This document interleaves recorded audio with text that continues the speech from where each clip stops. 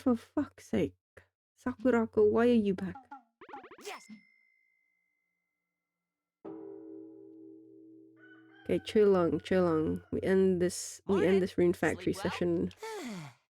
Wish chill on. Right? Hey, 12. up and at 'em, partner. Pokemon Pearl or play the Long Dark? What are you feeling?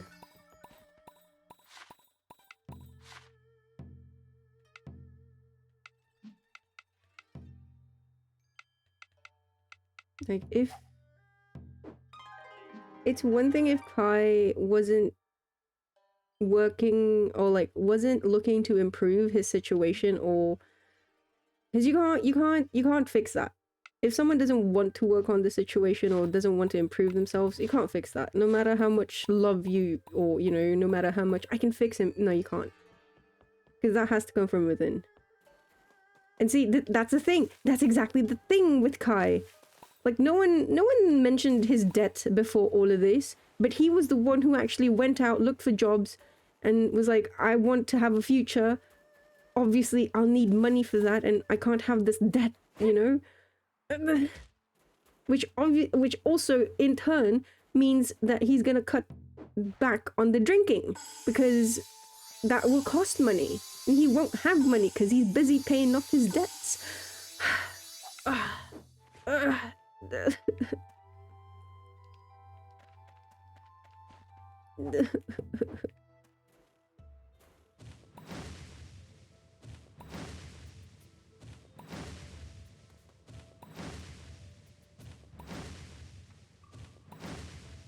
It's not that you, it's, how do I say?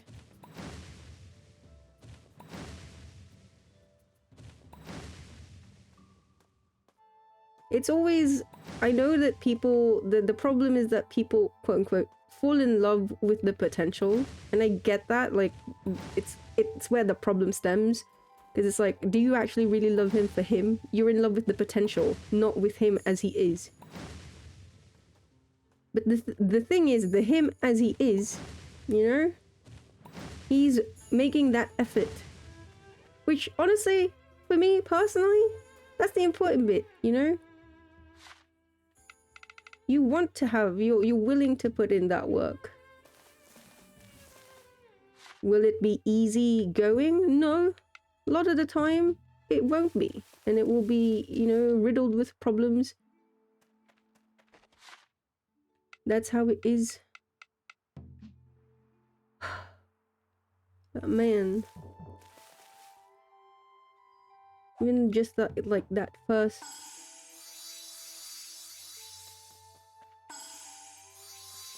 Just that will, that want.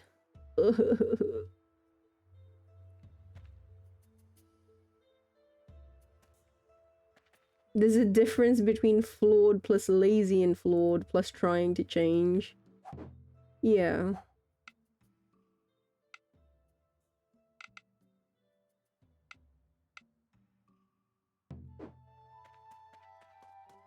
It's like the people who keep saying like, I wanna be, I don't know, like,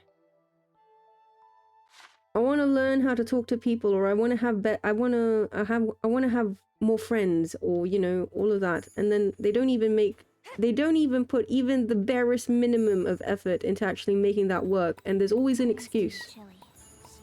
You can't fix that.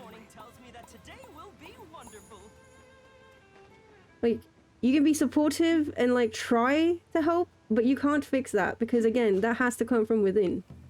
They have to be the one to actually put in the effort.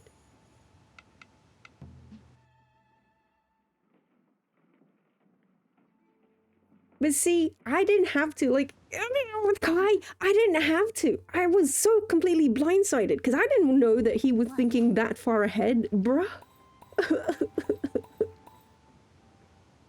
Which is why it's gonna be really important for me for, like, the next heart event, like, because if he's back to his, like, drinking, you know, brash ways and, you know, relying on Yachio out of the goodness of her heart to forgive his, you know, debts and stuff like that, that's a deal breaker. Because, yeah, no, you're not actually. You're not, you know, there's sometimes, again, sometimes people fall back, you know? It's always like 2 steps forward, 1 step back. And there are times, and those are the times that are toughest. Because you have to be steadfast. But goddamn, goddamn. How goes the Rider play in private? I haven't yet. I haven't yet, Dead Zero. How are you? I got the milk. I drank the milk. The milk is the milk is finished. Yes? I'm not. I'm not. I just had to finish this real quick because it's been bugging me. Oh, how are you? How are you today, huh?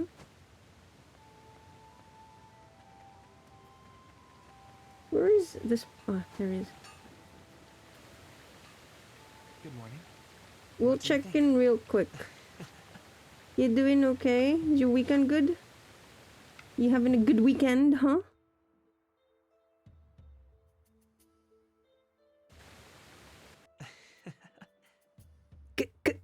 Could you continue? Your touch is so Something comforting. Wait, still living and that's all that matters. This is true. Can't argue with that. Oh my gosh. My gosh. But yeah, like, again, it's... What were we know about Kai?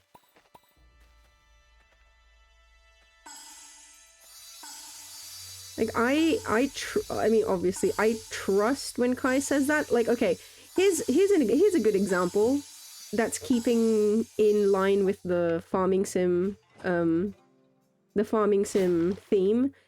Stardew Valley. What's his name? Shane? Shane's like the alcoholic, right? The drunkard in that game. I hate him. Like, I mean, sorry, let me rephrase. I don't think he is, I don't think he, like, I would never marry him. Genuinely. I would never marry him. I'm very empathetic to his, you know, his plight, his struggle. Again, I grew up with alcoholics all around me. I know how difficult it is to deal with them, you know? So I'm very sympathetic to Shane's plight, and bearing in mind that he wants to change and you know, he actually takes steps to change his life. Which is why it frustrates me that it frustrates the hell out of me that there is no, like, I guess, continuation to Shane's story, because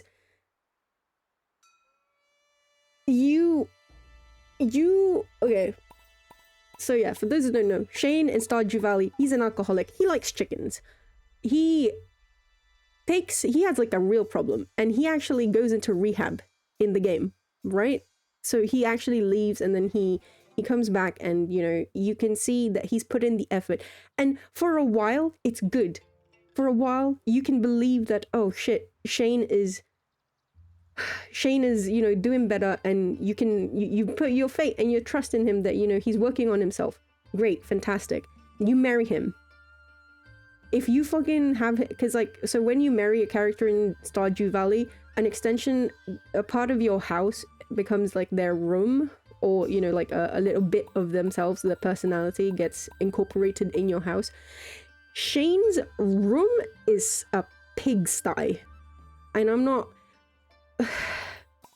Again, I know it's just like, it's just obviously probably limitations of storytelling. Well, the thing is, not... I say that, but not really, because Concerned Ape is very...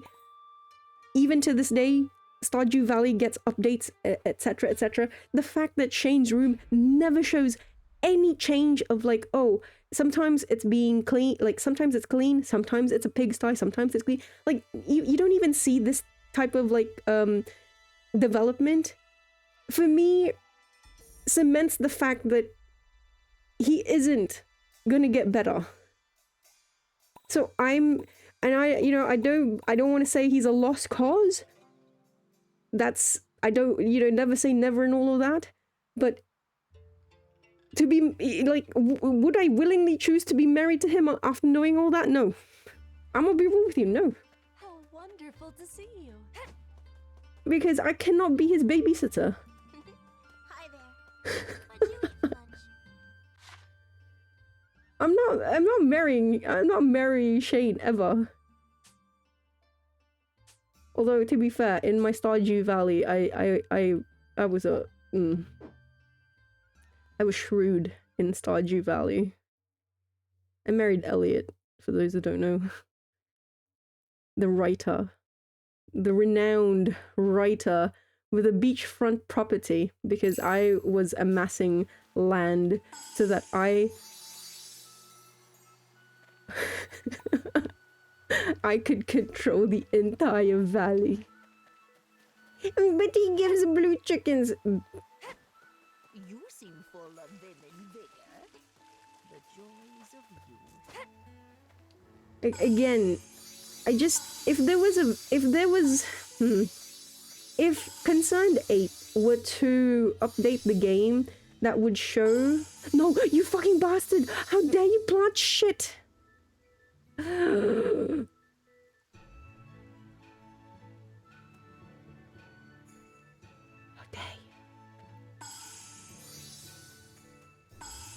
Fine, just this once.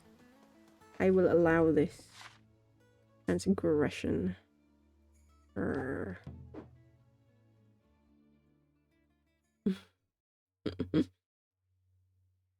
Would be better if someone didn't cuck you on Rido streams. I'm supposed to be in bed right now, sleeping. I should be, actually. Part of the problem is that we're never on the same time.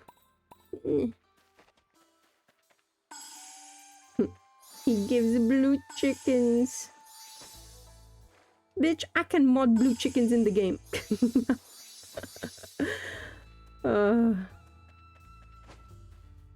But yeah, like, if Concerned Ape were to ever give an update to Shane's room, because the thing is, I feel like, especially the room, that's a reflection of who they are, you know?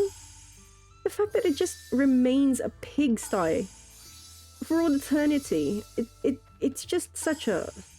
It's a downer.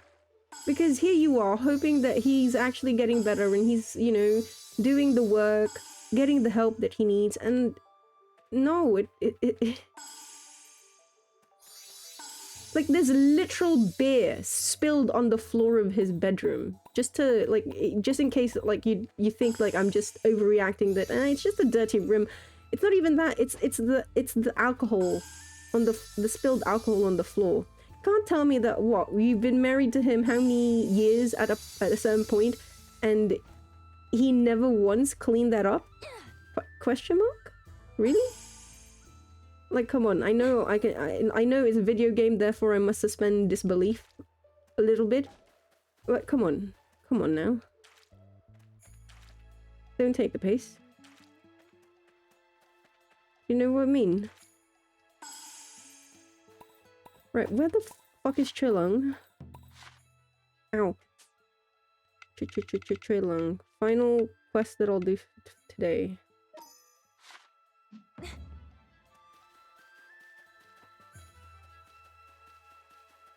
Yeah, if Concerned Ape were to ever update the game with Shane's room having state changes, I don't even need it to be like perpetually clean or anything like that. I don't. I just need it to have like changes in its state. Sometimes it's clean, sometimes it isn't.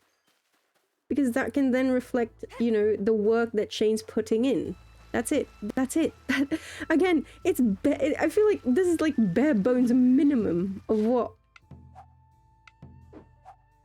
I'm asking for. Like, you know?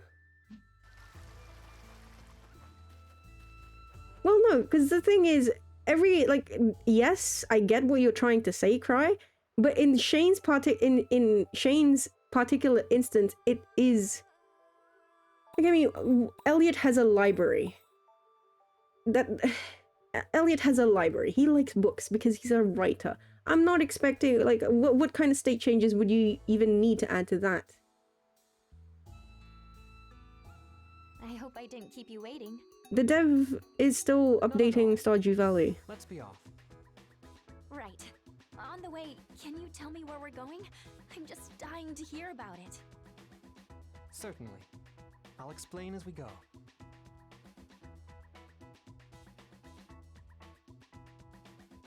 Like, he releases a massive update every, I want to say, year and a half or so.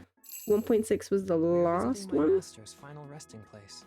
Ooh. I'd like for you to meet him. I've learned that it's common courtesy to introduce one's partner to their parents as a sign of sincerity. Aw. Didn't he say he hates Stardew? No? What? Wait, what?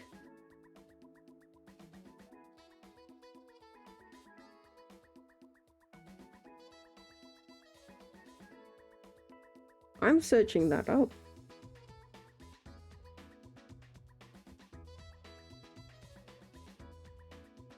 Does concerned ape hate Stardew Valley?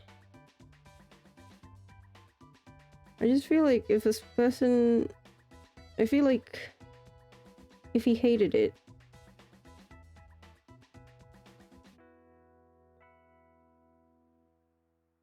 No, the last... Okay, a year ago, I don't think I'll ever close the book on Stardew Valley.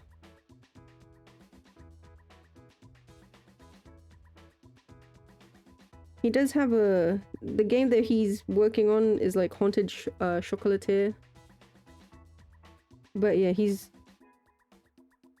always going to be working on Stardew Valley. Which is like, this is why, like, he's amazing. Like, he's probably the one...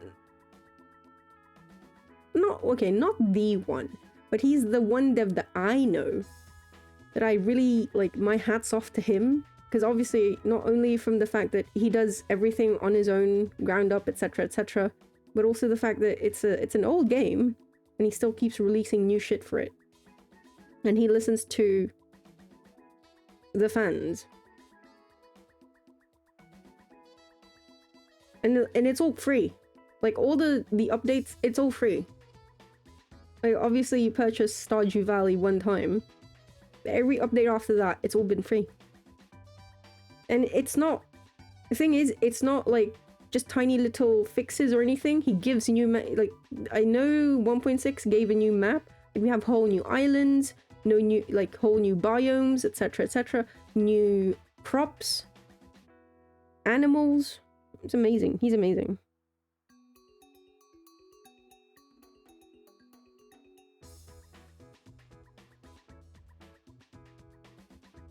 And like, yeah, like Shane, for instance, Shane wasn't part of the original cast of Bachelors. I remember that much. Ugh. While I had no true parents, my master served that role. So I want you to know him as I did. I'm honestly very flattered. But you know what this really means, right? If you aren't careful, you might start Marriage. planting ideas in my head. Marriage. I know. I overheard Yachio telling one of her regulars that it was about time he introduced her to his parents. At the time, the logic of her statement escaped me. Now I think I understand. So I decided to introduce you to him. Do you mind? Oh, not at all.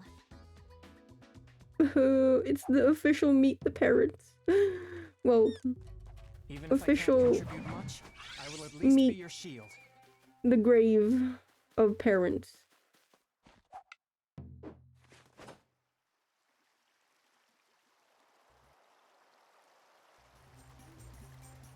I'm Mary Poppins, y'all. Assessing damage. These enemies are well within a manageable range.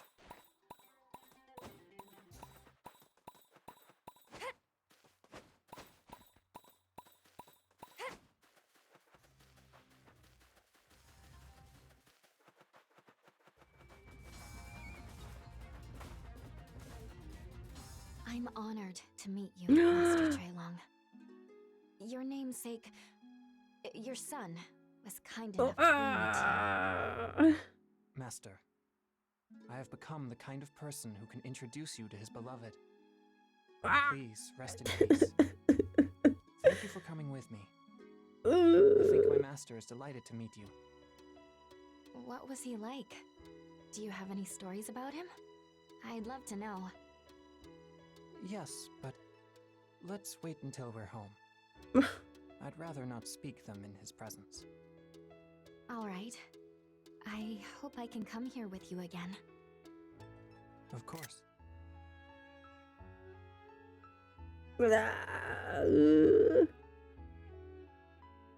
We had to meet the parents episode. Treilong.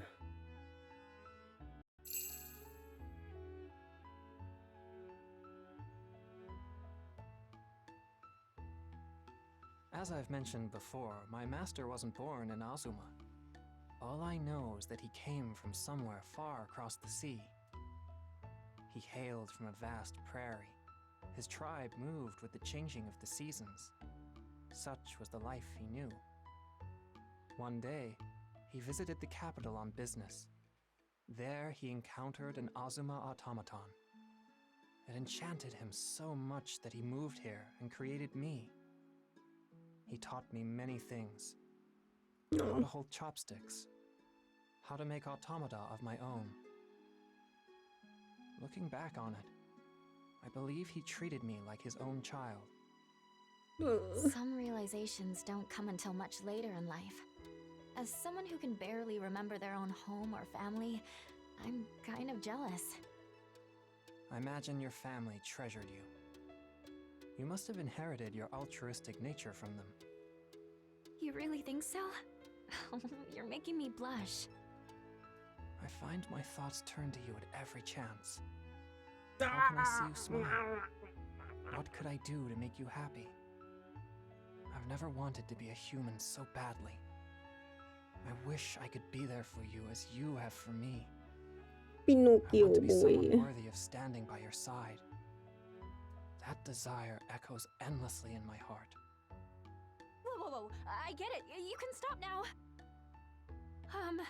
You know, that was a pretty intense declaration. And he didn't get an error. It was? What?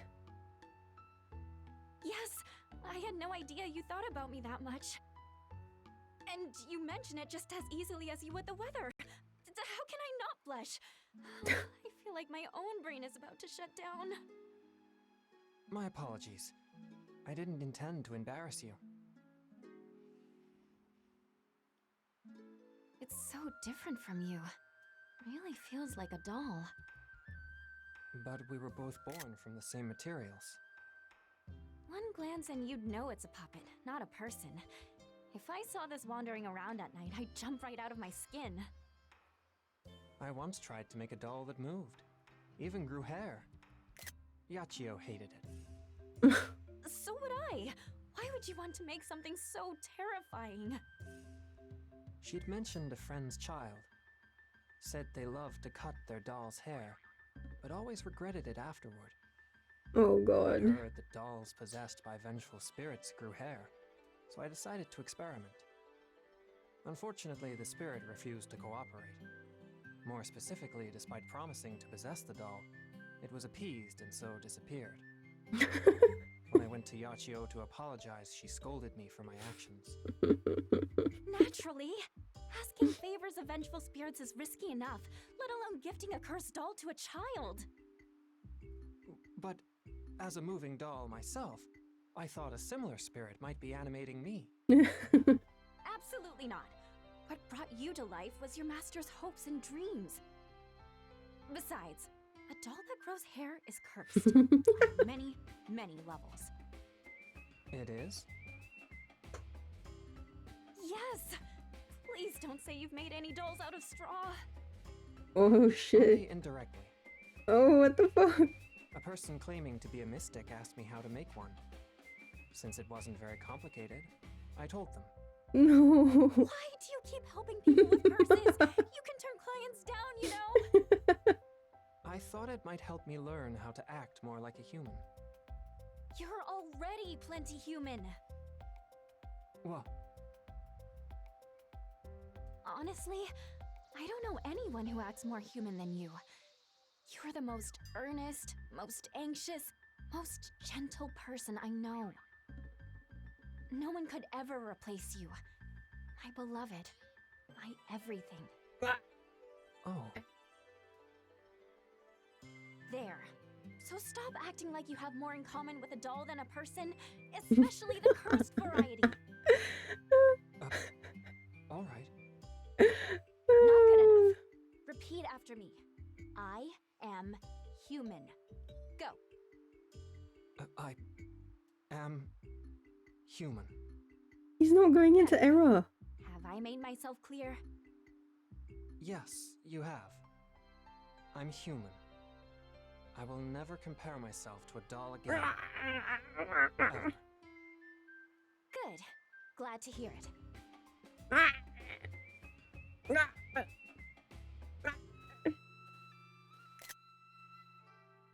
Thank you for seeing me home. Of course. Hey, you're back! Oh god, stop third wheeling. It's good to be home, Wilby. I swear to god, Woolby is always third wheeling in this relationship. All the time. All the fucking time. Like, he doesn't do this with any other person. Why? Why? Like, why? Ah, that reminds me. Wilby, this is for you. Well, A map? The locations of the hot springs I mentioned previously. I've completed my analyses of them. I apologize for the long wait. Whoa! Thanks so much! I'm glad you appreciate it. no. By the way, I found this great little spot I think you two would just love. I'll tell our buddy here all about it. I'd be delighted to take you there whenever you're both ready. What's it called? Oh yeah, it's called Fate We've... Oh. I'll bring it up when the time is right. Until then, keep your big mouth shut. Are you alright?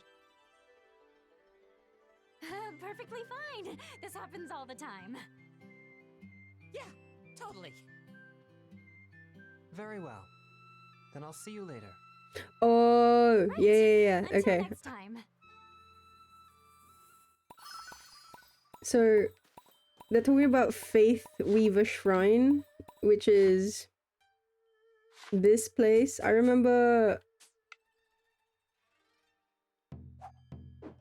going to this place initially and I was like, what the fuck? Because like there's no enemies, there's nothing of like great interest really. But there's this one big like there's this one big temple in the middle, and it looks as though it's a sort of reception of sorts. Ooh, I wonder what could happen here. Ooh, wow. Ooh, what? 2 chairs in front of... Oh. Oh. Oh my god. No, just stay there. Clarice, do not come... Man, it was perfect. I was gonna get married to both. Oh, perfect. Yeah. Stay there. You're witness. I'm getting married to Watarase and Choilang. Yeah, the sake, everything. So this is where you get married. How many more? Just for that, I am not romancing Clarice any longer. 1 more. Oh shit. And then Kai... Okay, wait. Oh, okay, wait. really doesn't want you to get laid. Molly?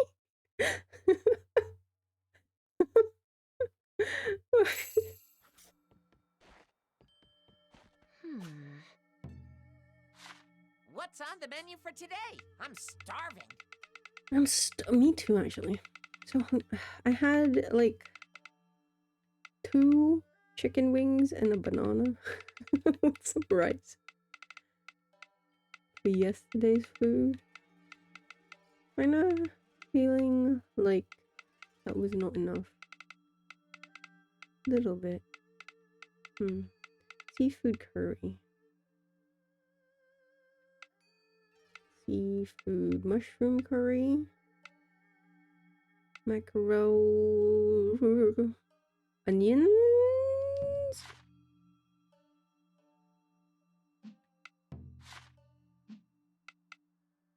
Royal curry.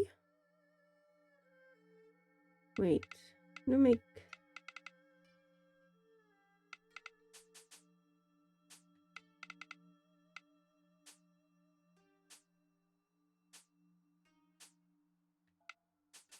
Choter. The one thing I wish that they would add as well to this game is just a way to actually filter through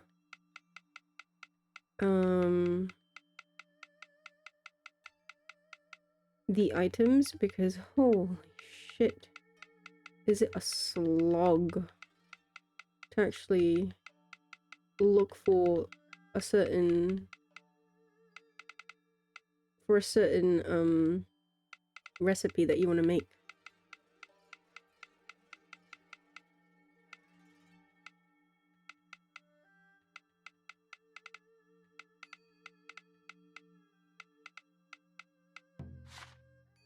Don't forget my portion, okay? Come on, don't just wave that under my nose. Let me have some too. Alright, let's make... oops. I don't want to make... I said I wanted to make seafood curry. I'm thinking of mackerel curry now.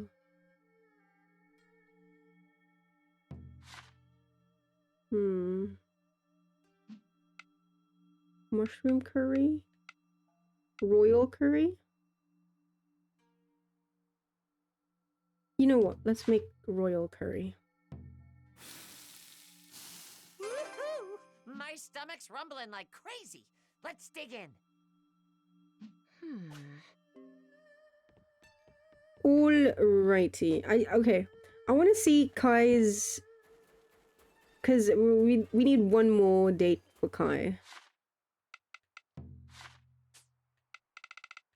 So that at least I'm going to invite him.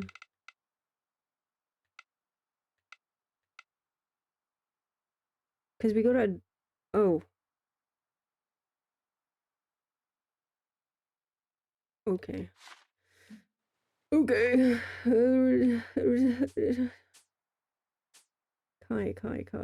Kai. This game makes you want to download the Yakuza? Beep beep.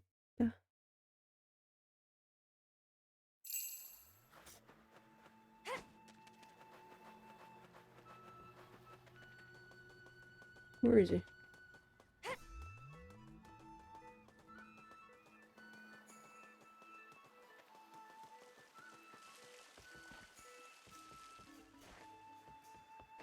Hey, eaten already? What? You did? Oh. Man, afternoon up.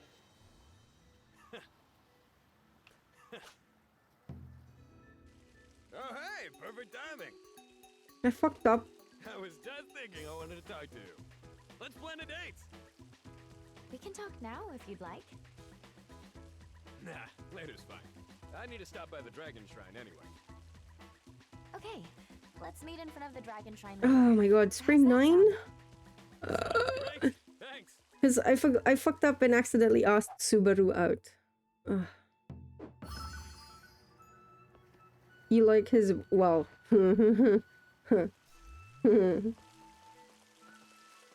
yeah, that's the thing. Initially, I quite I wouldn't say I disliked his Ian voice. It did take me a while to get used to.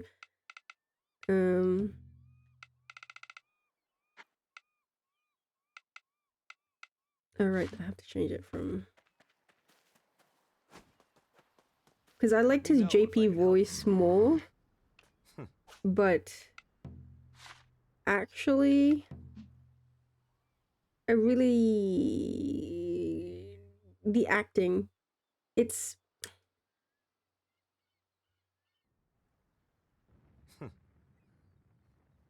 Wait.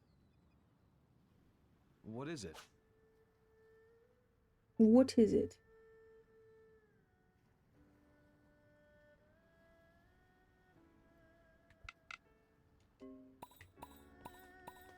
Shit. Okay. I will go with Subaru Sunsets in this village or are a set to date. behold. You should take the time to watch one.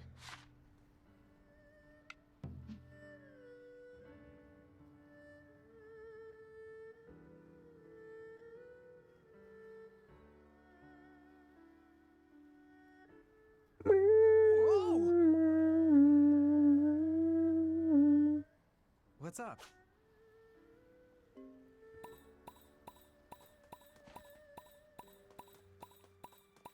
One more 30 minutes? Nah, that should finish. God, what's the name of that guy? Sab? Yeah, you can kiss all the people that you're dating. He's a great... Honestly, he's a great VA. So he really did justice to Kai. He's able... the emotion comes through, you know? Also... There's no again, see, that's the thing. In all the games, there are repercussions. If you get seen, you know, being, like, there are repercussions of, like, being caught with someone else. You can have, you can break your connection to other potential, like, love candidates.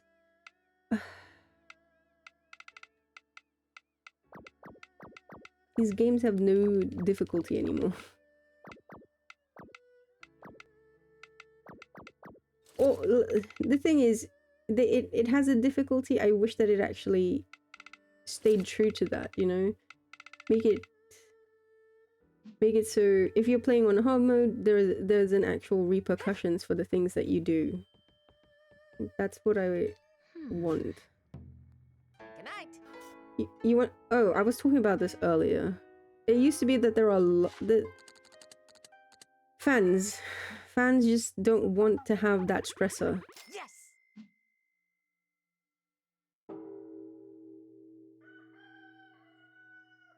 Morning. Sleep well. Hey. Like it used to be, Right? if this person's really the one, someone you want to be with, wait. Forever and ever. Well, there's probably something you ought to ask them. Here. Marriage. Here, take this. You're gonna need it. White plum sapling. Divine Spirit's recipe.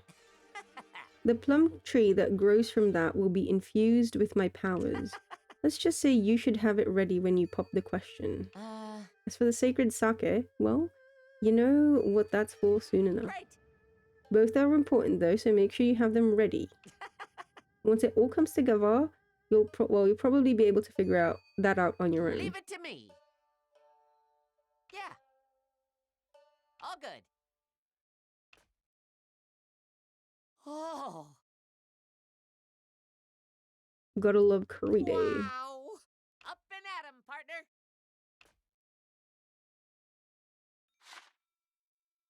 You need 2 items, special plum, sake. You know why the special plum by growing the sapling Wilby gives you? First plant it behind one of your dragon shrines, then harvest a branch after it's fully grown. Sacred sake is a cooking recipe, Once you have both items, talk to your partner and invite them to a Fate Weaver shrine. Your romantic relationship with anyone else you were entertaining will terminate, and you'll return to just being friends. Okay. Not yet. So, gotta plant it.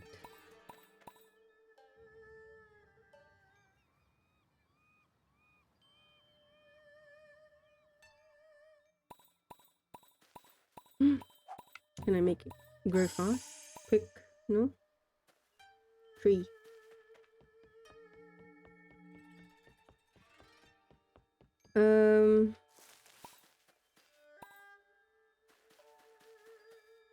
You wonder why they didn't implement the feature that can't be it just because otherwise they would toggle a feature? No, well, because that requires extra work is the thing. Again, I was talking about this earlier already, but there used to be love events, like rival love events, because you're not the only, obviously, like all of these characters, bachelors and bachelorettes, what stops them from getting together?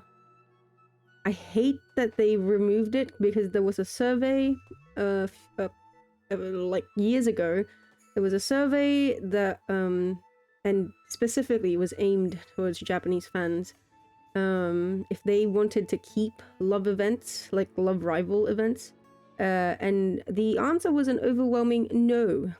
So they decided to do away with rival events altogether, because it used to be that if you saw the events of a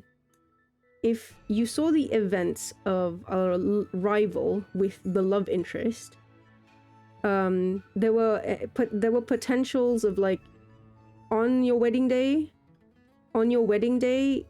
your love rival could actually come in and disrupt the wedding and steal your bride away, and vice versa. If you manage to get enough, like, points with your relationship with that spouse, or with that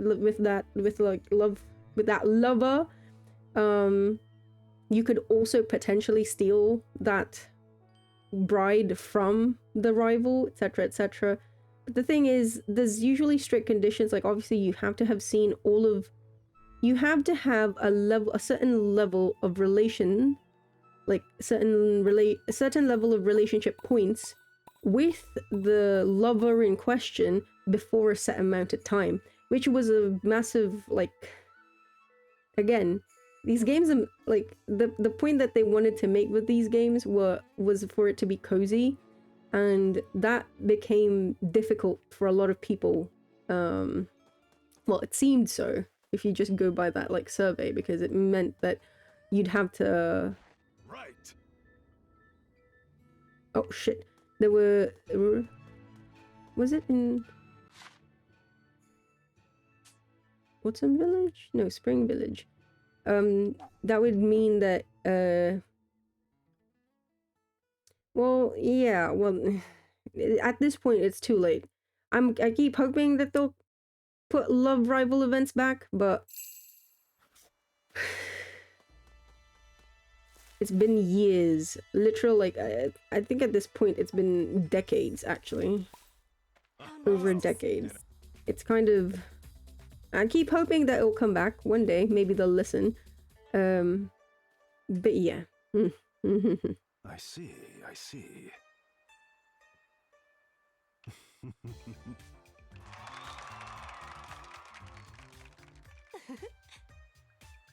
You may begin.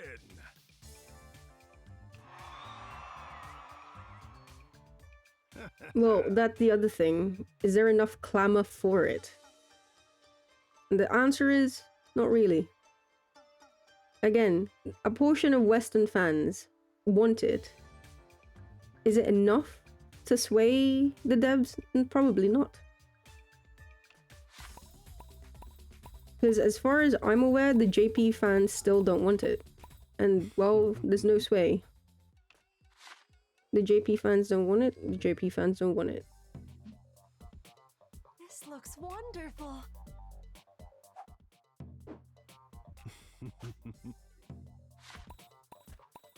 Time.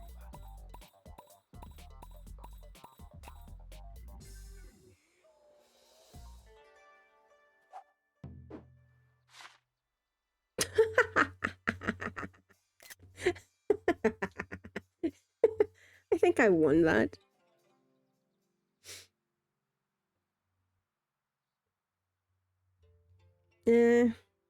Like, don't get me wrong, maybe it's just, how do I say this?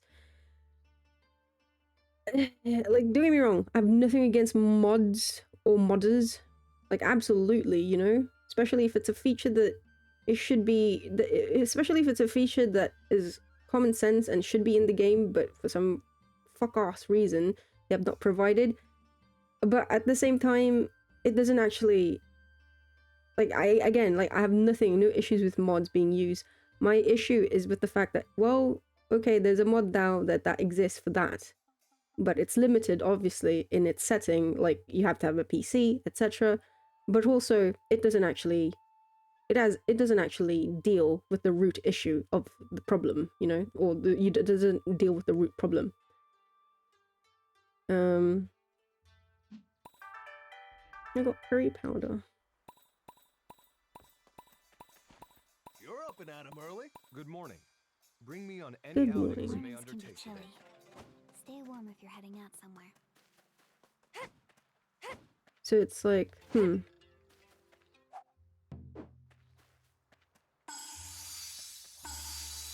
Like, it's great, and I appreciate mods save lives. But the issue is still there.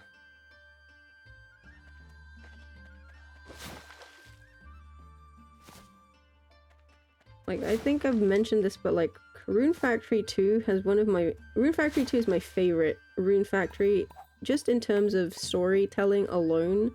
You start off as a character, like, again, the setting for these stories are always the same. You're an amnesiac, you get to this new town, and then, you know, you don't know anything, but the people are kind enough, so they lend you, or they give you a place to live, some land to farm, and you end up becoming a farmer, and you end up, you know, fighting your way and to try and recover your memories, etc, etc. You save the world in the process, etc, etc. But in Rune Factory 2, so you start off like that, but there are, and in Rune Factory 2, you're a guy. So you have ladies, because same sex is a recent addition to these games. But so you start off as a guy, and then you court the ladies, and these ladies, it's not exactly a rival marriage, it's not exactly a rival situation, kind of, but it is also kind of, because, and this is what happened. So there was this guy, his name's Barrett. I loved him, but I couldn't marry him because, you know, same sex not implemented in that game. And so despite the whole situation, I decided I'm going to marry the girl that Barrett is supposed to marry. I'm going to marry the girl that Barrett was supposed to marry, who is Dorothy. She's this, like, really shy girl, and it makes sense why she and Barrett, like, end up falling for each other. But I'm like, no, Barrett is mine. If I can't have him, no one can. And so I married Dorothy, despite the fact that, you know, she was not my favorite girl, because there was another girl who technically wasn't my favorite girl either, but she had more use to me. Her name was Alicia. She was the weather girl. Like, she was a witch. She could control the weather.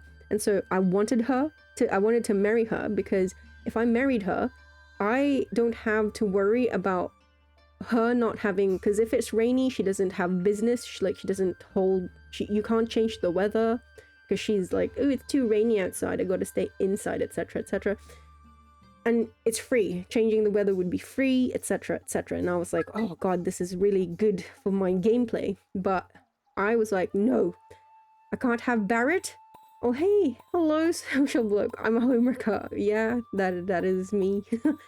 But yeah, so like I can't have Barrett, then Dorothy can't have him. So I'll marry Dorothy instead, you know, and we'll be in a loveless, sexless marriage, but you know, at least my love for Barrett will be I will uphold my love for Barrett, etc, etc. Yeah, so because it is required by the story, all the bachelorettes, all of the ladies that you did not marry, all of them get married to one of the bachelors in town, like one of the, you know, one of the other NPCs in town. So they get married and they have children. Dorothy and Barrett. So Dorothy and I have a child, unfortunately. Oh, actually, yeah, we have children, unfortunately. Barrett is necessary. It is necessary for Barrett to have his own child. And so what the game did was that it used, apparently there's a backup wife. If you end up marrying one of the brides that has a husband, that's supposed to have a husband, that husband will end up marrying someone else, a backup bride.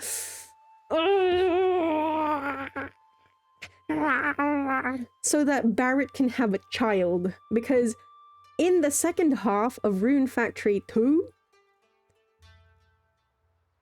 you are gone. Your character, the guy that you play as, you're gone. You're gonzo. You, basically, your child takes over. You can choose the gender of your child, but your child takes over, and he or she becomes friends with the other children of the people in the town. So like Barrett's child, you can be friends with Barrett's child. And then basically you uncover what happened to your parent, your dad. Where is he? And you save him, etc, etc. Anyway. That's the first Rune Factory I played, which is why it's like super pivotal. But I just wish that they would have kept rival love events, or at least story, because again, I was talking about this earlier, but it just makes the world feel more alive. What do you think? Because it doesn't make sense that you're the, like, in this game alone, this particular game alone, right? There are, not including you, there are 15 candidates that you can marry. Like all of these, look at these. 1, 2, 3, 15. They are all bachelors and bachelorettes. And you're telling me they're all single for the rest of their lives. They're all just gonna be, you know? Nah, fam. That's not realistic. Come on.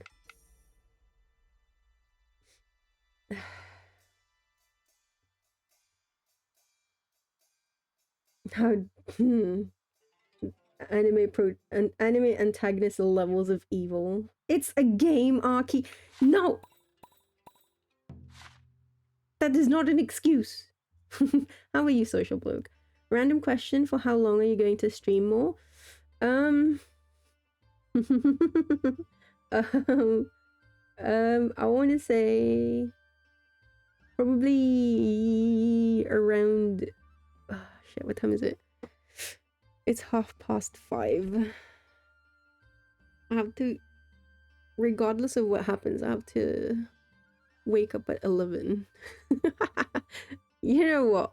I'm probably gonna stream for a few more hours, honestly. I can't say for how many hours exactly, but probably around 3 more hours, likely. Very likely. Because I do want to touch on Rido a little bit. Man, afternoon all right? Pretty flowers always put me in the mood for a drink. What do you mean I say that about everything? Like,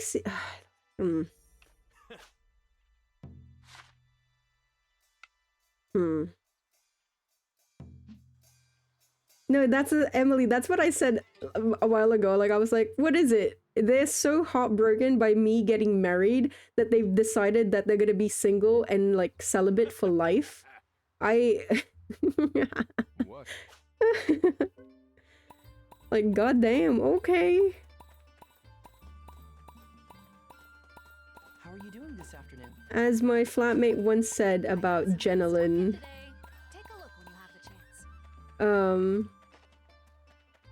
who was this lady that she... It was a lady that she knew. Would you care to join me for a Oh. game sometime? A game, you say?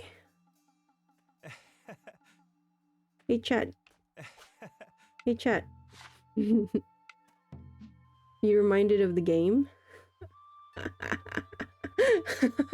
It's not my fault.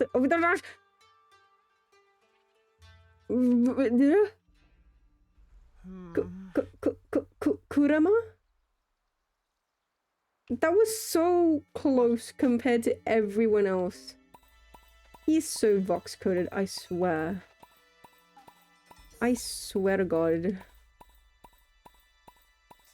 Oh, Aki wants to touch Raido for a little bit. Yes. Have you seen the man? Bruh.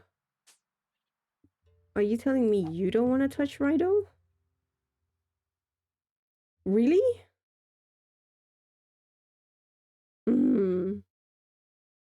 I just question how your body can store so much adrenaline to stay up.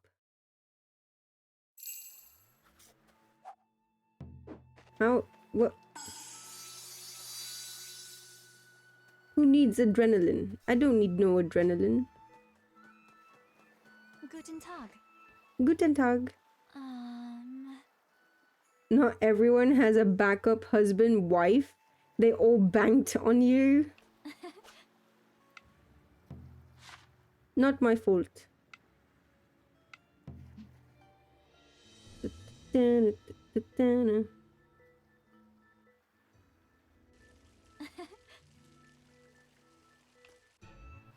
Yes? Yeah, she's my Liebling. Hey, where are you off to? She is my Liebling. You'll be back later? Oh! Stay safe there. Get home safely. I will very likely be online still. Actually, damn. Okay. Okay. Okay. Goddamn, okay. They actually watered everything. Holy shit. Okay. Okay. Will do. Why upside down smile? So does the fact that she speaks German make her the waifu for you? Instant waifu. Dare is upside down IRL. No. Be careful. You might hit your head.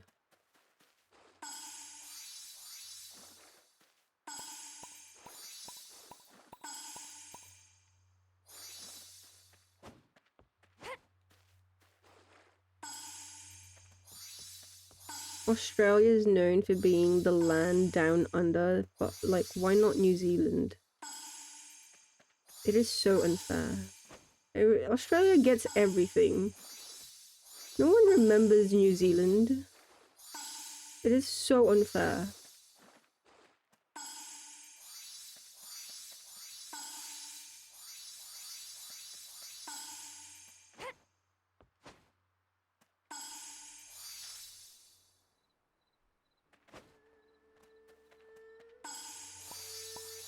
How do you guys not... Oh my god.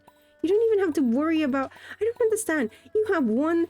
You have these 3 plots of land, okay? 3 plots of land. Wow!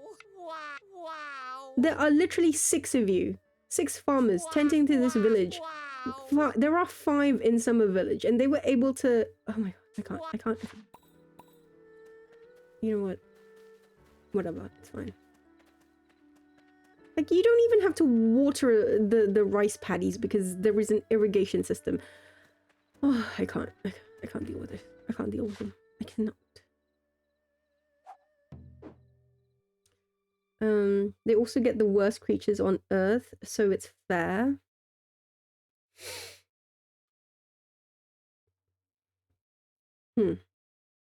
Fine.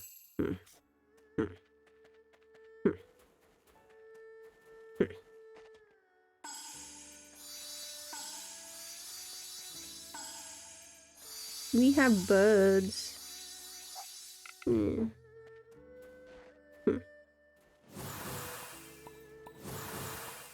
We have flightless birds.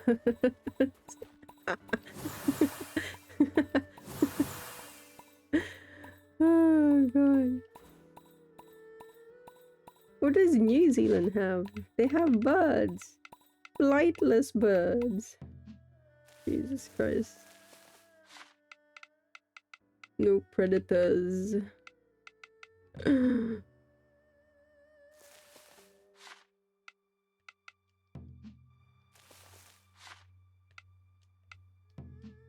Oh, come on, mate. Really?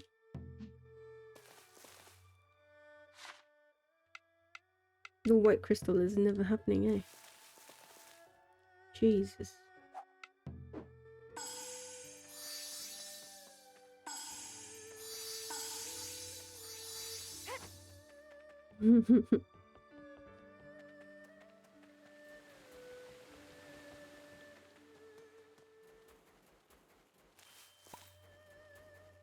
Okay, unfortunately, I gotta have a date with Subaru, and then we'll see Kai's, and then that's it. And then I'm gonna end Rune Factory there. Oh my god.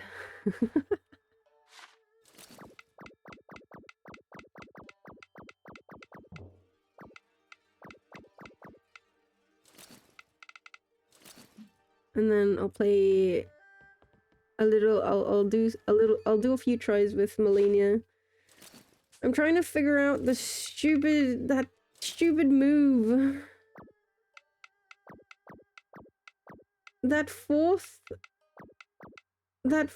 strike, fourth slash, fourth stab, fourth attack of the Kagebunshi no Jutsu is like, what? I need to try all directions. I've tried right, I've tried left, I've tried up. Well, no, sorry. I've tried diagonal forward right. I've tried back. Can't. I don't. You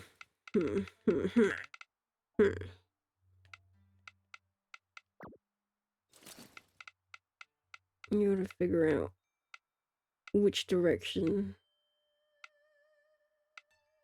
I dodged that.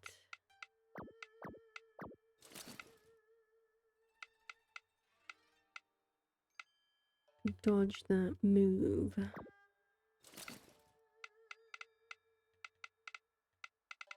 Oh shit. I've got too many aubergines. Let's go. Okay. Ah! Chotto. What do I have? That is... Do I have anything that's fish? Fish.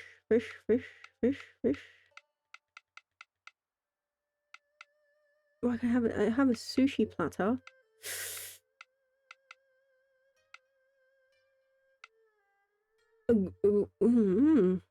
A grilled red king crab, a grilled salmon, lobster sashimi. Okay, I don't need to cook. I can just give him one of those. If I can find him, where he is. Hello, Watarase, Doko. No.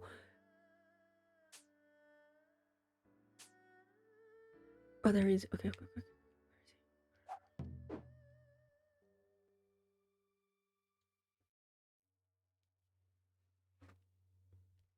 I gotta give him something. We gotta celebrate. He's the best boy. Best non-marriageable boy. Right. Oh. Sunset already? Oh, shucks. Today's my birthday. Saying that aloud would have a fishy blushing right down to the gills. Let's hang out. Let's celebrate your birthday. And I will give you mackerel curry.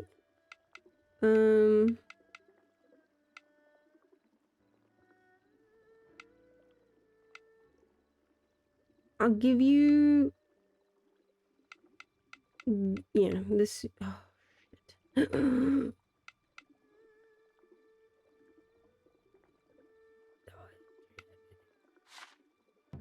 The salmon.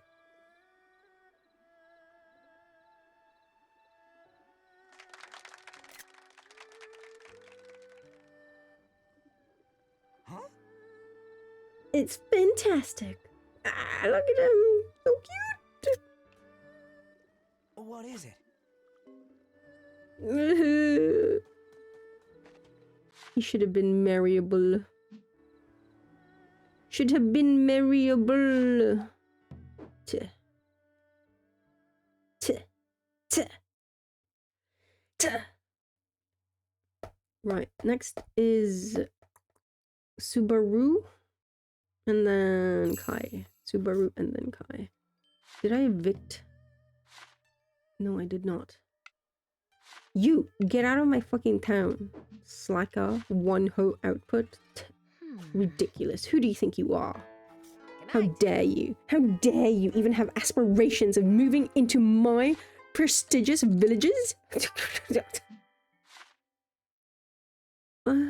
Why? I would actually accept you if you had at least hard worker. Or if you had burly. If you had burly or hard worker with the ore appraiser at 4 hoe output, I would have probably kept you. 20%.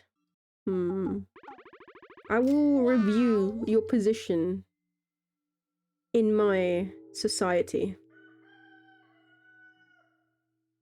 Morning. Sleep well? Right? Kusatsu's in noon. Okay.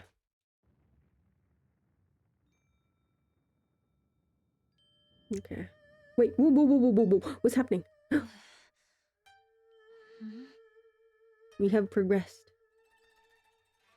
Awake at last. Whomst? Is it the Black Dragon? The Black Dragon? But why? Listen well. As I now lie deep in slumber, my voice may only reach you in your dreams. I granted your wish.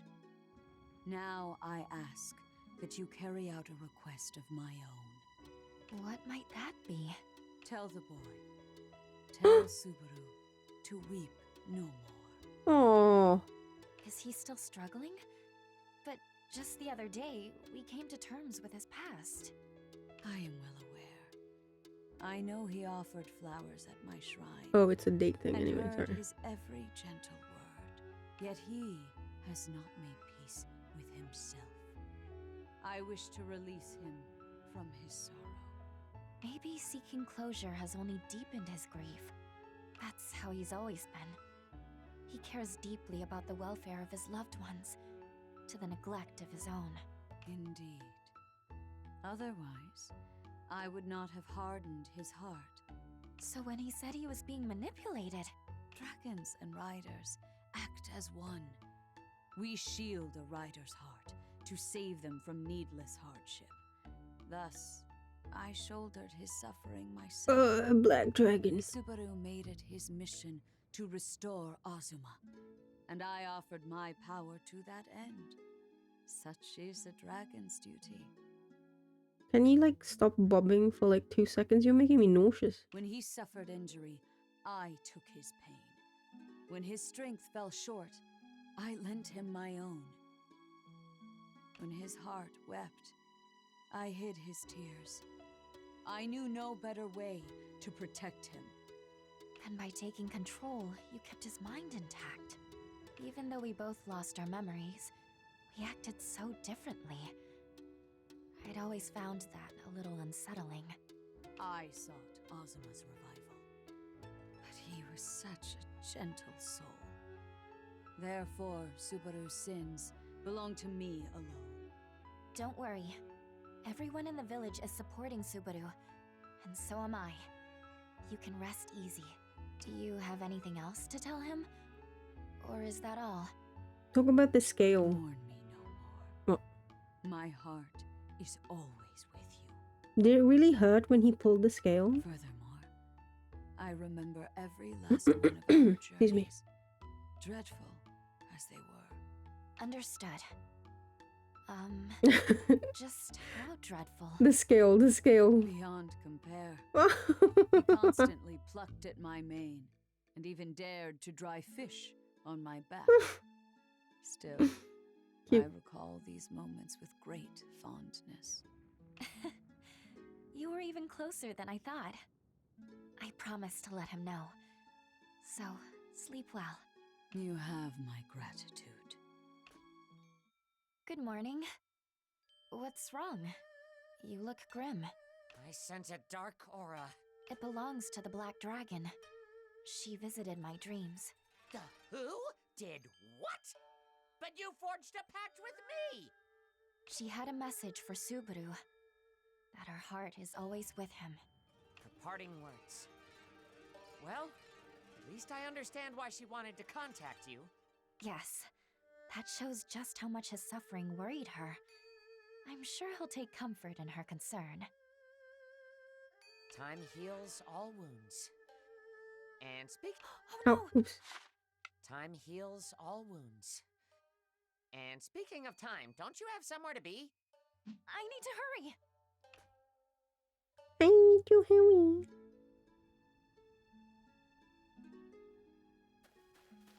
I'm so sorry. I overslept.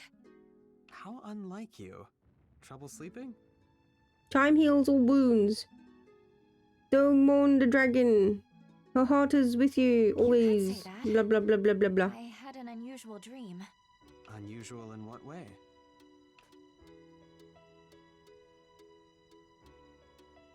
The dragon scale! You keep this? No. It's all yours, Subaru. Return for all your it. tears. My... Huh? What are you saying? The Black Dragon spoke to me about your struggles. Your pain hurts her as if it were her own. She doesn't want you to drown in your grief. So, you should keep her scale. And maybe you'll meet again in your dreams.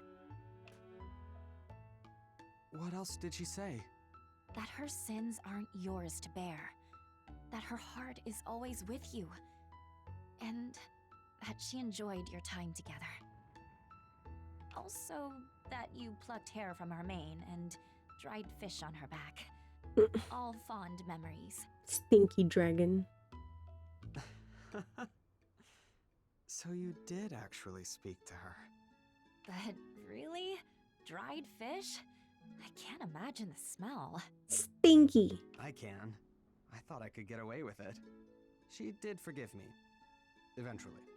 That fishy stink lingered forever, so I swore never to do it again.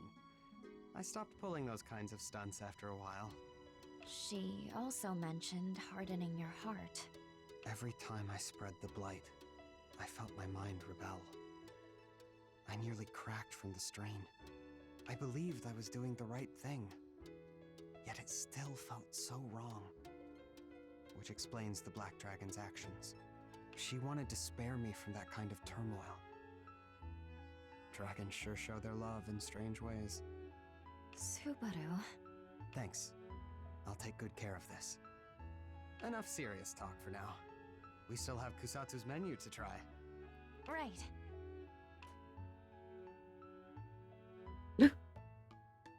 They're so lewd, touching hands like that. Welcome. Oh, some familiar faces. Here for the hot springs today? Actually, we'd like to try your limited time menu. We're a couple. As a couple, you mean? Yes, though saying that still feels weird. Well, I couldn't imagine a prettier pair. Right this way, please.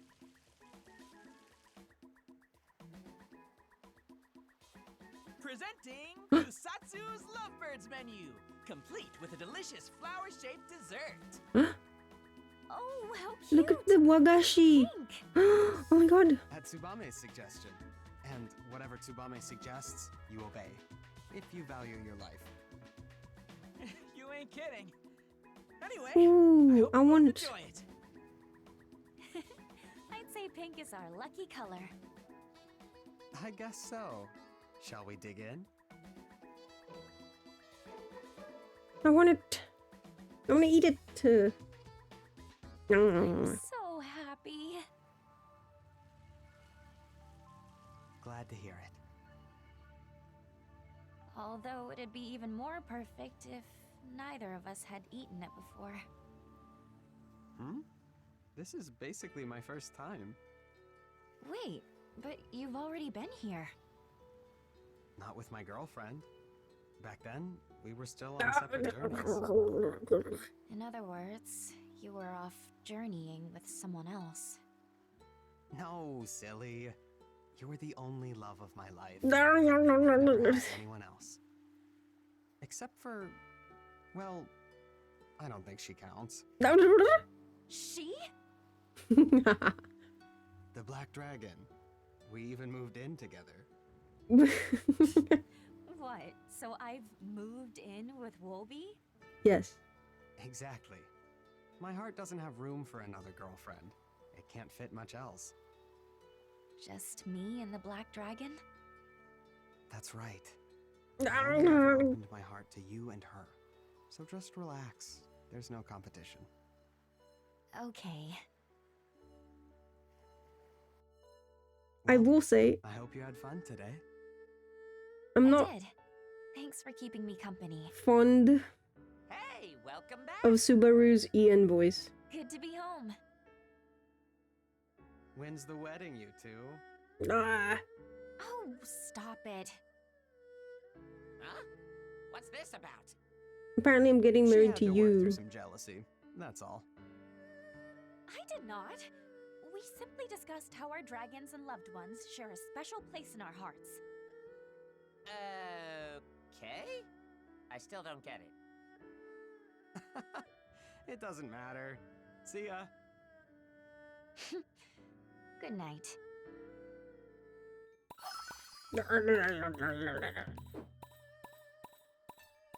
And all of that. Not a single second of real time passed by.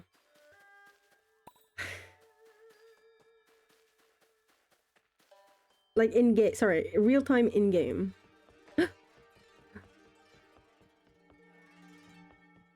The tree, it grows. Yeah, yeah. I wonder how many days it will take. Probably maybe if it's either 1 week, 7 days, or 10 days. One of the two, likely. Oof.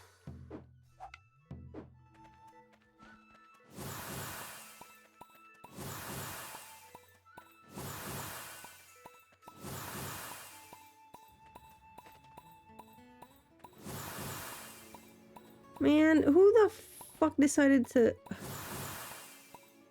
You messed with my bloody fucking systems! You fuck it. I'm getting rid of it. I don't care. How dare they? Stupid fucking wankers.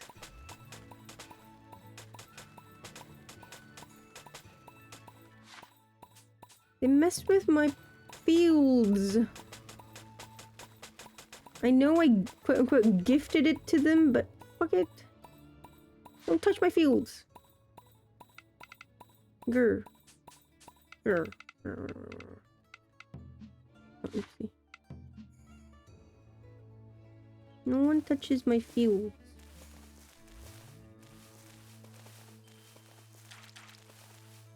God, I wish... See, here's the other thing. I wish, like, you could just... You could program them what to do, right? Like, oh, yeah, okay, you be a farmer. You do this. Like, I just wish that you could also program exactly what it is that they do as a farmer, for example. Like, okay, only plant these types of crops. Only plant this crop, etc, etc. Because, like, they default to, the season's crops, but it's all random. And also, like, they use the highest level of seeds, which I don't mind. It's shit when you're trying to level up your seeds, though, of course, but eventually you should have the highest level seeds anyway, so it shouldn't matter. Like, that's fine, that's how it should be. They should be planting the highest level seed, but still. Ugh. Waking up early may have its benefits. Morning. Sleep well. First thing in the morning tells me that You ever can get that food regularly without being a couple? Well, it's a limited couples menu. Although, in the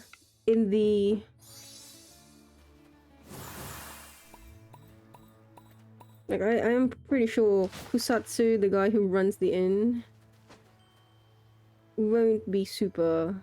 Like, if you were like, I want to try it, I'm not a couple, I don't have a boyfriend, girlfriend, etc. I don't think he will be all like, no, this is for couples only. He'll probably give you your own.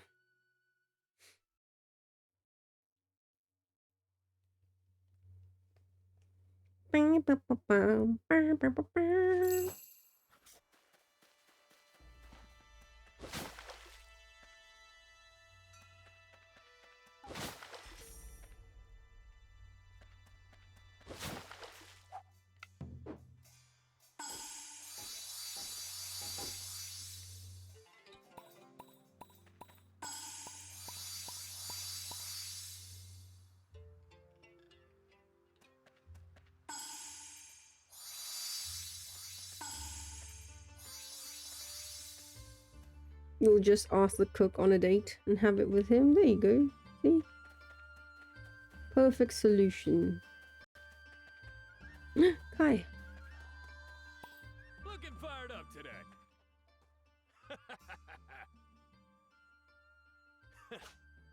Let's hang out.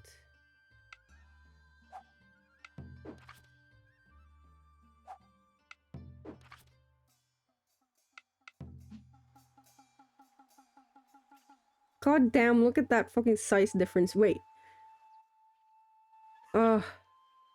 Wish I could show Murasama's. I have a picture of it, but I'm too lazy to look for it in my my screenshots folder.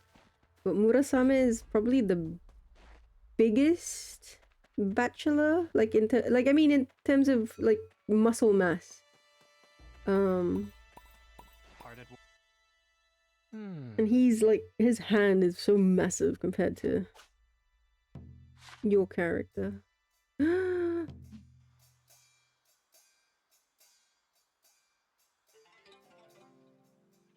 Oh, Chilo, Lan. Yes?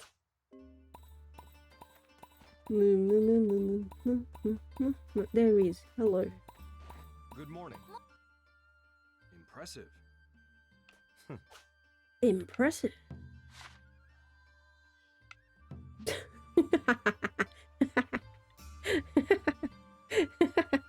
See?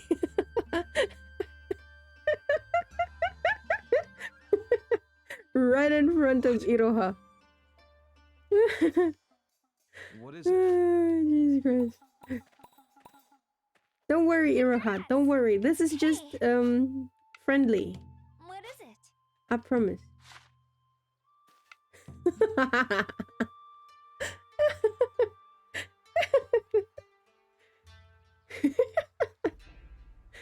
It's all friendly. It's all platonic. What is it? like chatting for a bit? Oh, Let me know wonderful. if I can help you in any way. I'm always ready to lend a hand.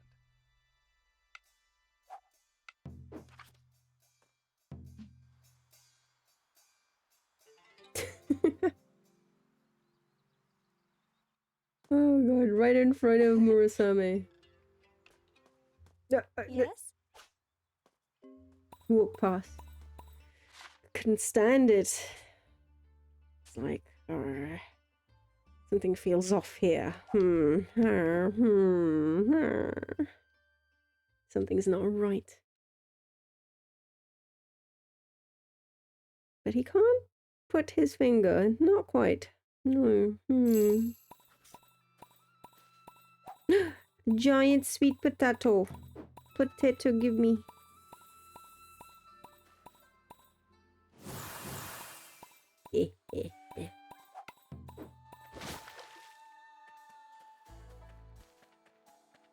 It's not gay if it's your homie.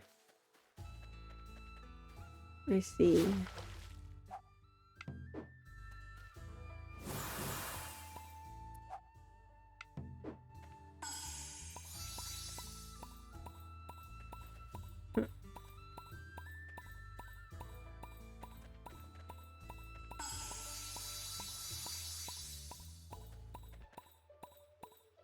Have so much pumpkin.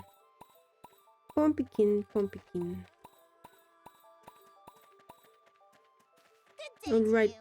you. Hello, Sakuna. Right, you people doing your jobs? What is this? How is this still not harvested, eh? Huh?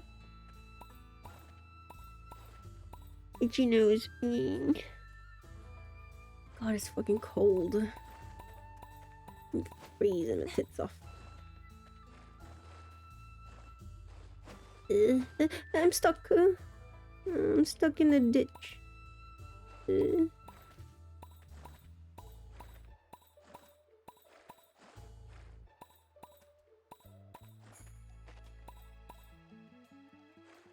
Unless you want it to be. This is true.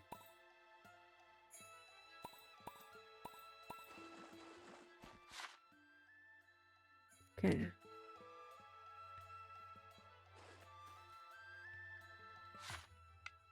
Right, rice. Rice.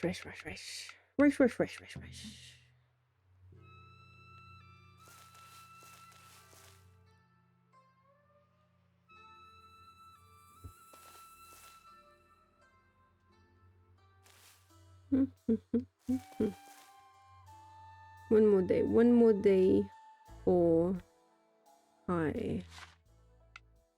Do Kai.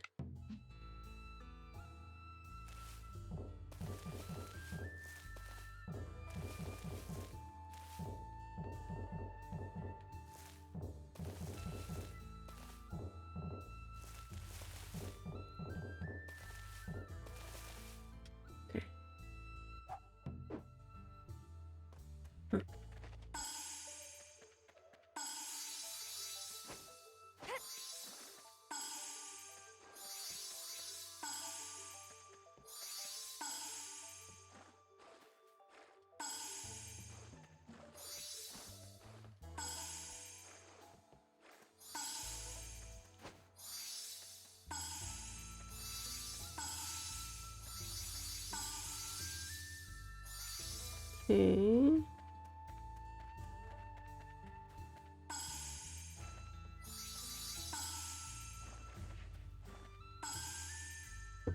Okay. Bring in summer. Intentions matter. This is true. This is true.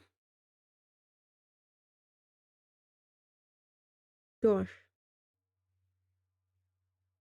Dude, I have a question. Wait, I have a question for guys.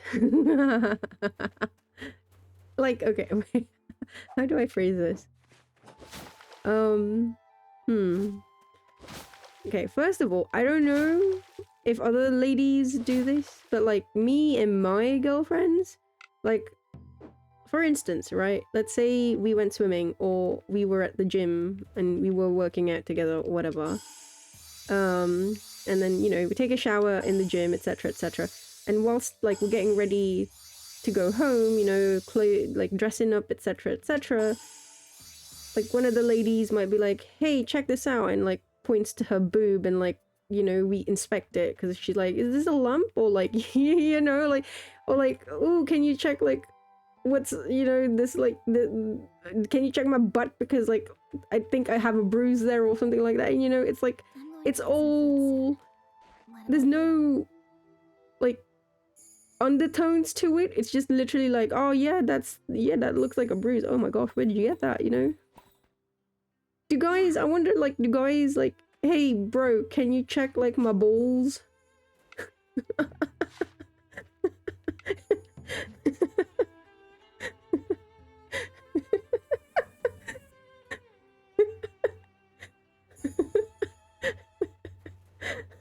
Like, hey bro, can you check my, you know, my ding-a-ling? Like, is this normal?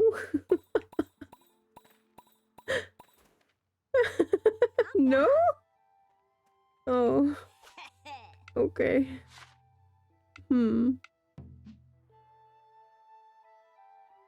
Man.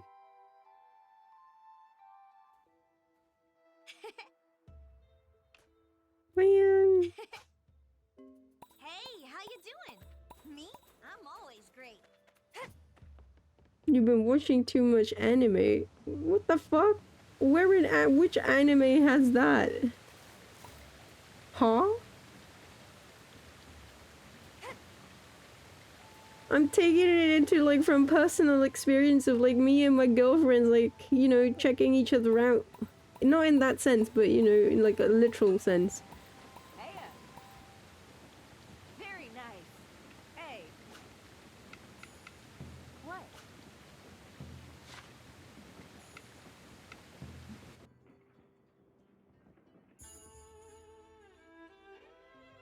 I mean, we do it. I don't see why not with guys. It's no homo. What?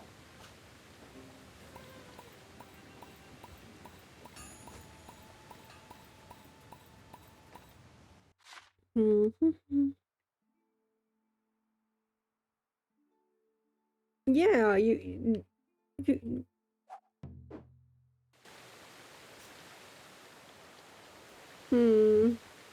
Hey there, stomach. Excuse me. Think you can lend me a fan? Snapper? Needlefish? What is it? What is it? What is it?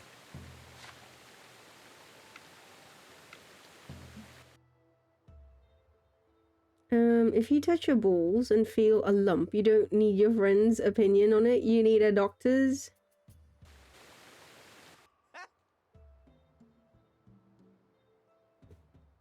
Like, what if, like, I don't know.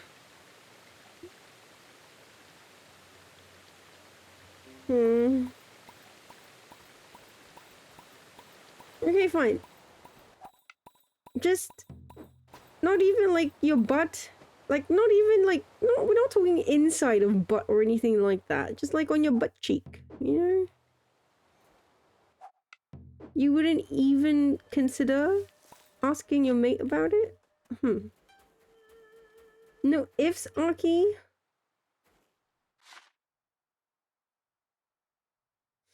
You think it's because guys are used to having clothes on? Meanwhile, women are used to having less? I don't get it. Like, when people shower in the gym, you just don't look at each other? Today was such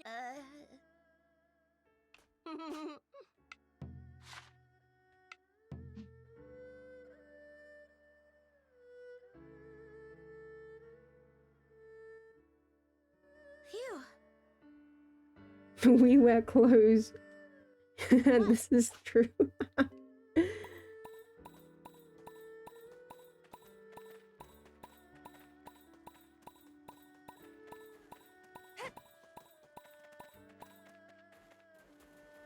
It's getting dark. Nicely done.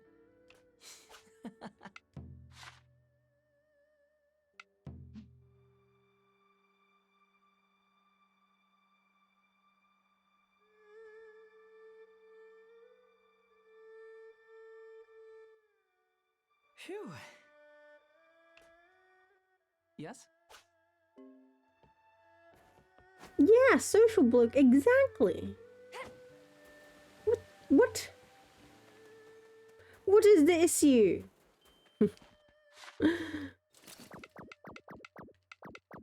Pop the pimple on my butt cheek. Please. I can't reach it. Oh, see?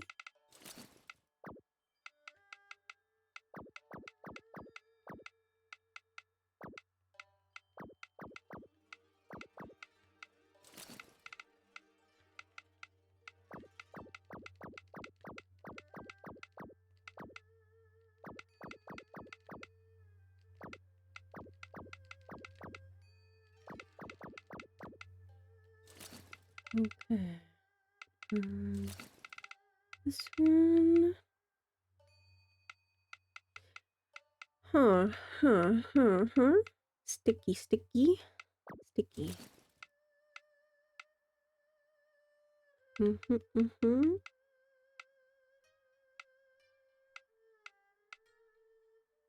Okay, we go.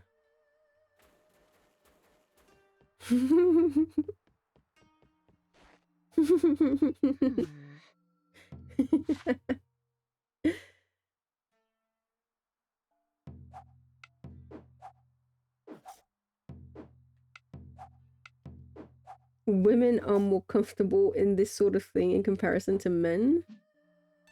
What are men shy about? Sounds ridiculous even when you type it. Hey broski, could you kindly hold up my cock while I inspect my balls? Good night. Sometimes you need more than two hands. Stretch out. 900. Let's go. Yes. Reaching a pimple on your butt is hard though. Yeah. Like I'm like ask your SO or something. Wow. Sleep well. Wow. Right? Up and at 'em, partner. What a way to make some of us feel so single. Thank you, social bloke. Ugh.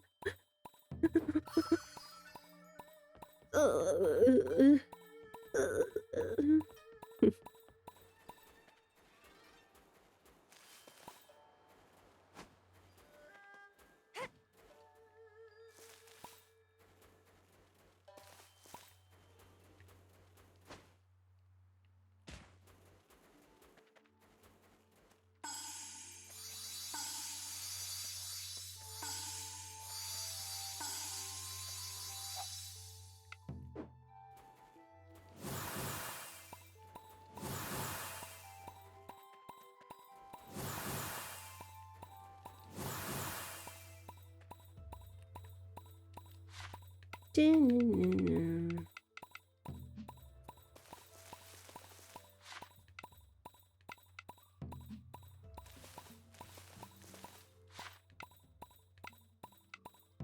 43 pumpkins. Lots of cabbages.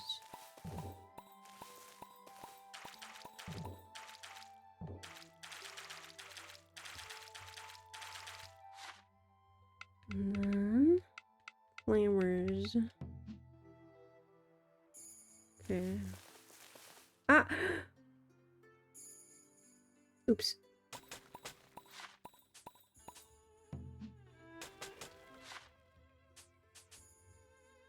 Mm-hmm.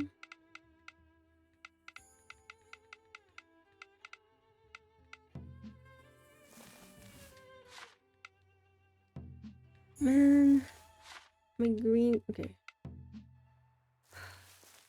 These two fucking.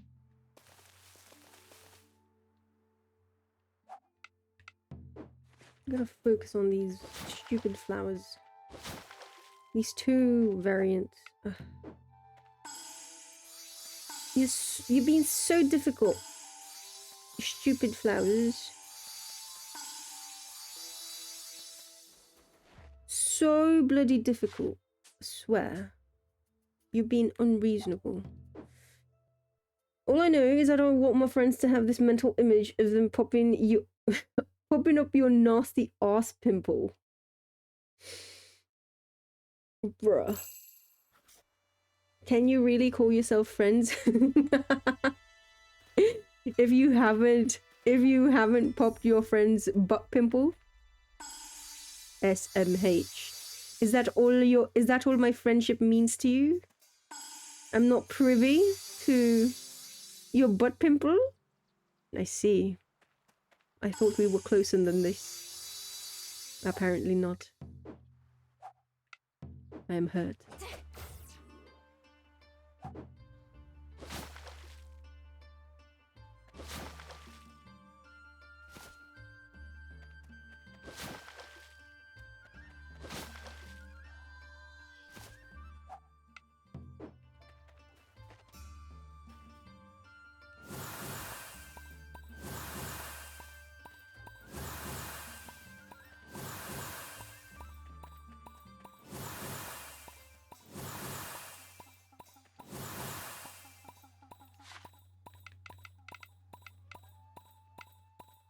You know what we're gonna do?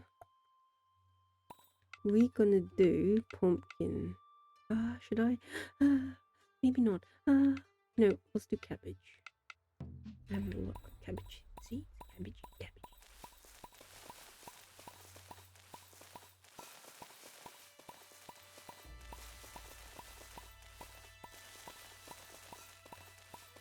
The maturing period is the same anyway. It's not as though there's a difference.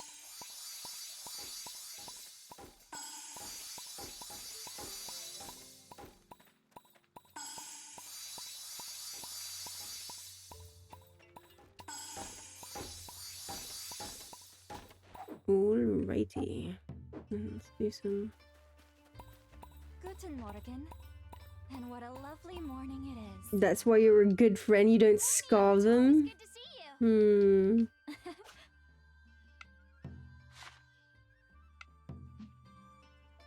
You remember the ask your friend to inspect your ass part for level 6 friendship. You always struggled with that part. Most of your friends are level 5 because of that.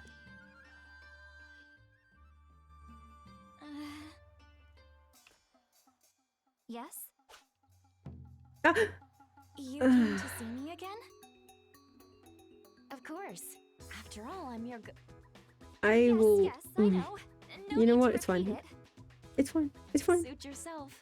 That stupid option Always spout is the most haunting me. embarrassing things at the drop of a hat. I can only handle so much affection at a time. Why don't we go on another outing? I really enjoyed our last one. It's finally time. Time for what? Nothing. Pay me no mind. I also enjoyed myself, so another outing sounds wonderful. Great. Then let's meet up on this day at this time. Good. I'll look forward to it.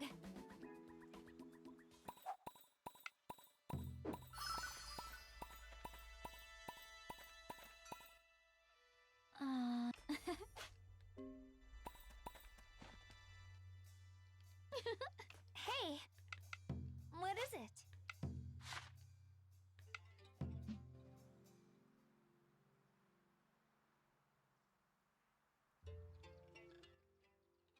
Huh?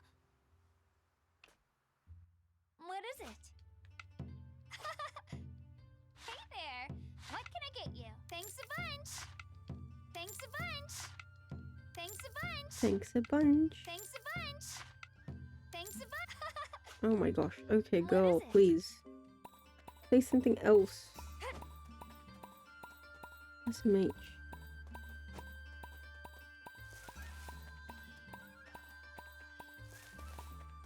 Good morning.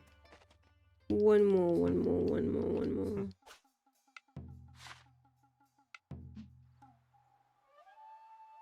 Your skin already absorbs some of it.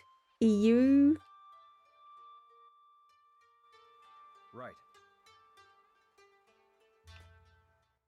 What is it? Ooh. Does anyone here watch pimple popping videos? Pimple popping videos. They're so addicting.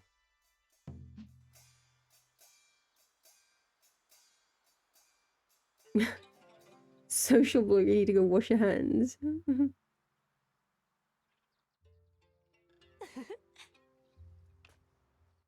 Yes?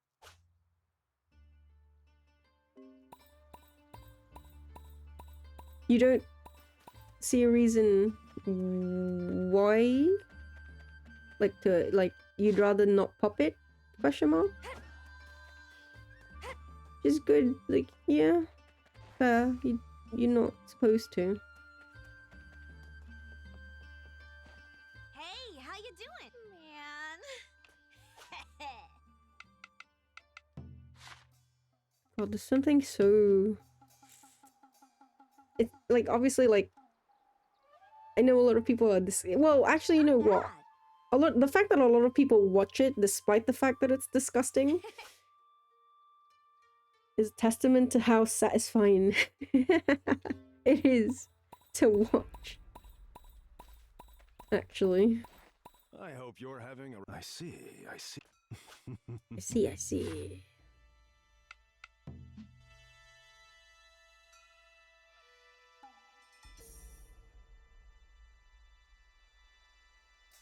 Oh, look at... Oh. Yes. Yes?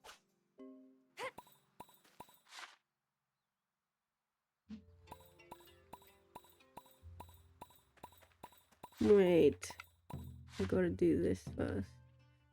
Before I forget.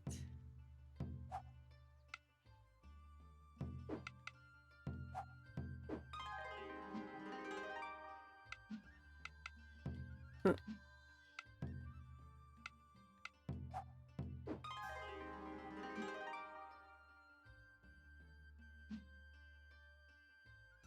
Almost. We're almost there.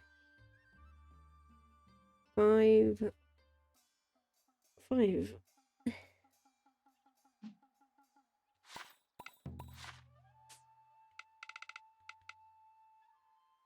Tuk-tuk-kai.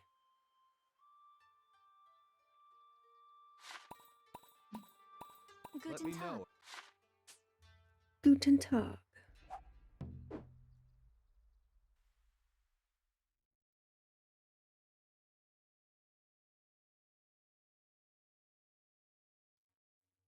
Like, especially when, oh god,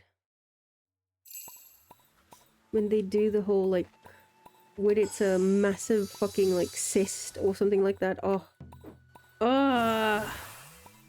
It's so disgusting, but it's so good when it finally comes out. You seem full of vim and vigor.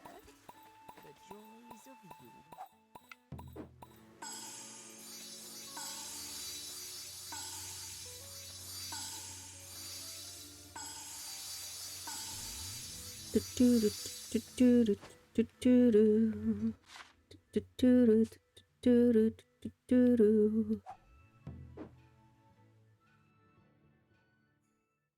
You used to watch cupping videos? God, I've done cupping before and oh god. It took like so many, like, weeks before the, what do you call it, before the bloody fucking, like, bruises from the cups themselves. Oh god, the marks. Oh, the marks from the cups disappeared. Ugh. I'd rather have acupuncture than cupping again. Personally. It's not that it wasn't pleasant. It was fine. I didn't really feel, how do I say? I didn't feel anything like how do I say? Like, I didn't feel the supposed benefits of it, you know? Like, it wasn't unpleasant, it wasn't anything that was painful. Like, a regular massage to me was more like a shiatsu massage to me was more painful than the cupping. But like again, I would rather take acupuncture because I like acupuncture. I like needles. Than do cupping again, just because again the ooh, what's this? The marks on my body were there for like weeks. Ugh. And at a certain point I was like, oh my gosh, am I never going to get rid of these? Eventually they did fade, but it was far longer than I thought it would take to disappear. Okay. Yo! Ah, da! Welcome back! Welcome home! Hello. Did you wait long? Nah. Sorry to spring this on you. Don't worry. What's on your mind? What's on your mind? I'm heading down to see Uda. I want you to come with. Oh, Huh?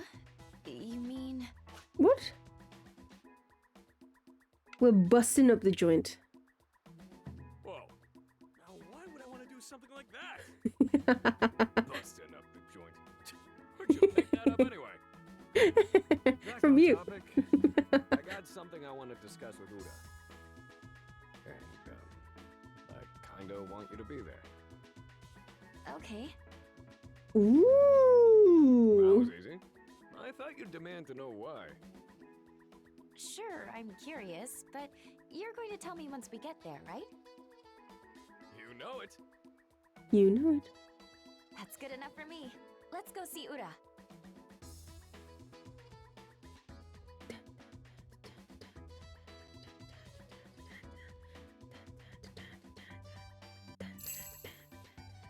The other Oni tell me he's lying low, living like a hermit on the outskirts of the underworld. That big gaudy lunk, lying low. How's that possible? Let's get down there and drag him out of his hidey hole, just like we did with Birdbrain. Kurama, you mean? This seems like a totally different set of circumstances. Nah, it's the same. All we gotta do is march right up and tell him to get off his ass. Couldn't you ask him a little more, you know, nicely?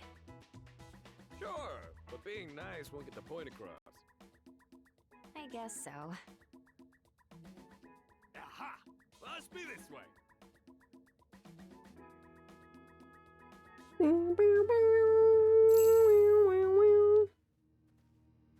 Are we gonna fight him? Uda! Get your spiky tail out here, pronto! Not even a please? Relax. I gotta be crystal clear to bring him out. Uda! I know you're in there! You're sleeping? Passed out from starvation? What's the holdup? Oof. The valiant herald remains true to his title, as obnoxious as ever. Hey, you're perfectly fine. So what gives? Why are you here? Hey, no need for the attitude. I got a little proposition for you is all. Proposition? Fool! I have nothing to discuss with you. Nothing. I've got something to discuss with you. Still with me? Now listen up. Listen up. The other day, I went and apologized to the others. Said sorry for pushing my own selfish ideas on them. And you know what? They kind of just stared at me and that was it. Can't say for sure what they were thinking, but I'm pretty damn certain they didn't care. People should choose their own homes. Who wants to pack up and leave for someplace they've never been? Indeed. You obsessed over that nonsense for far too long. Yeah, because I wanted Onis to live topside Still, that got me thinking. once more. The underworld and the surface, Oni and humans, we have so many barriers between us. I want to tear them down. And who better for the job than a half Oni, half human like me? Uda, after you beat me in our duel, I ran away. I hid on the surface so long that it became my second home. Mm. And now I think I can do it. Do what? You know, I can become a raisin. Liaison! Oh, he's still. Not the other thing. You mean to become a link between our two worlds? Exactly. Better catch on quick. Do as you will. No. Buddha, you're an Oni, right? Why ask such an obvious question? You're an Oni, and so am I. Oh god. From the same cloth. I'm gonna become a raisin, So chat. why hide yourself away? You're better than that.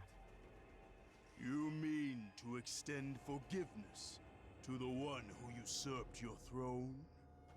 Sure do. You're forgiven. Yeah. So that's the meaning of this. But I do not desire your pity. Yeah, I figured.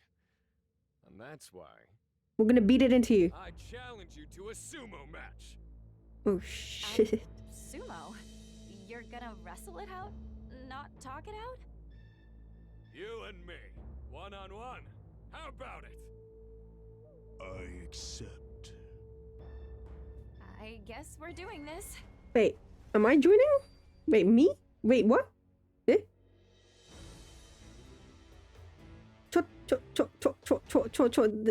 This seems unfair. If it's like 2 against 1. Right?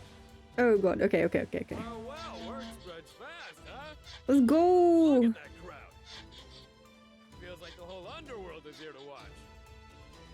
Indeed. Now then, oh Herald, are you prepared? That's my line. Oh shit. You're the referee. I'm the referee. Agreed. Me? Now this is a real size difference. Holy shit. Ready? Come on, give it some gusto. Ready?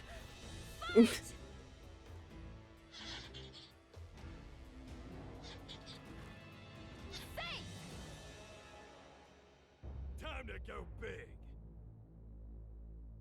Come! Uh-oh. Oh, come on. This is like the... oh, no. Ah, damn it all to hell! And the winner is Uda. Oh, God. I don't know him. I don't know him. I do not know him. I do not know him. Yeah, no way I was ever beating you one-on-one. I don't know him. Your strength's on another level. And yet you rushed in regardless. Fool that you are. He's a raisin.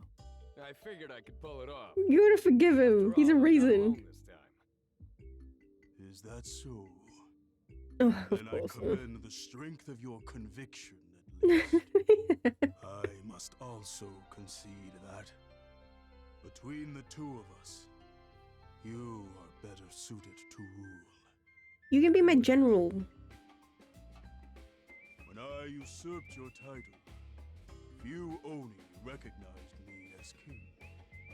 Our bout has made that I like the guys who are just like lying down. voices cheering my victory. The voices lamenting your loss echo far louder. We have weighed our worth, and I am found wanting. Come on, don't get all mushy now. Listen, did this help you even a little bit? If so, will you be my right hand and rule the underworld in my name? The raisin. Is that not the human by your side? Oh god, there's another third wheeling bastard. I see. Your I'm his bond left is hand. much deeper. He's left-handed, it's okay. Very well then. However, Wait, what? I have one condition. Doesn't feel... that doesn't sound right. Wait, never mind. don't ever lose to anyone but me. Let me boast that I, and I alone, laid the valiant herald low. That's all I ask. We can't ever lose to anyone now. He won't be able to brag for long. I'm gonna buff up and whoop his ass in a rematch real soon. Define real soon. Hey, no commentary. Thanks for coming along. Oh, god damn. He's just so funny. I love him. I was so sure. Oh, god. Because you aren't alone anymore? Exactly. I mean, no. Who the hell would ever do something that corny? I could have sworn you did. Oh, god. Just your imagination. But it was good to have you in my corner. Thanks. Anytime. Thank you for bringing me with you.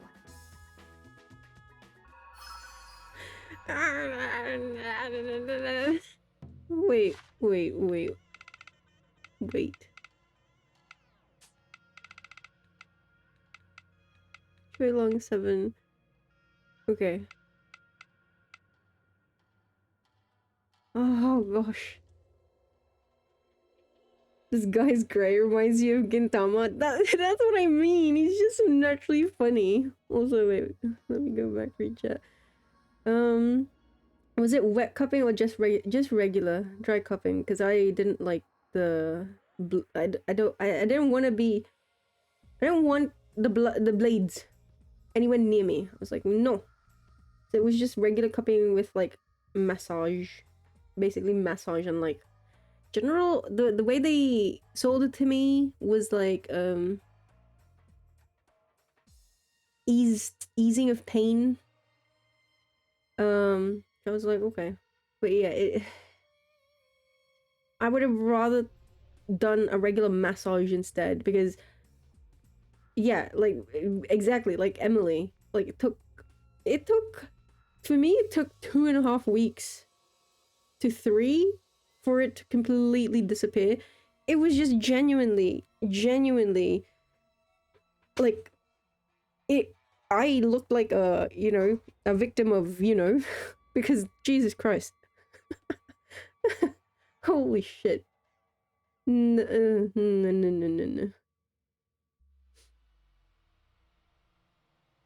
If you ever want to do, although you don't know if you ever want to do wet cupping. Oh yeah. I mean, it's a tiny little blade that they use to draw the blood, but it's like a little poke actually, but Ooh. Since I know you, every day feels like first place. Hashtag winning race. Right, okay. Oh.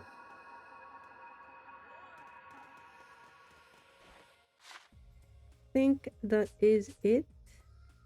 I think I have done all. Your back was, yeah. Gosh.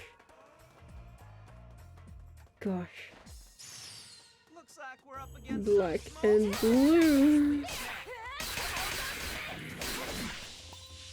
Enemy force is dwindling. Not much longer now. Well done.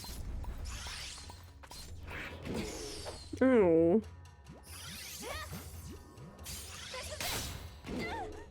Oh.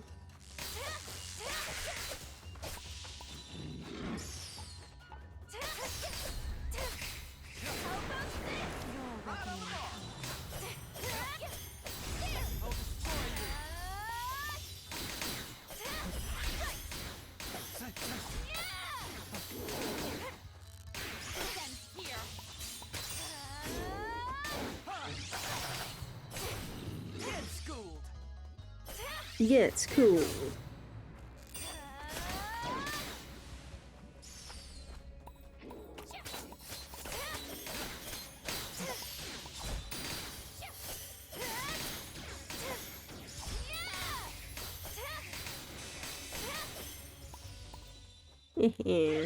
Combat complete. Assessing damage.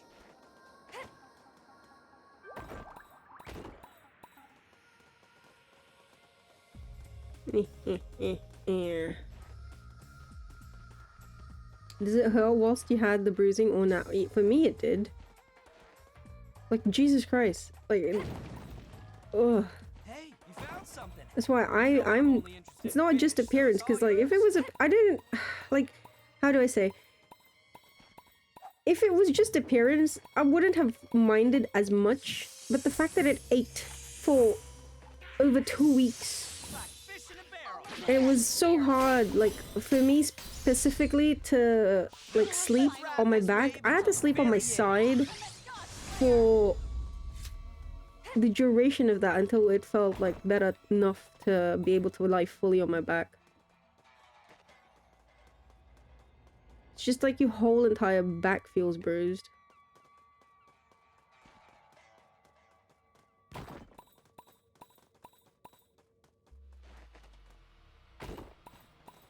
And it's just like, again, I'm not discounting like the quote unquote effectivity of it. It's just for the trouble that it was, I would not do it again, because it was just too much trouble for not a lot of, like, in my opinion, benefits, really.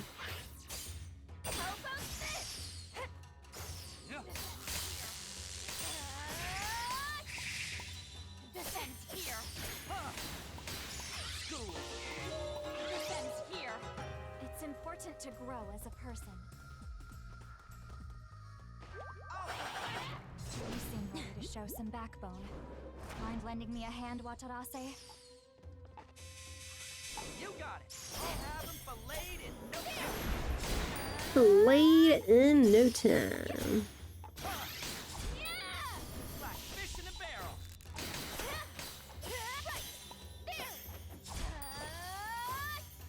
Like fish in a barrel. Final reckoning comes. Ultimate God Slayer.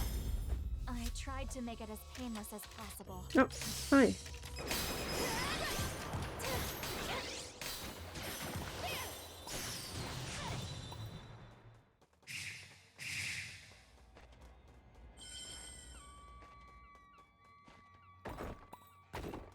Did you find something?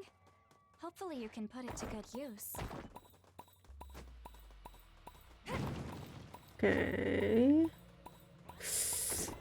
We just finish off this day. So it's done though. Let's fight Ura. I Ura understand and that Co. camp requires fire for cooking and warding off wildlife. Although, I don't quite comprehend why the sight of fire brings a sense of relief.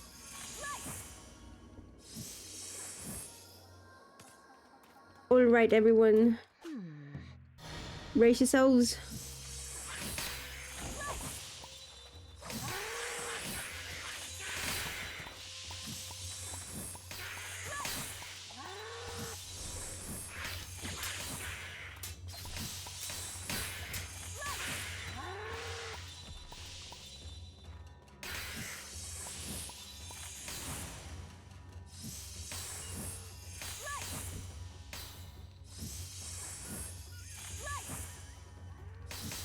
Shmooly, take care, Shmooly. Leave the heavy lifting to King.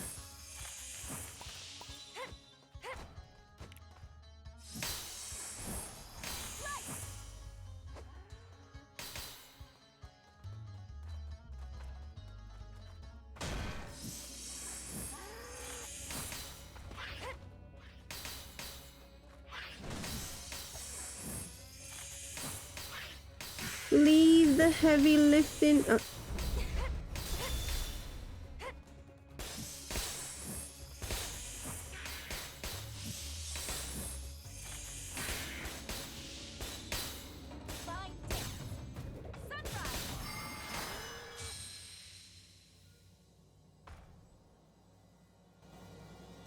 Revenge for my Darling Kai.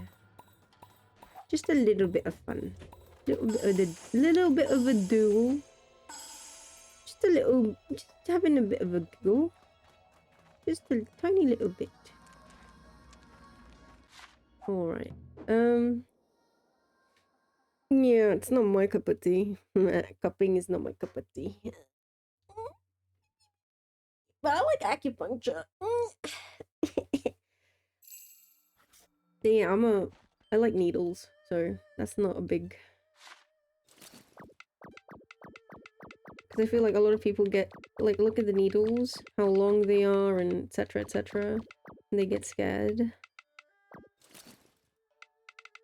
But it's not that bad.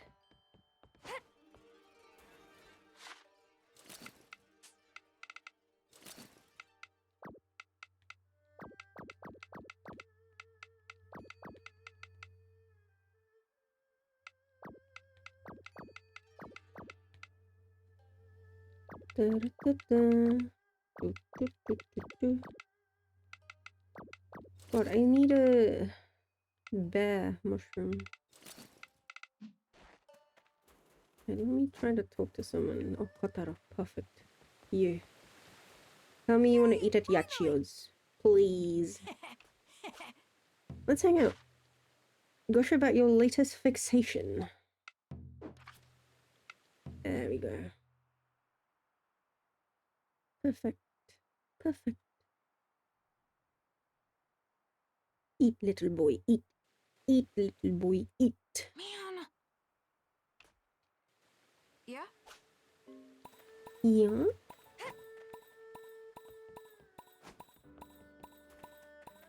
Alrighty.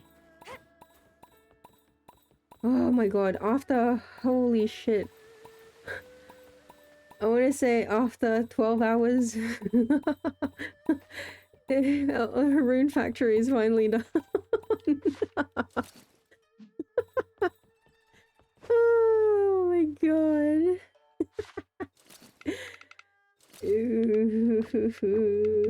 Ah, oopsie.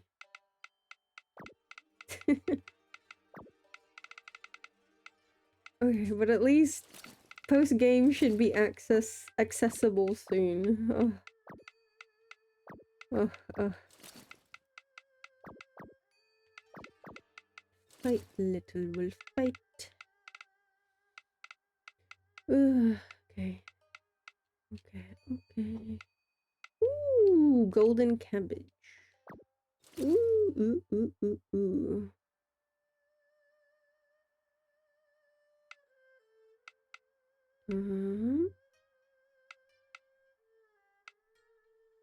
Level 9. I need 9 potato.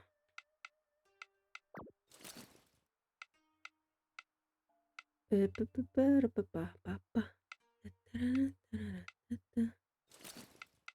me see what else I can sell off here. I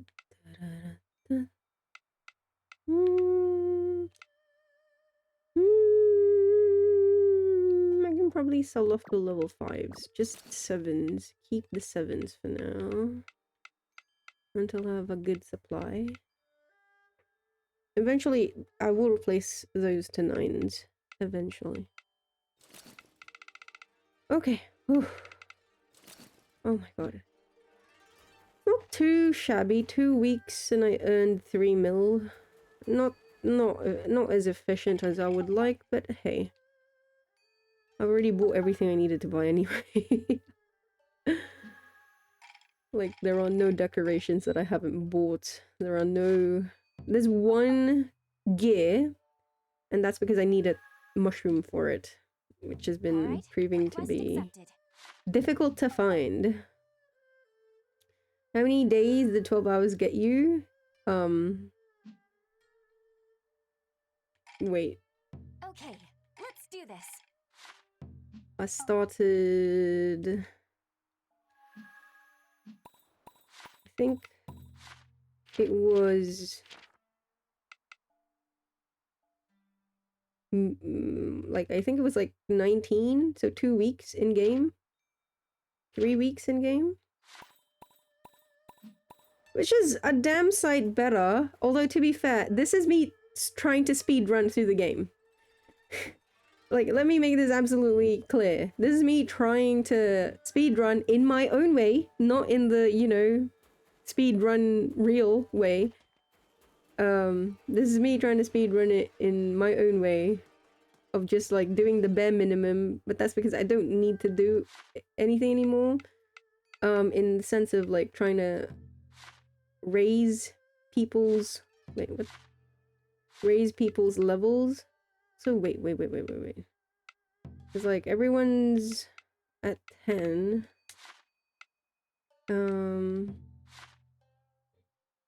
Let me see if I can really quick. Hell yeah! Oops. I want to see if I can take his mask off now.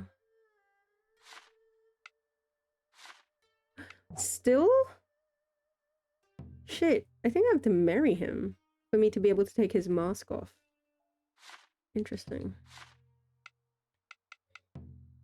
My preparations are complete. My villages are all leveled up. Burly, Sorin, burly hard worker.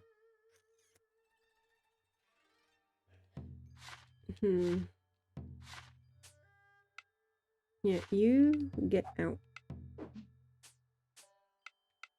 Burly and hard worker. That's 15% for mining and logging. Do I want to keep you? Hard worker seed savant. Okay, what the fuck? You gotta change your job. You become a farmer, you become a logger. There you go.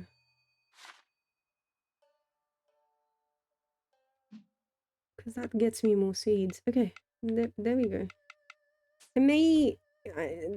Honestly, there are still things in my village that I could do better. Like, again, like the guys who do actually, like, see, this guy, he's not perfect. He has big eater, but it's fine. I can take that hit. Like, I can take that expense. But he's, what? He's doing 35%. And I have him on mining. So he's like, he's got 35%. And he's a 5 output. 5 hoe output. Like, bruh. Rando. Like, wah. Saburo, like, here. Saburo, he's not perfect. Because he's a hard worker. And he's a 5 hoe output hard worker. But hard worker is only 5%. Now, if he had either the lumber expert or... Oh shit, you're a soil specialist. Oh, what the oh, right. There's a reason why I can't have you, because I'm doing... None of the winter people can be farmers right now. Eventually they will be. I will change that. But right now, because I'm doing the winter village is my... It's where I do my leveling up of seeds. So I can't have anyone, you know, messing with it. Yeah, my villages are all leveled up. I've got enough people. Everyone's happy. Skill tree will be complete soon-ish. Soon-ish. Let's do this. Good night. See who I get. And I'll save, and then I'll switch to PlayStation. Oh, why? 5 hoe output. A journeyman smith. So he can be a carpenter, he can be a blacksmith.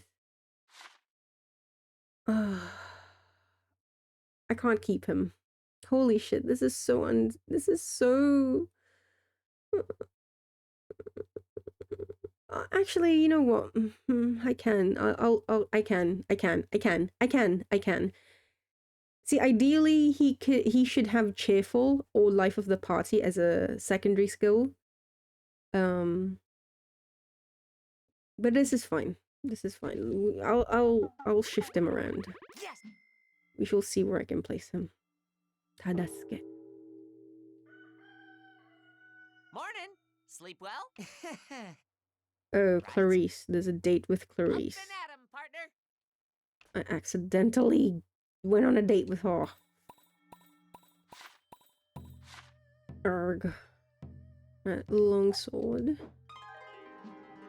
So 2, 3, 4. 4 more skill points, which is around 2000 XP points, which should not be that bad, actually. And then, what else am I missing here? Pescapedia is all done. I've got all the fish. Seals of approval, let's see. Done, done, done, done, done. This is all marriage related, I feel. These ones. Problem solver. Have a village turn a profit for the first time. What do you mean? Oh, you know what it is? Oh, actually. So, there's a couple of things here like this. It doesn't have a date. Purify Blight, Dance the Drum Dance, and then these ones do have a date on them of when I completed it. So I figured it out. The ones that don't have these ones, they basically were on the first day. And apparently that doesn't, it doesn't get registered. The first day shenanigans don't get registered. Or some shit. Which is super annoying, by the way. Because now, like, look at this. Confront the black dragon and embrace the dazzling light. Have a strange dream. These are all literally the things that happen in the first day. Ulalaka's return. A village reborn. Cooking 101. Defeating Mezuki. Oh no. So these are all things that I did on like the first day. Which don't get recorded. So it's like, wow, okay. Great. I have no record of that then. Fantastic. And so there's this one where it's, what is it? Have a village turn a profit for the first time. Apparently I did that on my very first day. But like I'm so confused. I was like, wait, did I not do this? How am I not doing this? I literally earn at least, at the very least, I literally earn 50,000. That's every day. That's taking even if you take away the cost of the villages, which is around 12,000. What? I'm still earning like 50. And on like massive harvest days, I'm earning what, 500k? 300 to 500k? Bro, what the? Anyway, sorry. Slight whinge. Okay. Oh my gosh. Okay, Rune Factory. I'm putting you down. Well, for now. Hope Mayo is happy. I'm so happy, Mayo, thank you again. But I hope Mayo is happy. At how well played. How much I played this fucking game. Oh, okay. No, Rune Factory 4. I really want Rune Factory 3 special as well. One day. I will get Rune Factory. I have Rune Factory 3, but for the 3DS. And I have Rune Factory for the 4 for the 3DS as well, but I do like, I've finished special as well. But I do want the Rune Factory 3 special, which is basically a port with slight changes, like slight graphical changes. Because 3 has a really nice story as well. You're a woolly. You're a woolly. But yeah, it's once more it is a male character. The fact that you can choose to be a male or a female character only started with, for the mainline games, only started with 4. Where is my thing? Why do you hate my Clarice? Because you claimed her to be yours, and that's an automatic, you're on my shit list. She's a great girl. But unfortunately, you set your sights on her, and this is the repercussion of that. The consequence of that, I hope you're happy. She's going to live a life of pain and suffering because you have chosen to bestow your attentions upon her. I hope you're happy, Cry. You have caused the pain and suffering of this lady, this very nice, beautiful, kind lady. I'm gonna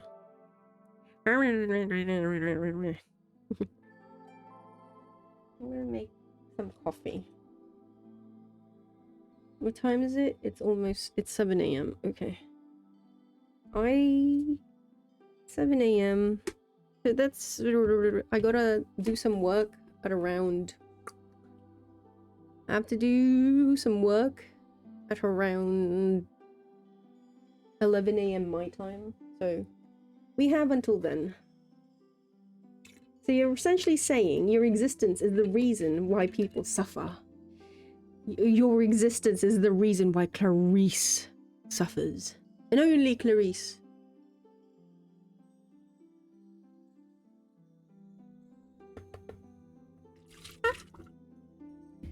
I did not just fucking spill water all over my desk. No. Can't be me. I'm never that clumsy.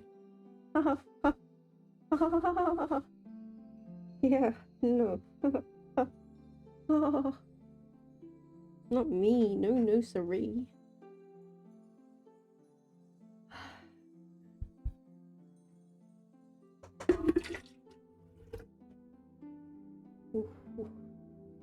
I'm out of water now. It's all in my kettle. All in my kettle. My lovely little kettle. Check it out.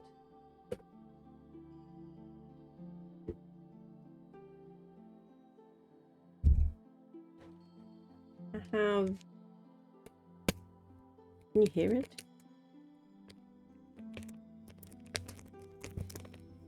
I have a cappuccino. A 99% sugar-free cappuccino.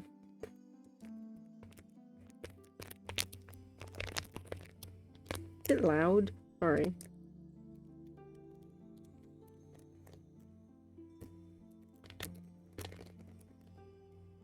Sounds healthish?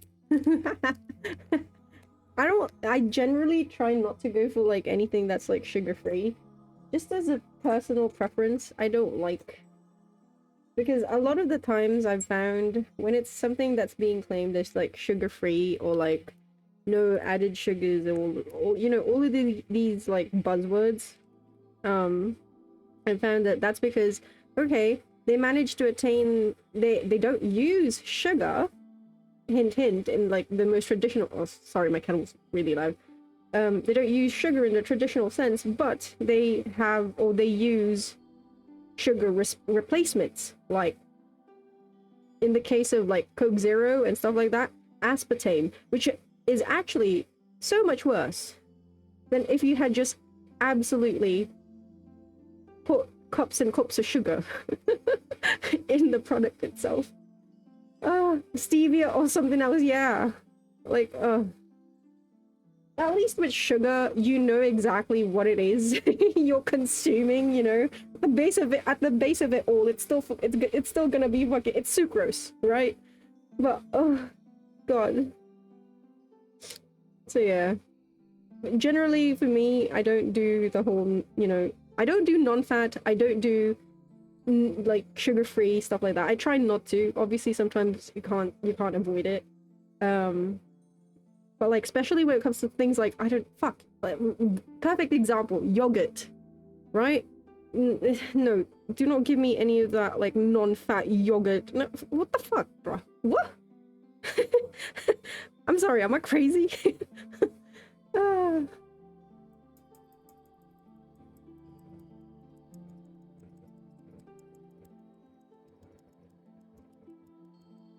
Sorry, I have my tiny little scissors.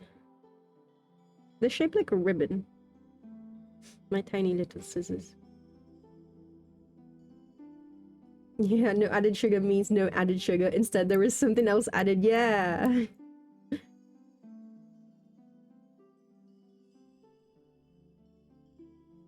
If you're gonna do no fat, no sugar, just don't eat things that contain that stuff. Unless you're yeah, if you obviously, if you're diabetic or, you know, obviously eat to whatever is your condition.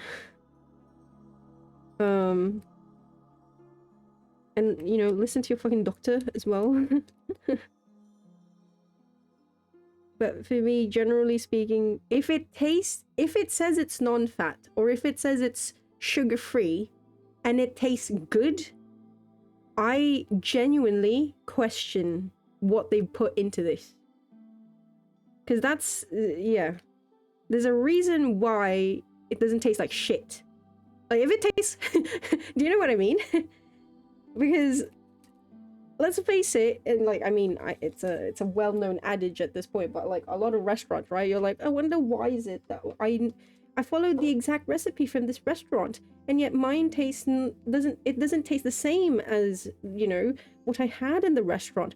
That's because they use a lot of they use a lot more fucking butter, they use a lot more fucking salt and sugar and all of that, and that's why you can't exactly recreate it, you know.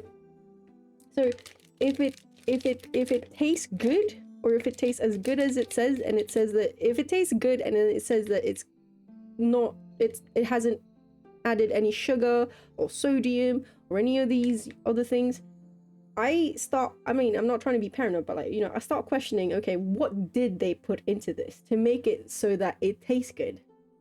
And why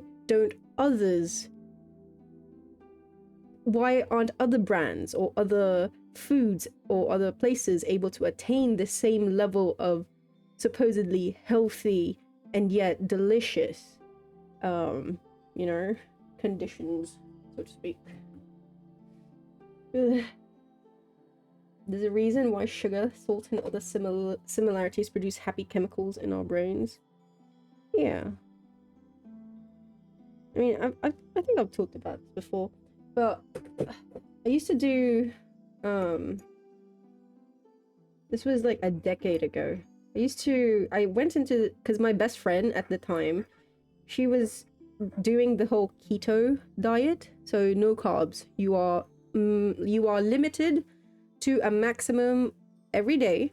So if you're in ketosis, if your body's already in ketosis, you are limited to a maximum of 20 grams of carbohydrates every day, total. Because otherwise you will kick your body out of ketosis, and so you have to restart the entire thing. Anyway, so she was really hooked on this. Yeah, no rice. Yeah, Emily, oh my god. So she was really hooked on this, and I was like, in a way to kind of like show, not just well, it was two parts. I wanted to show support, you know, because she was struggling, and like we would meet up every week. We would have like our drinking sesh during the weekends, and like or like after work. And so because it would feel very odd, right, if I went there and I stuffed my fucking face with all these like, oh yeah, cheeseburger, fries, chips, you know. So I joined her in her ketosis journey, and initially it was just gonna be like for the times that I was with her, but I was like, I actually became curious about it. I was like, oh, okay, sure, let me try this out too. And you know what, I did it for 3 months straight, because I really like eggs, and I can survive off of eggs. And so that's like the main thing as well. Like, eggs are really good on keto, so I was able to easily get into it. The real problem was not eating rice. That was the biggest thing. Oh, and I was living in the Philippines at that time, so in Asia, you're in Asia and you're not eating rice, bruh, what is wrong with you?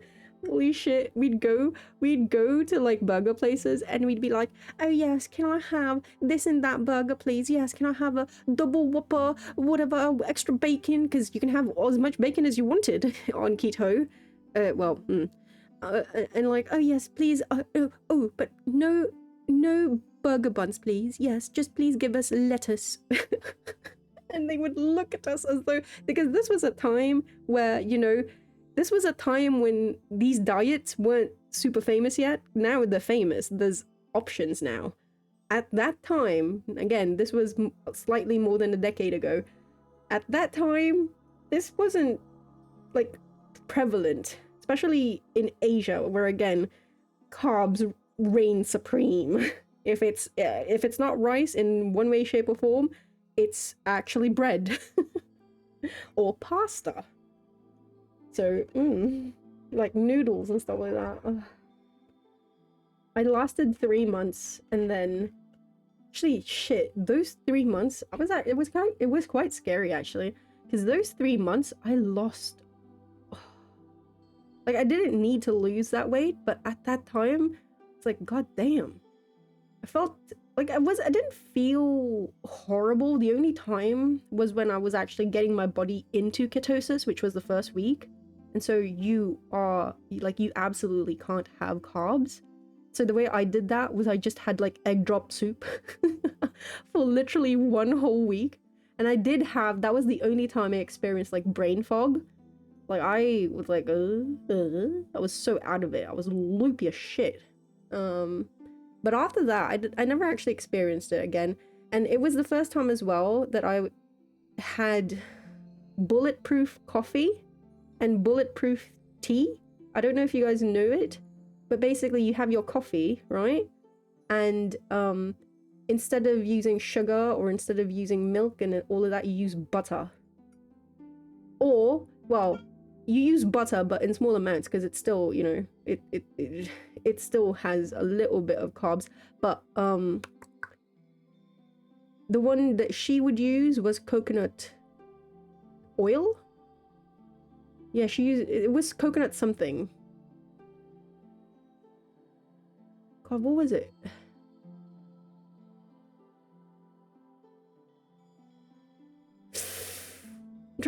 It was some variant of coconut oil.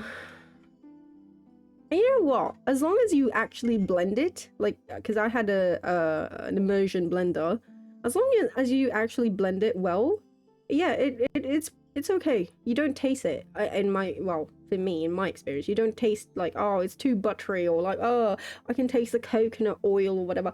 Like, nah, not really. As long as it's properly blended with a mixer. Because it becomes really frothy. But yeah, so for me, now, here's the thing. More than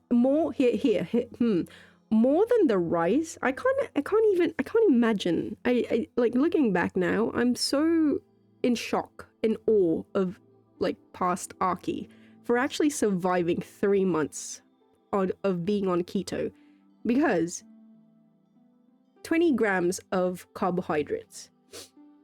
That includes a lot of sugars, so glucose, sucrose, you know, a lot of again, glucose at the very, what are carbohydrates? At the very core of carbohydrates, it's basically brain food, glucose, yeah? Yeah, so what else what else is in that kind of family of sugars, simple sugars? Lactase. So yeah, I had to really limit. I had a shot glass. I had to really ration and really limit my intake of milk. I was allowed a shot glass of milk a day, and I would save that for my tea. I can't believe I lasted 3 months, chat. I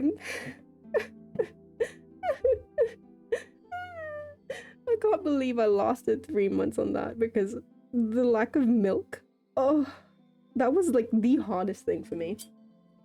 Like, genuinely. More than the rice. Like, don't get me wrong, the rice was hard. The rice, and like, no potatoes, no rice, no pasta.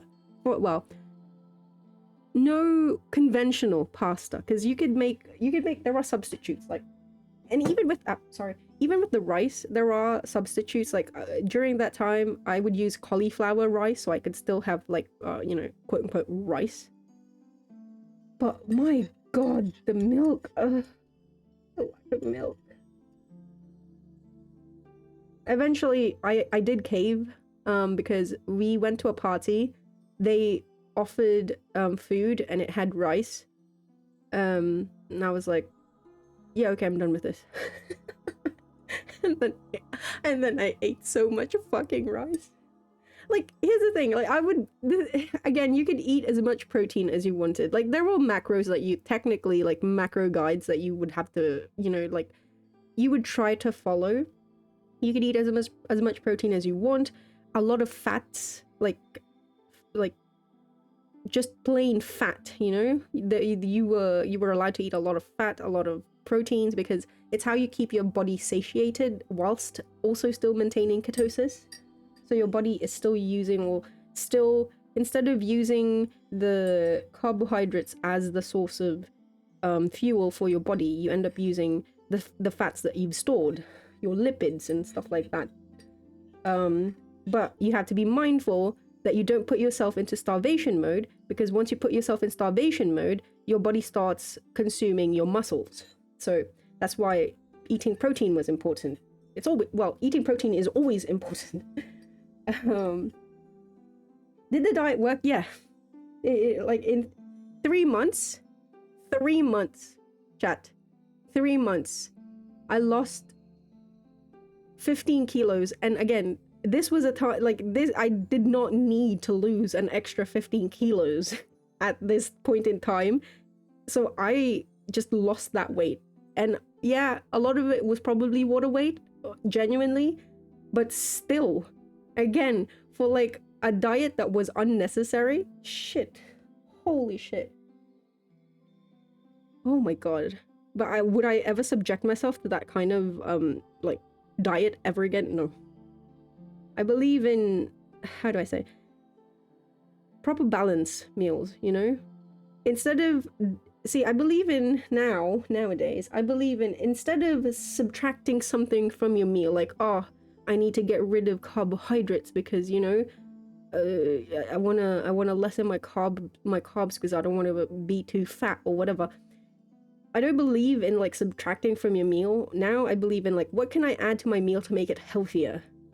Like, obviously, portion-wise, still, that's very important, learning how to control your portions.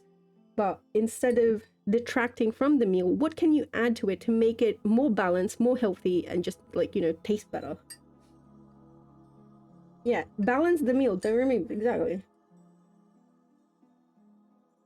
Yeah, but, like, I mean, right now it's very difficult for me because I don't have control of my food. One day, I'll get back to it.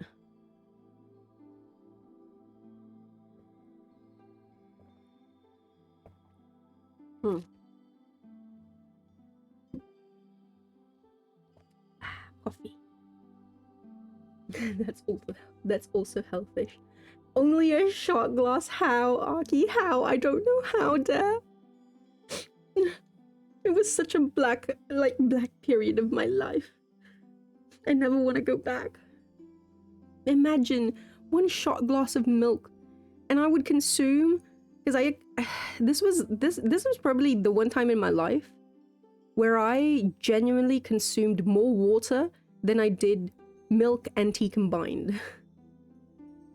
Like, I would do bulletproof tea, so instead of coffee, I would use the butter and the coconut oil in tea instead, and then, like, blend that up.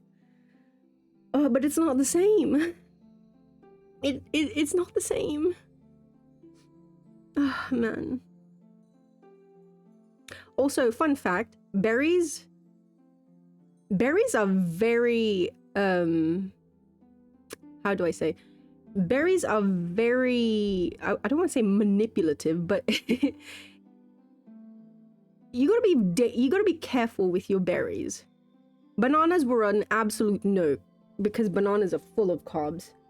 Anything, basically, if it's too sweet, yeah, it's full of sucrose. So unfortunately, like, it's a natural see, here's the thing.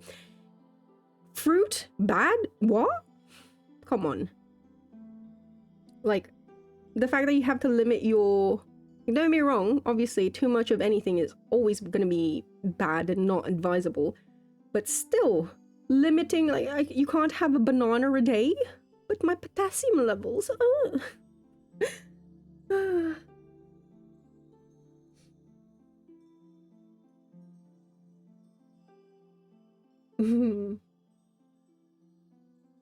Yeah, 15 kg. In 3 months, again, it's... Because here's the thing, if you're big, if you are overweight, okay, or obese, depends, you know, and you go into one of these diets, your first, I want to say, because my best friend at the time, she was overweight, and so that's why she wanted to do the keto diet, and she did, and she lost 25 kilos in 3 months. Just doing keto, like strict keto diet. But again, a lot of it, the first few months, a lot of it is just going to be water weight. So it's normal to see massive drops in your weight, regardless, even more if you are overweight. But even if you're not, is, you know, in her case though, she started plateauing because her body started to get used to the fact that her, you know, she's on keto. And so it, how do I say, it developed not resistance, but it was harder for her to lose the weight after that. She actually went on to do it for like 1.5 years of like straight keto before she ended up doing like a hybrid type of thing. But yeah, during those 1.5 years, she had so many periods where she would plateau, so she wouldn't lose weight for like a month. Like she wouldn't lose any weight, and sometimes would actually gain back like a kilo or two, which would make her spiral, because she's like, oh god, what did I do wrong? She bought like these keto strips and stuff. But now she's good. Why do you think strong men eat like 10k calories a day? Yeah, they eat a shit ton. So, by the way, so for me, yeah, 25 kg is insane. For me, doing keto, plus, because I swim. So, keto and then swimming, it was...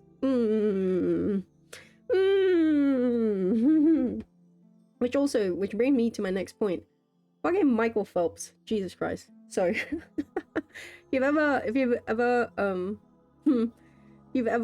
know Michael Phelps, he's, you know, eight-time Olympic champion during the 2008 Olympics. Anyway, he's insane. He's like literally the GOAT of swimming. There will be people who will try to detract from his skill, from his ability, by saying, oh, but he was using that those newfangled new tech like swimwear. Bruh, please miss me with that bullshit. Sorry. But yeah, so like Michael Phelps, Jesus Christ, if you, because I remember, like, again, I swim, so he was a big inspiration. Because before Michael Phelps, my biggest inspiration was Ian Thorpe. He was this Australian swimmer. To this day, I will still say who's like my biggest swimming like idol. It would be Ian Thorpe, honestly. Because I chose to go into competitive swimming because of him. So that, yeah, Ian Thorpe. But then Michael Phelps, fucking goated as fuck, genuinely. But the guy, because he, obviously, when you swim, you expend, it's fucking cardio. You expend a lot of energy. And when Michael Phelps trained, he needed to maintain like, I think it was like 13 kcal. Holy shit. You would see, and you would think like, oh shit, okay, damn, these must be like massive but like really balanced meals, right? No, he was eating like 3 massive fucking quarter pounders every meal. He was eating all this junk food because he just needed something to, you know, he needed just the pure calories to get inside his body so that he can then expend it all on swimming. Oh my gosh.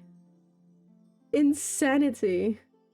Like, once again, I don't know if you've ever heard the adage, like, abs are made in the kitchen, not in the gym. Which is true. If you want visible abs, like genuinely, if you want visible abs, you need to focus on your diet before you start thinking, like, obviously lift and, you know, strengthen your body, all of that hullabaloo. But at the end of the day, a massive, and I feel like people don't put enough attention to it, massive point that needs to be reiterated over and over again is that your diet is super important. Because unless you are doing unless you're doing Michael Phelps level of exercise, you like, let's go, I'm gonna run on the I'm gonna run on the treadmill for like 1 hour.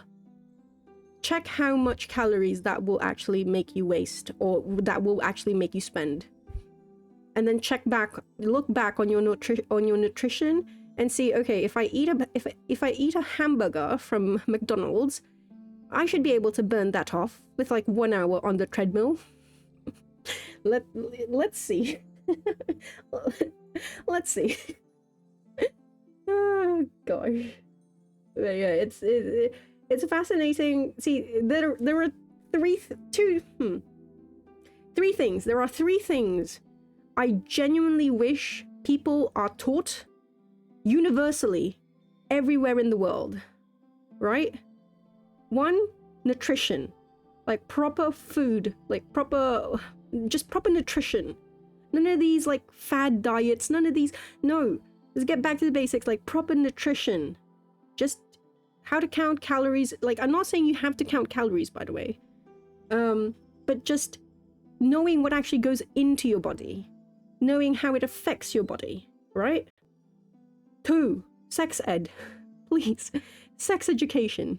Please, we are in the fucking year 2025. There is no reason why sex education is not properly taught everywhere. Please. And 3, financial literacy. Everyone will eventually have a job. That is the goal. Unfortunately, that is life, because not every fucking country has social security and all of this. And even if you do, you still need to actually know how to, you know, file your taxes, do your numbers, your accounting, all of that. Please, why is this not taught universally everywhere? At like the most basic level of education. Not, oh, when I go to college or university or when I go to high school. No, like I genuinely mean basic level, like every like the level, the education level that everyone should be expected to at least have. I got into a fucking rant.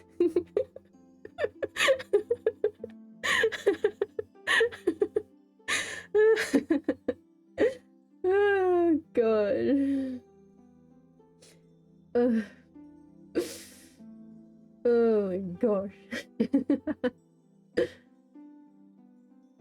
But yeah. A lot of buff people pretty much dehydrate themselves since it's mostly water weight. This is true.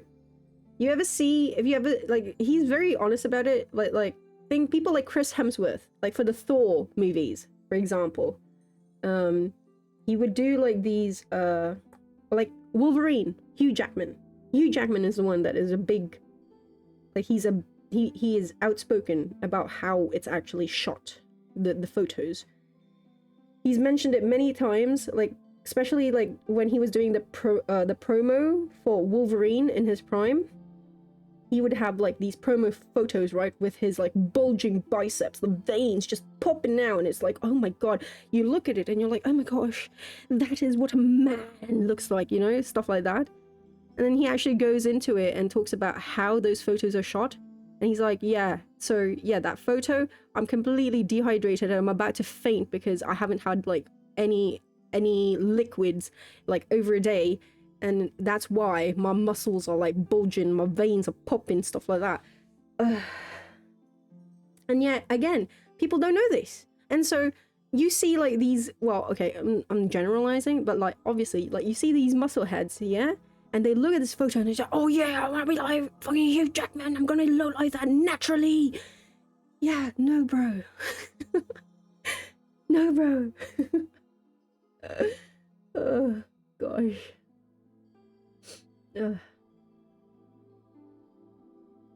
You feel like you would have no energy without carbs. This is...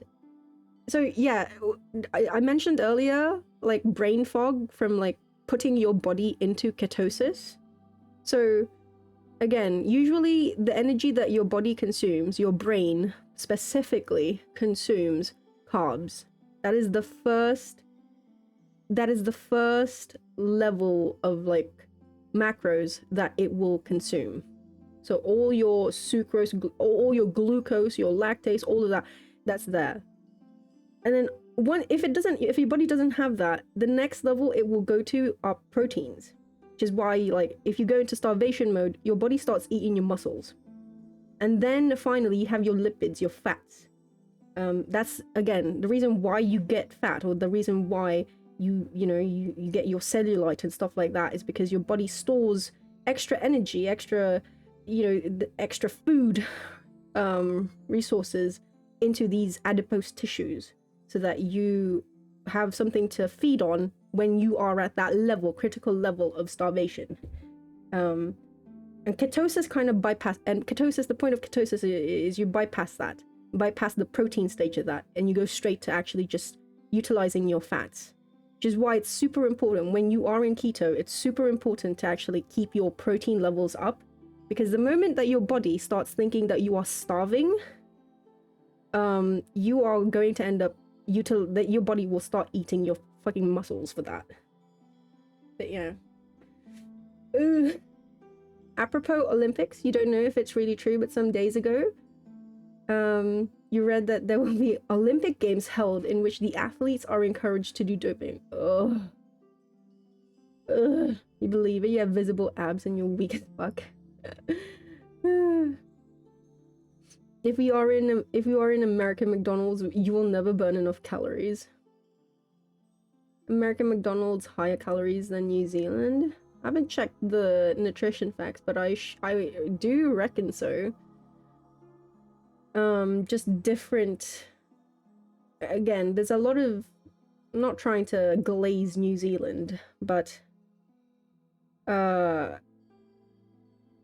patties, for example, and this is why I say like even the regular like cheeseburgers in McDonald's here is superb, regardless of like the meat is superb because of the fact that it comes from like it's 100% New Zealand cows, New Zealand beef, and they don't use, or I don't want to say they don't use, but as far as I'm aware, they don't use as much shortenings, so the bindings on the meat, like in the meat, they don't mix it, they don't use as much shortenings mixed in the meat to make these patties as they do in, say, like the Philippines.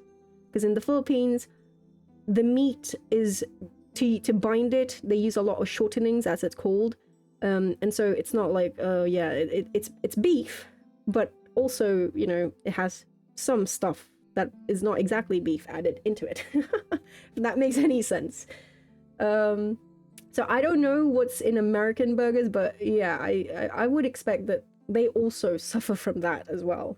And yeah, holy shit, the sizes, American sizes, I always thought it was a joke, like the American portions. But Jesus fucking Christ, have you seen like a large McDonald's Coke cup compared to like an Asian one? Or even a fucking... Holy shit.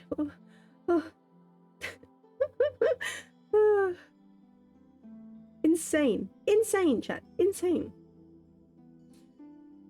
Considering how unstrict America is with food chemical bans, well, hell is there all bigger portions. When you visited Canada, the medium fries and drink is your large. Exactly. Oh. Oh.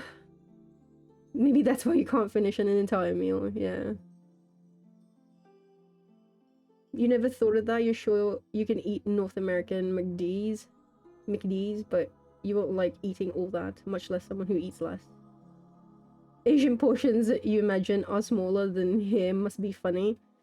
The last time I checked, in Japan, I think the large was basically like a small in American portions. Don't quote me on this. And I don't... This was like this was ages ago. But yeah, like even within Asia, there are some, like in the Philippines, they're getting bigger and bigger. Last time I checked, last time I was there. But like in Japan, it's still small, the portions.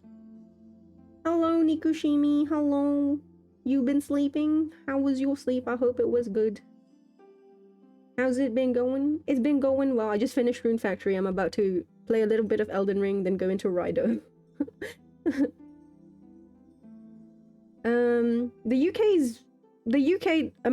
American sizes are still bigger than the UK. Last time I checked, which has been a while. I don't know if that's changed. Again, I don't know any other country that has as big portions as Americans do.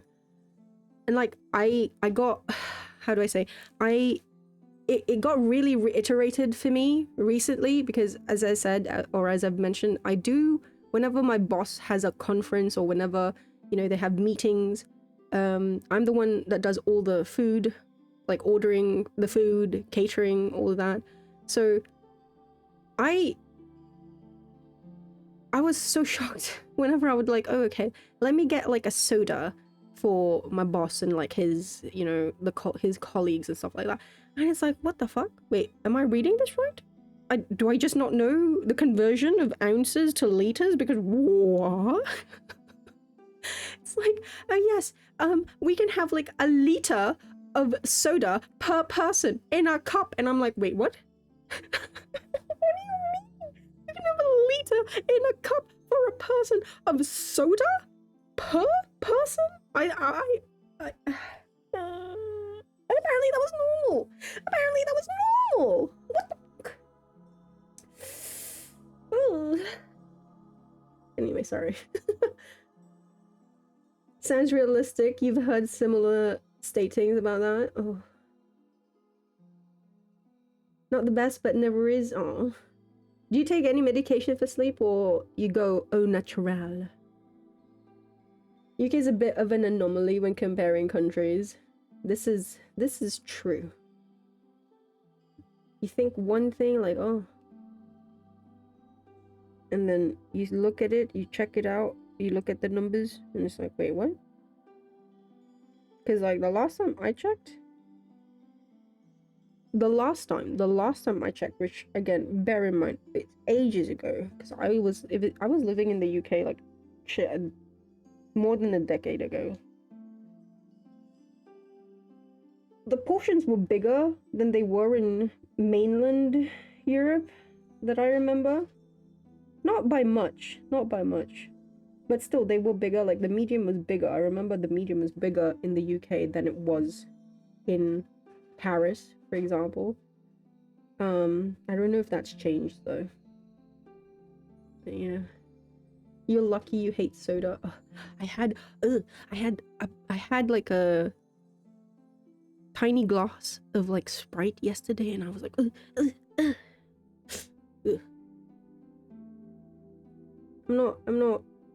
I've mentioned this. There was a time when I only drank soda. Like 20, Aki in her 20s. I was not in the right mind, okay? And like, yeah, 6 months. I went 6 months, chat. 6 months. I'm not proud of this, but you know, if I can convince another person, the reason I retell this story is because if I can convince another person to avoid drinking soda, even just a tiny little bit, or you know, like kind of limit it a little bit. Oh, let me drink more water instead of like drinking soda. If I do that, then I feel like I've done a job well done, and I feel like I've contributed a little bit to the betterment of the world. Because when I was in my 20s, I was living alone in the UK, I was shut in. I went 6 months, and this is not an exaggeration, I went 6 months of not drinking a drop of water. The only water that you like could be found in my system would be that came from tea. I did not drink like just plain old water. No. I drank coffee, I drank milk, I drank tea, but more than anything else, my daily bread and butter was Coke. Oh. And I would have, because again, I was a shut-in at this time. I like pure on hikikomori. I did not step a foot outside of my flat, apart from, you know, taking a step foot just to get the package that was delivered right outside my door. to get the boxes of Coke that I've had delivered from Tesco's right outside my door. Yeah. And you know what? You know what prompted me to just like drink water again? I got the first and only time in my life, and it was caused by dehydration because my body was just again not getting, because you know you'd think liquids are just liquids, you know, as long as you get liquid, body is okay. No, fam, this is where I learned that very painful mistake. No, it is not. Water reigns supreme. Because holy shit, that was the first time and only time in my life that I got a UTI because of lack of water. And it was like the most painful thing in the world. I had chills, I had a fever I was 40 degrees Celsius. I had chills, I thought I was freezing. I felt like my body was super cold. I could not like keep myself, my teeth was chattering, could not keep myself warm. And I was alone at this time. I would cover myself up in like these heavy blankets, trying to like warm myself back up because I was so fucking cold. Not at the time, not realizing, because again, head hazy with fever, etc., that yeah, my body was in a feverish state, covering up with blankets and like just trying to get my body warm when it's already fucking burning? Yeah, fam, no. Chills are scary. But yeah, sorry. just remember, fam, I'm not saying don't drink soda, okay? Let me make this absolutely clear. I'm not saying don't drink soda, but just, you know, if instead of having, I don't know, 5 cans of soda a day, you can have 4 cans and then just replace that with like a glass of water, I'd be happy with that.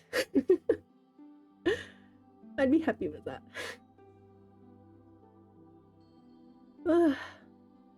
Play more, date everything. You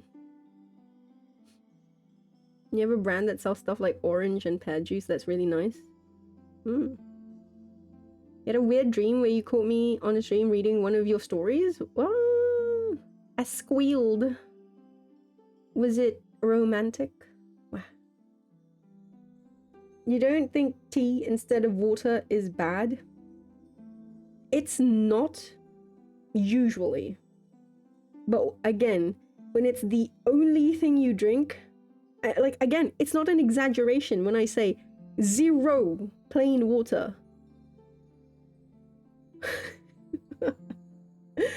It is, just don't. I promise you, don't even try. Don't even try. Just don't. But yeah. Boxes of Coke makes you think they are just pallets of massive cardboard boxes filled with Coke. Yes. Well, okay, not massive, because it's like, yeah, like canned beer is sold in those like, what do you call it, 24 packs or whatever? Multiples of 6 that are basically just stacked high. So they were selling, Tesco's were selling that then. Don't know if they still sell it, probably. The calories in a medium Big Mac is 1029. The US is 1170. What? Why? Oof. Ah. Glad she likes it. Ooh, interesting. Interesting. I'll have a couple of tries with malenia, and then we're going to play some Rido. So I need to use the loop. I went on a fucking rant, and I need to drink my coffee. I went on a fucking rant. And I need to get some water, and I need to check if the children are awake. They should be going to school today.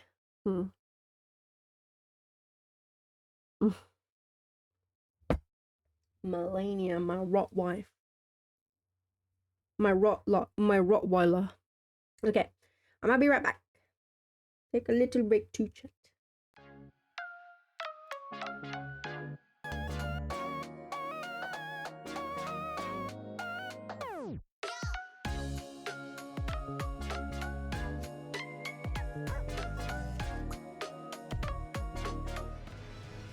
Hello? I'm so sorry. There was a whole drama. The big sister could not find her water bottle. They apparently oh my god, I was going down with the sole intention of just getting liquids. Like I was gonna refill my milk bottle and I was gonna refill my water bottle, but damn, bro. Like as I was going down, there was screaming because, oh my god, the little brother bit me. And so I had to go in, I had to mediate. I was like, why are you biting your big sister? And he's like, because she used the iPad and she won't let me use the iPad. And I was like, you know you're not allowed to use the iPad. Why are you using the iPad? Apparently, because she was calling her godmother. It was a whole affair. Oh my gosh. And then, as always, I have to like bargain with them to eat. It's like, please, one more bite. Because like the little sister in particular, she does not eat a lot. It's like, can you please bite one more of your chicken before you go to school?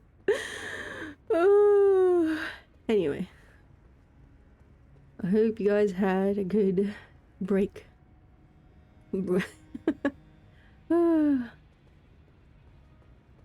water pick was also included. Holy moly! Go to dentist, Emily.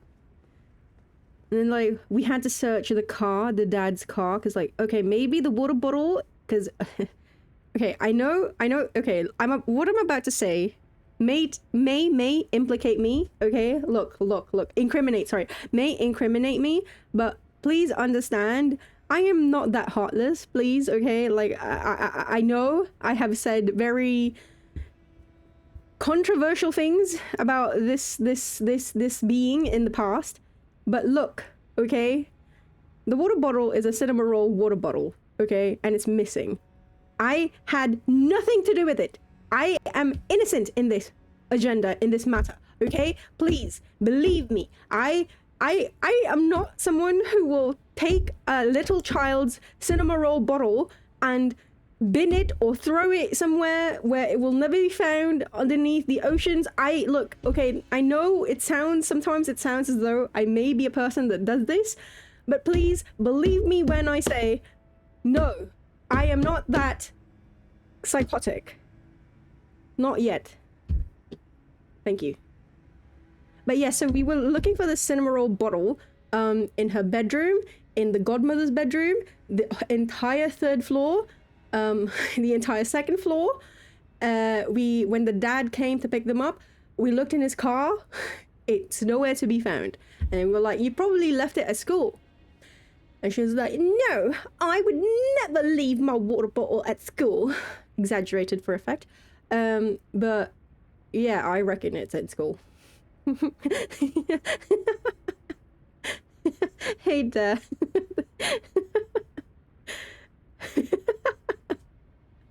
You'd have never bitten anyone. This kid is entitled. Yeah, well, I mean, literally, when he rages, he punches people. I've spoken about this before. Like, when he gets annoyed, like, he does the obby courses on Roblox, and when he can't do an obby course because he jumped wrong or whatever, he not only physically, like, you know, almost smashes the iPad down to the ground, but he will literally, you know, like, punch. Like, yeah. Anyway. We're trying to, well, they're trying to control it, but Nikishimi, they sent you nothing but some instructions, no real details, and whilst they did say to call if you had concerns, your chronic anxiety debilitates you and makes it near impossible to call places. That is so... They should have... They need to be more... They should have given more... The lack of support is appalling. You would be scared of him. He's a big kid. Bro, we checked his weight again. Bearing in mind, right, he's been sick nearly this entire month because he had a cold, so he had sniffles and a cough. And he went to the clinic, he got medicine for it. And he was better for maybe 2 days before, and then went to school, came back, he was sick again, and then he ended up giving it to his sister. I am super shocked. Oh god. You know what? I'm not gonna say anything. But yeah, it's gone, it's made its rounds. And now they're forcing the kids back into school, even though they're not completely, like, they don't have fevers anymore, but they're not completely better. They're still coughing, they're still sniffling. But they've missed nearly like a week and a half of school, so anyway, yeah, so we checked his weight again recently. 34 kg. He's 5 years old. He just turned 5. He turned 5 earlier this year, and he's 34 kg. Kilograms. Bruh.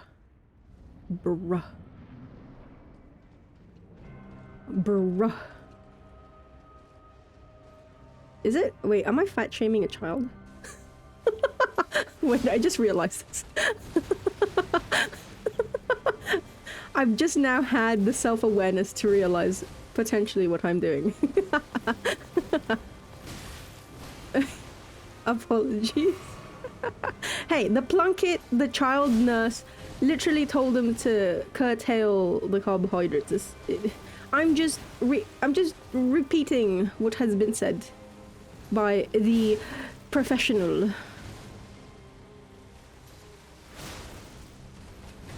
Ow! Rot mummy, please. Puppies?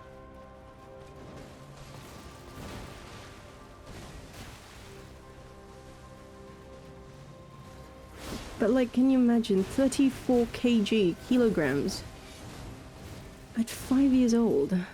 That is not right. He's like really chunky.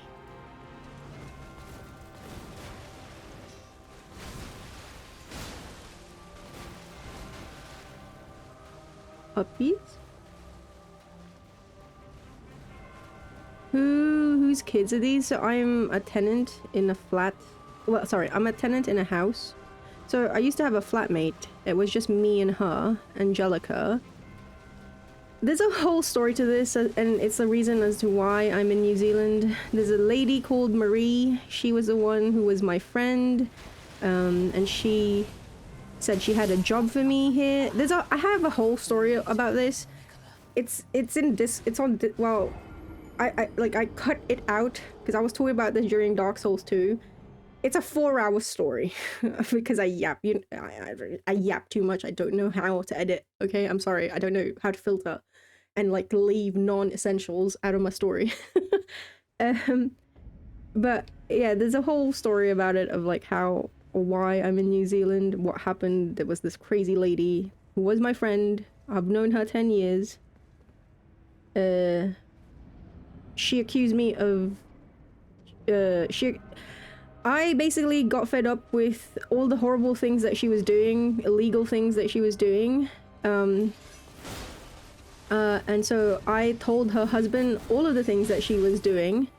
And for some reason, in her mind, the only reason I could ever, like, betray her like that was if I was sleeping with her husband, which, again, I feel, reiterate, no such thing has ever happened. I should know. But yeah, she accused me of sleeping with her husband, and then she tried to have me deported from New Zealand by saying that I was working illegally. And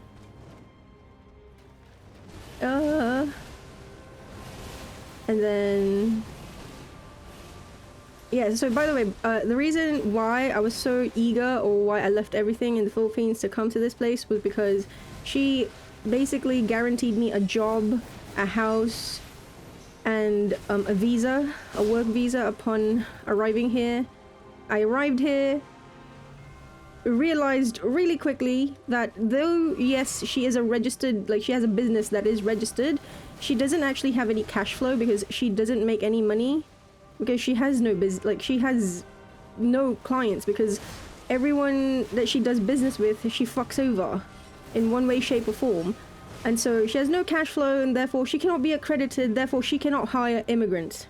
And so this is the reason why I'm in this perpetual state of I'm a tourist in New Zealand, and I have to exit this country every 6 months so that my tourist status is renewed. Otherwise I will be charged with like overstaying.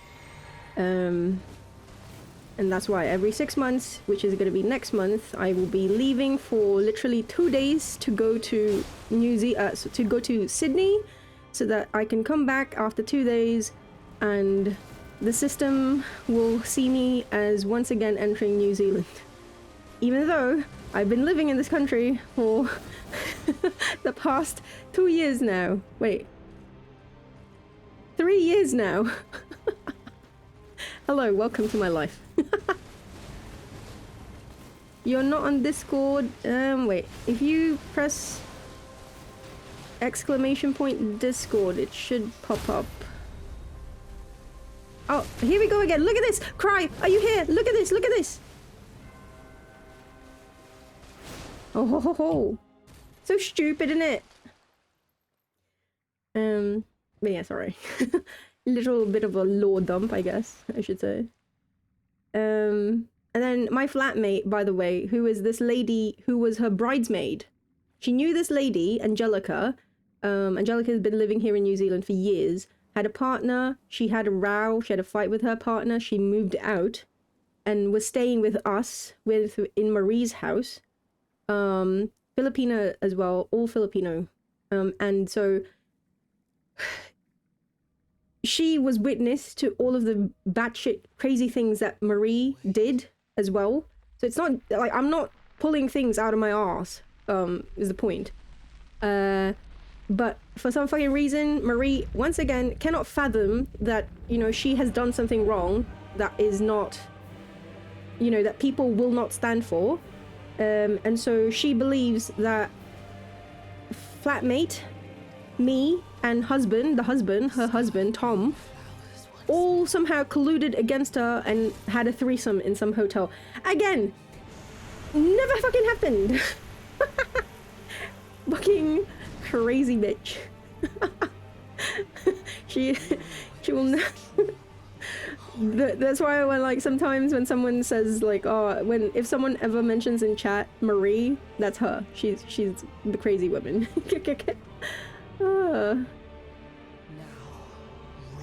No, so these kids are not so what ended up happening, like real quick TLDR, I guess, is that so when Marie accused us of, you know, oh, you guys cheated. you guys cheated, you fucked my husband, stuff like that. Again, none of it fucking happened.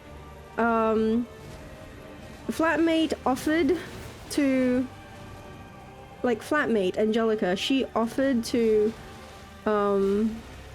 move in with me, like we would find a place of our own, and that's where I lived for a year last year. But the thing is, she moved back with her partner, and so that left me with no place to live. But these people are basically people that my former flatmate knows, and so she introduced me to them and I moved in with them. So I'm renting out a room with them. They're very nice people, don't get me wrong, but yeah, they do have like a little bit of a... They have a little bit of a... I'm not whinging, because God bless them. Absolutely God bless them, because like the thing that I realized very quickly when I was, again, I'm very transparent about this. Like, I'm very, very transparent about this. I work remote, so I'm a virtual assistant. I'm an executive assistant to an American. The thing is, this American company has offices in the Philippines, and so because my tax jurisdiction is in the Philippines, my wages are in pesos, Philippine pesos, and so I earn $1,000 a month. The thing is, that's like 1,600 New Zealand on a good day, and my rent is basically a little over 1,000 for a month, like $1,000 New Zealand a month. So I'm stretched very thin, and so when I was living with my flatmate, we had like this quote unquote two bedroom apartment. I've showed the photos of like that bedroom. Wait, I think I still have it. It was really expensive. I will just say that it was really expensive. But now here, all inclusive for both, like the room itself, which is bigger than the room I had when I was living with my former flatmate, Angelica. It's bigger than the room that I had. It includes food, because like what they cook, I can eat basically. And it includes utilities as well, so I don't have to worry about utilities. Although, yeah, it's like it's a little over $1,000 a month, which again I'm happily very grateful for, because when I was living with flatmate and it was just the two of us, it was fuck. Holy fuck. Like I had to rely on my flatmate for food. Like if she had extra money, then we had food. but yeah, that's why like I whinge a lot. Look, I'm sorry, I'm British. We whinge a lot. We are a country of moaners, okay? Like this is just, I know people have the, like, don't get me wrong, yes, stiff up a lip and all that, you know, you keep calm, you carry on, but also when we can, we will absolutely take the chance to moan and whinge about everything in life. Oh, this bloody fucking weather is so cold. Oh my gosh. Like I don't know if you've seen it or if you're privy to it, but like again, there's a heat wave that's happening in the UK, and obviously everyone's like moaning about it. It's like, oh my gosh, I have to go into work. It's like 26 degrees Celsius. And don't get me wrong, if you've never experienced heat in the UK, or if you've never experienced humid heat, it is unbearable. I will say this, as someone who has lived in the Philippines where humidity is also high, I hate humid heat. It is I will take dry heat, even if it's in the 40s, like 40 degrees, I'll take it. I'll fucking take it, as long as it's dry heat. Because I don't feel sticky and icky, and it doesn't feel unbearable. Like it's hot, obviously it's hot, but I don't want to, you know, krill myself because I feel like my own skin is like, I am drowning and I'm like in my own skin.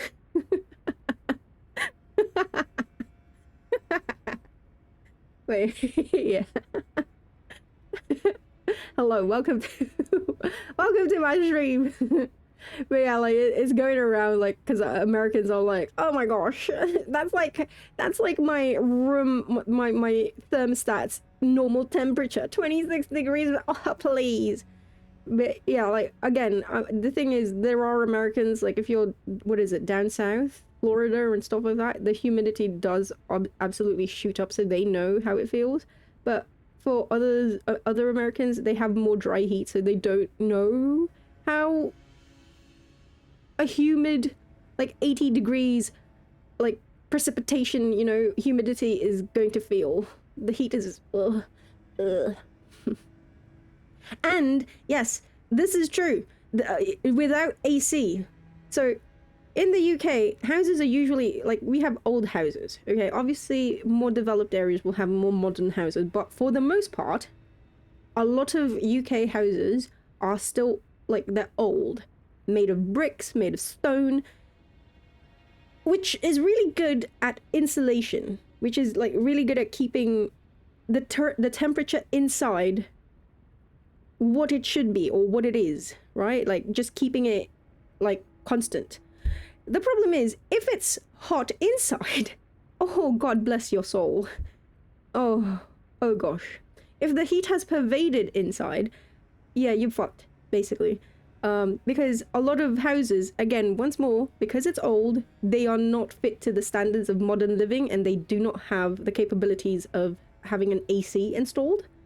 And so there's no way to cool down the house. And like, yeah, okay, yeah, you can just fucking open a window, mate, you know? Yeah, it will take a little bit more than that.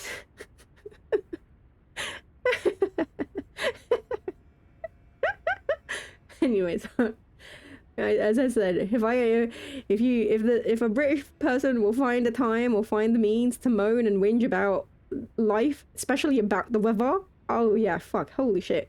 Every conversation I have with a British person, I'm not even shitting you, 80% of it will always be or related about weather. It'd just be like that. It'd just be like that. Yeah, humidity sucks, especially because your ceiling pisses on you when it's hot and humid. Oh, pissy ceiling. Ugh. Those people in America that say that's normal probably live in the desert, and those people are a different breed of person, man. Swear to God, I don't know how people live in deserts. Emily, when you went to Japan, you were melting. Oh, summer in Japan is... I wouldn't wish that on my world.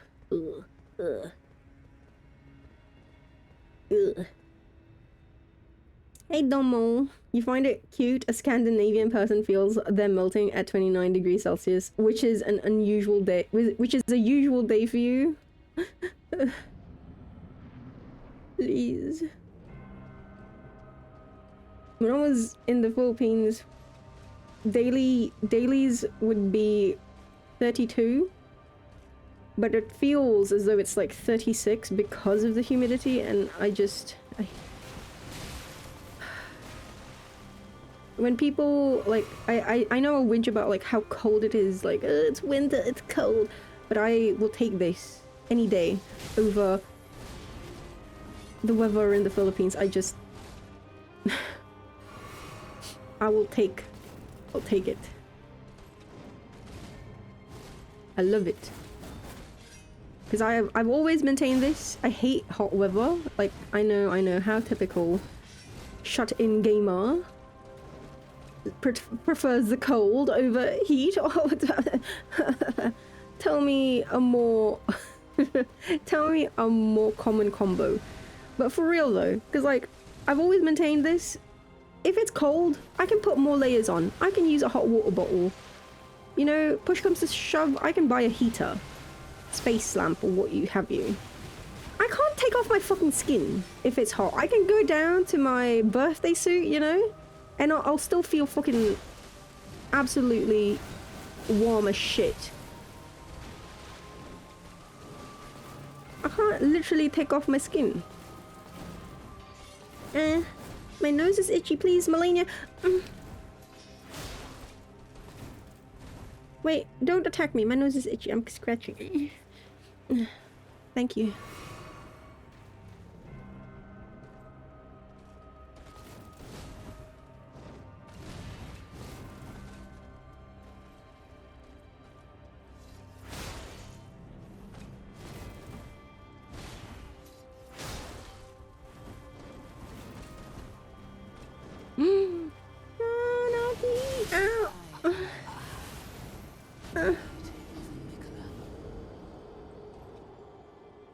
Aren't the houses built for being cold? Which one, Emily? Sorry, which houses? The Scandinavian houses? It's more like, again, I feel like people misunderstand insulation. The point is that the temperature inside, if it's warm inside or if it's like a cozy temperature inside, then it's good at, you know, it's good at maintaining that temperature. But once it's been pervaded by either heat or like cold, and there's no other means of like either lowering or raising the temperature, you're fucked. You're fucked, bruh.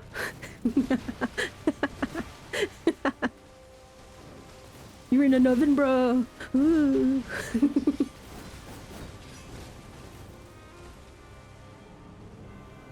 Mamma mia, mio amore. Mi ragazzo. Mi ragazzi. Ragazza? My stanzo. Hey. Sorry.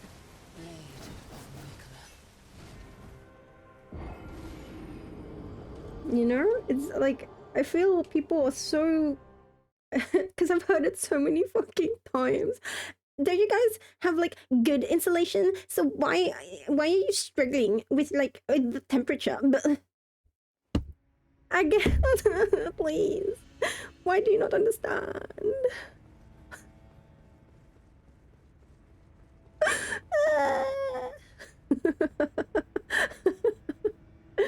It's currently Fahrenheit. I don't know what Fahrenheit. Hey Google.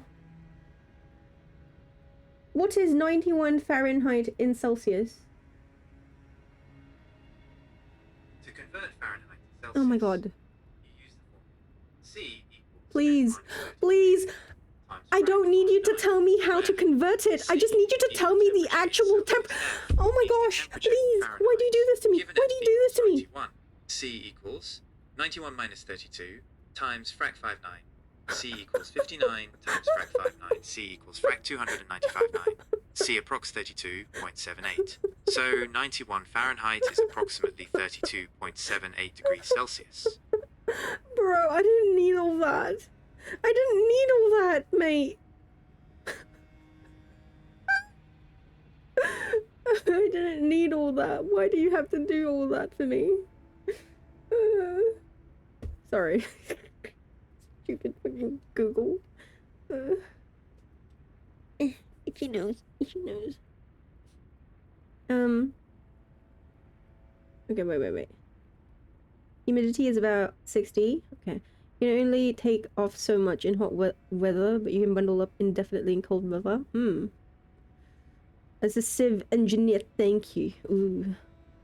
Why don't they make houses more warmer? You're not as your house is not a seat with heating. Oh gosh. You remember having to wear 2 onesies to sleep in Seoul and it was 30? Your cold tolerance is terrible.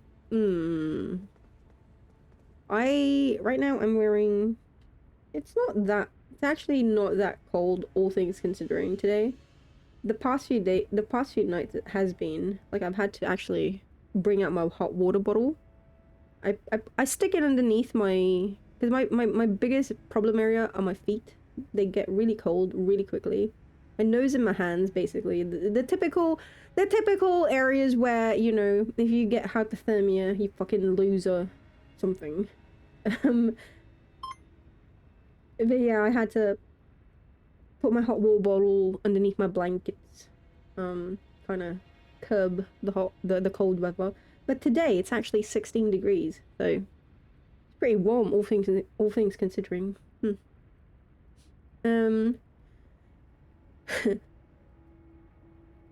Oh, 32, and then 36. Ah, yes, exactly, Nukishimi. You understand. That's basically Filipino weather. Although that was when I was living there. Now it would probably be around 35, and then it feels 40-ish. You bet Google's AI or whatever would make a good suicide hotline operator. Oh.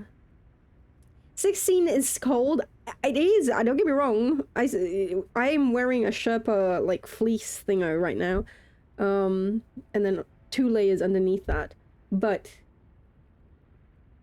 this is like this is mild compared to like the past few nights. Because like the past few nights, it's been going down as low as 5 and 4 degrees, which is why I kind of like went on a mini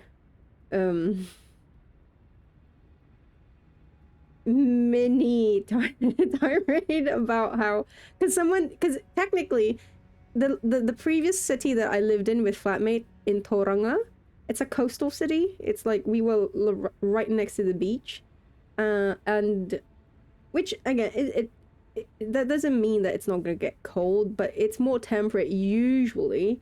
And Auckland is more, how do I say it basically, like, if you search it up, Auckland is usually 1 degree Celsius hotter than Tauranga.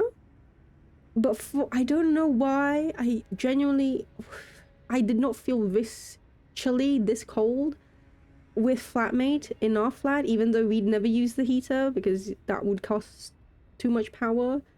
Like, I never felt this cold there than I do here. So it's a bit weird. Don't trust the Googles, chat. Don't trust the Googles. The Googles, they lie to you. Ah, sorry.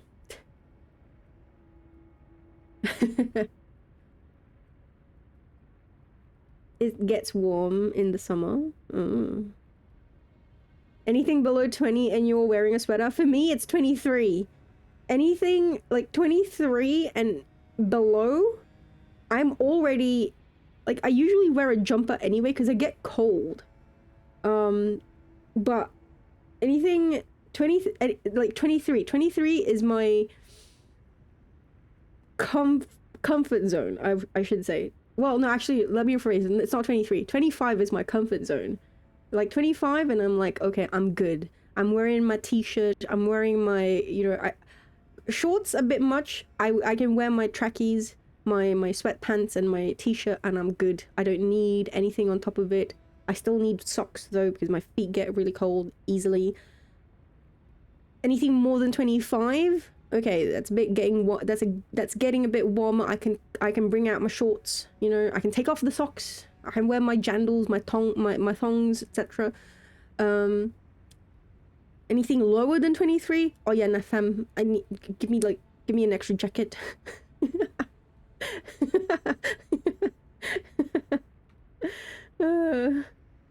Record low for this country was 16C. Like in 1995. Odomo, come here, my sweet baby. I shall cover you in my cool arms. Oh, I will provide 16 degrees. You guys are called babies. You might be babes. Totes. Yeah, totes babes. Sweatshirt weather is nice. There's a reason why, like, I my favorite season is autumn. I like if I had to rate the seasons personally, genuinely, it's autumn first for me. Then honestly, it's winter, then spring, and then summer dead last. I'm sorry.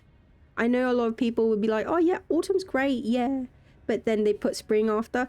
Yeah, nah fam, because like, as much as I like spring, because it's like, it gets temperate as well, the problem I have with spring is that sometimes it will have like it's like heat flashes where it's like for a certain day, even though it's not its time yet, it gets really fucking hot, like summer-like weather, and I'm like, what, is summer coming early?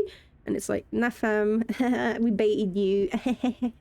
Actually no, it's still gonna be cold. You know what? So I'm like, at least with winter, I have expectations like, oh shit, I'm just gonna be fucking cold, period.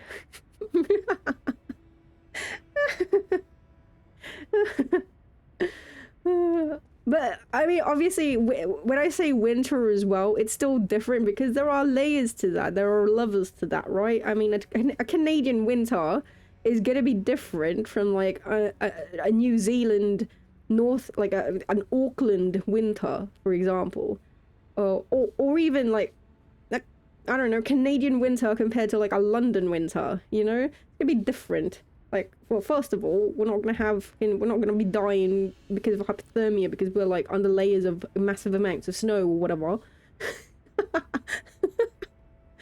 Do you know I know nothing about Canada? Can you tell? All I know about Canada is a boot. There's a guy named Cry.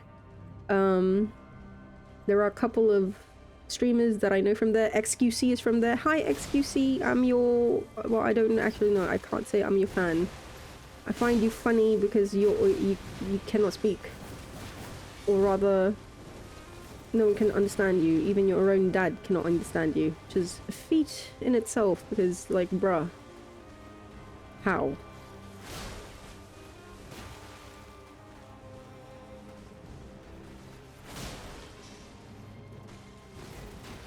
Oh, and you had like a handsome prime minister for a while or something. I don't know. Is he still prime minister? I don't know. Is he still alive? I don't know. Sorry. I know nothing about Canada. One of the Ryans live there or something, or is from there. Which Ryan? Both Ryans? I don't know. There's a Ryan that lives there. Hi, Ryan.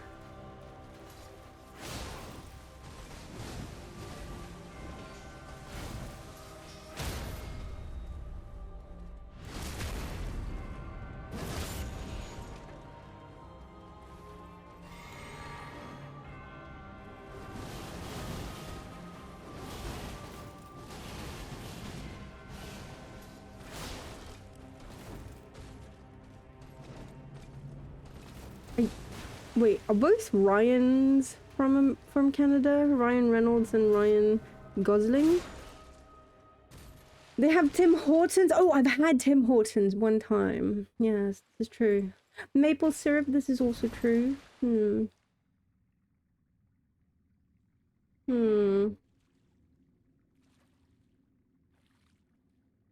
It's 26 and you're wearing a tank top without freezing.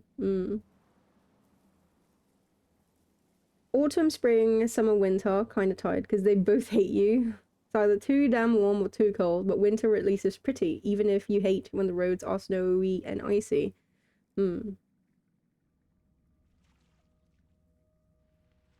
Sorry is a Midwestern thing. I mean, I'm British and I also, like, I've talked about this before, but there's one time I was exiting a building, someone was entering a building, and we both stood there for a good like minute just saying sorry to each other and like, after you, no, after you, no, after you, no, after you, until literally a person behind us was like basically forced us out, or well, forced me out so that he could come in.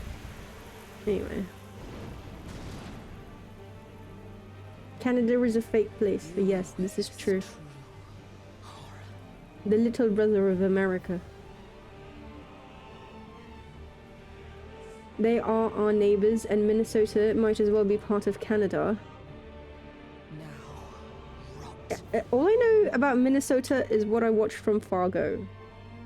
Wait, was it Fargo? Yeah, it was Fargo, right?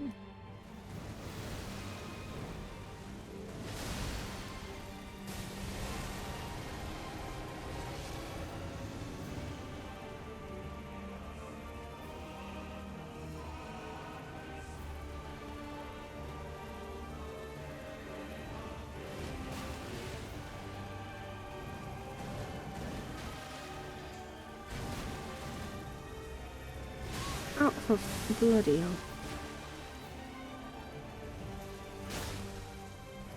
Mm-hmm.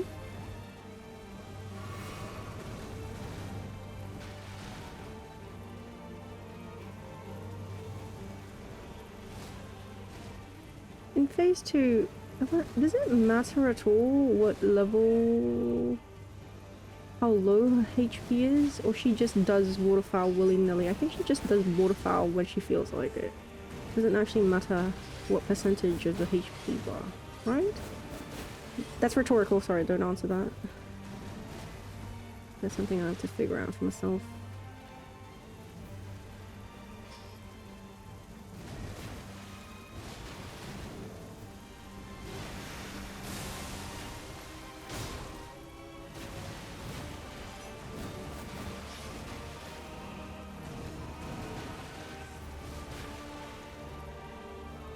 Is it just me? I feel like her katana is longer for some bloody reason, and I know that's like, nah.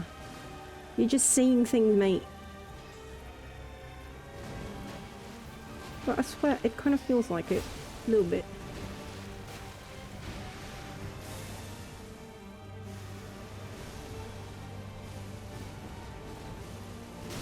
Now!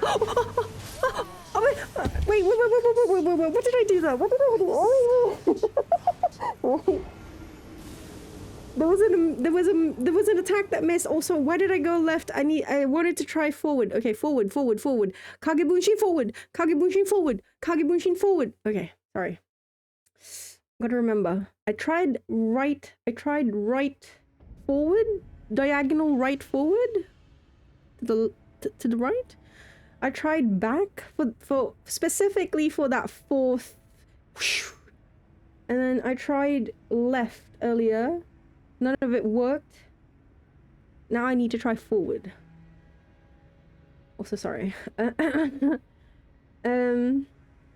Himmy's. They're selling pizza. Weird R chicken rose. Chicken rose? Like flour? Or like chicken rose? No, you didn't type rosé. Chicken rose. Chicken and rose? What color rose? Fargo is North Dakota, though technically it's right across the border from Minnesota.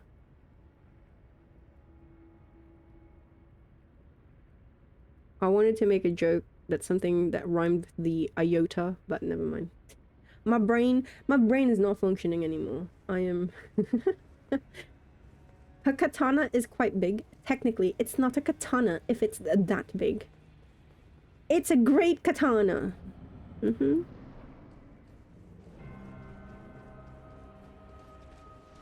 My katana is longer. Ah. Yeah, fair enough.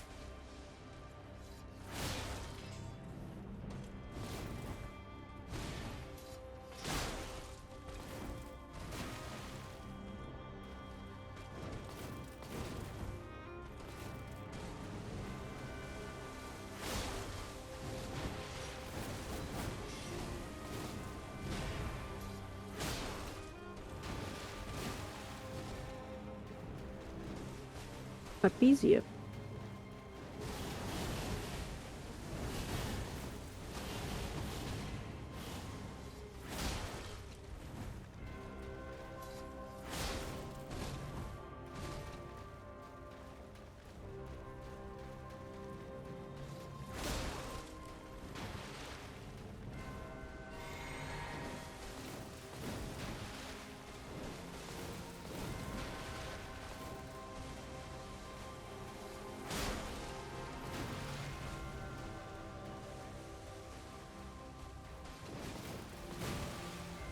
Do a thrust.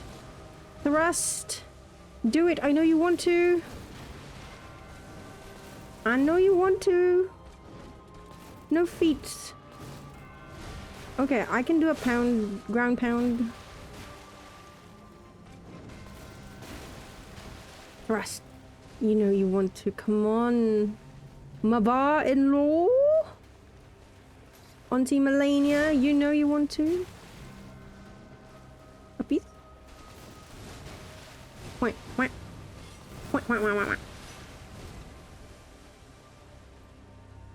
A piece? Oops.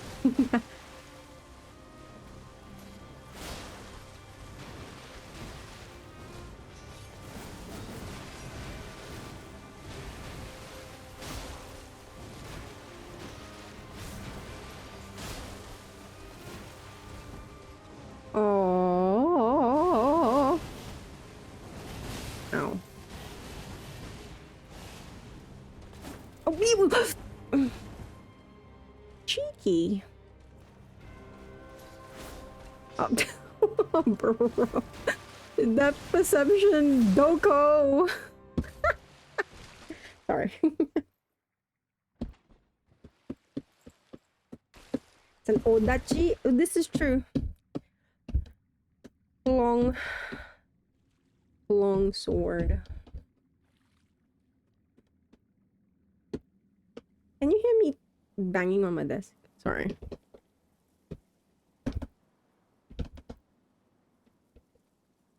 Bam, bam, bam, bam.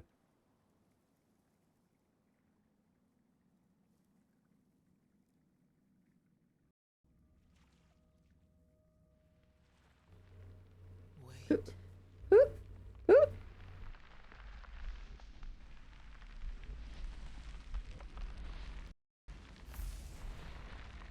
Rosé pasta with chicken breast.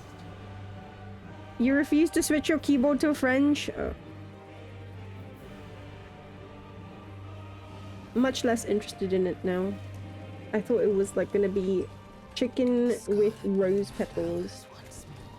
And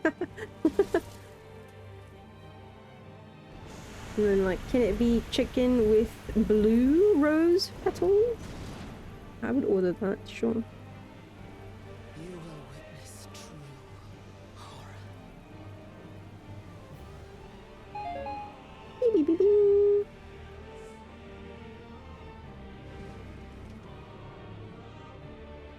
Now. Right.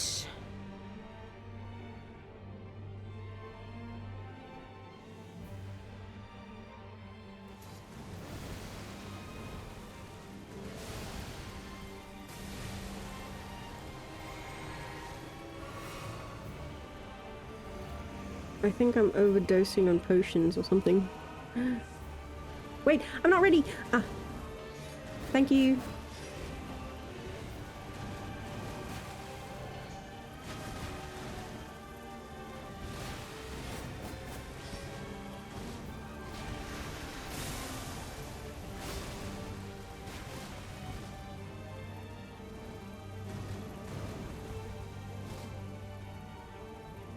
Oh.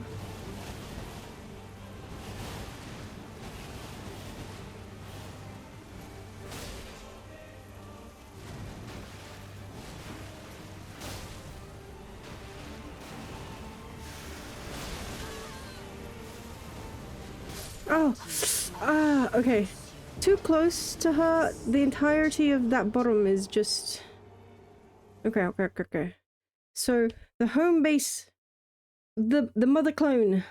Wait, how would you even describe it? The mother base? The mother base of the clones!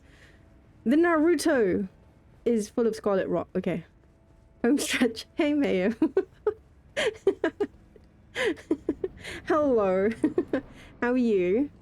How are parents? Are parents good? How was food? Leftovers? Yummy yummy? In your tummy?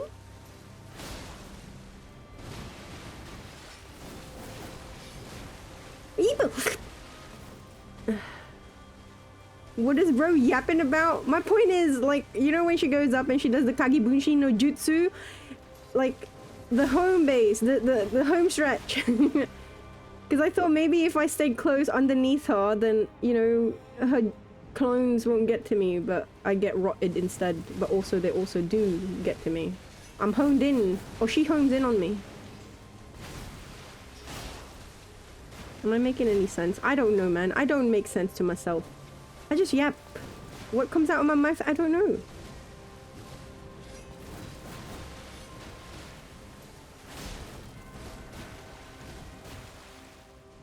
Wagyu is not very good reheated after 2 days. Oh. Did you just have it as like just reheated Wagyu, or did you try to make it into something else?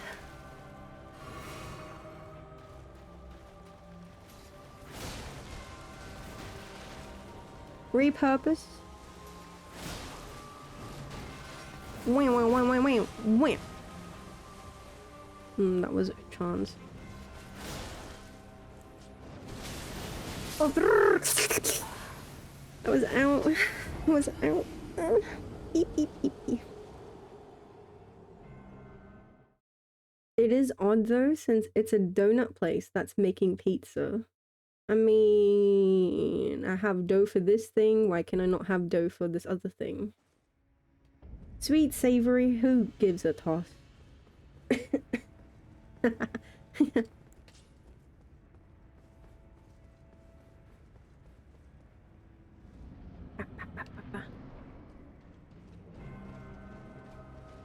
So wait, is the matriarch home already? Because she went to bring the children to school. I hope they found the water bottle. Again, I know I talk shit about Cinema Roll, but please, I am innocent. I promise.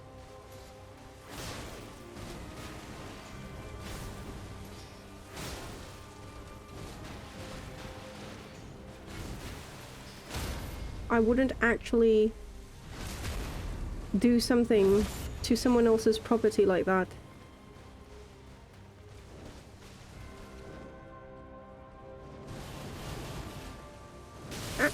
Ah.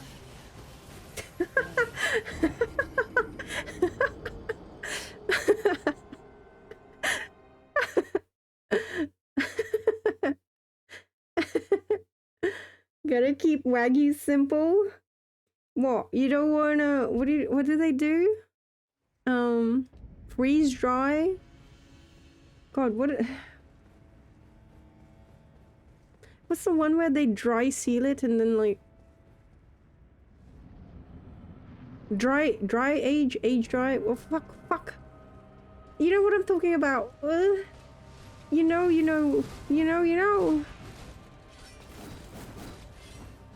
All the meatfluencers are doing it. It's like, oh yeah, I dry aged this like Wagyu for like 3 years. Let's see how it tastes. And I'm like, bruh, why you waste such good meat?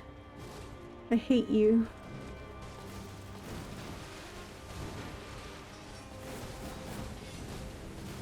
Yeah, exactly. It's too extra. You don't need that, bruh.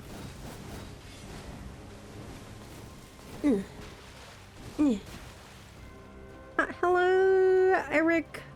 GM. Did you have good sleep? You're up early. Go back to sleep. Go to sleep, little Eric. Go to sleep, little Eric. You know uppies? You know you want to. Do it.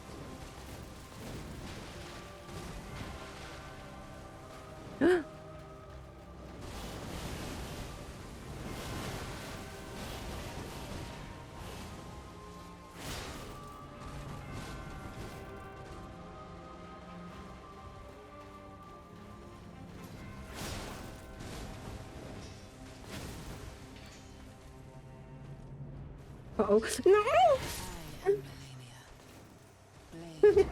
I felt it. I felt it in my bones. I felt it in my bones. I was like, it's coming. She's gonna do it again. I kept insisting for a thrust. She's now gonna thrust again and again. Bruh. Fucking... Bruh.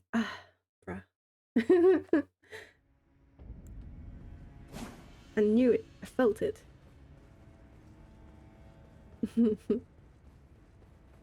You have a memory of forgetting where in your bag you put your water bottle? How? How big is your water bottle? Eh?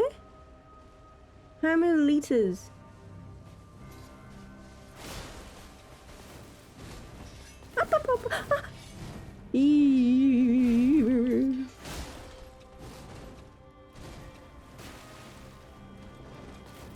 Wait. Wait. Wait.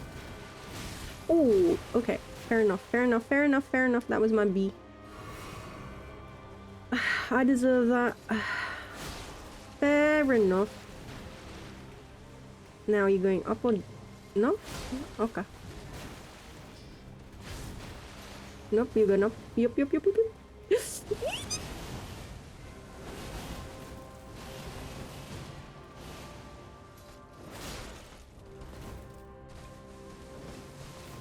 Mm-hmm. Mm-hmm.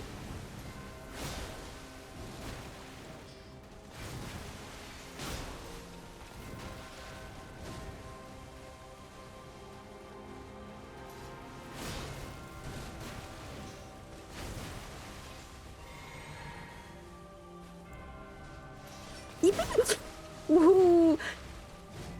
I drew faster. That's my... I know it's like one tiny win and you're still winning the war, but like... I'll take what I can get. Little victories. We celebrate it. I'm the fastest drawer this side of the lands between. Wait, I'm the fastest unsheather?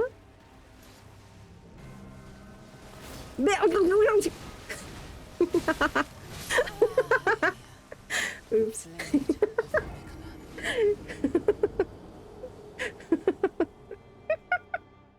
That's what you get for being too arrogant. Your forgetfulness made your dad late for work? No. No. A glove could wrap all the way around it? Ah, okay. It's not that massive. Wait. I'm sorry. Words escape me. I do not. My vocabulary is gone. I'm shot. And I feel like, for understandable reasons, I played literally 12 hours of Rune Factory. And now I'm on to Elden Ring. And then I'm going to play Rido. So, yeah. You're winning the war. She's just won every battle so far. You know what? I like that. You're right. I will win the war. This is already determined. Like actually real. I will win the war. Now, if it's a 1,000-year war, doesn't matter. I will still win. I will still emerge victorious. 24 hours today? I mean, technically, I took a break for like an hour to eat and like help the kids prepare for school. Ow. Ow.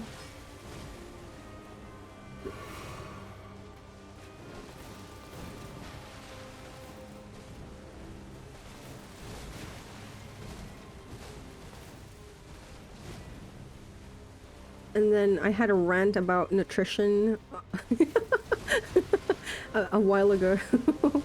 And then what else did I do?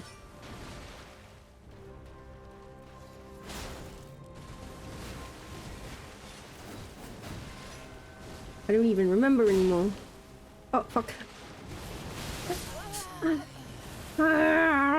Fucking bloodhound! The bloodhound! The bloodhound! I'm gonna go for as long as I can. Before I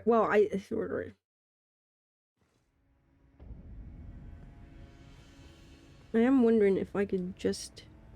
you know what? I reckon, because there's a little bit of work that I have to do, but I reckon I can actually do that really quickly on the laptop that's being loaned to me by the matriarch. It's just a reminder. I need to make a Google Forms and be like, hey people, give me your nominations for this and that.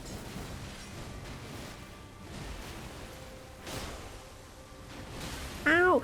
Ow!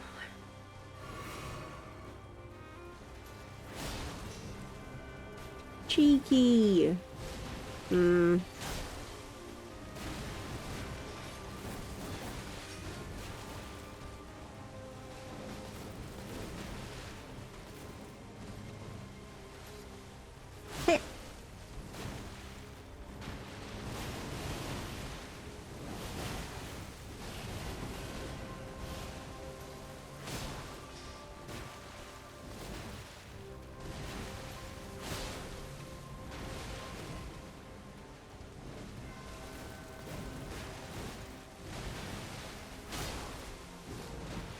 Mm-hmm. Mm-hmm. Mm-hmm.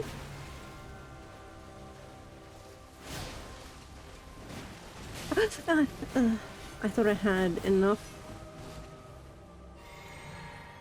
Oh no!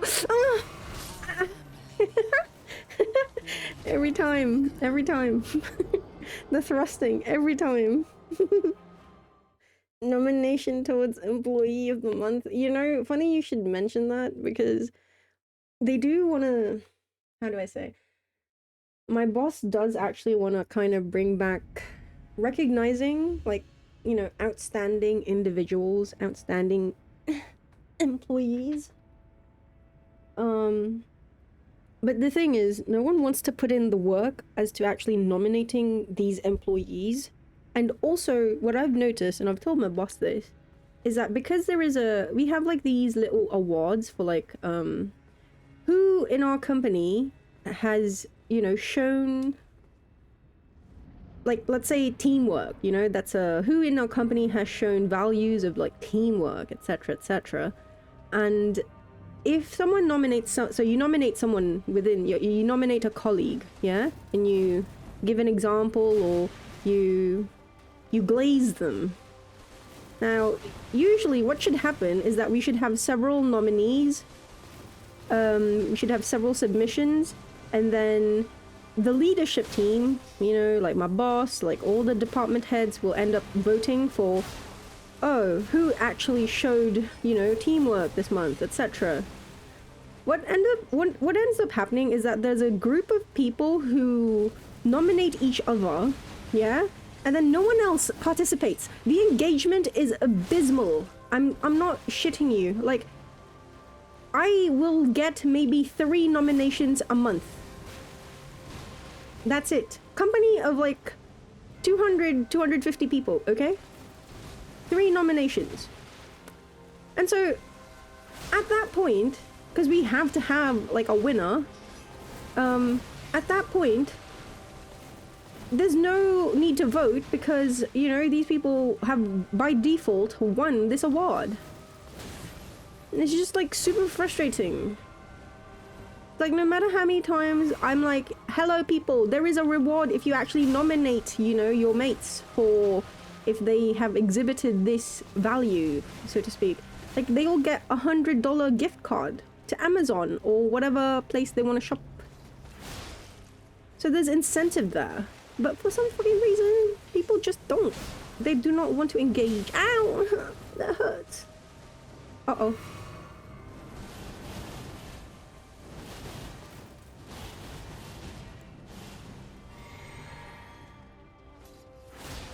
And I'm like, what do I gotta do to drive engagement? Because like, my boss ain't gonna fucking do shit. So I'm the one who has to, oops. So I'm who has to come up with something.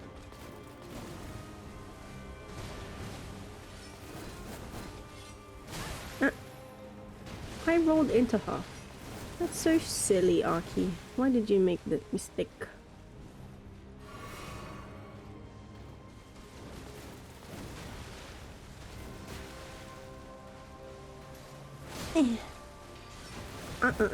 Wait, my nose is itchy! Please!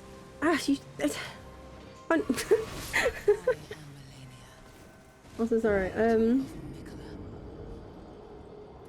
By the way, Eric, what did your dad say? You made him late for work. How could you? But also, did you find the water bottle?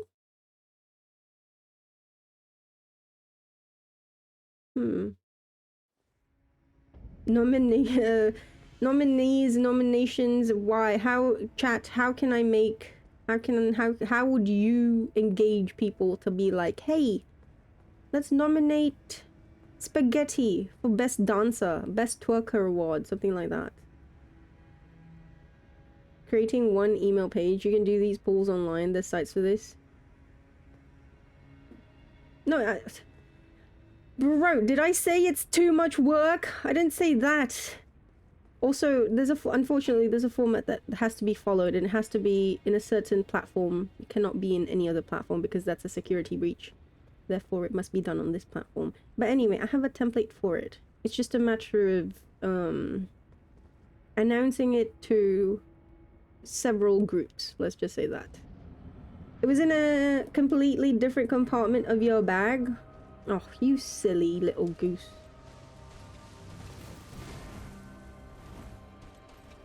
But hey, at least it didn't have maggots. That's the most important thing.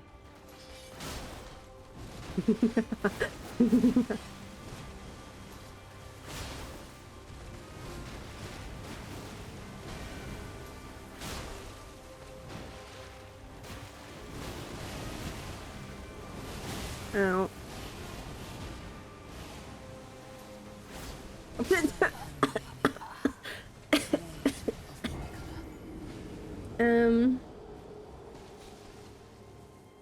No, yeah, it's basically like, again, it's just nominations. It's collecting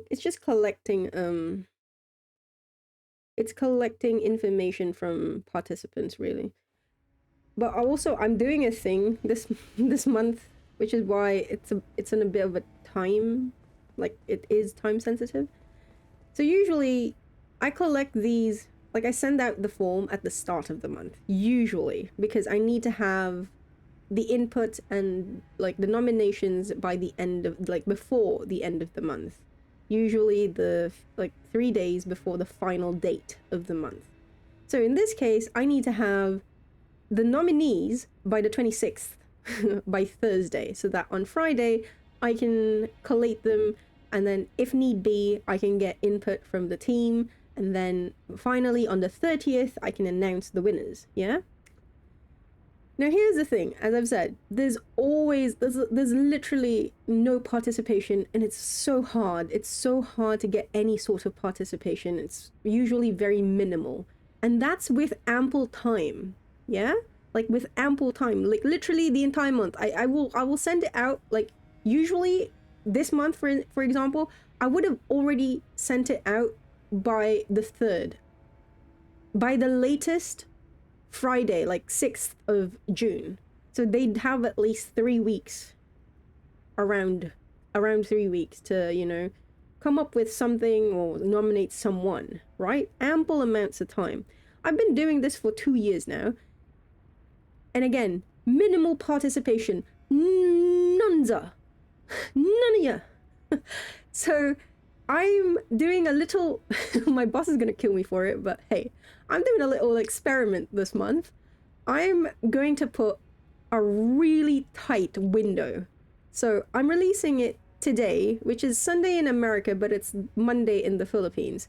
So I'm gonna release it today, and I'm gonna tell everyone there's only 3 days until you have to put in your nominees.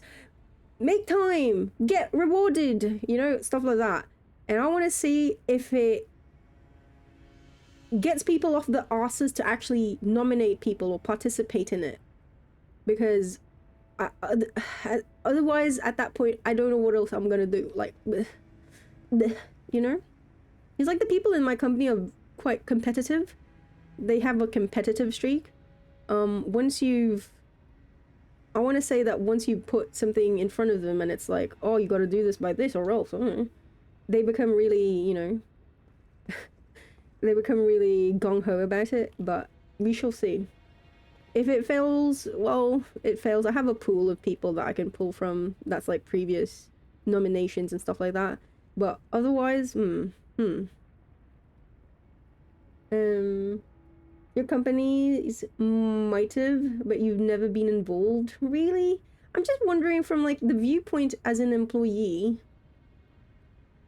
if like, it's one thing, I guess, if you don't, especially in a remote setting where you don't actually know, like, let's face it, unless you're working in a team with said person, you won't know other people in the company. So I understand the people who nominate the same people or nominate amongst themselves, because they really only know each other. They know how this person works. And again, a lot of it is like teamwork, you know, camaraderie, communication, all of this hullabaloo. And so, like, no one's ever gonna vote for me. Who's gonna fucking vote for me? Who's gonna fucking nominate me? My boss gonna be like, oh, he's like communicating with me. Yay. And then what? Who's gonna fucking vote for me when it comes to crunch time? It's like, oh wait, isn't that like the assistant? Yes, I've spoken to her, but like, you know, like briefly, bruh. You know what's motivated you? Promotions, raises, bonuses, and stock equity. Oh, God. Stock equity. Do not. I've had to talk to 4 people in the past with a previous company. I've had to talk them out of accepting stock equity in a company that was just going downhill. Because basically there was their boss was, oh, I can't give you a raise right now, but I can offer you stocks in the company, you know?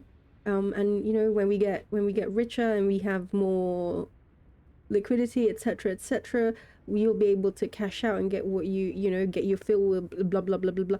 And basically that lady, that boss lady had, we were talking about silver tongues the other day. She had the silver tongue. Like, bruh. And again, it's one thing if the company that you are working for actually if it's undergone an IPO, if it's actually oh god, there's so many things. Again, I was talking about this earlier. 3 things that I feel I want personally that should be taught on all basic levels of schooling everywhere. Nutrition, sex education, and financial literacy. Please. Please. Why can't we have those 3 things at the very least? Who gives a shit about algebra? Fuck algebra. Why do I need to know the value of X? Huh? For legal reasons? Not really. This is a joke.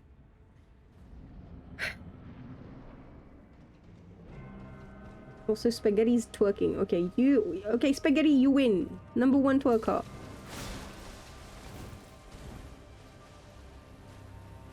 You like big butts, and you cannot lie.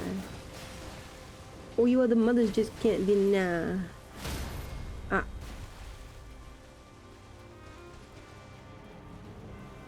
When Spaghetti walks in with his massive fucking...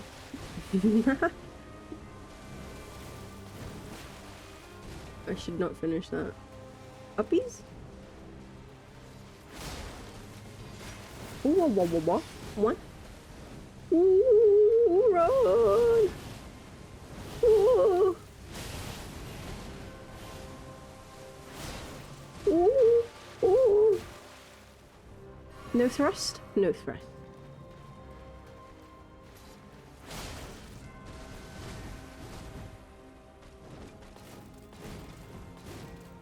Eesh.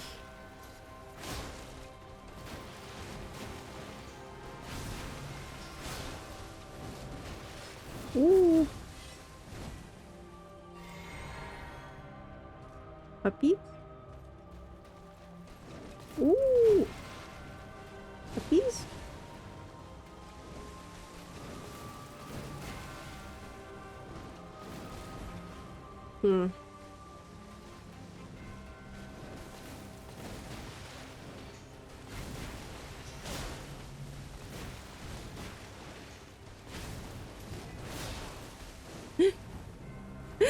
I'm gonna make it.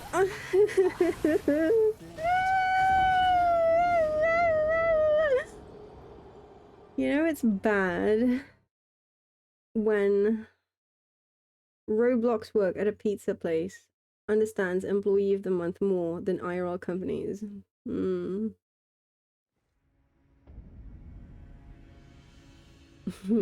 guys get raises. Yeah.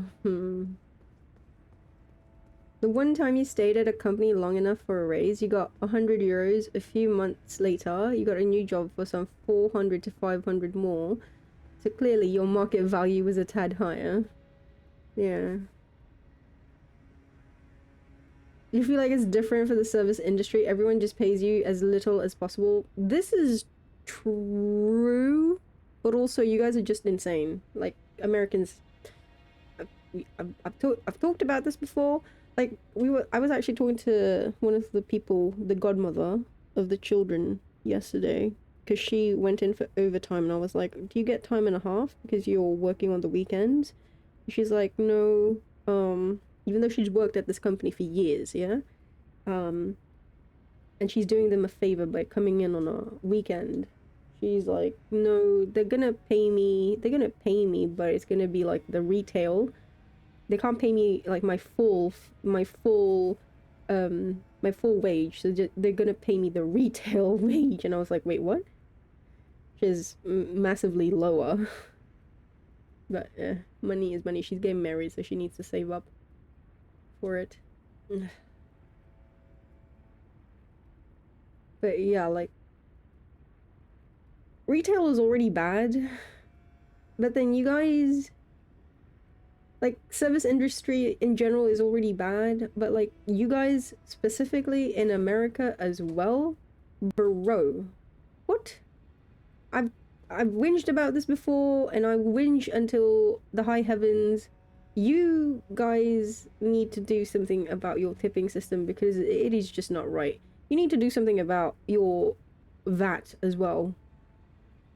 Your value added tax, because it is just not right. There has to be a system that will work for everyone, because the way it's going, bro.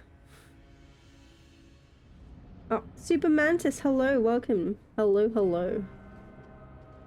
I don't understand. I genuinely, I know people have tried to explain it to me. I get it, I do. Like, you know, servers, the only way servers will get extra, you know, the wages that they deserve is if people tip. But I don't understand why people who are already eating in that restaurant are the ones paying your wages. You have employers. They should be the one paying your wages. Why? What? And why can't, if I'm in the supermarket, yeah, and then I see something and it's like, oh, it's $5. Why do I still have to calculate the tax at the till? You guys are crazy. Ow! You guys are fucking crazy in America. You guys are insane. Federal tax. Apparently different states have taxes as well. I just, like, I need someone to explain it to me and like have it make sense. Like, why are you okay with this? Like don't get me wrong, I understand this is how things are, but like, why are you okay with this being what they are? Do you know what I mean? Like, me as a, you know, as someone who's lived in 3 countries, mainly in the UK, in the Philippines, and now in New Zealand, when I go to a shop and I see, oh, it's $5. It's $5 when I'm at the till. I know exactly how much money I have in my pocket. I know how much money this will cost me, and I don't have to fucking bust out my calculator at the till and be like, wait, huh? Why is this more than $5? Bruh. Am I crazy for thinking that? Am I just dumb? I don't understand. Like, I look at Emily. Why do you have to rely on tips? Like, don't get me wrong, I get it. Service industry, you know, you see, tipping culture obviously very different in different places in the world. Like in Asia, if someone like let me rephrase. I have to be careful here.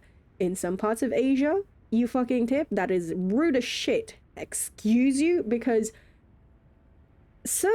exemplary service is expected of them already. So, you know, you don't need to tip. They don't want you to tip. They have no expectations for you to tip, because being good at their job and providing you the best service possible is part of the package deal that they signed up for, right?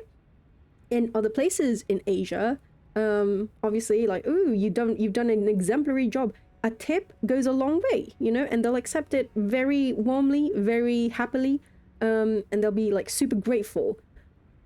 Regardless of the amount, I promise you, regardless of the amount, whether it's a fucking dollar, or whether it's a fucking $10, or whether it's $100, I promise you, like you go to the Philippines, you leave your server a little bit on the side, they will absolutely fucking, oh my god, thank you, you know? I don't understand, like, giving tip when it's like exemplary service, like, oh shit, you've gone way above and beyond, you know, what I expected from a server. Fantastic. I can understand wanting to leave a tip in those cases. But why is it that, like, okay, you smiled at me, you've done your job, like, you know, you did the basic stuff. Why am I expected to tip this? Why am am I crazy? I'm crashing out, chat. I'm crashing out. Apologies. I'm going crazy with this because I keep getting reminded by American tipping culture, and it makes zero sense to me. It really does. Also, wait, sorry, I'm back reading chat in a minute. Weddings are expensive. They are. This might sound ignorant, but if you can't pay your employees properly for work, you shouldn't have a company or be a CEO. I agree. Like, if you have, like, again, I don't know where you're funding the money, but like, you need to be able to, those are your just base expenses. If you have employees, if you have a company and you have employees, well, la-di-da, obviously you have to be able to pay them. Right? That's like super fucking common sense, bro. I feel like that doesn't have to be said. No one here agrees, and shit never gets done. Tip culture is insane, but no one changes shit. If someone does overtime, pay them a little extra, etc, etc. Someone who lives in America, you don't get it. It annoys you when you hear people say Europe is more bureaucratic to open an office because it's not a single country like the US, and then each state has its own system, taxes and labor laws. Right? Right? Like, what? Because, like, I've started dealing with withholding tax. Like, I've had to, like, it's obviously it's all available online, but I've had to go to different, like, federal websites to download their withholding tax forms so that I can provide the proper, like, forms for the people who are in, you know, different states. And I'm, like, looking at it and I'm like, what? Why is this state, like, they have a withholding tax that's, like, massive, and this one doesn't have, they just have to declare, but they don't actually get, there's no deductions or whatever. I don't get it. All you know is that no one wants to pay service workers properly, and if the government tries to interfere, people bitch about how they're impeding on free business or some other bullshit. Doesn't make sense, but people here are stupid. They think it impedes on their freedoms if the government imposes regulations on businesses that determines what they can and can't do. Superman says you feel like Americans have just gotten used to it, so nobody feels any rush to change something. This is true. I do think that. You love working 80 plus hours a week for an extra 200 over minimum wage. Oh. It's mainly because we're such a large country, and each state, each county, and even each city has its own tax codes. Don't get me wrong, I get that. Like, it is super hard with how massive America is, and bearing in mind, again, with your constitution, you know, freedom, all of that hullabaloo, is very hard to get people in line. I get it, I do. But also, fucking hell, holy shit, it just, I hope it makes sense, like, to an outsider. Just not having a singular cohesive system that can apply to every state is just batshit crazy, especially when you're considering that this is the greatest superpower on the planet. It is just, wow. If this is the greatest superpower on the planet currently, and it functions like this, with no, with some shoddy, I'm gonna say it, with, you know, some shoddy, very old, archaic way of doing things. Wow. Wow. Wow. Do you know? I feel like it's just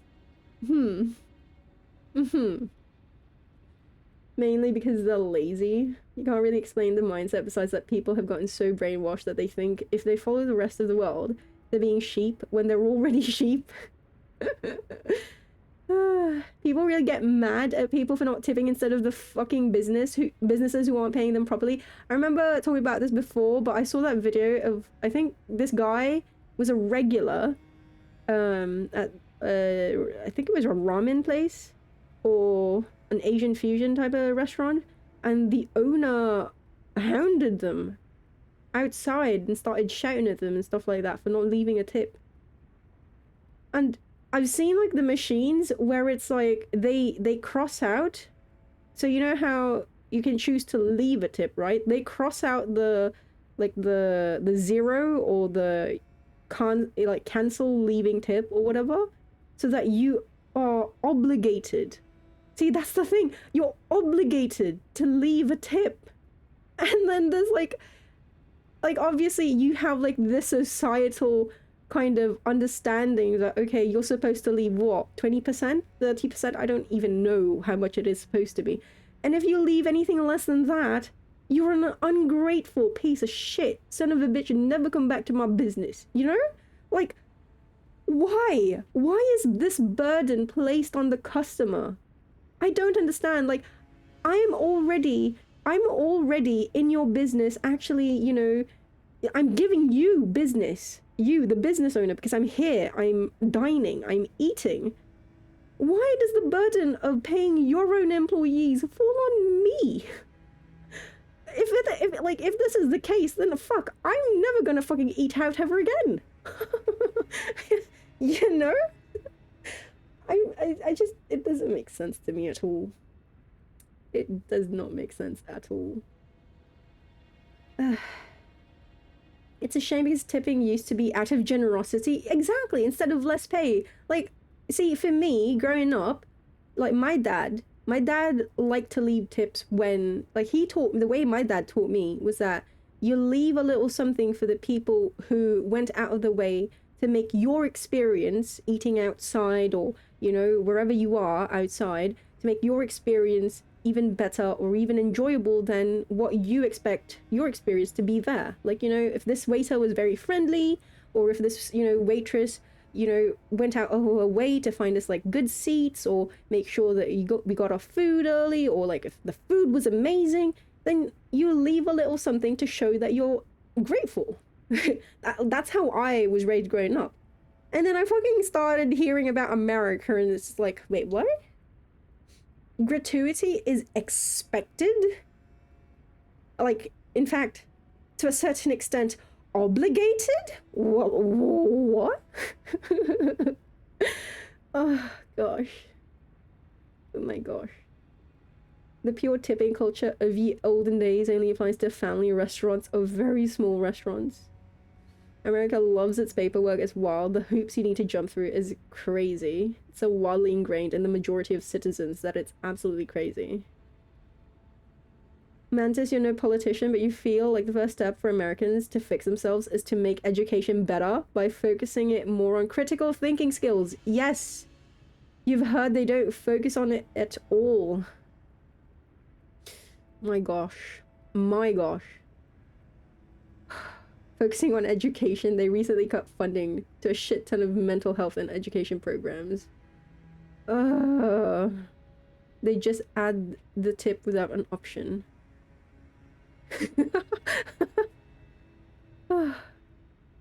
People not leaving tips doesn't make you mad, you just feel worthless instead. But see, that's the thing, you're not supposed to feel that. Like, that's not...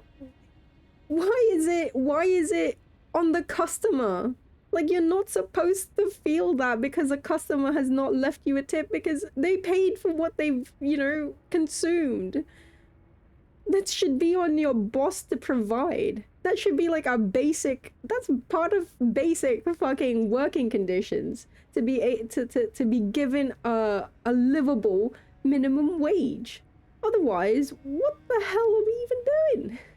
What the hell are we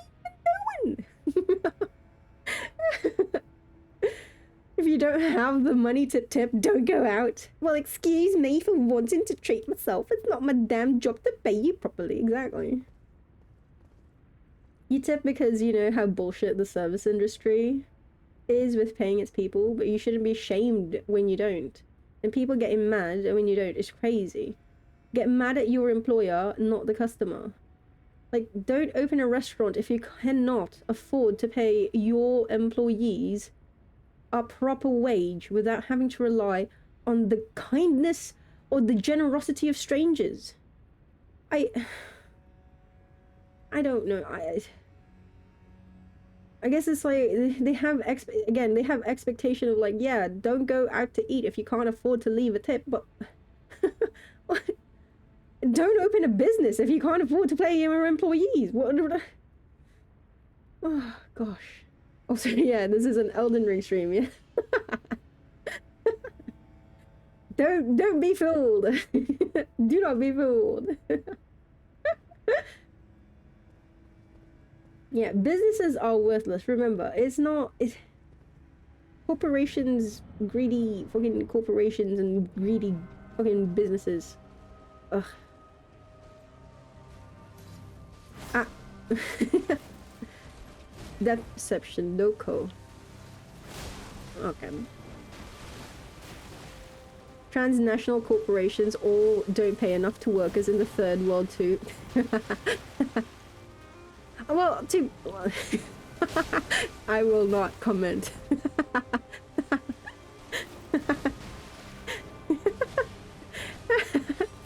Ow! Eric coming in with the... The problem is customers don't come if they raise prices because every other business lowers them to compete. It won't be fixed unless the government makes them. There was a... God, what was it that I saw? Oh, right. There was like an experiment or something that was like a little social experiment that they did. I honestly, this is probably anecdotal. Genuinely, don't quote me on this.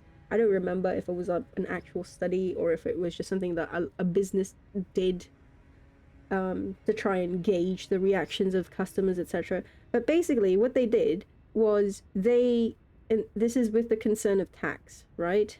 And because like, so in a lot of places, again, the tip, because of tax, VAT, value added tax, right? It's already ingrained. It's already included in the final price that you pay.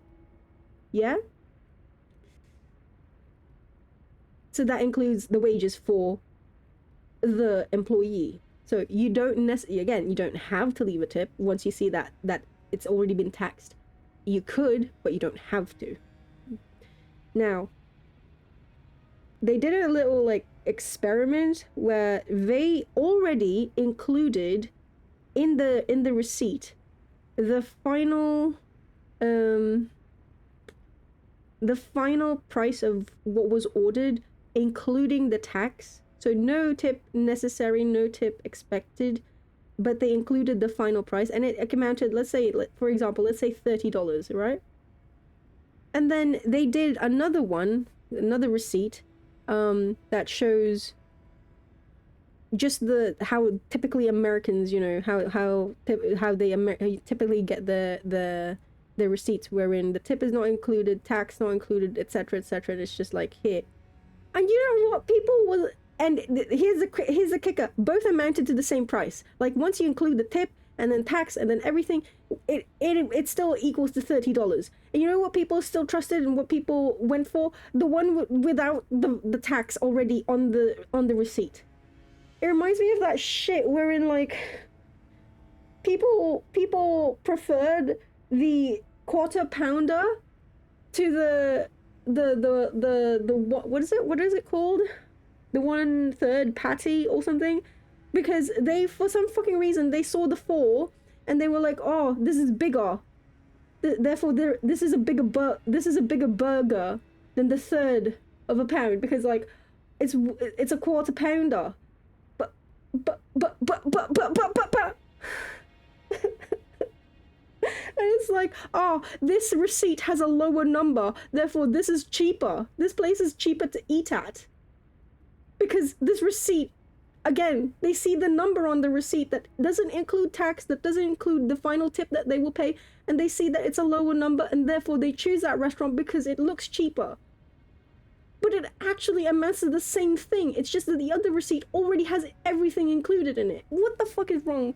Wait, no, they were American, Emily.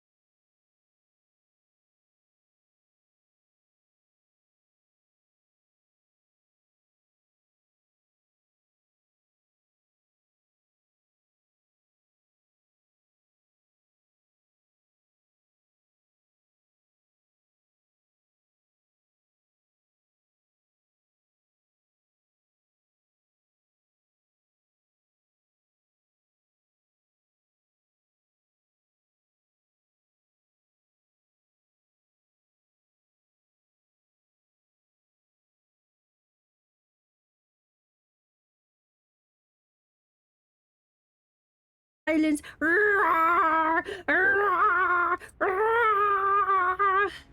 Wait, am I alive? Hello? Hello? They got me, chat. They got me. I am part of the bombing. Wait, what is this thingo? There is something on my screen. What is this? Oh, hello.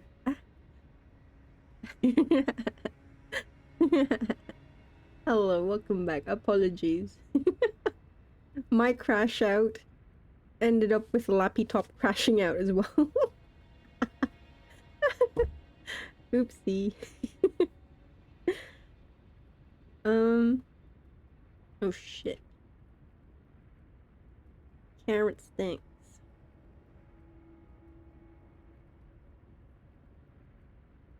Gotta fix some things. Everything broke. Everything broke when the Fire Nation attacked. How dare they? Hey, yeah, it's a new stream. Hello, welcome back to my stream of Elden Ring. I hope you guys are ready. We're gonna be fighting against Malenia yet again. Hurrah! It's the first time I'm playing this game.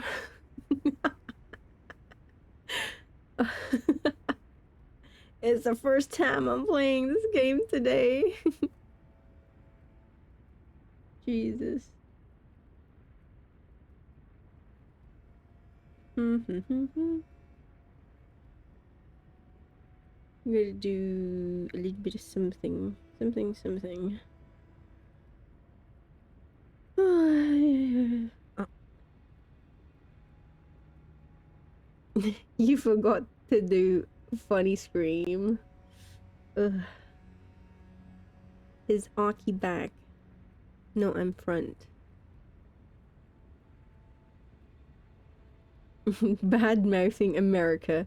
08 and Mickey D's for dinner. You don't feel the best? Oof. Gotta eat a head of lettuce or a half bag of oranges. 20 chicken nuggets, Mantis. Holy. Wait, but what's the sauce? What sauce with your nuggets? Chicken ranch wrap. Oh. The fuck?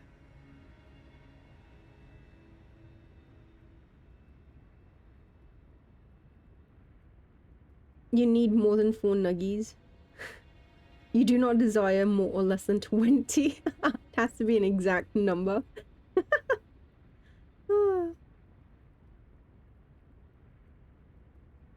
Yeah, I thought the corporate sabotage. Carrot sticks when you need lunch somewhere. Thought it is a tradition from your mum when going on field trips. It's all those stickers. Hey, don't knock on my stickers. Huh. How dare.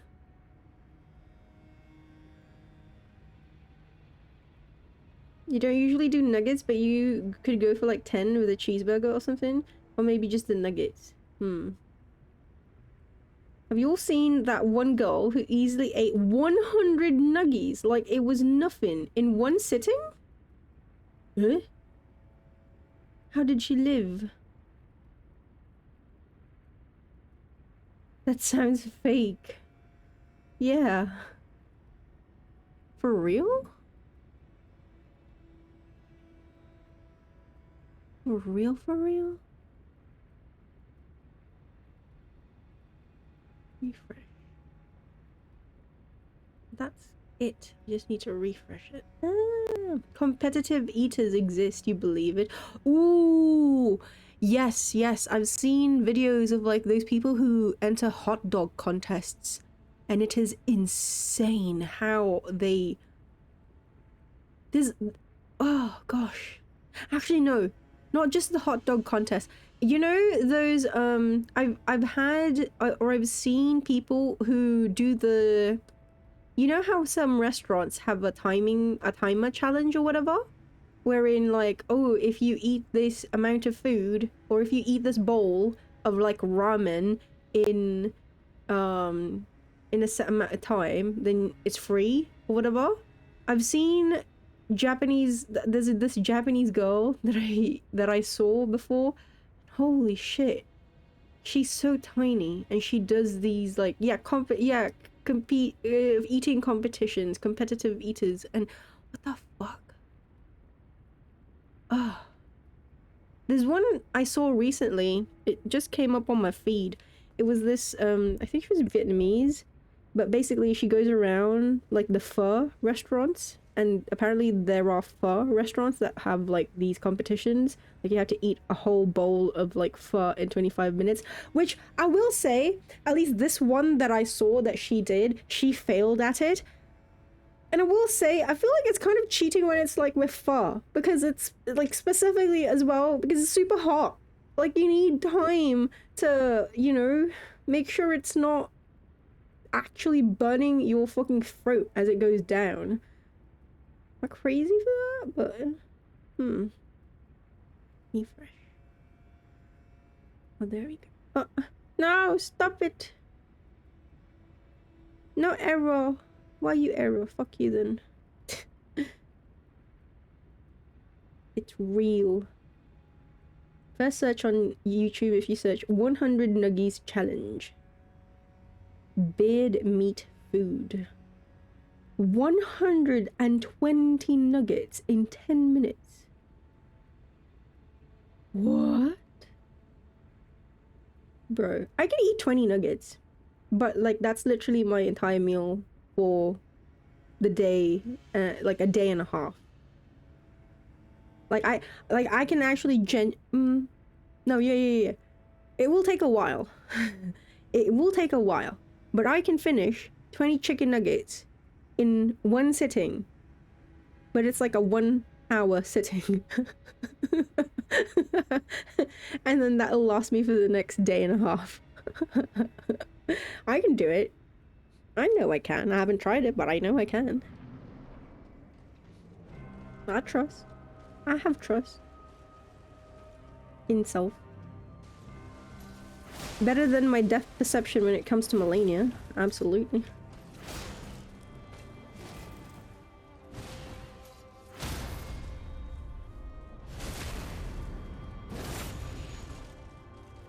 Uppies. Uppies, yep.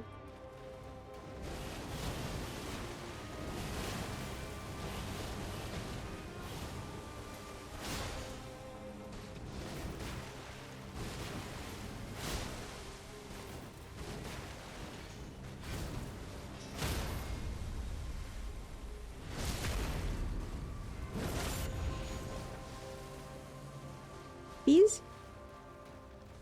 Uppies. Surely uppies, no? Okay. No uppies for malenia, I guess.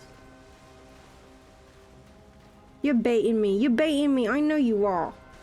Yeah, see, I told you.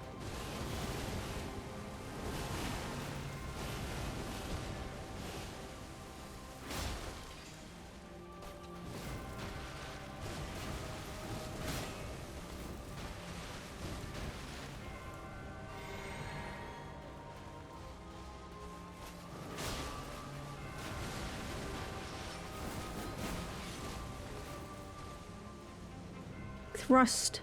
The rust. No. Ooh.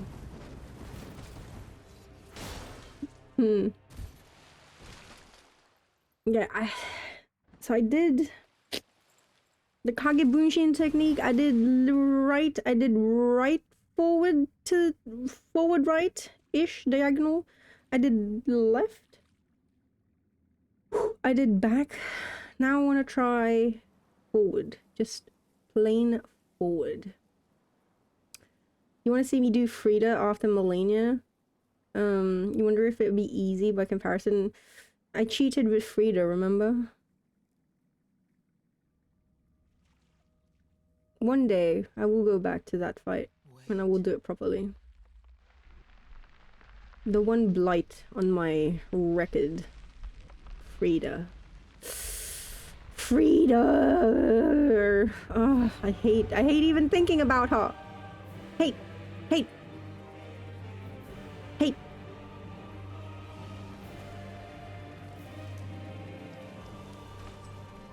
The scarlet bloom flowers once more. I was so weak.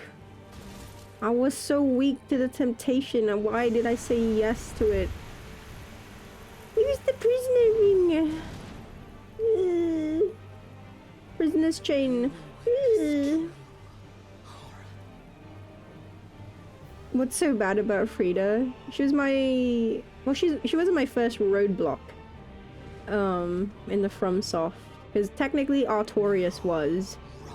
But she was the first considerable. Because it took me like 20 something hours to beat Frida.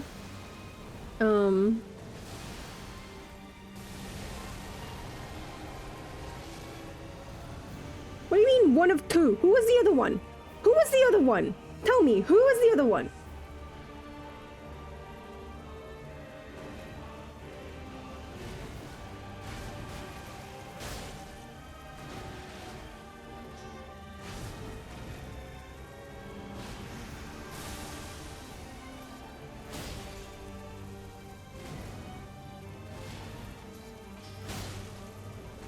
Tell me who was the other one.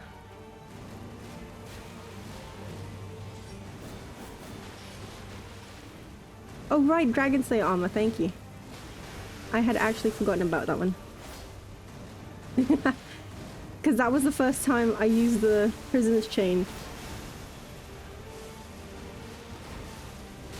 Oh god.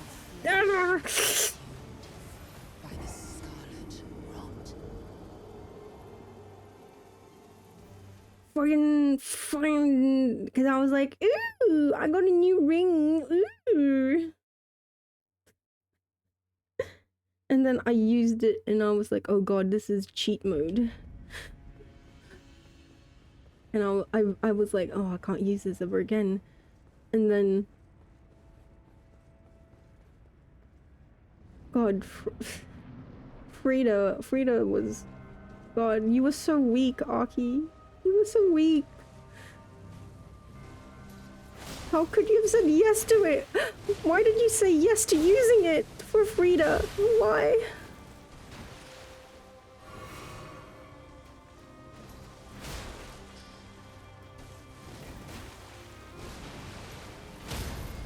Weak ass motherfucker. Like, not you, Malenia, I mean me. I succumbed to the temptation. Now.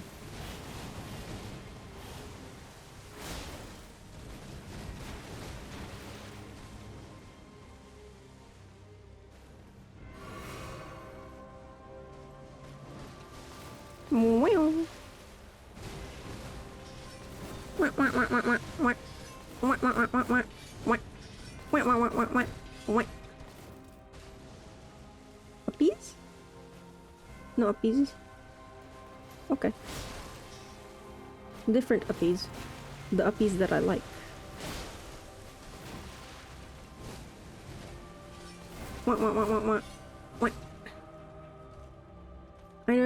I know there's like an opening there when she does the flurry and then she does like a fast swipe and then a slow kind of like no, she doesn't like if I go in, she's wide open. And then there's one where then you think she's open, but then she's not. She actually does like a fake out. She's like, ha, gotcha. You know?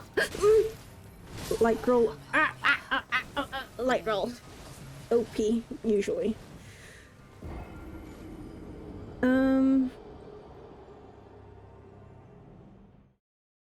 Yeah. I didn't know yet at that time what it did. I was like, ooh. I didn't realize it actually, I think, well, if I remember right, I didn't realize that it actually raised my vigor. But I also thought that it would be haha. I think I genuinely thought it would be like haha. 20 does nothing. Like it doesn't matter if it's 20 or if it's 15. You're still gonna fucking die. And then bada bing bada boom. No. Yet I did not. Oh, gosh. How are you still not in a psych ward already? Why? Why would I be in a psych ward? Also, how are you sure that I'm not already in one? Have you ever thought that maybe I'm streaming to you live from Psych Ward number 5? Ow. Ow. You thought, hello Bumblebeard, howdy doody, how have you been? You thought ONS would always be everyone's roadblock in Dark Souls 1, but that's probably less likely if it's not someone's first Souls game. But Dark Souls 1 was my first Souls game. Oh, don't get me wrong, like, actually, Taurus Demon was my first, you know what, let me rephrase this. Taurus Demon was my first roadblock in Dark Souls 1. Yeah, there we go. Took me 8 hours to defeat Taurus Demon. And then it was followed by Artorias, who took me 9 hours to defeat. There you go.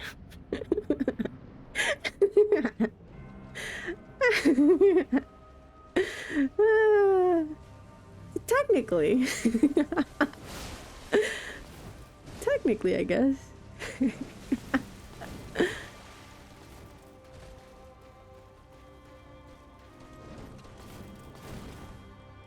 What do you mean you're gonna pretend you didn't hear that? What?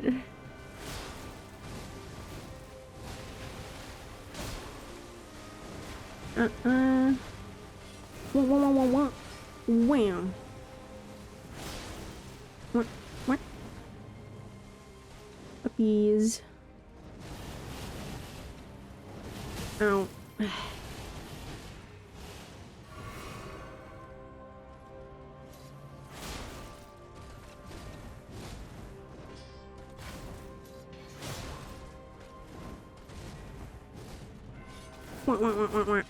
What?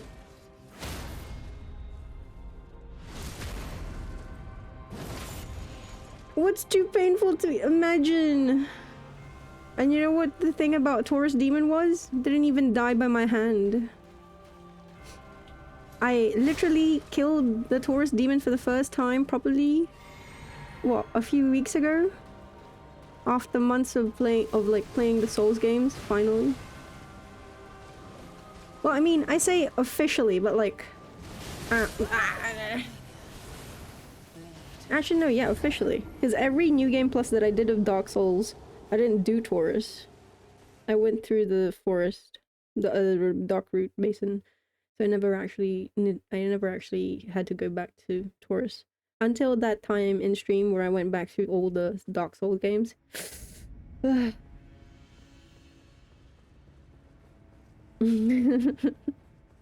Taurus Demon saw you as worthy to jump into his own death. No. You chipped away at those 2 golden gods with a halberd for who knows how long. I did it with my uchi, my trusty uchi, and with magic sword. Although the one thing about the ONS fight, like, don't get me wrong, that fight was probably the most hyped. Because I went into it, it took like 5 hours for the ONS fight. Although again, considering everything else before that, it took me forever. So like 5 hours, I was like, this is nothing. Taurus took 8, so from the start, the odds were against me already. But the thing about that ONS fight was the first time I saw phase 2, because I ended up killing Ornstein first, and so the first time I did actually got through to phase 2 and I got super smo was also the winning run. So I never actually got to see until much later, until like New Game Plus. I never actually got to see like Super Ornstein. Which I at the time I was like kind of sad about it. But yeah. Oh god, I'm cold. It got very cold suddenly. It's the only proper meal you ate today, Zero? What? You might have rolled them with the Gravelord sword. You were looking... Oh, you were looking what was cool to use, and it incidentally happened to be very good. Ooh. -5 halberd for hyperbole. Yes, I spent so long on Taurus Demon that I accidentally made him, like, jump off the cliff. And then, so, again, first Souls game, like, kind of like, so for context, for years people told me, like, Souls would be too hard for me. I mean, I guess technically they're still right. And like they were like, oh, you need to be better at video games, Arky. And so for like a while I was like, I'm gonna train for video games so I can tackle Dark Souls and everything after that. And then I played things like Witcher 3 and I played Mass Effect. Don't ask me, like Ghost of Tsushima, don't ask how this relates to like overall understanding and ability to be able to play Souls game. Just I have no logical response for you if you ask that question. So just let's say that I was building up gamer sense. Trademark, yeah. Yeah, none of that fucking helped, because the only way to fucking prepare for a Souls game is to actually prepare to actually play a Souls game. You know? The Ghost of Taurus giving you chills. Yeah, this is true. But also, here's the thing. So, it took me 8 hours, right? To navigate through Undead Burg. Ow. Okay, perfect. It took me 8 hours to get back to the Taurus Demon all the time, etc. And actually, again, it wasn't even a proper fucking win because he fell to his death. And so, I ended my first... I ended my stream after I fought him, and then off stream I actually restarted, or I actually played a new game. I started a new game, right? Took me much quicker to get to the Taurus Demon this time, but then also literally I get into the arena, we start fighting, I'm like, okay, let's go. I'm ready for a proper win, even if it's not on stream. I'm gonna fucking win against you. He fucking pushes me off the ledge, and then, so I'm dead, right? I die. And then he jumps after me. And so, victory! So even in the revenge... Yeah, it was not actually revenge because he's... Yeah.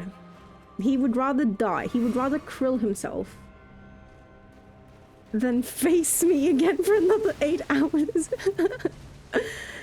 So so stupid.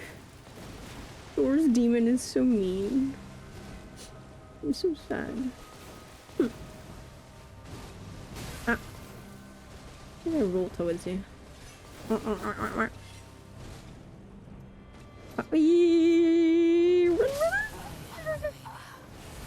So, one thing about the Malenia fight, at least for phase 1, that I really want to be able to consistently get, and I'll probably, even if I do win against her, I will probably still be trying to learn or perfect or be consistent with.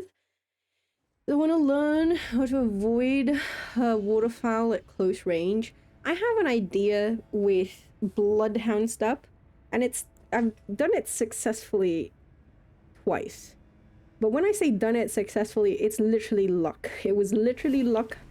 I was able to get out of that first and was able to actually manage to just get out of the rest of it. I can reliably do it at range. I will still fuck up at times, but I can reliably avoid it or dodge it at range. But when it's close counters, ooh boy. Oh, I'm cold. Hello, elusive. Hello. Train for rhythm games. It will be fun. Are there rhythm games on the PS4?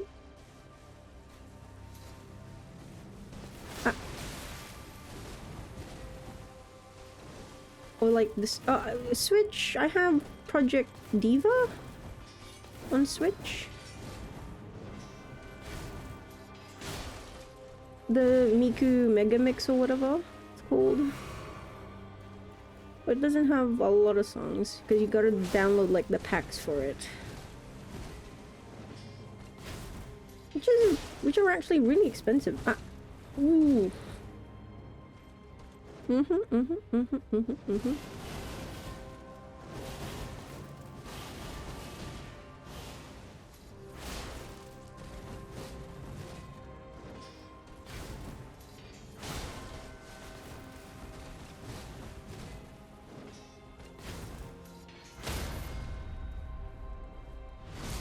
Bing, bing, bing, bing.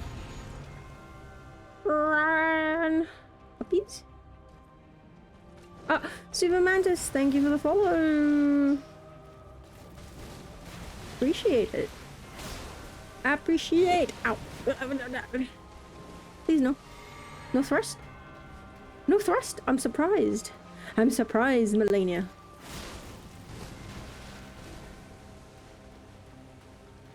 Uppies. Uppies.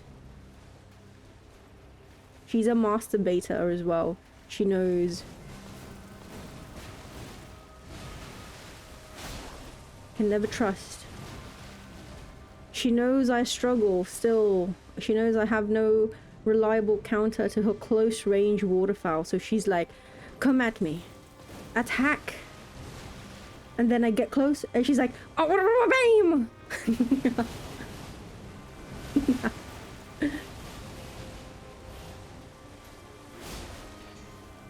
She's like, well, bam!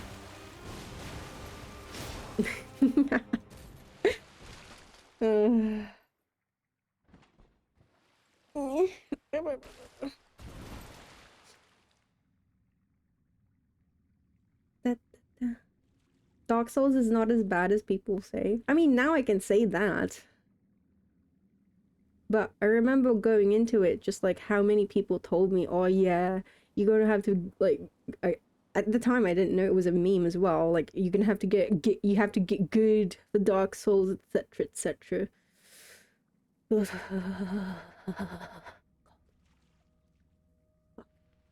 Literally, what's the temp right now? Fucking went down. How is that possible?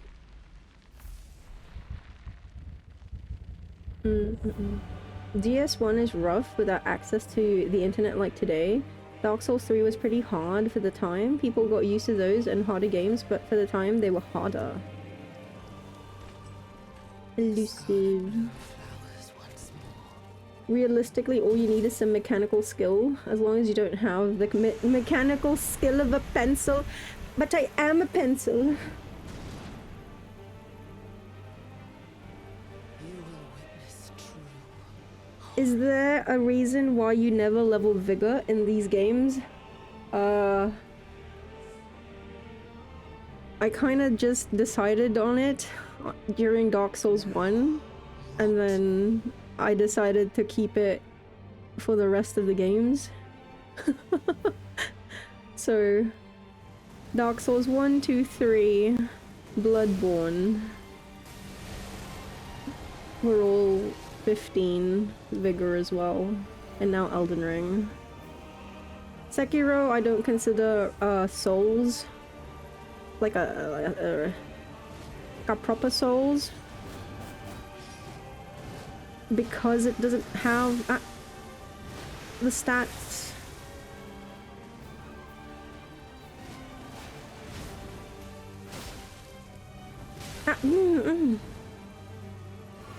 So I don't count that one. Because like, how would I even do it? Because it's not base health, you know?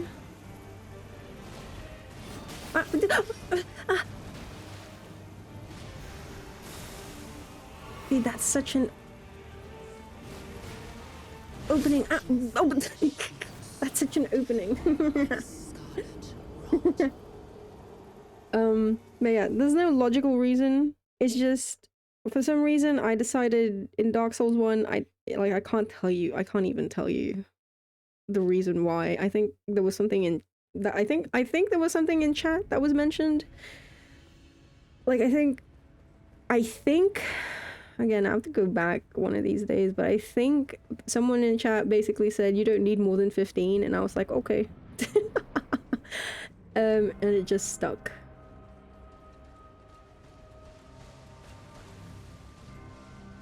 And for the record, like, I do have every intention of like new game plussing these games, and when it's a new game plus, or if it is a new playthrough or etc., I don't have those restrictions. Like, I'm not a challenge runner, let's make that absolutely clear. I just, for a first run, and to keep it consistent with all the other playthroughs that I've had so far in this series, I guess, I stick to it.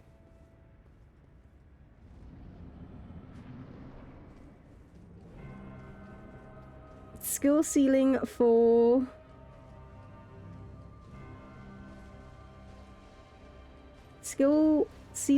Osu also raised. I've never played Osu. I think the closest I've played to it is Oendan, the one for the DS. But like actual Osu, I know it's free, right? I haven't actually played it. Because like, the people I watch, or the people I've seen play it, they all have like tablets and stuff that they play with. I get confused.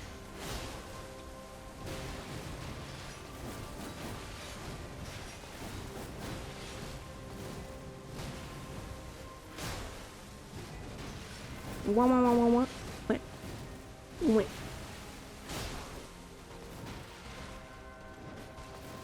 Wait. Uppies? You're baiting me. You're baiting me. Oh, okay. Okay. Thrust. Please, uppies. Oh, you scaring me, beta.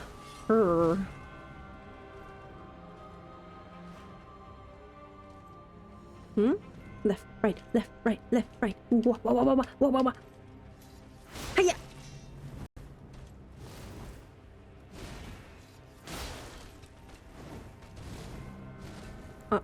No thrust. Thrust. Oh, I love when she does that little twirly back step. So nice. Bait. Bait. Uppies. I'm gonna take it.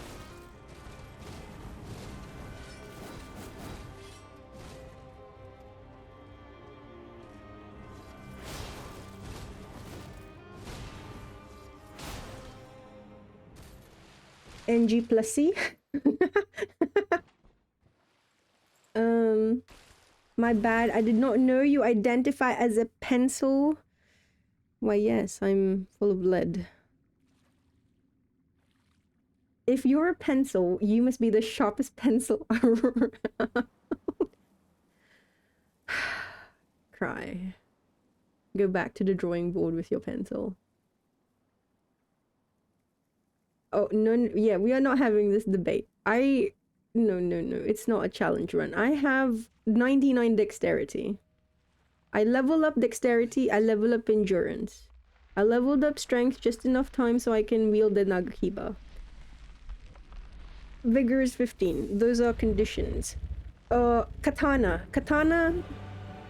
Like, I'm not open to using other weapons, don't get me wrong, but I prefer katana 99.9% of the times.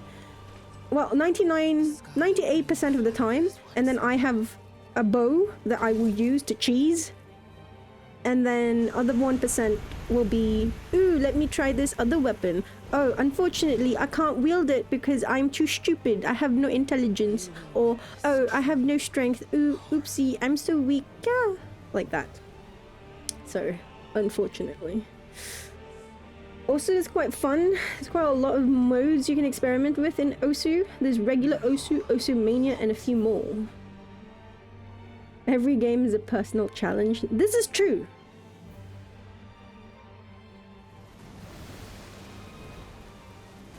This is true. Wait. You know what? I'm gonna blue flask. Even though technically I didn't need to.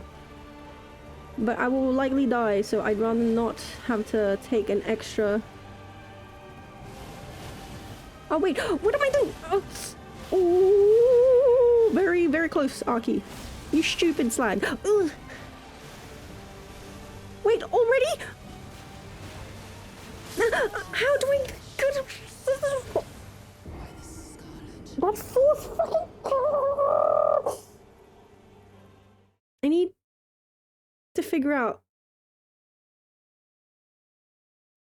I really need to figure out that one, wait. Okay, so it's not direction. It has to be timing. I'm doing something wrong with the timing of my dodges. It has to be. Okay. I mean, direction may matter, but more than direction is timing. Okay. Okay, I can confirm that at least. Let me think.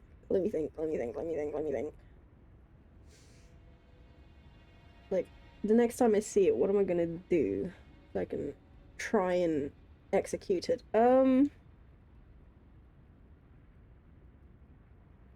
Because, like, it's 1, 2, 3, and then the fourth one just fucking... It's so quick. I've dodged right, forward now, left, backward. Maybe you need to dodge a diagonal backward. Who knows? Diagonal left. Haven't tried that. I will try all the directions. But no, I reckon now I'm pretty... Okay, I'm pretty confident it has to be timing that I'm doing wrong though. Okay. Phase 2 Malenia. What have I learned? I know how to avoid the whole bloomy flower thing. The ground... How do you even call it? Smash? The ground smash? With Scarlet Rot that she does whenever she does her regular attacks. Is a prime... It's like the biggest opening that I can utilize, that I can take advantage of. It's just I have to be wary of, actually, first of all, because I've made this mistake in previous tries this stream. I've been thinking that if I just like run a little bit, like try to run behind her, I'll be able to fully avoid like when she smashes to the ground and then the explosion of rot. Because I'm thinking if I can get behind her And then, because it's in front of her, the rot explodes right in front of her, right? So I'm thinking if I can get behind her, I can get a couple of hits in, etc., etc. Yeah, I don't know if it's doable for me, but also right now the answer to that is no. I could still try. I want to try, but okay. I'm thinking. So yeah, those moves are because she takes a minute to actually recover, get up, and then start her next chain of attacks. So it's really good to just take, and I mean, every time it's gonna have to be like a fully unsheathed heavy or you know, a quick poke. Basically, don't be don't be greedy. One attack. Because she is fairly quick to start moving again. The Kagebunshin, I will figure it out. Mark my words, chat. I will. It takes 1,000 years. We will win this war. Again, I've already won this war because I don't give up. But it will take a while.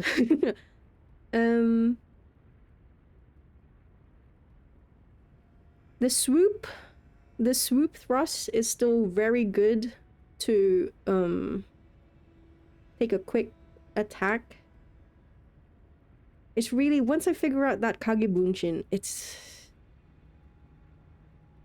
once I figure out that Kagebunshin malenia, and then it's the typical just avoid Scarlet Rot. Again, I wish I could have a better answer to that close range, but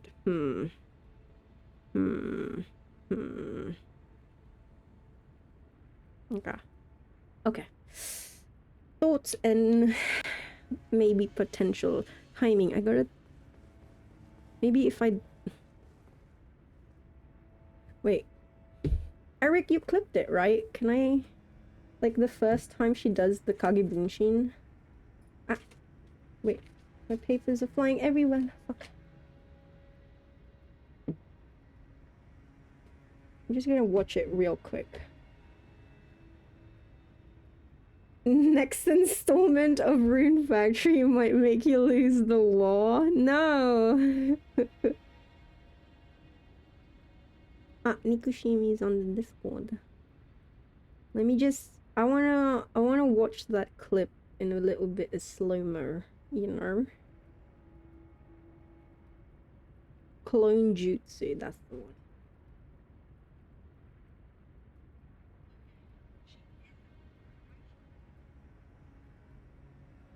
Run! I'm just gonna run! I'm just gonna run!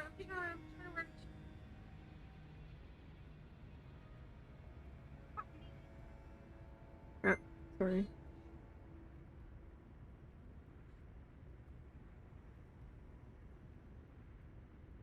One, 2, 3, 4, 5, 6, and then 7th. Okay, wait.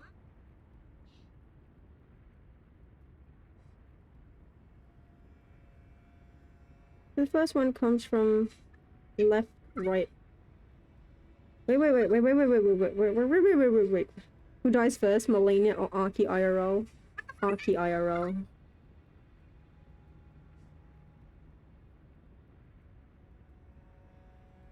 Left, right, left, right. There's like 2 thrusts from the sides. What the fuck? How am I supposed to wait? Dodge. Wait, the third one has a bit of a delay. Wait. 1, 2, 3, 4. Oh! Wait. Dodging gives me iframes, right? I feel like I've asked this question. But how many iframes?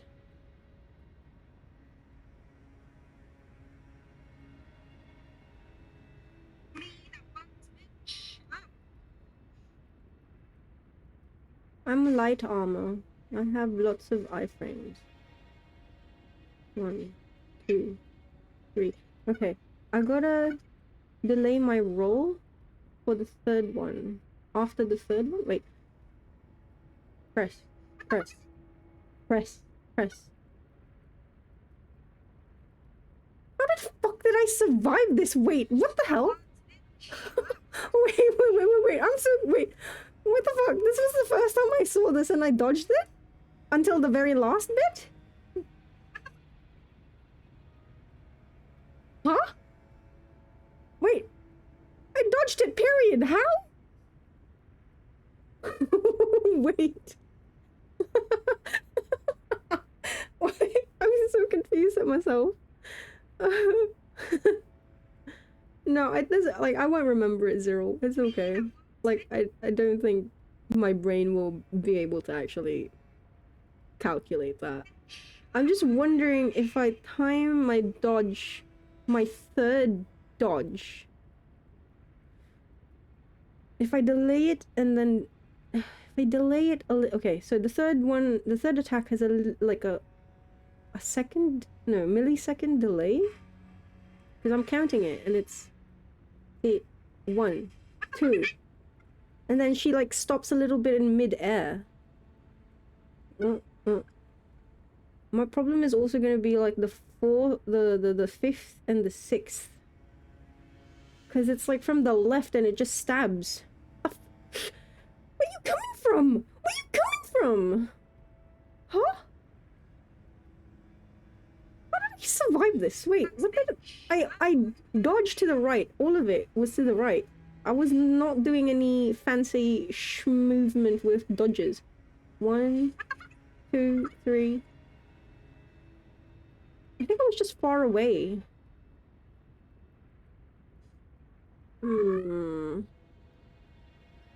Malenia's twins attack.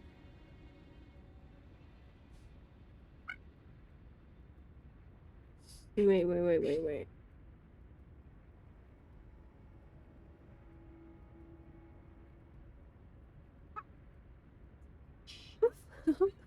Survivors. Okay, wait, you know what? I'm gonna recreate my count for here. So I fucked up the first roll. And then all the subsequent rolls just fucking, I go through them. Like, I did not get damaged. Huh?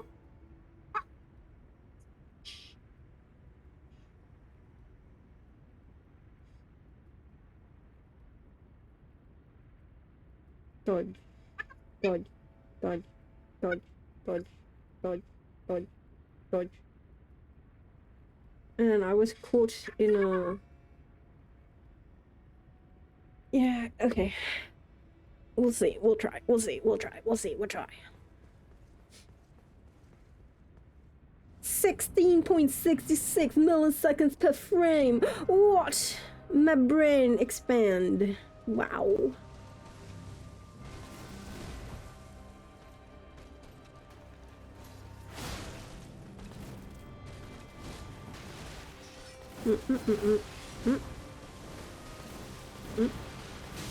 Eek. Whoa. Careful.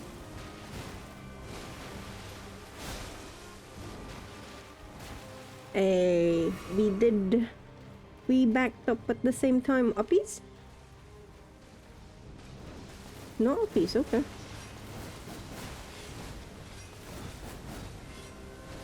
Was your threshold not met, my lady? Up.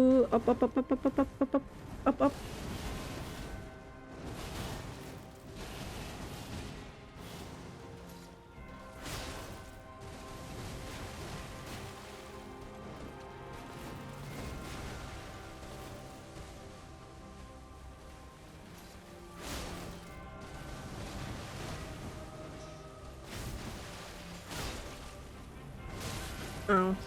Oh, yeah. Careful.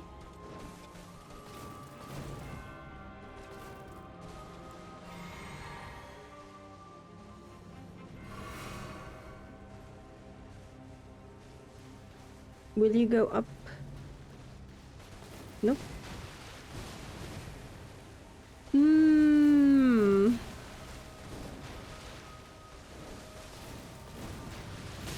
Ah, yeah. fucking up that range lately.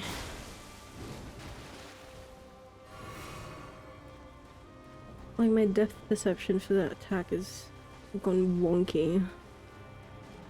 Honestly, it's just because I'm trying to dodge. Like, less dodge.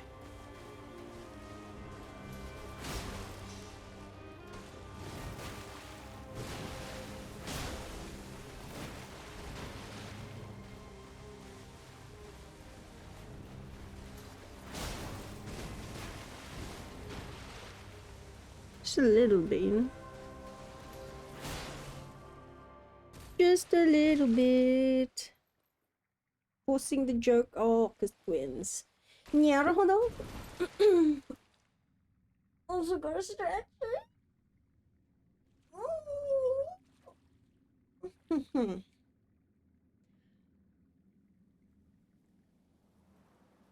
How many hours has it been? Does anyone know? Sorry. You don't have to look. It's fine, actually.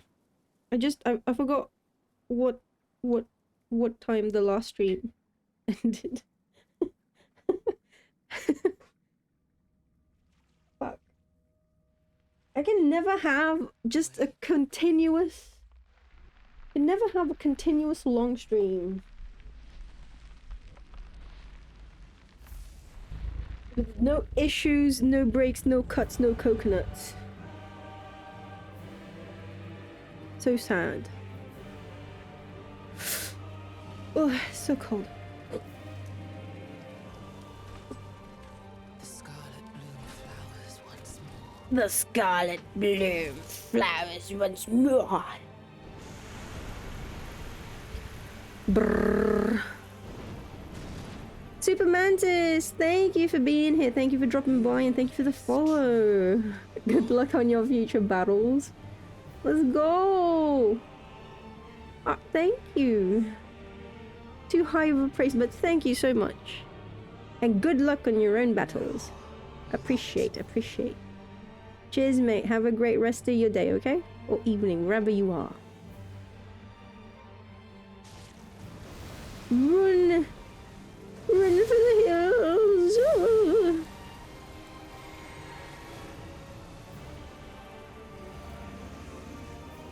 Ah, oopsie.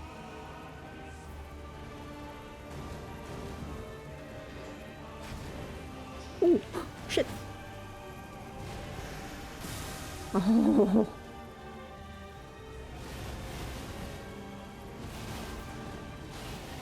Remember, when she's facing to the right,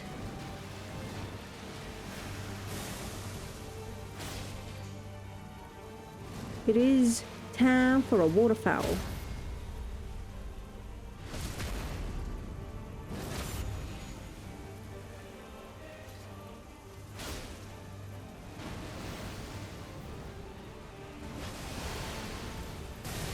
Oh, ow! You broke my bubble, you bitch! I'm sorry, mother. Apologies. I do apologize.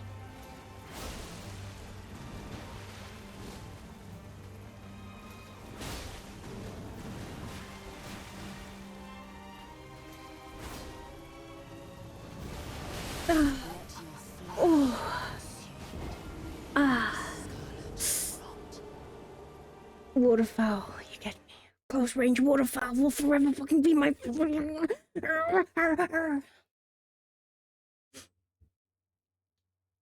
See, this is what I mean when I say, can you really say that you've mastered Malenia if you cannot have a counter for every move? It's not enough to say, oh, I'm just gonna fight her at range because so that I don't have to fucking deal with like close range waterfall. No, fam, because sometimes you will be put in these situations. Then how are you gonna get out, eh? You know? Would you be okay with winning without facing Kagebunshin? No. Like close range waterfowl, I can deal. Because it's like half of a puzzle, you know? Like at least I can deal with the one that she uses a bit more. Like I can, you know, with proper, how do I say? With proper positioning, But the Kagebunshin, that's a core... I want to say, like, that's a core attack that absolutely you need to know how to deal with. So, no, I would not... If I were very close to winning and she... Like, if I were one hit away from winning and she does not use the Kagebunshin, I would purposely kill. You know? I'm not okay with that. I do have a save file. I did back up. I don't know how many hours ago, but I did back up. I will do a backup right now after this fight, or... I will do a backup after this fight, and after every practice fight, I guess, from now on. To make sure just that it's updated. But the point is, if something does happen, you know, if I accidentally get a killing shot, winning slash or whatever, we go back.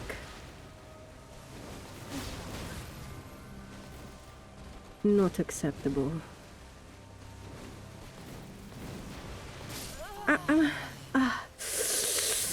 Ooh. I got kicked in the face. I got a foot to my face, chat. For free. Like, I mean, honestly, imagine, like, you as a viewer, I'm projecting my views to you, dear viewers.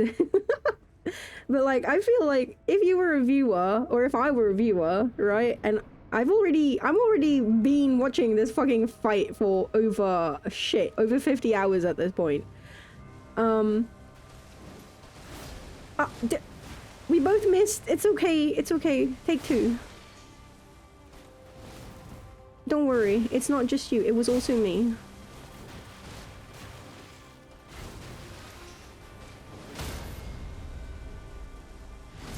I feel like if you as a viewer were to witness such a thing, I don't know. I guess I feel like it'd be two camps. It's like, oh my god, finally, this fucking fight is over. We can actually continue with the game. But also at the same time, it's like, that was unsatisfying, you know? Like, I definitely feel like some of you would understand that, like, unsatisfactory feeling. It's like, really? You fought this boss for this many hours, like, trying to learn it, and you didn't even fucking learn that fundamental basic-ass move? Am I projecting, chat?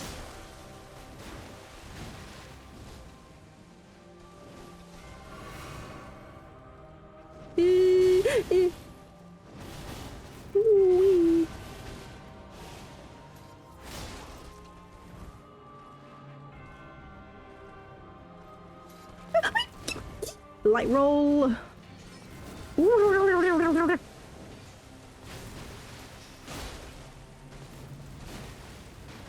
Should heal. I really should fucking heal. But I'm a rogue. I'm a rebel.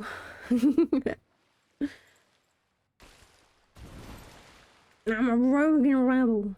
We wouldn't be happy if you weren't happy with it. Tis a true thing. Can't wait till I get to the DLC. Alan, hello. Hello, hello. How are you? How have you been? I hope you've been okay. It has been a long time, eh? Also, yeah, we're at Malenia. Favorite fight so far? I haven't gone to the DLC yet. Like, I mean, I visited it to unlock the first grace at, like, the plane thingo, but, not actually explored yet. Sorry, just to, like, catch you up as well. So we have Malenia, and I have met Gideon. Gideon has, like, moves of previous bosses that I've fought. So I have to fight Malenia first, I feel. So that he can have Malenia's moveset as well. Question mark? I don't know. It's rhetorical. I don't know if he actually does or if he doesn't. But I am ready for him. I've tried to fight him a couple of times, but I want to fight him at full power. If it be. You feel like people would hate your opinion on Malenia? Is your opinion... Well, does your opinion have spoilers? What is your opinion? I know you hate her, but... Like, you hate her fight.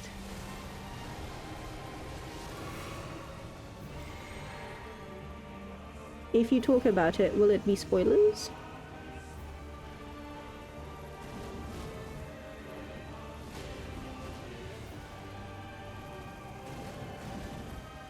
Mm-hmm.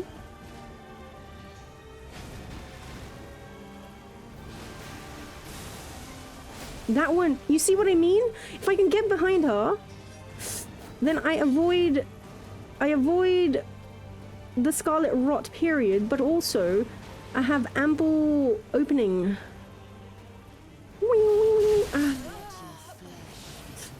I saw it, I was like, fuck, too close. I tried to dodge. Ugh. No spoiler, just specifically her fight. Okay. Go ahead. Rant away about Malenia. Bear in mind she is my mother-in-law. Please be kind. No disparaging remarks. The worst you can say is bitch.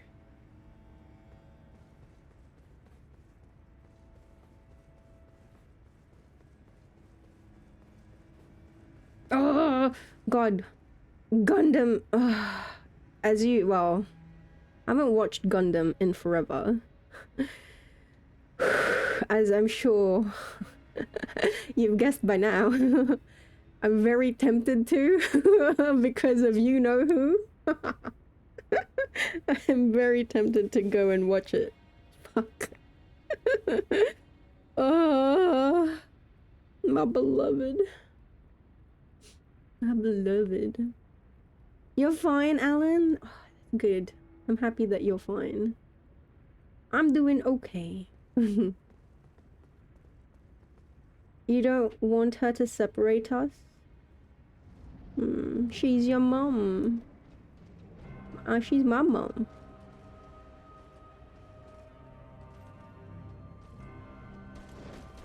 My boy, my beloved.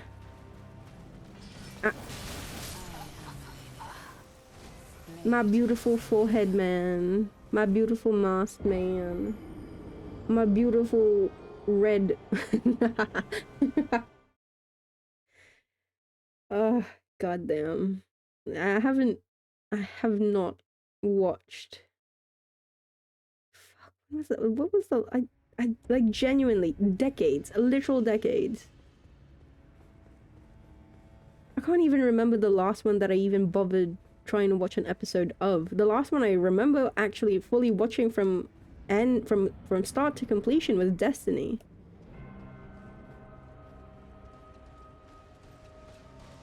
Char baby. Char. I don't even know like the context of why he's there.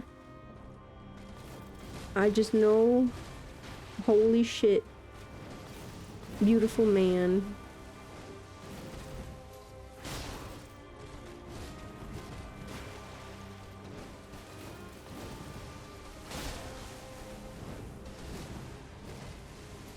Oh, ooh.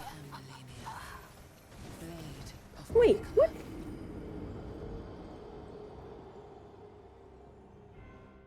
I feel like that's the first time I've seen that. Wait, no. It's not, no, it can't be.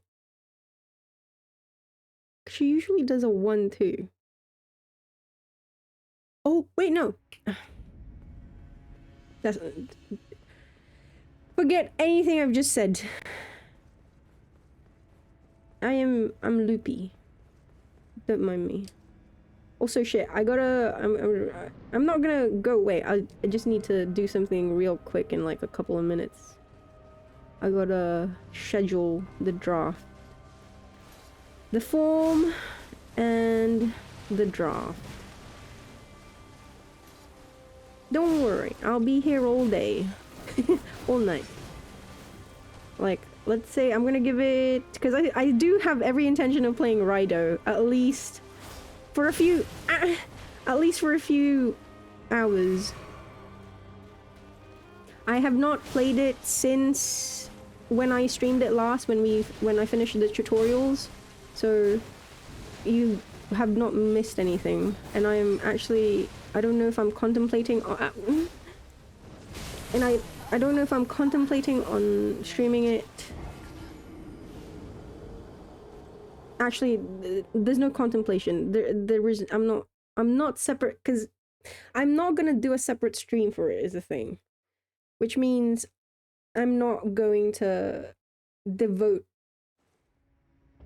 like, I'm not going to focus on having everything in that game on stream. Not the way I do with Elden Ring for most of the time. You'll try to collect your thoughts after. Not gonna lie, you're not even angry. It's hard for you to put your thoughts together.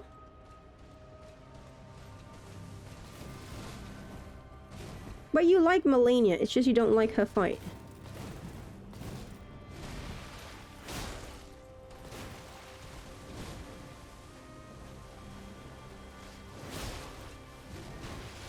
What?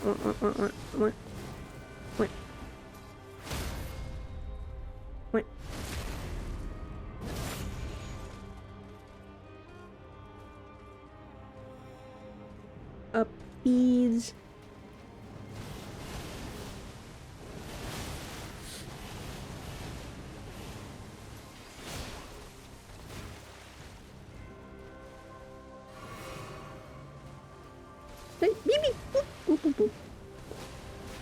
See, mid-roll, that absolutely would have fucking caught me. No chance in hell that doesn't... See that? Yeah. That last second dodge I do there because I'm like preparing for an attack. But I'm like, oop, oop, oop. Managed to see it in time. Like, again, I'm sure people who are quicker to react can probably dodge that perfectly with a mid-roll. But as I said before, and I'll say it again, OP, like light roll, is fucking OP as shit. Holy moly.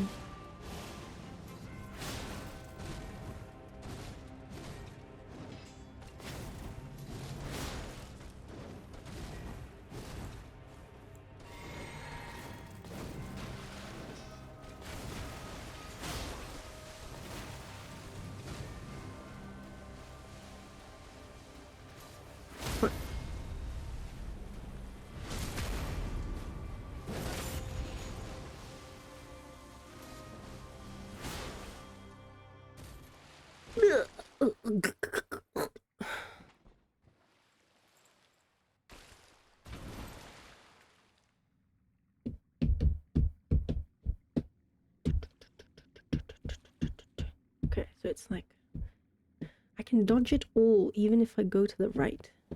So go to the right, dodge to the right, it's timing. I fucked up that first dodge.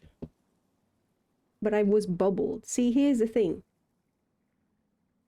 Sorry, talking about the Kage Bunshin, the clone jutsu.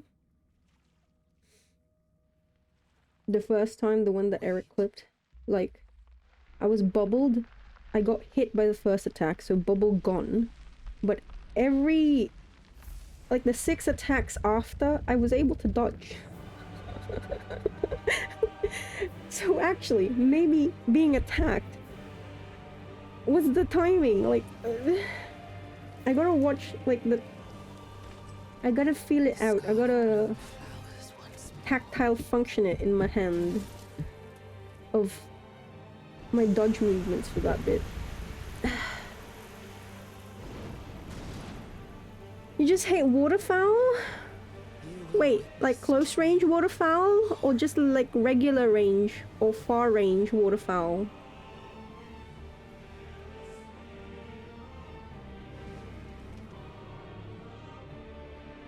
Close range, yeah, okay, close range.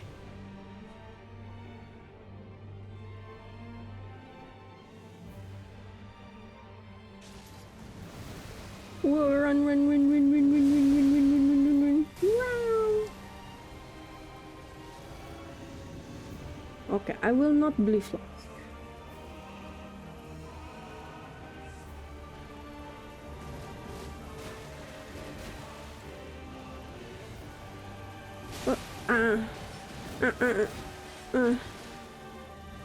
Wait. Mommy mia, mi amore, please. You. Itayo.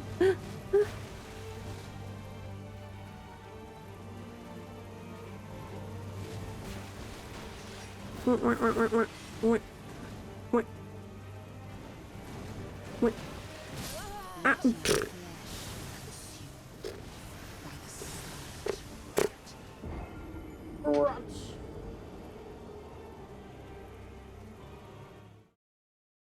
I'm telling you now, chat.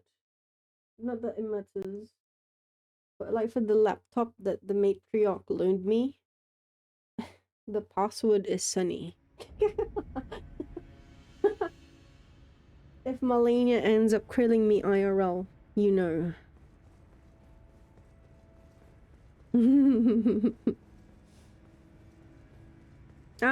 Tornik, hello. How are you? Howdy doody, how have you been? She's one of the hard boss because it's not easy to fight whilst hard. So must fight whilst soft? Chotto, I don't understand. Rotessi, hey Negi.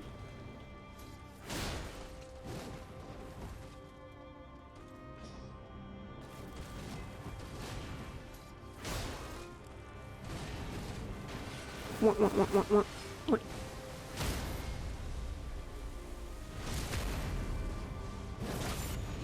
It's a wee joke. Yeah. Uppies. Go up. You're not gonna go up, okay? Oh. I'm going to miss completely. Which is fair enough. Yeah, deserved. I deserve that. That was awful. That miss was awful. Oh.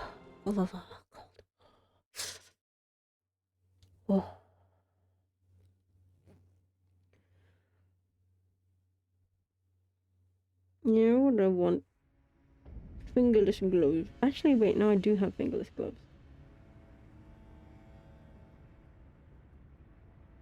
Oh, wait.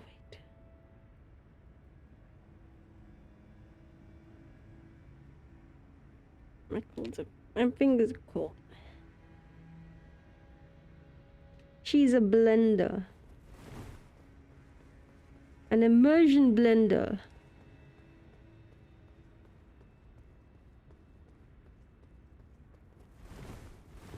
She's gonna blend you up into a nice smoothie. Strawberry and rot smoothie.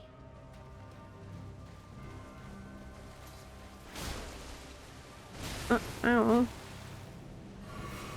It was quick.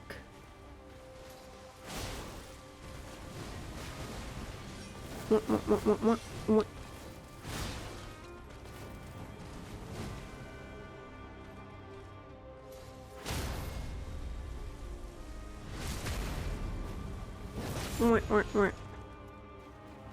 Puppies? Yep. Oh.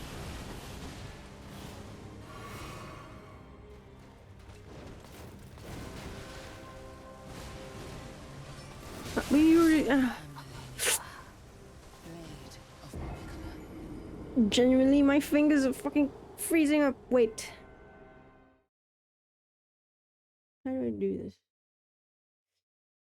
Oh, I'm not even joking when the temperature fucking dropped. Oh, cause it started raining. It started raining near here. The wind's gonna come soon. Oh.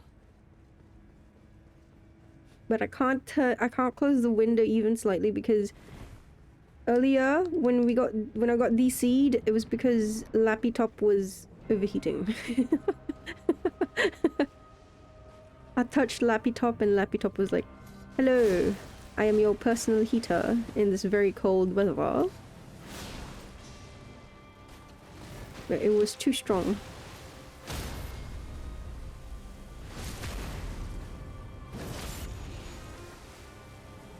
Too strong heat laptop.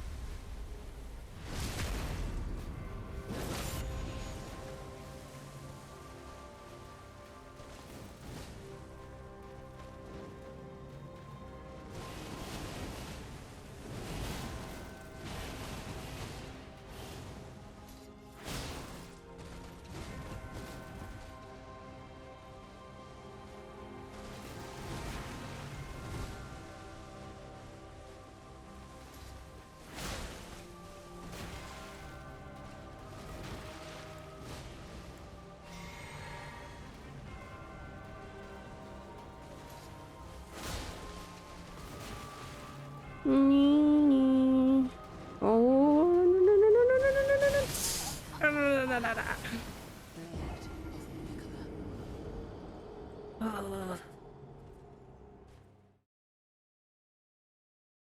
10, no.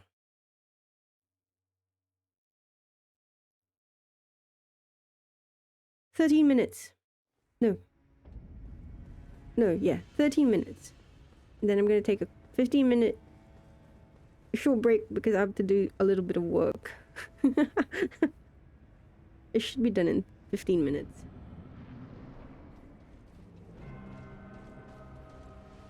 Just time sensitive is the thing. Wait. Wait.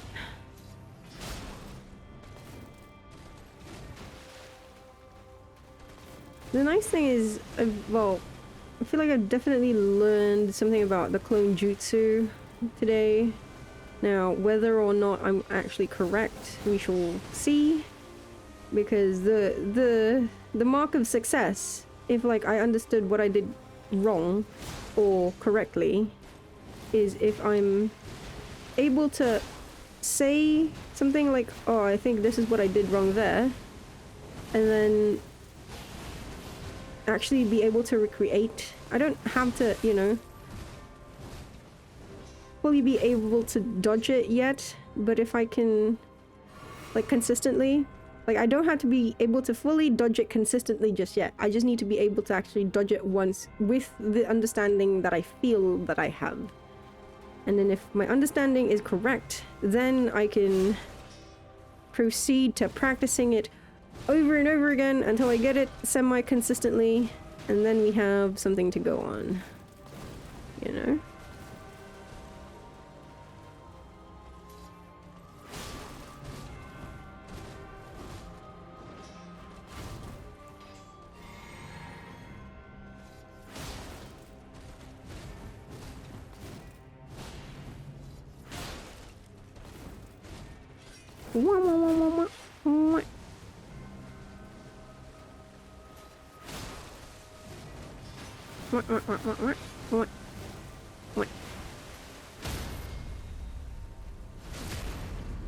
I hate that. Really? Girl.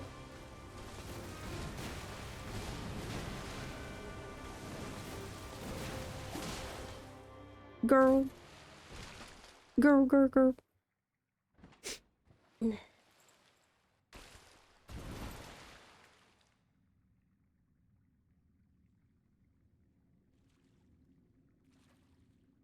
No.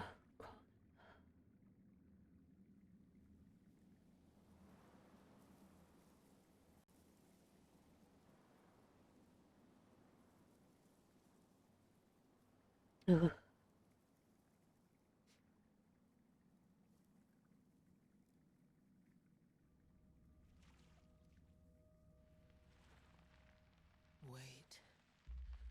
Wait.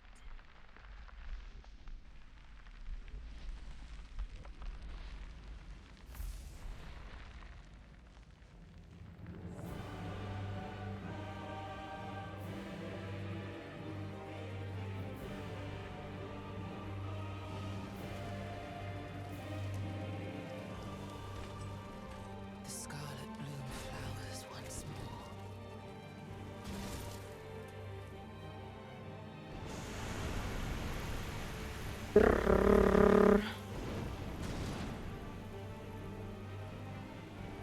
will witness true horror.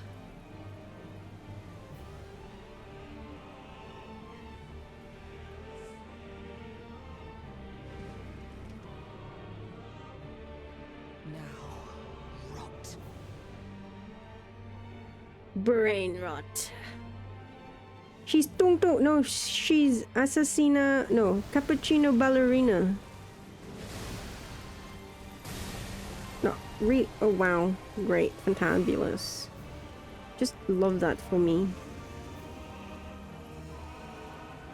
Absolutely love that for me. Ah, cheeky. Cheeky.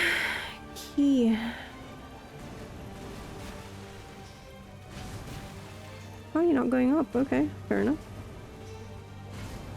Now you go up.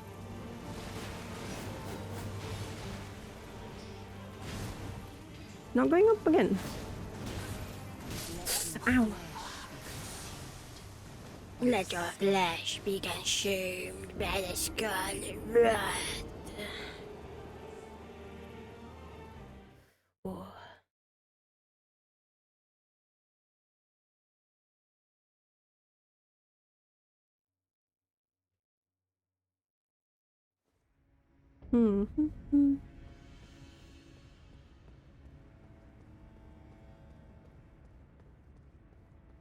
No road to see. When you type that, instead of thinking of, you know, what you, well, let me just say what I'm thinking. When you say it, when you type it, when I read it, I keep thinking of rotisserie. Instead of anything else.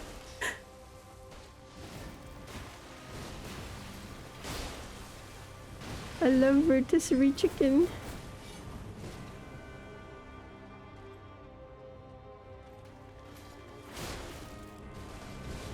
Time to eat.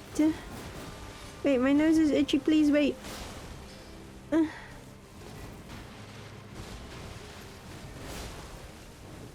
Oh.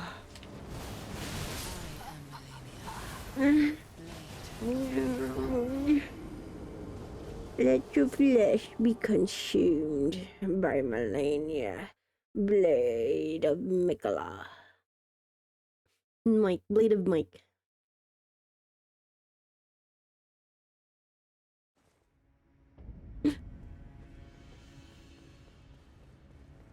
Elusive is eating.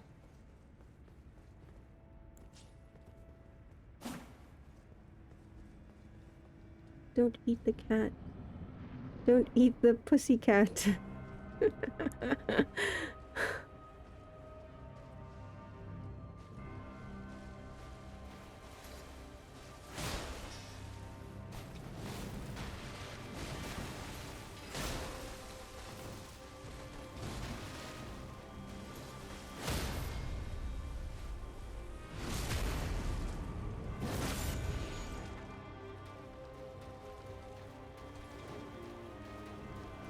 Yeah, it's Nagakiba.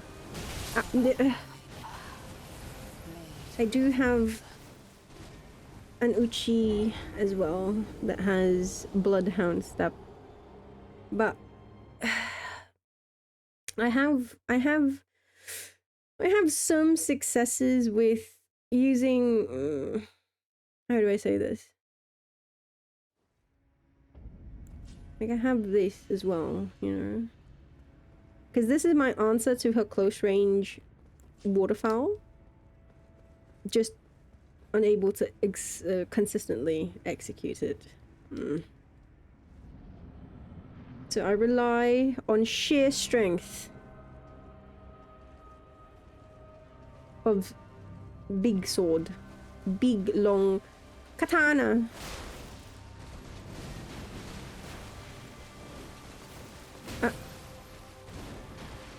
I let go of my dodge. My bad. That was actually my bad.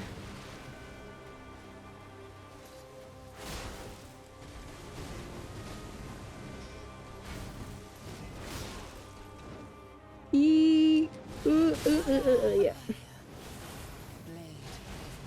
Close range, close range, close range.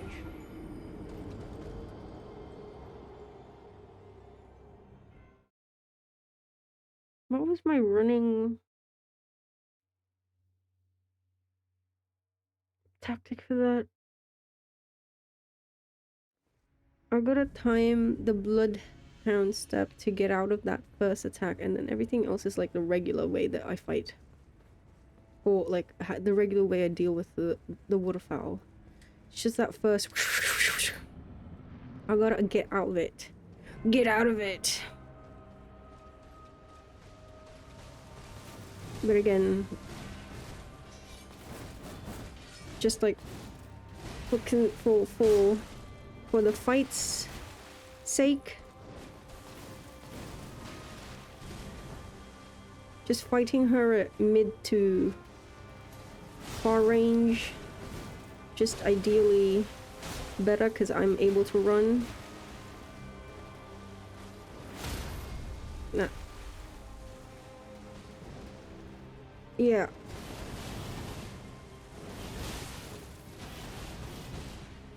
Because once she does the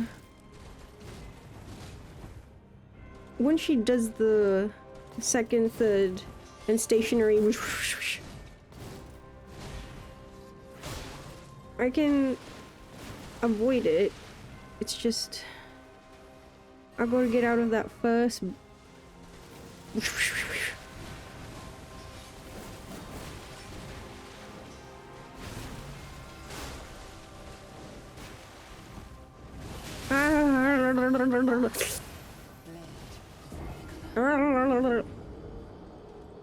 I'm getting cool.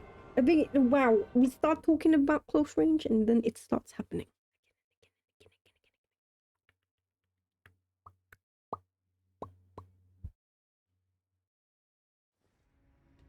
Because like most of the time when I'm close range to her, well, two things. If I'm a few steps away from her, like what just happened right now, my ideal is that I switch immediately and then bloodhound step back to put even more distance between the two of us, and then when that slight pause when she does the second barrage of then I can just dodge that like in the normal way. Basically create the distance is the point. The one thing that I'm like completely being unable to negate, which is also, funnily enough, usually most of the time the situation I find myself in is that I'm literally under her. And in those cases I found even with like 2 bloodhounds it's not enough. It's not enough distance.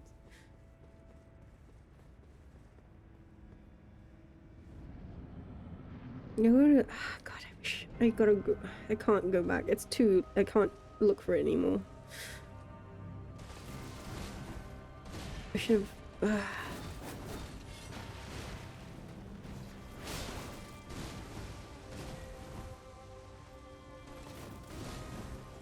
Should have saved those 2 times. Ugh. My bad. That's my bad.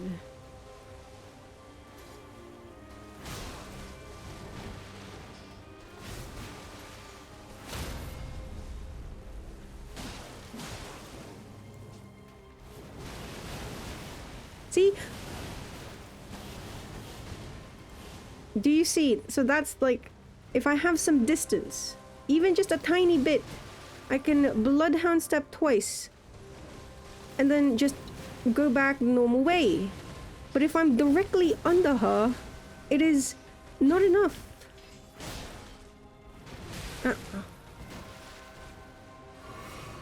I think it's not enough. I mean, to be fair, by the time I'm like directly under her, I'm like panicking and I'm like, switch to Uchi. And I don't have the actual time to make the moves, you know?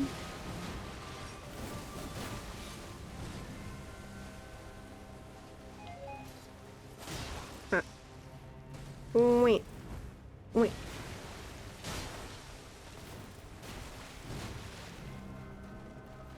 Puppies? Mm.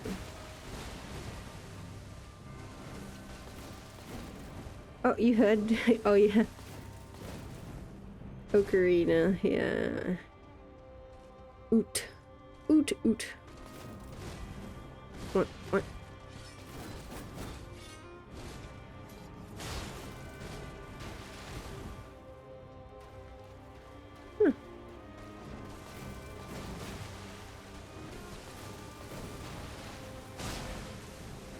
Oh, oh.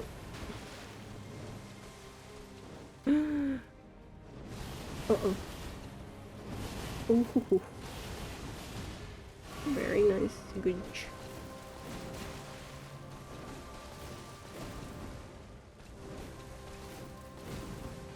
Oh, yeah.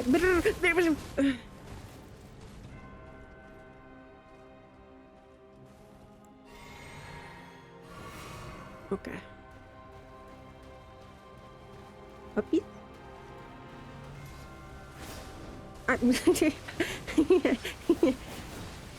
Wasted skill. Wasted skill. Oopsie. Might be. No. Done. It's done. When I hear I always get caught by that. Always. Like literally. The flurry thing that she does, that's not waterfowl. So long as I'm not fully hit by that from start to finish, I can survive it. Like, albeit barely, but... Oh shit, wait, okay. I gotta take a quick break. Don't worry, I will be here. I'm not leaving. I just gotta... pull up a different... I gotta pull up the matriarch's laptop. Is it borrow? She hates us? What do you mean? I'm literally right here. You're so clingy. Can you even hear me? Hello? Hello? Am I alive? Do I exist? Who knows? Nah, bruh. Sorry, this is a working stream.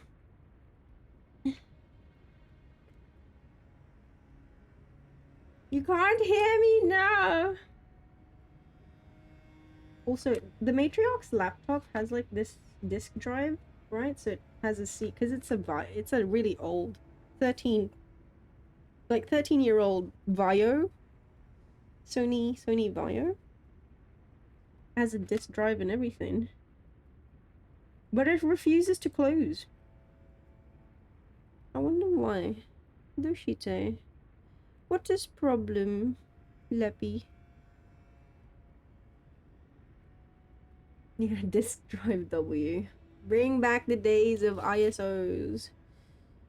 Well, actually, bring back the days of burning music and video games and whatnot. Movies on CDs. Damon Tools, my beloved.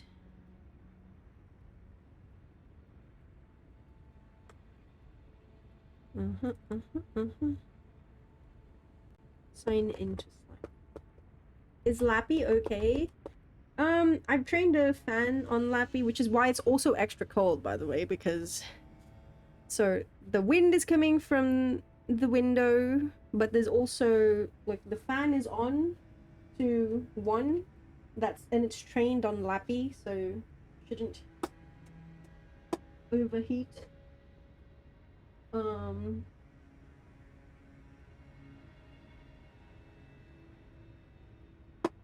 come on. Yeah, but also...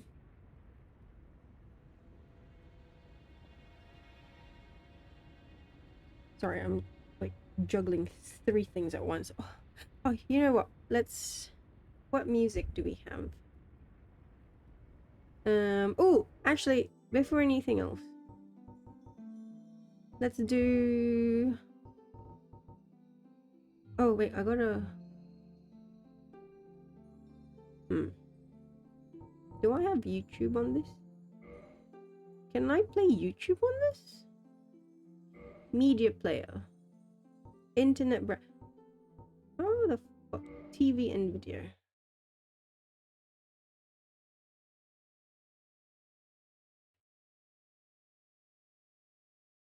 It's okay, Cry. We're having a little break, so you can yap if you want to.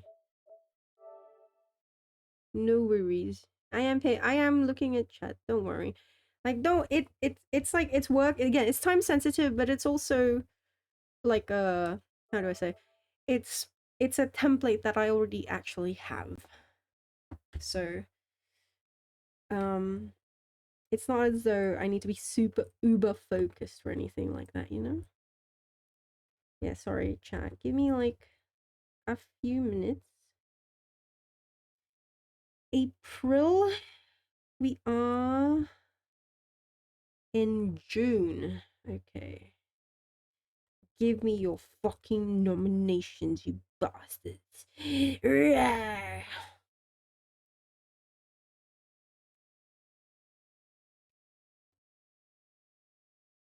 Don't offer an ear for yapping. No, but I want to listen. I love listening though.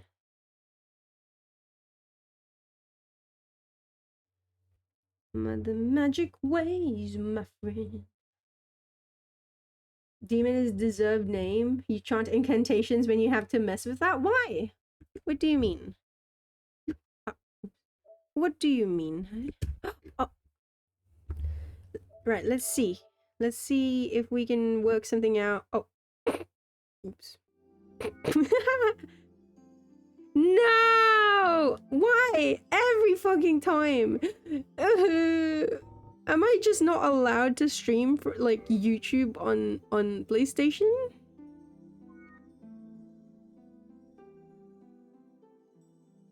Really? Is it really that bad? I'm so sad. Oh, you know what? Here we go. There's a soundtrack. I don't know, man. I've never been able to. I don't know how it works.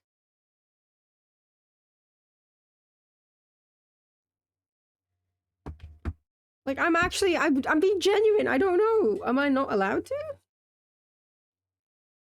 I think I'm not allowed. Begin music download.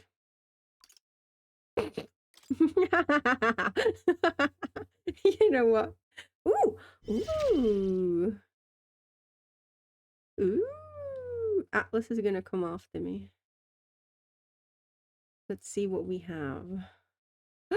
Majin Tensei? Wait. Okay. Thank you for yeah, as I said, that entire bit will probably have to be cut out later, but it's okay.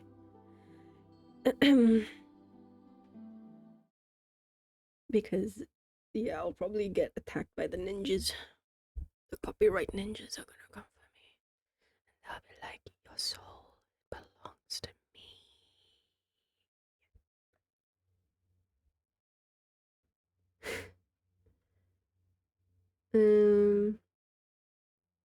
What do you call wait, what? You read that all the dong and stuff were prosthetics because of child.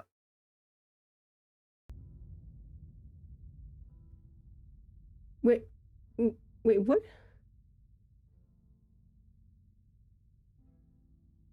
What's average? That's enormous. Colossal 3-incher. Holy shit.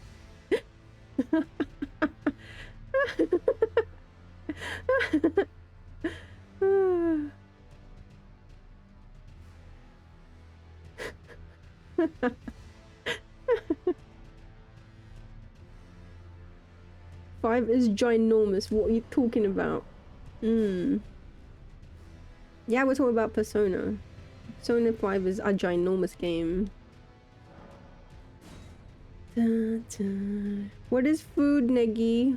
Microwave what?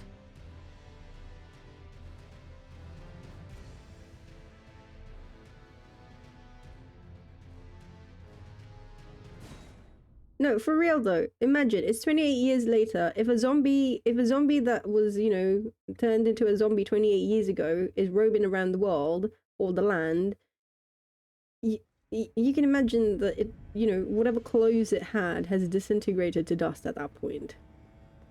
Just so everyone's just, you know, full frontal flailing about, like, yeah. Now, obviously, you will have some people with, you know, is there something there? And then there will be people who like, oh my gosh, he's taken an inch towards me. Oh my gosh, that's like 3 inches coming towards me. Like, you know, stuff like that. Yeah. Shopao rice chicken teriyaki pancit. Oh. Wow. Wow.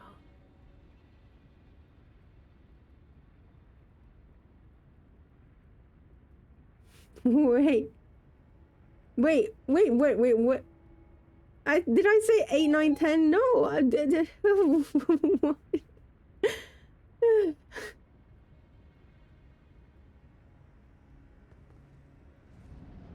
Guys, is so weird. Oh my gosh. What is this? Degenerate. Leftovers from a party? Let's go. Happy party to whoever had the party. Happy whatever. Birthday. Marriage. Divorce. What other things could you celebrate? Baptism. Oh,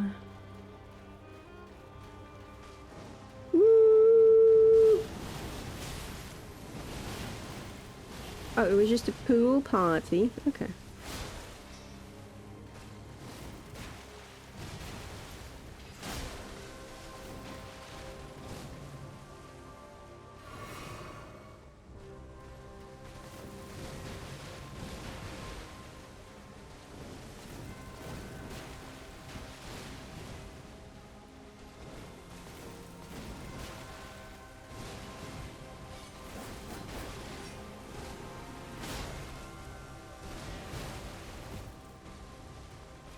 Ooh. No. Yeah.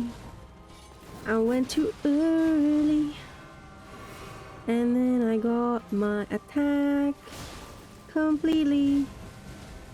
Beep, beep, beep, beep, beep, beep. What?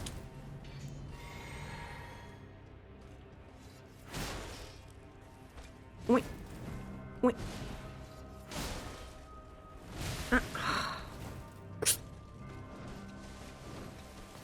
Mm-hmm.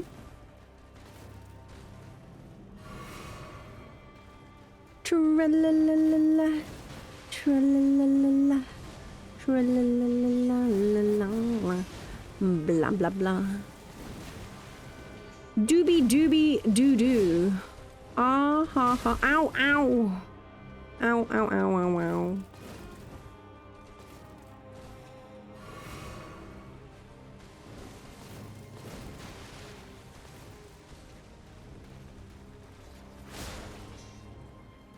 Wait. Wait. Ooh, again, caught by that. 3 times.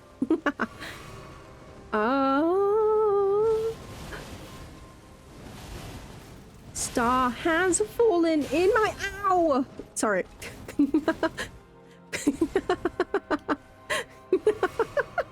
Sorry.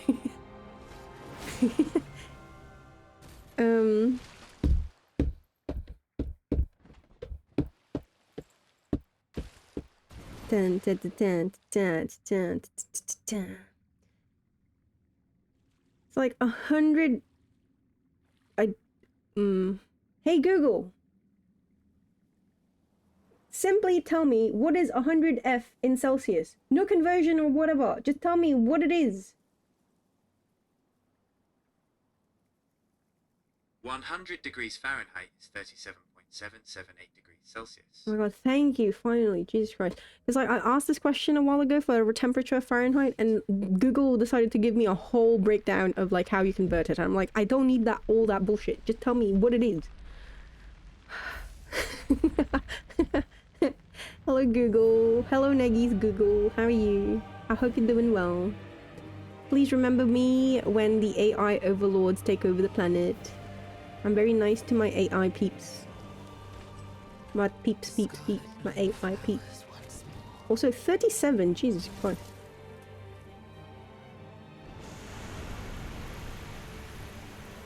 Apparently the dick is a prosthetic. Oh. You're so confused about the movie you're gonna watch. Just, don't worry, it's not scary. I will say that. It's not scary. It's, as I said, it's more of a, just temper expectations. It is a movie told in, just think of it as a movie told in acts, in parts. So there will be tonal shifts that are a bit odd. Like, wait, we were just here a while ago. Why are we now here? I know that probably makes you a bit more confused, but it will make sense once you actually watch it. Hello, mother. Wah, wah, wah, wah, wah, wah. Wow. Wah, wah, wah, wah, wah, wah. Oh, shit.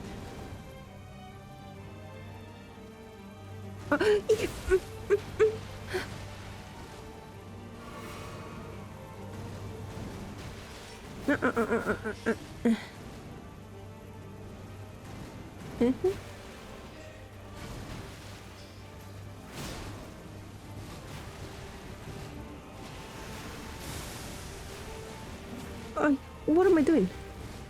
Bro, Aki? What the hell was that?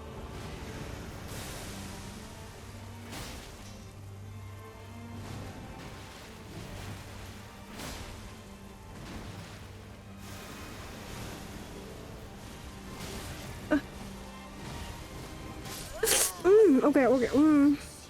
It's timing. It's fucking timing, okay. Okay. That third attack has a delay, like a millisecond delay. The fourth attack comes at the foot of that one. So if I'm to dodge... Oh, okay, wait. If I'm to dodge... It doesn't matter. Well, my running theory right now is that direction doesn't matter because I've dodged in all directions. So far, I've been dodging right.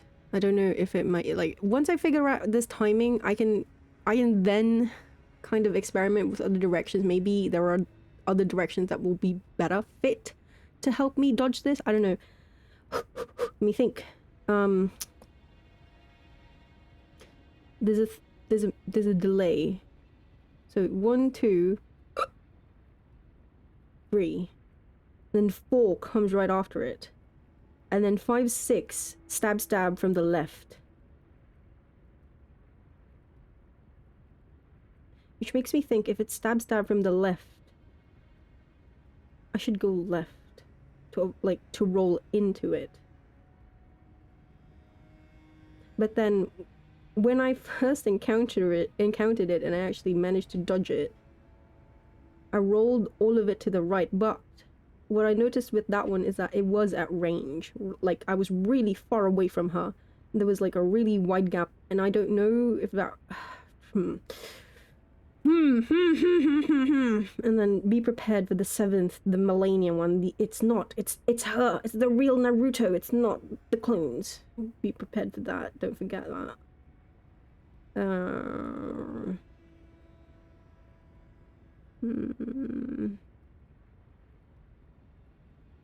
Hey Siri, how do I stop bleeding out?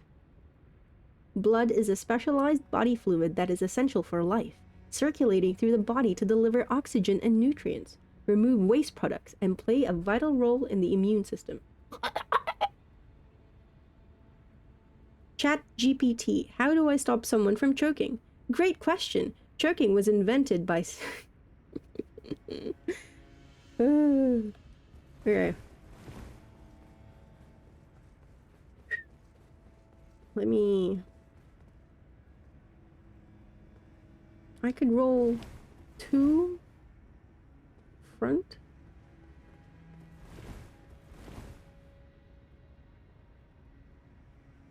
The third one comes from the left. The third one comes from the left, but at a delay. Like half a second delay.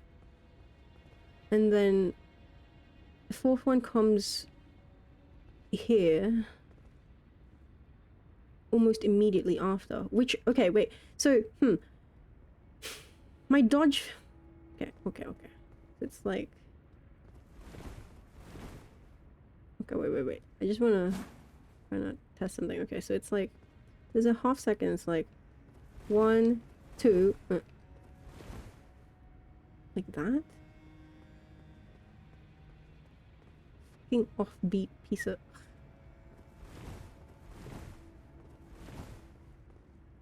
And then roll towards the thing, the next 2.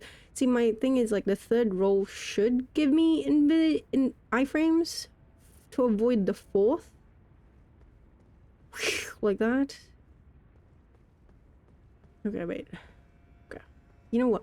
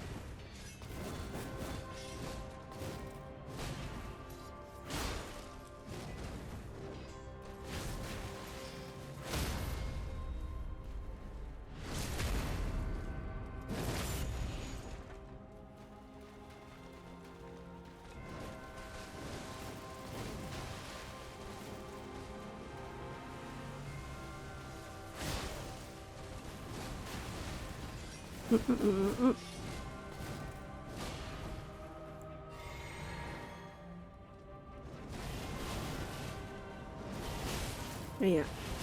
Ooh. Stupid fucking walls. Stupid fucking walls. Stupid fucking walls. Well, I mean, stupid Aki for going near the walls. Always fight her near the center. Food simply went straight to the stomach before this guy was born. That son of a bitch. You think we're more prone to choking than other animals actually, because our throat changes are also what make it more likely. Thank you for the follow, Knight. 812345. Why did you eat 12345? You were meant to protect them. How could you have done this? They trusted you.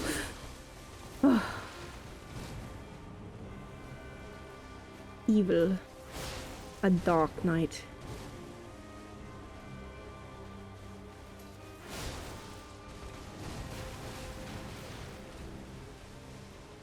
You had to do so for your new empire. I see.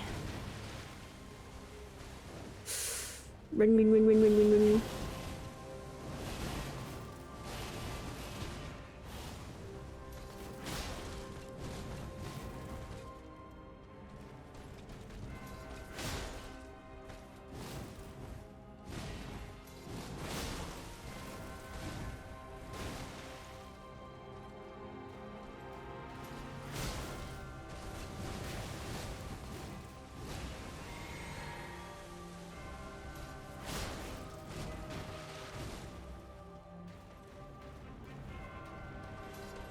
Ah, yeah. Ay, saw it. Is it enough? Is 1, 2, 3, 4, 5 enough for your new empire? Is that all you need? How about 6, 7, 8, 9?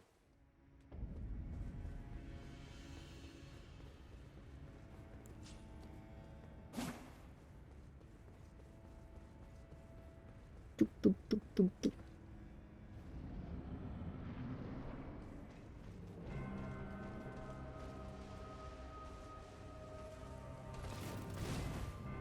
Ow. Mandy. I got slashed in my tummy. My guts are falling out.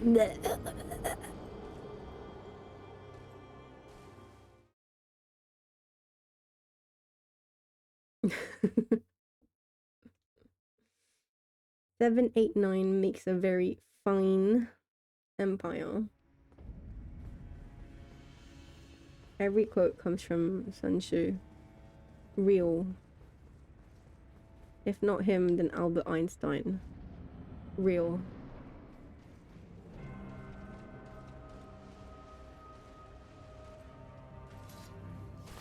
You, ow, ow, ow, ow, ow.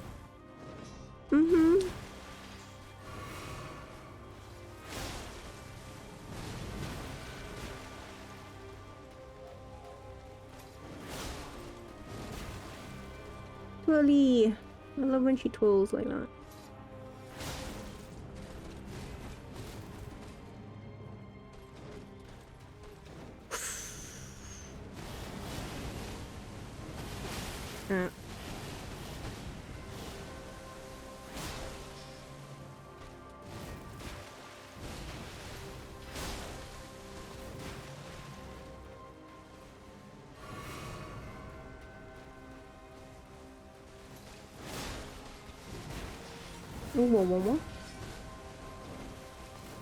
Wow.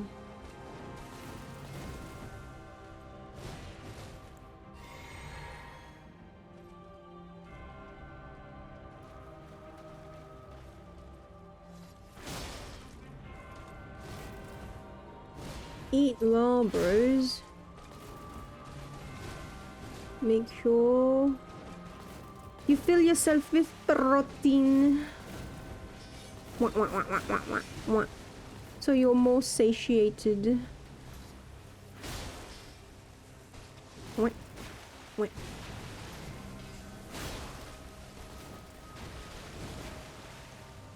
Uppies? No. Okay.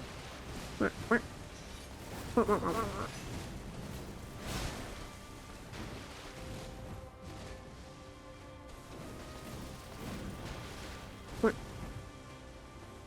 Uppies? Wonder. Oh, no, okay.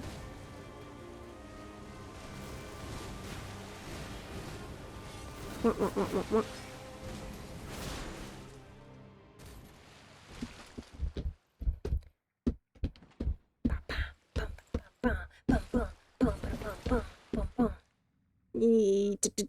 Okay. Slight delay on the third. Slight delay. Dodge. Dodge, dodge. Dodge.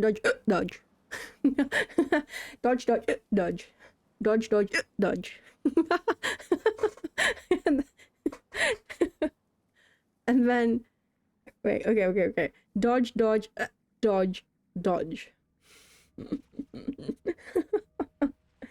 Actually, wait. Dodge.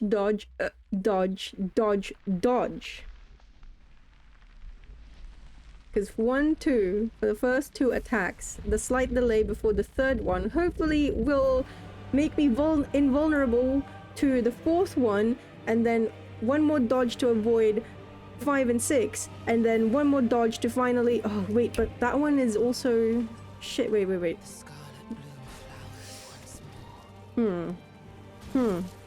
I gotta rewatch the clip off again. if I don't see it in this run.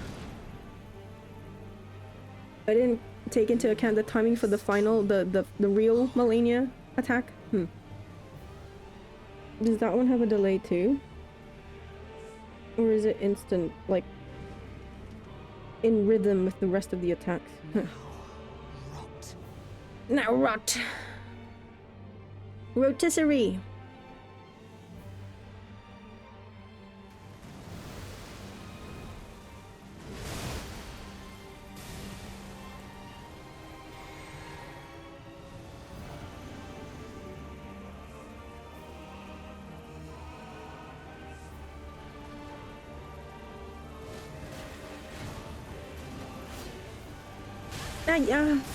Cheeky. Oh no. Stupid. He's Shirai, Kizoto Shirai, hello. Howdy doody, how are you? How have you been? Wow, hello. Also, wait, I gotta rewatch the stupid fucking clip of that. My clip of that.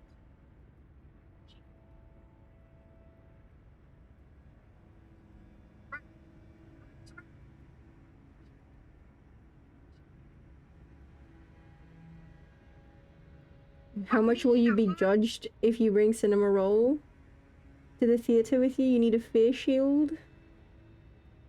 No one will judge. Don't worry about it. Okay, let's see if my dodge. Okay. Dodge. Wait, no. Wait. Let me. Wait, how many fucking dodges do I need for this? I did a 1, 2, delay, dodge, 3, 4. I just went fucking crazy with the dodges. What the hell?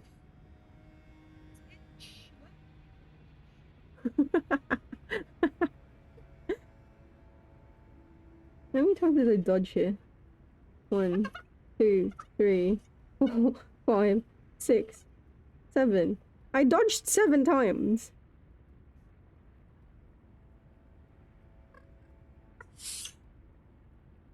Okay.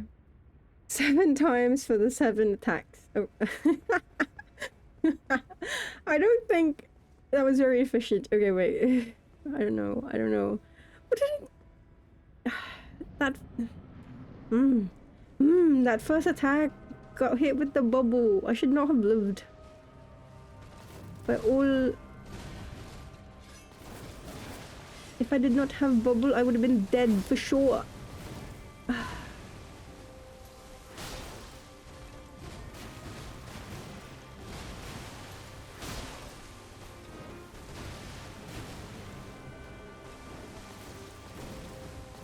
Ow. Oopsie. Wrong flask. You're doing fine? Waiting for breakfast to be cooked? Let's go! What is breakfast?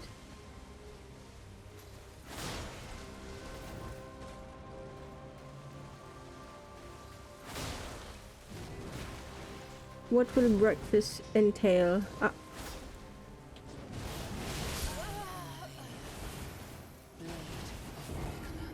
Blade of Mekala.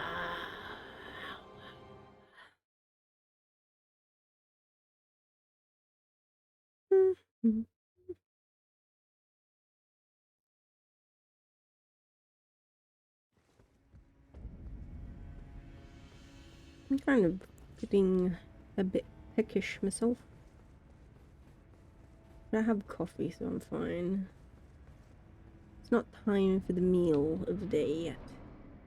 No idea they're cooking? Oh, let them cook. Let them cook. What?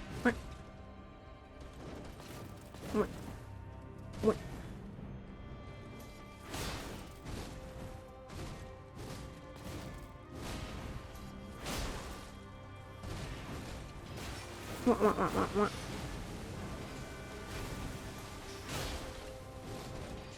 Wah, wah, wah, wah, wah, wah.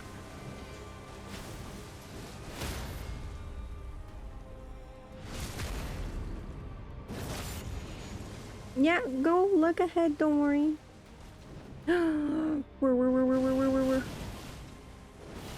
Ow.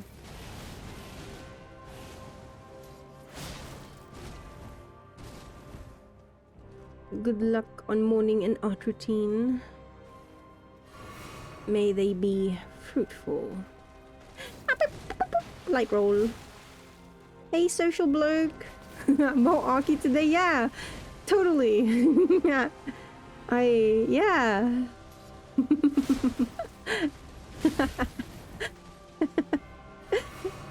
How you doing? How was day for you?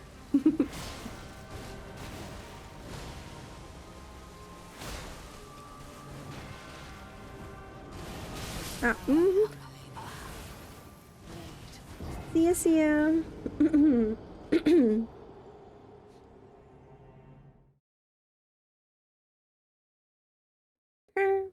Oh, can I make myself a cup of coffee? Shoto mate, chat. You just got done with spring cleaning. But it's not spring yet. Eh? You're way too early. Oh, it's either you're way too early or you're way too late. But honestly, good job. Good job, you. You did it. Spring cleaning. God, there's a... Did anyone watch Rocco's Modern Life? There's a song that they sing about spring cleaning. I need to remember. The one thing I remember distinctly and forever from Rocco's Modern Life in terms of like songs. Let's RECYCLE recycle. CONSCRVE conserve. Don't you POLLUTE pollute the river, sky or sea, or else you're gonna get what you deserve. That song, I don't know if anyone remembers that or if anyone was alive when that was being aired on telly.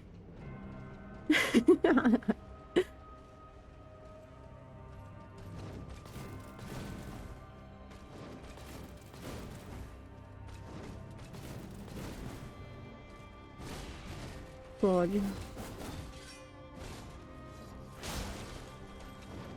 Wait. Wait.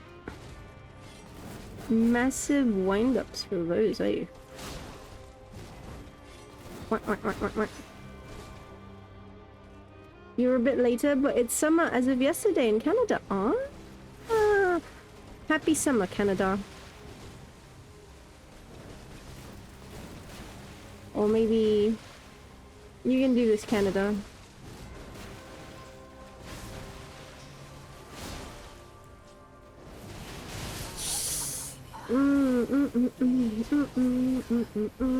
Sorry, kettle is loud. Kettle is loud. Apologies, chat. We're actually... You can only hear it when I'm actually speaking. So if I don't speak, then you will not hear the background kettle going... like that.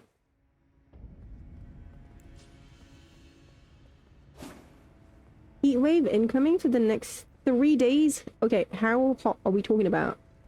Like, in Celsius, please. I cannot deal with any more Fahrenheit today, please.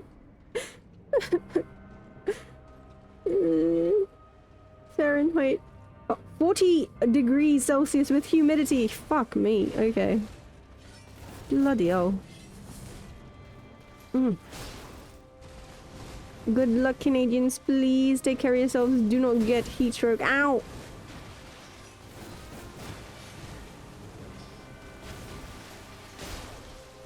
Remember to hydrate before you dehydrate.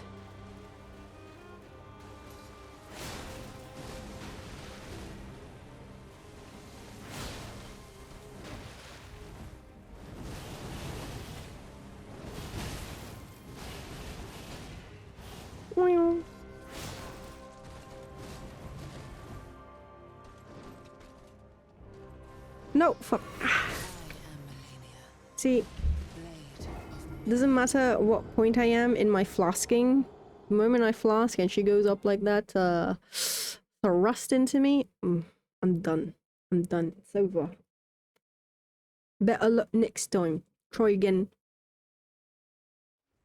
Lucky you don't use Fahrenheit. I mean, well, okay. To be fair though, Canada is like the UK, in which you guys use both, don't you? Like you use both both measurements in your everyday life. Sometimes you use metric, sometimes you use imperial for certain things, or do you actually you use it for cooking?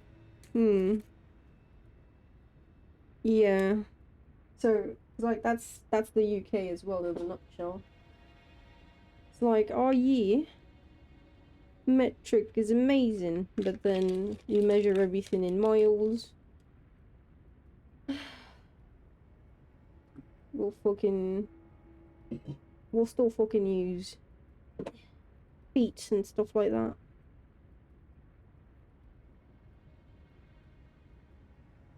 Do we know the conversions? I'll be real with you, and then I mean, like, we still have archaic things that no one else uses anymore. We still use stone, for instance. Yes, let me measure myself against the stone, yes.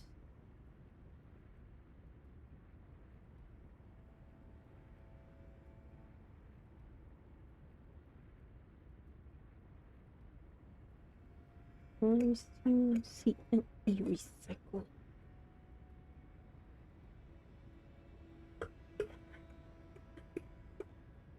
I'm thinking of what time I need to go to sleep to actually get some rest tonight. Wait.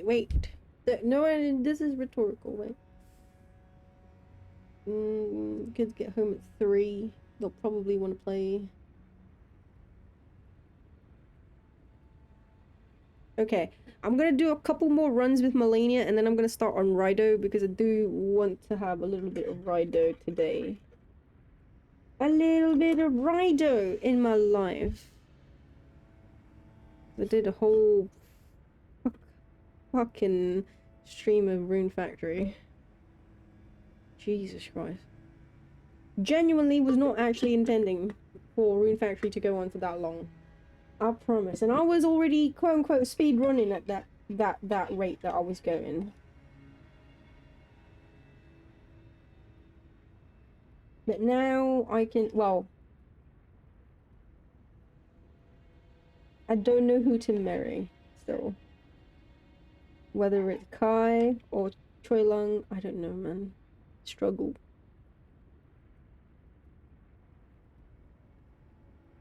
What do you mean every time? No, I don't. Excuse you.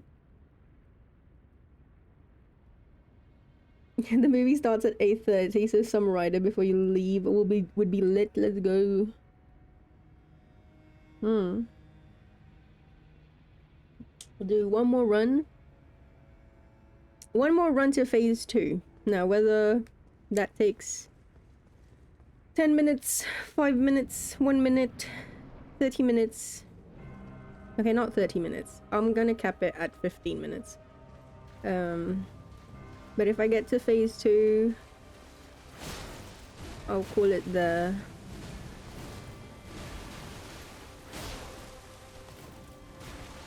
I'll make no mistakes in phase 1, that would be great.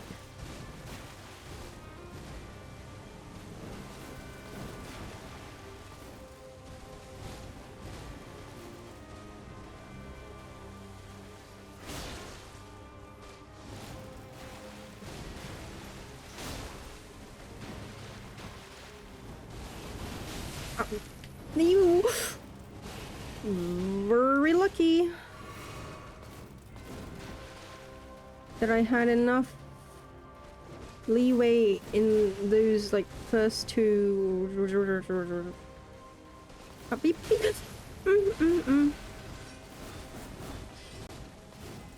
The luck has left me potentially. thrust. I'm waiting for a thrust.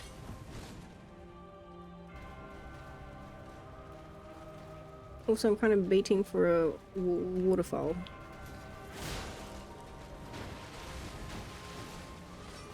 Thrust.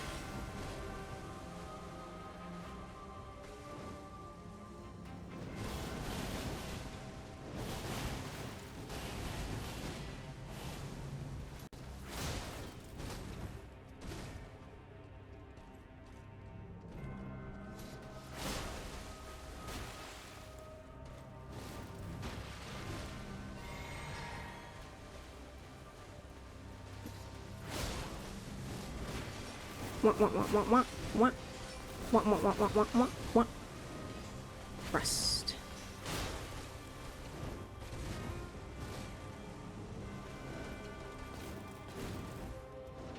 Thrust. We love thrusts here. I mean, it's scary, but hey.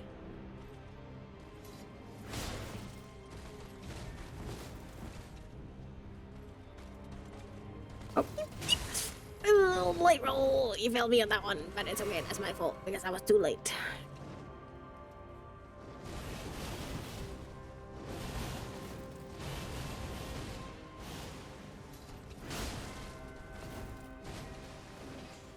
We love thrusts here.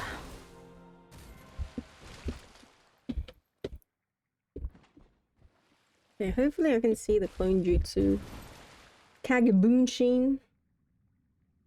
One more time before I shift to Raido. Fingers crossed, please. Please show me. I mean, in literally that clip of the first time I see you doing it, like, you do your opening move, and then literally you're like, bada bing, bada boom. I'm 6 bitches, biatch. Which one is the real me, you know? How long have you been stuck on this fight?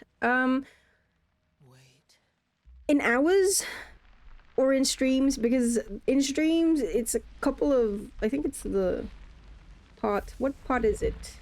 Part 10? Part 11? Although in hours it's like 50. Because because I've been taking liberal breaks. But also the Malenia fight came at a time where I was actually really busy. Like end of May to like start of June. So it was just ill timing as well. But if we just consider the actual fights or the actual time I've just taken to, you know, go through the ringer with her, then it's around 50-ish so far. Isn't so bad. I honestly, it feels as though it's been like 100 hours, but like for real, but it's because I've been, either I'm yapping half the time and not fighting, or I have switched to a different game to take a little break from Malenia. I've learned my lessons from Placidusax, okay?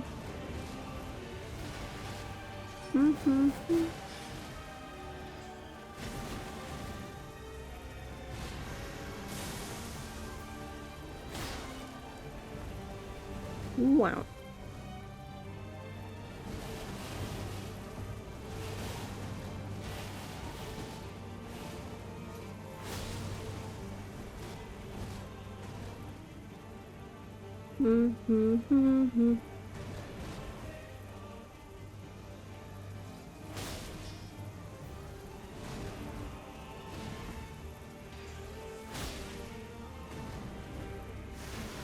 Oh. 1, 2.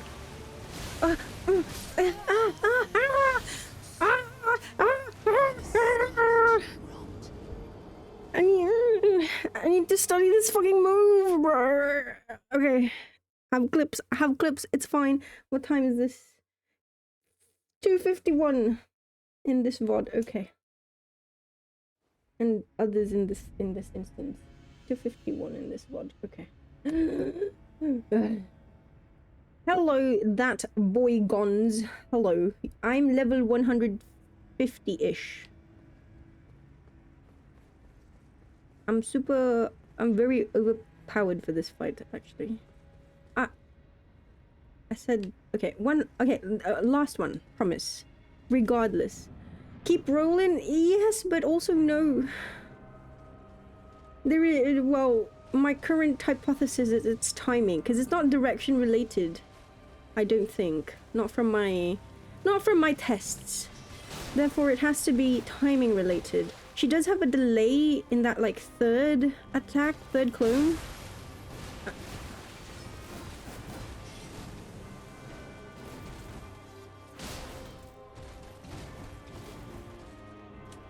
So, I feel like, I feel like that's the only way, figuring out how to dodge that third one, I feel, is the only way I can safely dodge that fourth one, because so far, in my current fights with her and encounters with that Kagebunshin clone jutsu, whatever, that fourth clone is a fucking killer.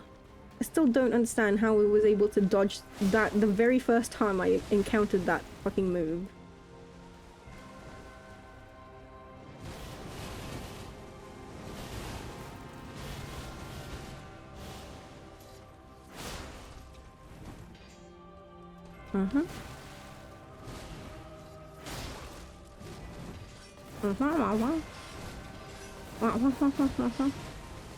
Oh, keep rolling. How am I supposed to know? I don't have audio indicators. Keep rolling.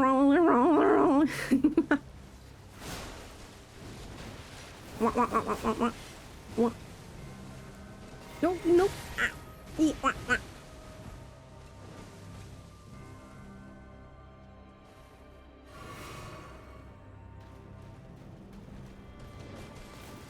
So, are you doing your first playthrough? You heard this was a very hard boss? Wait, are you still not here yet? Don't get spoiled. I mean, or, well, depends on you. Get spoiled. That's your choice too. She's fun. She's very fun, in my opinion. In my very humble opinion. I love her so much. This has been my favorite fight so far. It's been quite fun learning how to try and deal with her. Although, as I'm sure you've seen, not very successful yet. But I will get there. When is the question, not if.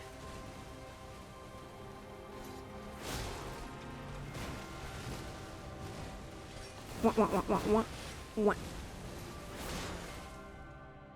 Did Aki meet Malenia yet? This is me, my name is Zero, and I'm asking questions. Hey Zero, did you get something to eat? It's okay, you've watched so many videos. Okay. Hey Stems, howdy doody. How are you? Coco! Hello, Coco. When you can dodge literally everything without even thinking. 2 eggs in a yogurt? What time? Okay, how do you cook your eggs? Very important. Very important.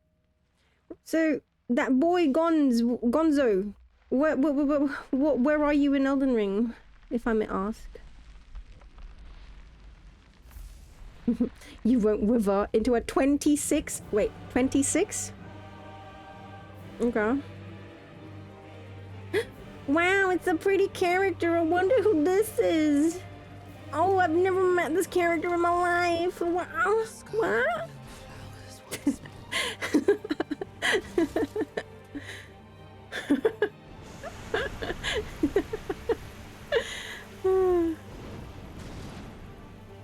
Is that Maliner?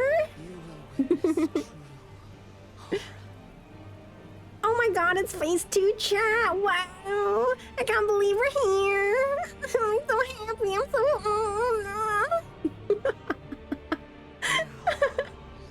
I'm so sorry. Not quite sure you just beat the Radagon wolf in the school?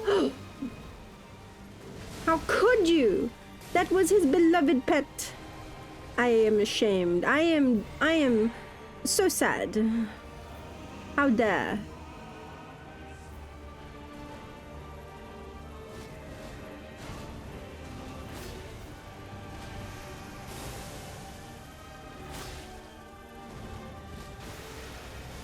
Oh, wow. What the fuck? What the fuck? Is it actually just? Is it actually just? Range? I don't understand that moves. What? Please, someone clip that for me. I'm begging. I need it for reference. To compare to the first time I fucking fought her.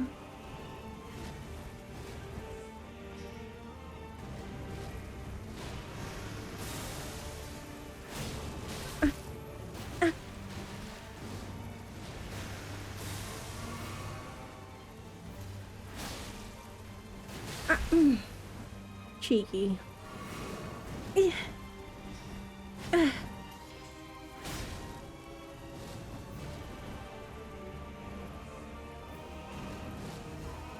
I need you to do it again, please.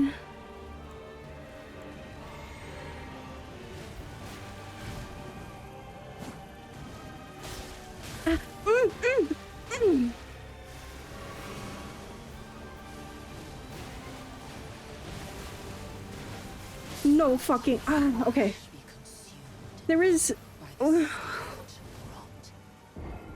Can someone clip that again? Wait, I know how to clip things. I know how to clip things.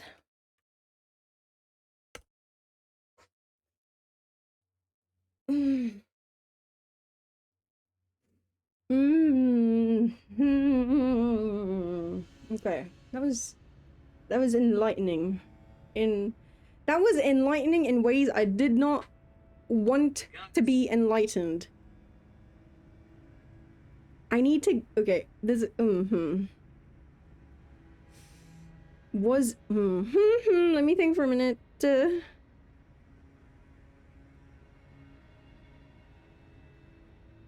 I was completely expecting the fourth one. What the fuck? I don't. Wait, was it just because? Wait. Just completely like laterally dodge.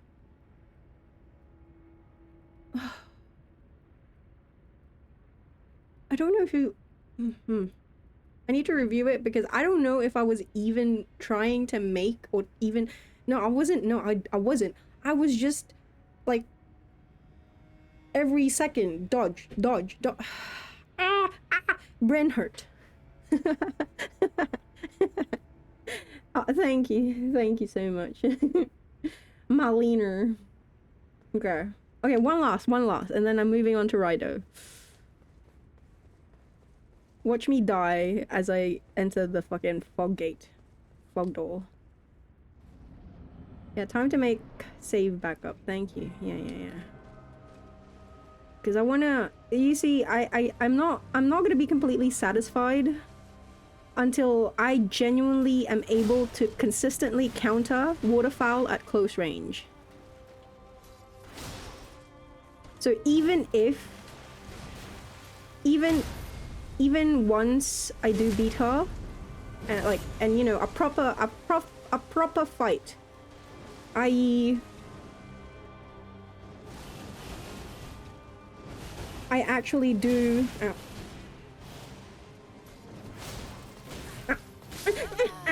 See what I mean? Like I probably managed to learn and know how to dodge that clone jutsu, because that's the condition. It doesn't matter if it doesn't matter if I'm very close to beating her, or if I'm like one final hit from defeating her. If she doesn't do the clone jutsu move in phase 2, and if I'm not like if she doesn't do it, that's an NG. That's no good. I'm not accepting that win. If there were ever a situation where I'm like, oh my god, she's a sliver of health away from death, but she hasn't used the clone jutsu, there's no way I'm accepting that win. I'm sorry, there's just no fucking way. And if I do manage to get that hit, that's the point of the backup save. I can revert to it and we can try again.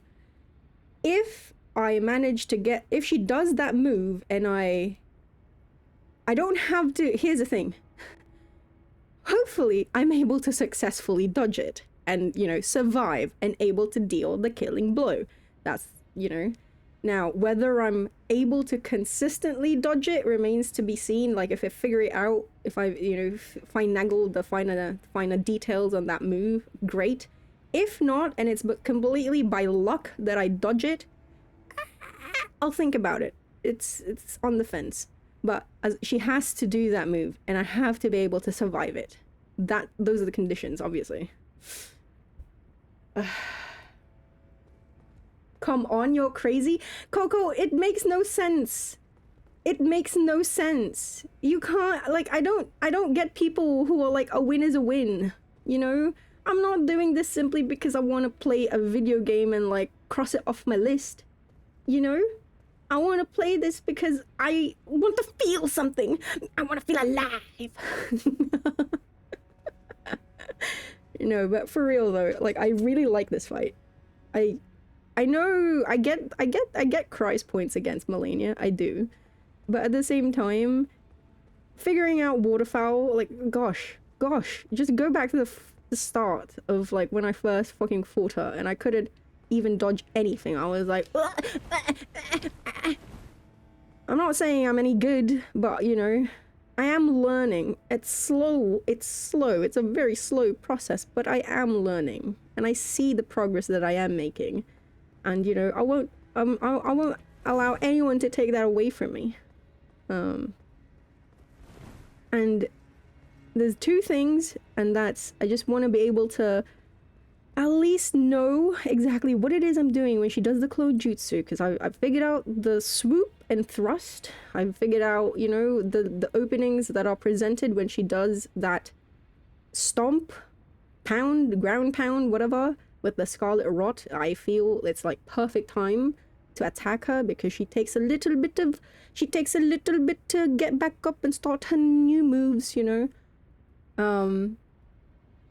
It took me a long time as well to figure out how to just safely avoid the opening attack of phase 2 where she blooms and all of that hullabaloo. Like, oh, wait, I can just run?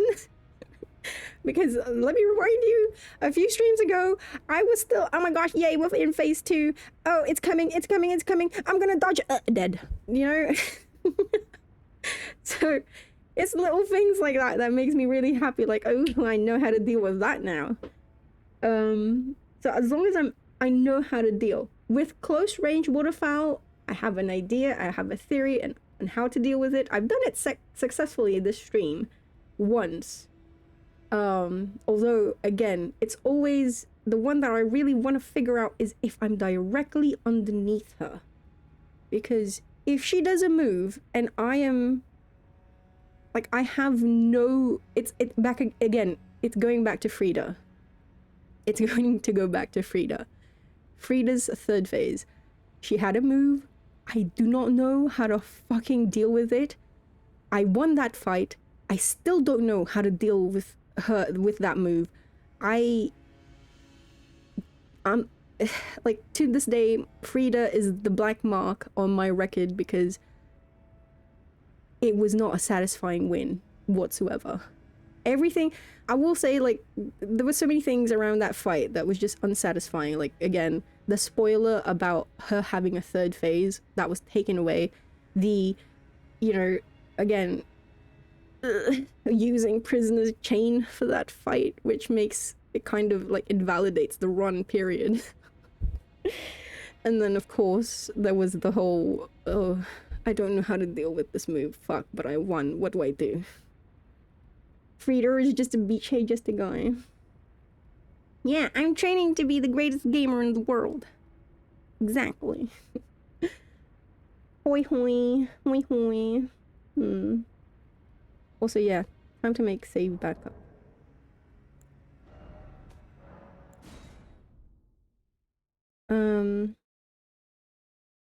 How will Aki make it up in NG+3? In NG+ for Frida? I was thinking, because I'm doing a whip. Well, two things. I was thinking of fighting her with just the whip, not parrying, just whip. Or fighting her with an upgraded weapon so that it's a longer fight, and therefore, you know, potentially more risks of me dying and shit like that. Because wait, fuck. Or honestly, just a new game of Dark Souls 3. Possibly, potentially. Very likely. Just so that we can get back to like 15 and then all of that jazz. System application. Okay. Save data in copy to USB.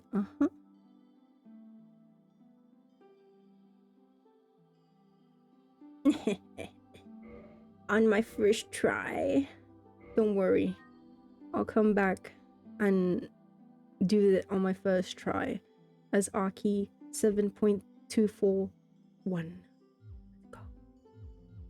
It will be a different Arky. Righto time. A save that's just a speedrun to Frida. That too could be. Yeah, it is what's fun. Like when it's how do I say? When it's a boss, I hate to say this. I really dislike I really dislike saying this, but like Morgott, for instance, right? Morgott was a fun fight. Honestly, Morgott was one of my favorite fights. Oh, is one of my favorite fights so far in Elden Ring. At the same time, I don't have like I enjoyed it, but at the same time, it's not to the level of my enjoyment of Malenia, in which I absolutely feel like I must know the ins and outs of Malenia. What makes her tick? Bearing in mind as well, just like again, lore-wise, I have so much. There's just so much about Malenia as a character and as a boss that I like. So I will take my time if I must. Malenia is a Sekiro boss. Plenty of people feel it's Wait, what? Oh, right. But Cry likes Sekiro. I don't understand. She's again, that's just your POV. You know Malenia is popular. You just pray that FromSoft doesn't make future bosses like her, which they haven't in the DLC. If you're underneath her, you've won. That's my mother-in-law you're talking about.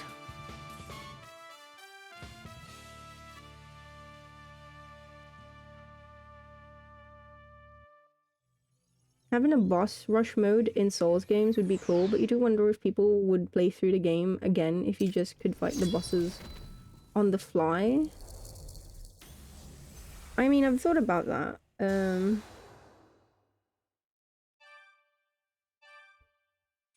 I've thought about that. Fuck, I forgot how to play this game. Gonzo, thank you for the follow! Also, good luck with your Elden Ring. Oh shit, I have to change game. I remembered this time.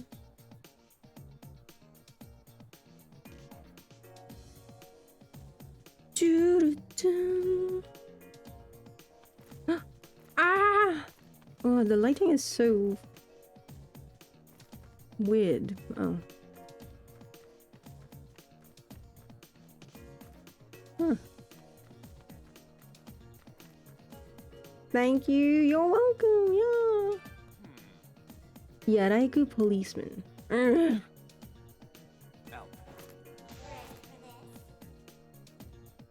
Oh shit. I gotta change. I gotta be on this side because I can't see who was.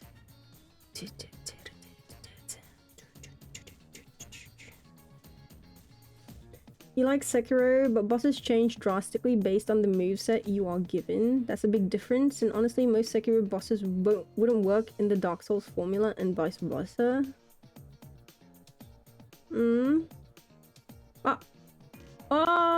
Gonzo, thank you for the Prime. Whoa, appreciate it. Thank you so much. Thank you. Appreciate. The Yaraiku policeman's thoughts can be heard. It's that kid from that Narumi detective agency. I can't tell him.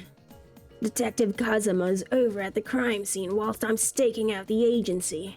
I can't let it slip that everyone at the agency is a suspect in the kidnapping case. Come on, just get out of here. Look, do you see me? I am examining this pole and I have picked something up. Is that suspicious to you, mate?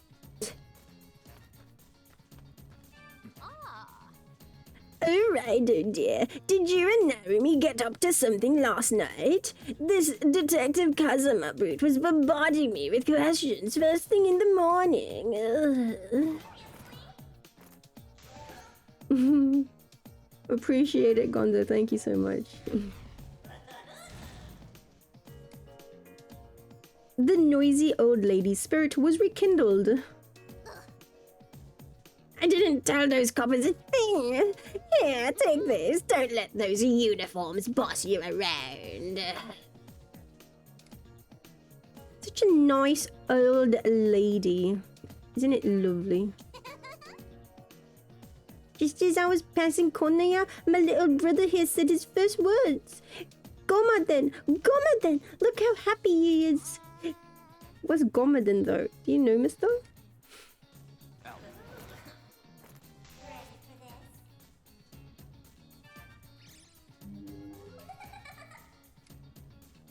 The baby's thoughts can be heard. Okay, Gomaden is under Konoya. I could make 100 new friends there. Buddies, playmates, demons.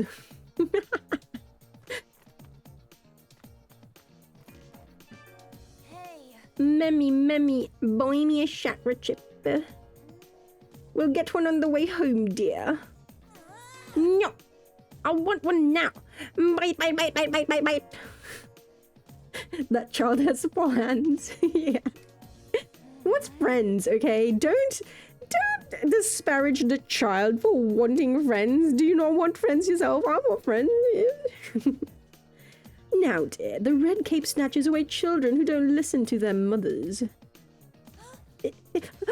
He does what? Get kidnapped. Hello.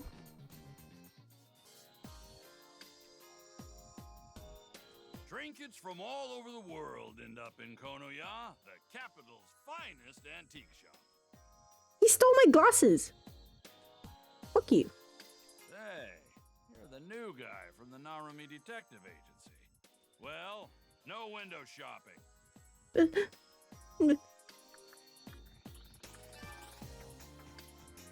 You know the saying, time is money? It means I don't have time to talk. That's so mean. You need to work on your customer service. Excuse you. Where do I have? Oh, those are from the... Those are from the Deluxe Edition. What do you have?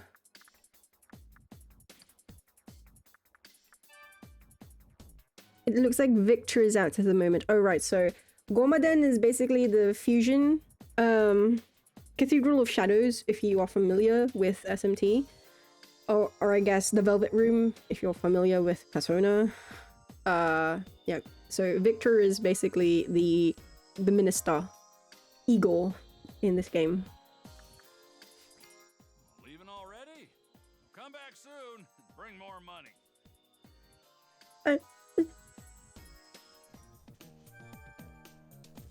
So gaudy, look at that.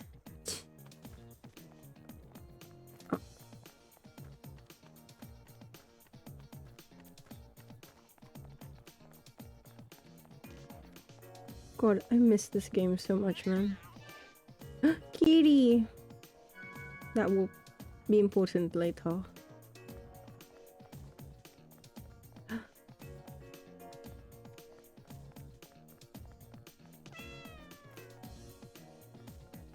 Kitty. This brings us back to the detective agency. We gotta talk to Kazama.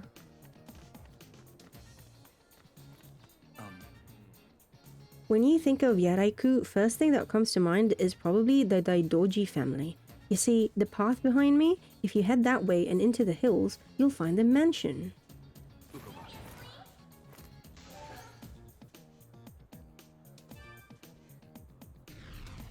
Set him aflame. What? To hell with that Daidoji mansion. I'd never be able to afford a place like that, even if I worked 100 lifetimes. The rich always get richer, and the poor get poorer. This is unacceptable. Do you agree, chat? Is it unacceptable? Thoughts, violent reactions.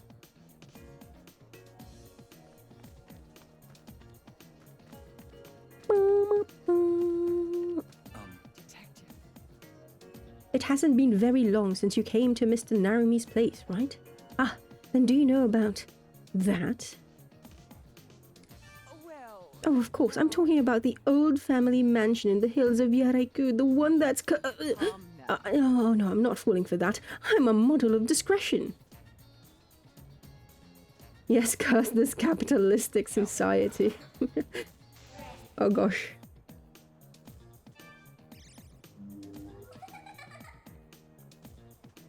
The knowledgeable young lady's thoughts can be heard. Boring though it may be, an ordinary life is best. I don't want to be cursed. The scent of blood there, I'm so glad I wasn't born into that family. So scary. Give me.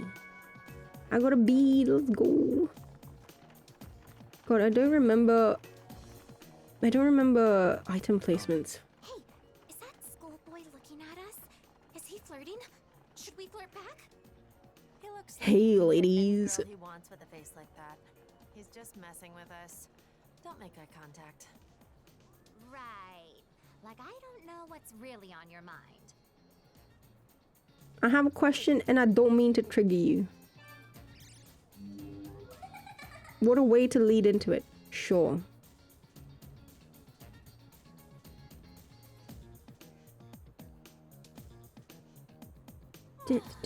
I'm hungry. Yeah. I wish that boy there would offer to treat me to something. He has such a beautiful face, like a prince in a fairy tale. He's my type to a T. I think I might be stuck on him. He's so handsome.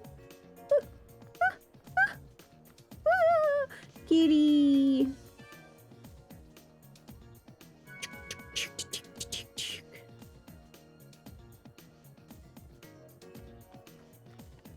Kitty, kitty, kitty. Okay, wait. I will read in a second. Oh. Hey, you. Hey, you. Yeah, oh. Come here a minute. Excuse you. He means us. Who is that man? Your father. Gets him. Righto. It's you. Sorry about that. I thought you were someone else. How? Kazama. I should have known. If he's involved, you can bet something's about to go wrong.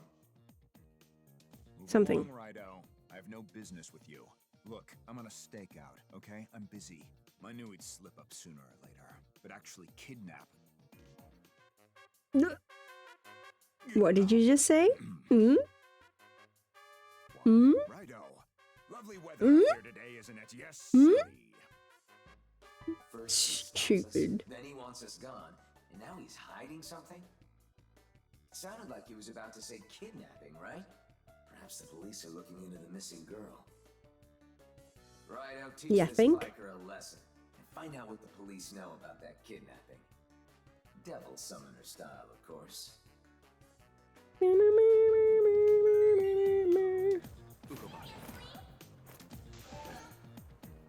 Party time.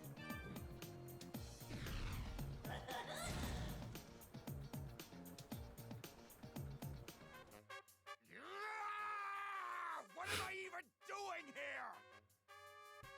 Why the hell do I gotta be the one to stake out Narumi? You don't gotta send someone out just because we got a tip. So what if a witness spotted him in Ushigome? Oh shit, he's having a crash out. Girl. What a waste of time. Just cuff the guy and toss him in the slammer. Done. Even if he Crash was out. just beating his gums, is that something an officer should be saying? At any rate, Vido, you think this missing girl of his is the one we met last night? Let's try to get some confirmation on whether we're both looking for the same person. Daidoji. Oh,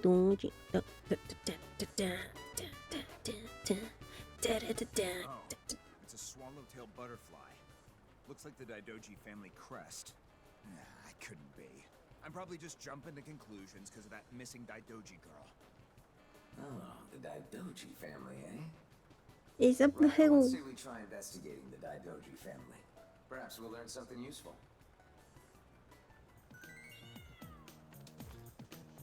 Oh, okay. Hello, Dead Zero. What do you mean didn't even follow through with the stream name? I did Elden Factory. I did Rune Factory for 12 hours, bro. And then I did Elden Ring for what? 5 hours? I'm doing Rido for maybe 2 hours. What do you want from me? What do you want from me? To me, it seems like a lot of Atlas games are similar. Slice of life. Okay. Okay. First of all, I have a question. Very important. How many Atlas games do you actually know? Question mark? Do you know not just... Okay, let's... Taking away SMT... No, sorry for cry. Taking away SMT... What do you... taking away SMT and Persona and ilk of, you know, that whole franchise. What other franchises of Atlas do you know? And you've seen and played? Question mark. Just curious.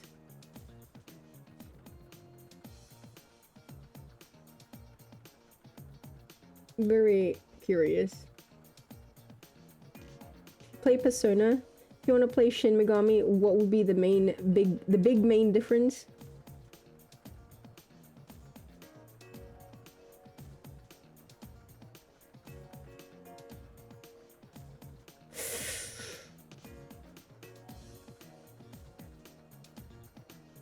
This is very easily...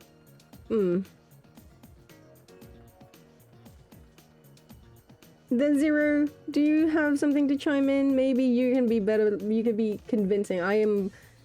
He was right, like... He was right. I am being triggered. I'm joking.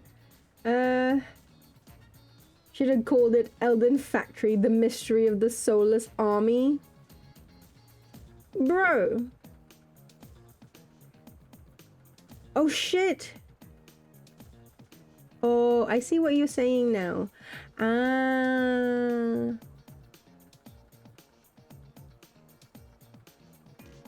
I didn't change the name of the stream. That's my bad. Apologies. I just hit start stream. Haha. I was supposed to add 14th to the end of it. Stella Dios, Tactic Ogre before they sold it to Square. Yeah. Like, for instance, I'm just saying, like, again, when you say franchises of Atlas, that's a very broad number of games. So I'm more curious if you're actually just meaning to ask specifically about Persona and SMT. Which, the short and long answer, what do you want? You were too narcissistic to understand it first. No, yeah, I didn't. Yeah, that's my bad. I didn't realize I didn't change the title. Because, like, I went back, like, the previous stream. I did name it correctly. But this one I didn't. Because I just clicked. It's like, it's not even the correct number. I was excited to stream, okay? Not my fault, though. But yeah, Cry said that. How do I answer this in a...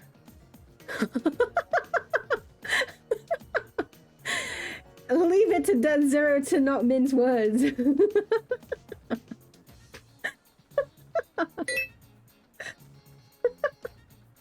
Yeah, there's a lot of Atlas games, Cry. Like, again, when you mean franchise, I'm very genuinely curious if you just mean Shin Megami Tensei and Persona and not the other Atlas franchises, because there are a lot. Like, one of my favorite franchises, I guess you could say, is Etrian Odyssey. I really like making maps. I really like making maps. What can I say?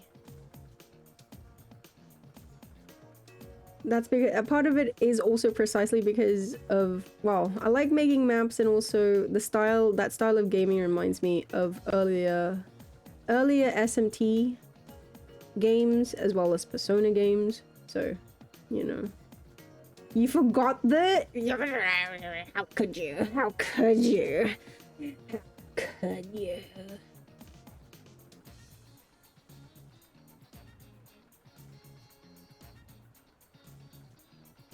What are the differences between Raido, Persona, Shin Megami from a gameplay perspective, not lore, story?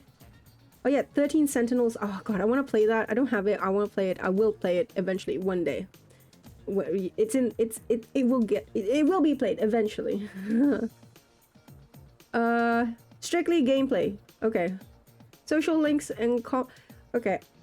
Strictly gameplay, Raido is already very massively different because it is an action style RPG. It is not a turn-based RPG, which is why Raido is in a league of its own.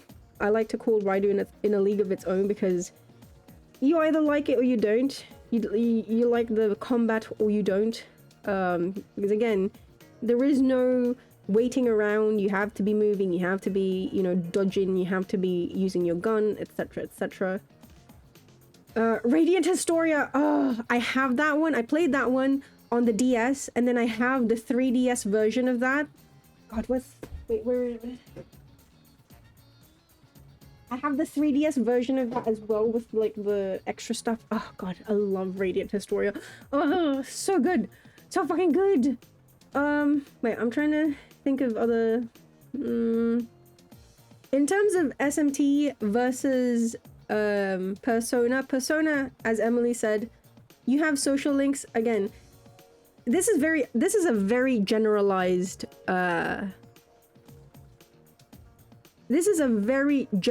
statement, okay? People will, if people take this too seriously, they will clamor and argue about this, but here's the thing. Persona is all about your bonds, your friendships. It's all about, you know, that it's literally the power of friendship. Yeah, I'm strong because I have the power of friends on my side. You know? Like, obviously, you are the wild card. You, as the main character, you're fucking plenty strong and you don't need anyone. No, I'm joking. Because the bonds that you make is actually what helps you build up your personas, etc, etc. Whereas in Shin Megami Tensei, you yourself, like a lot of people, well, this is where I mean, like, it's controversial because there are people who will are die-hard Persona fans who will disagree with this. But just generally speaking, SMT is darker, it is more, it has a darker story that it usually tells. it is all about you as the player character. Obviously, different settings, you know, in like 3 and in like 5, you are a demon of sorts. So you're not just human.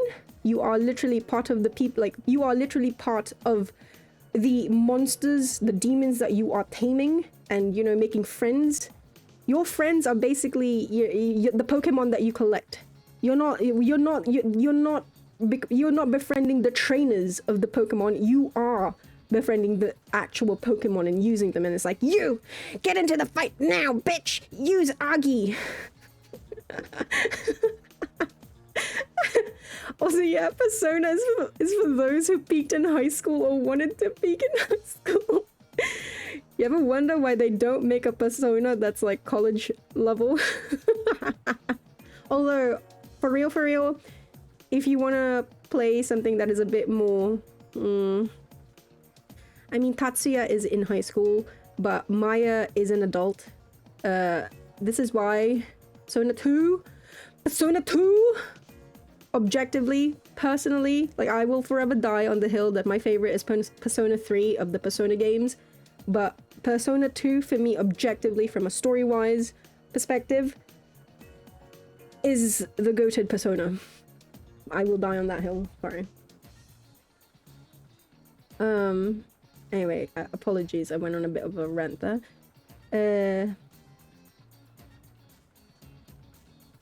But yeah, in terms of combat, if we were just going by plain, it's turn-based, you know?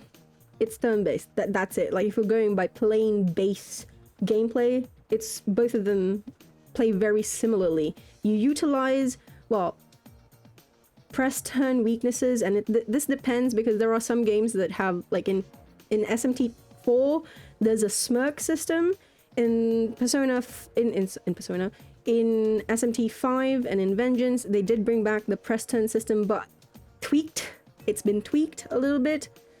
But basically, the gameplay loop is the same. You utilize weaknesses of the enemies that you're fighting, deal massive amounts of damage, take advantage of that weakness, and just fucking abuse the shit out of it. Fuck the smirk system. Minotaur smirks. And then Walter fucking continues to cast Agi. Please, Walter, stop.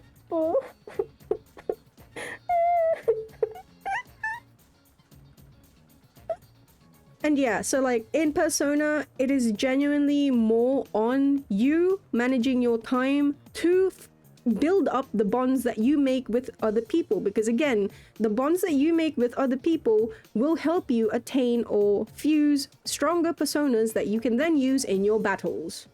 Yes? And also because you fight with your party members who are your friends, and obviously you want to build them up as well and level them up and make sure that their personas evolve to the maximum potential that they have.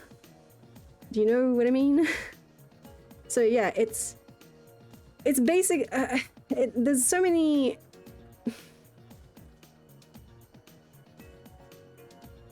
But yeah, how do I explain more? You have to manage your days wisely, whereas SMT plays more like a typical RPG in that, you know, okay, you have missions, you have quests, you do them, you don't have to worry about managing your time or anything like that. You just you follow your story. And again, as I said, usually, for the most part, it is a nitty-gritty story. It's a bit darker. Like, usually, the world has ended, or the world is literally ending. For the most part, Persona games are, well, they're self-contained. Like, obviously, there is a threat, like, oh my god, Nyx, ah! Or like, oh my god, you're going to destroy Tho, ah! You know? But at the end of the day, it is a bit limited to whatever area you are. Again, generalizing, obviously there are games wherein the threat is much more, it's bigger, and etc, etc. Also, there is one game in this, there is one game in recent SMT universe where the power of friendship is the best. which is why it's not that I dislike it. Okay, I feel like I need to preface this. It's not that I dislike SMT4 Apocalypse. Also, make no mistake, the quality of life changes that they made in Apocalypse is amazing. It plays amazing, okay? Every little nitpick I had about making life easier in SMT4, they fixed in SMT4 for Apocalypse. But I hate Nanashi. I'm sorry. I really don't like Nanashi as a player character. I don't like Krishna. Krishna's great. I love him. He's amazing. He's beautiful. Dagda's great. He's amazing. He's beautiful. I love him. But I hate Nanashi. Jesus fucking Christ. I hate him so much. And why the fuck? Like, every time I play Apocalypse, I fucking go for the fucking anarchy ending. Because fuck friendships. I don't need anyone. I can fucking rule the universe by myself, bitch. I toppled God over. I don't need no one. Rawr! Hear me roar. Bow down, you fucking scum. You know? Also, sorry, yeah. Thank you for not triggering me crying.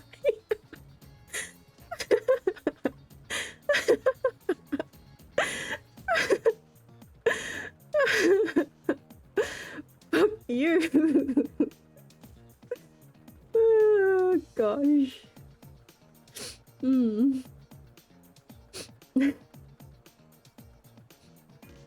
No, I'm talking about SMT3 and 5, you fucking dunderhead. Bloody hell. In 4 you play 4 and 4, well, 4 for 3, 4 Apocalypse, 5. There you go. Happy? Do I really have to specify every fucking time? Oh my god. You fucking pedantic asshole. Hello. Hey Dead Zero, how are you?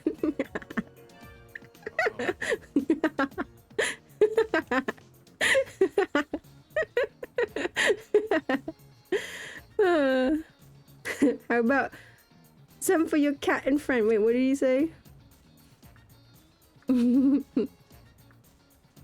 I bet all that running around town makes you thirsty. Ice will hit the spot guaranteed. How about some for your cat and your friend? Wait, what? My friend? You see my friend? Oh, want to, huh? That's just you and the cat? What am I saying? It's okay. I'ma set you aflame. On fire. The gentle ice vendor's spirit was rekindled. Would you believe I'm 43 years old? 43 still young, right? I have a chunk of all natural ice as part of my daily routine. Ice is the secret to my youth. Give me ice. Give me the ice.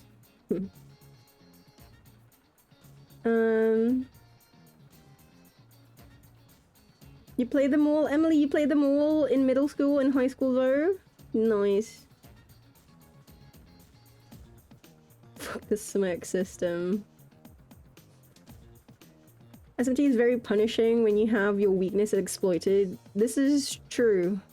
This is... oh god. Insta-kills. Mudo and hammer skills.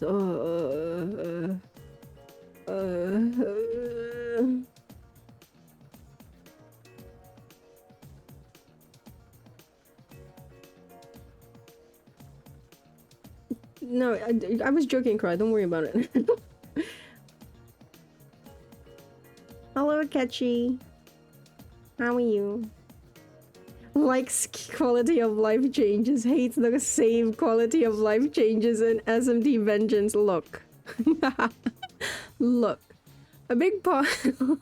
Look. Look. Okay? Look. If you're able to save anywhere in the world, what even is the point? Oh, I think the next fight might kill me. Let me just save it. You're basically playing... You're fucking... You're a saved scummer at that point. Which I don't mind, but not for a fucking SMT game. Excuse you.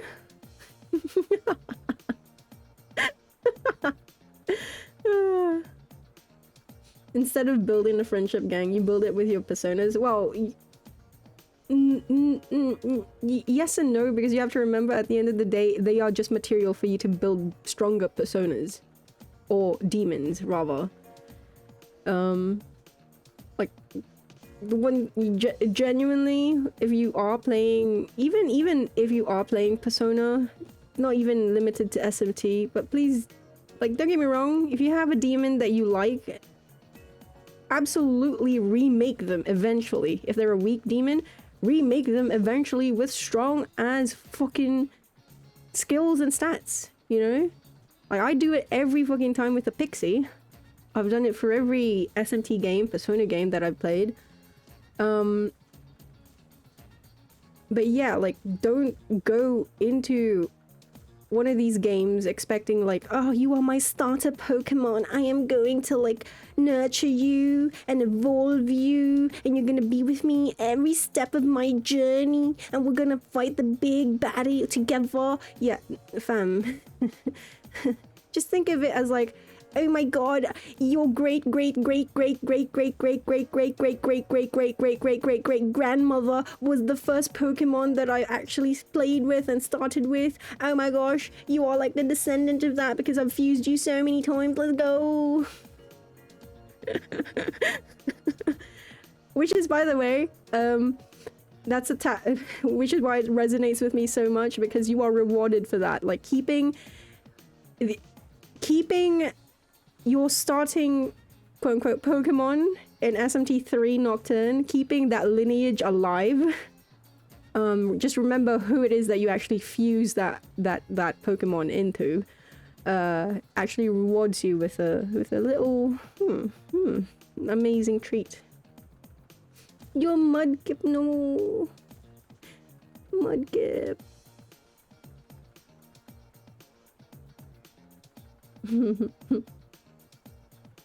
This is true though.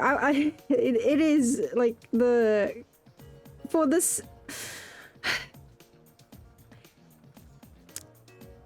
farming it was really good.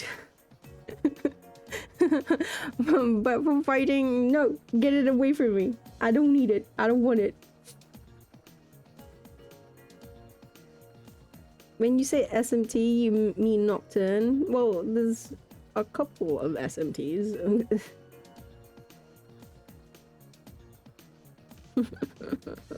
Too much thinking about Finn.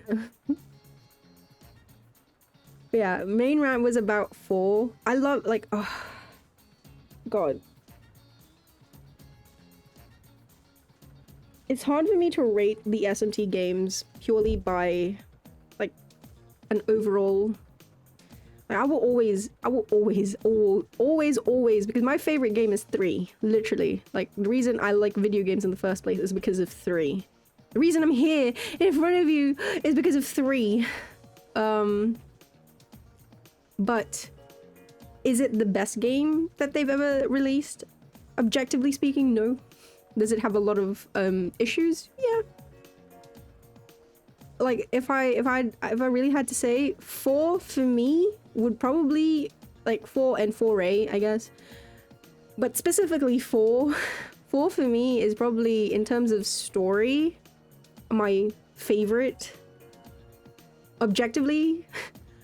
2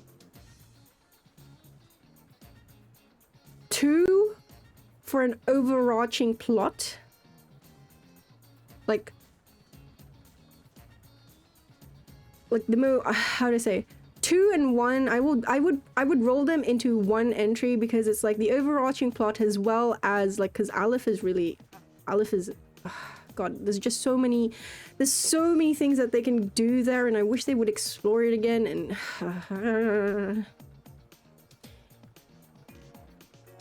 I have done that 0. What?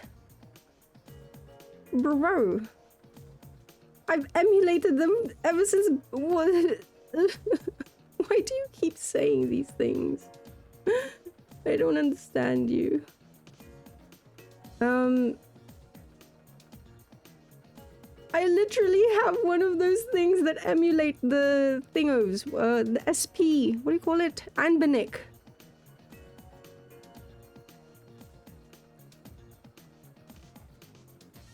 Bro, there's patches. Have you not played? I've like fuck.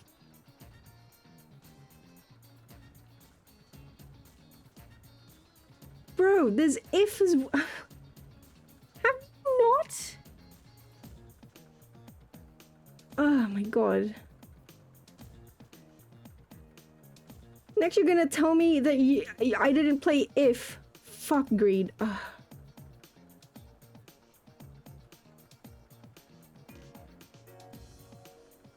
Okay, I will show. Oh, God. Let's talk about this. Ugh.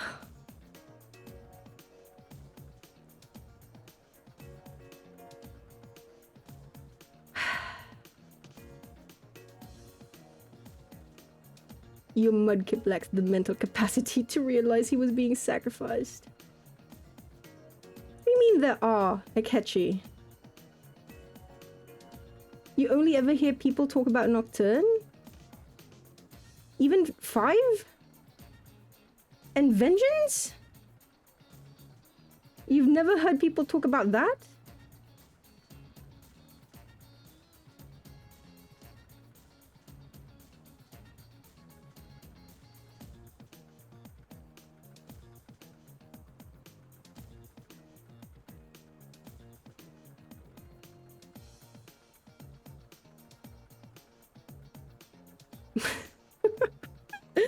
Oh, Dead Zero.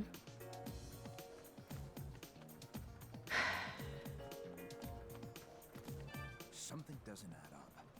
Why would Narumi want to kidnap a member of the Daidoji family? Forget it. Don't need to bother thinking about his motives. You've never seen a single piece of SMT media apart from Nocturne? How? Like, genuinely, how?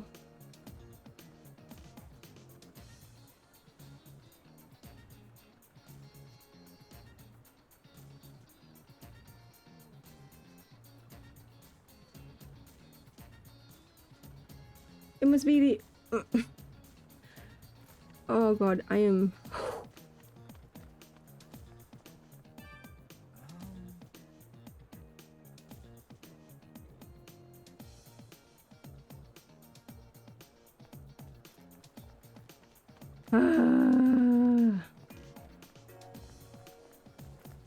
That is so... Wait, Domo?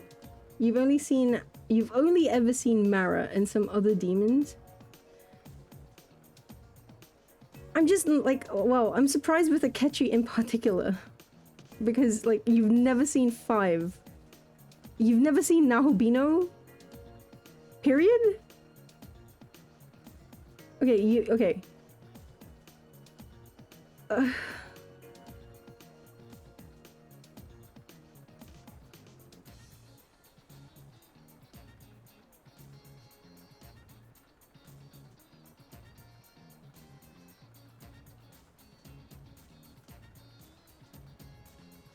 You think the only SMT advertised was SMT5? You have no clue what you all are even talking about. You haven't seen anything either.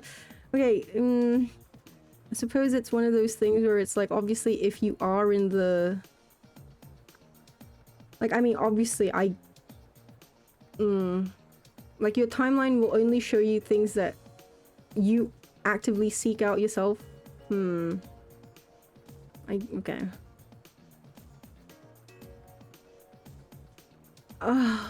You can't do this to me, mate. You really can't do this to me. I've been up for what? I hate all of you.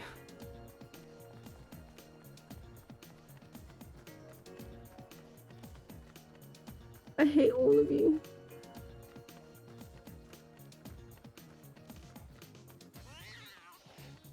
Hate. I hate all of you.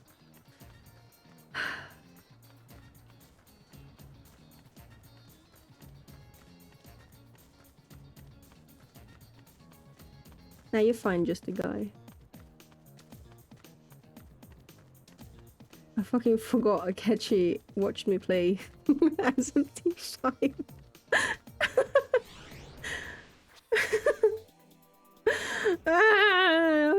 Wanker.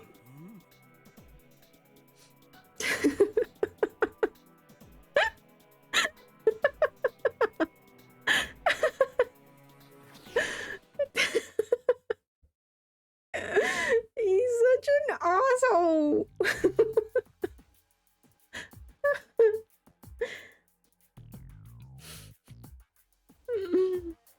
Pardon me, sir. No one is permitted to enter without an appointment. Terribly sorry, but I must ask you to leave. Will there be anything else?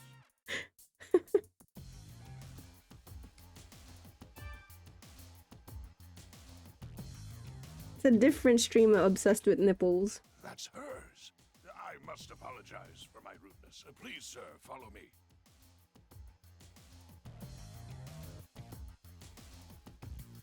I understand you met Kaya. Was she safe? I beg your pardon.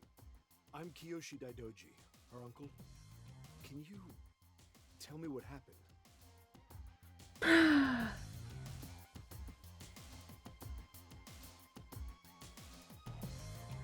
So, that's what happened to Kaya. Don't forget kilts. I see. Well, she disappeared about 10 days ago. Since then, my brother Takeshi, Kaya's father, has grown more ill. Takeshi? Akeshi? We're an old, prestigious family, as I'm sure you already know. Kaya would have taken his place if it came to that. But if something happens to her, what would become of the Daidoji family name? That's my biggest concern, honestly. Emily! However, you say you really met Kaya and caught a glimpse of her abductors? Righto, was it? Have fun. I'd like to ask you to track Hopefully you like the movie, but if not, again, let me know. If you have questions about it, let me know. Have fun, enjoy it. Keep an open mind. Don't stare too much at the big dicks. But also, don't be afraid of them.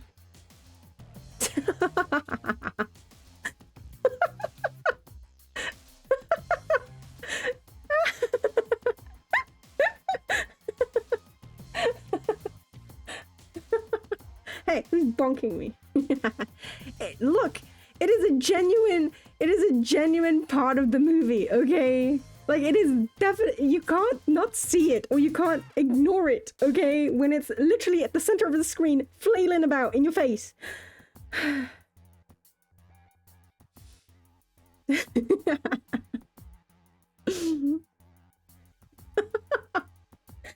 Fuck off.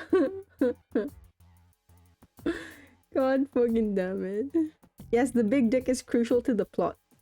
Genuinely. Way to give advice? I mean, you can't show it fear. He's a wait, I don't know who he is. Why do you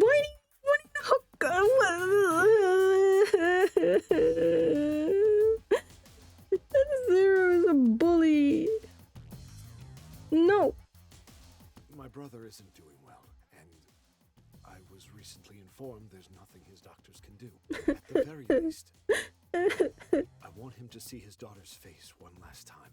One last As time. soon as you find out where she is, I'm very worried about her. We can only pray she's still all right. It's time, sir. If you have any questions, Nakamura will be glad to answer them. Now, if you'll excuse me, I'm expecting company. Well, actually, no. Apparently, there's Zero. It was a prosthetic because of child labor laws or something. For legal reasons, I don't actually know if that's true or not. But apparently, it was a prosthetic because the lead character is a child, so you know they had children on the set, and so they couldn't apparently do an actual full frontal. Yeah. Is it a fake one? I don't know. I don't know how a thingo is supposed to dingle dangle bungle bingle, okay? I'm just saying. So you're the experts on that. They had tits. Tits are different though. Everyone has tits. You have tits. I have tits. This character on the screen, Kiyoshi, has tits. You know?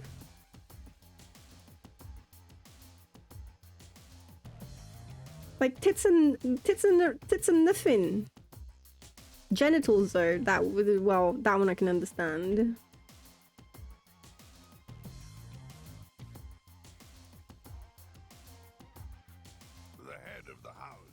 Master Takeshi Daidoji has already asked the police to search for Miss Kaya. I don't mean to supersede Master Kyoshi's words, but there's no need to trouble you. Besides, Master would prefer this matter not be made public. I trust that you understand, Detective. Until next time, then. They certainly seem to have a lot going on. We don't seem particularly welcome here, but Kiyoshi did ask for our help.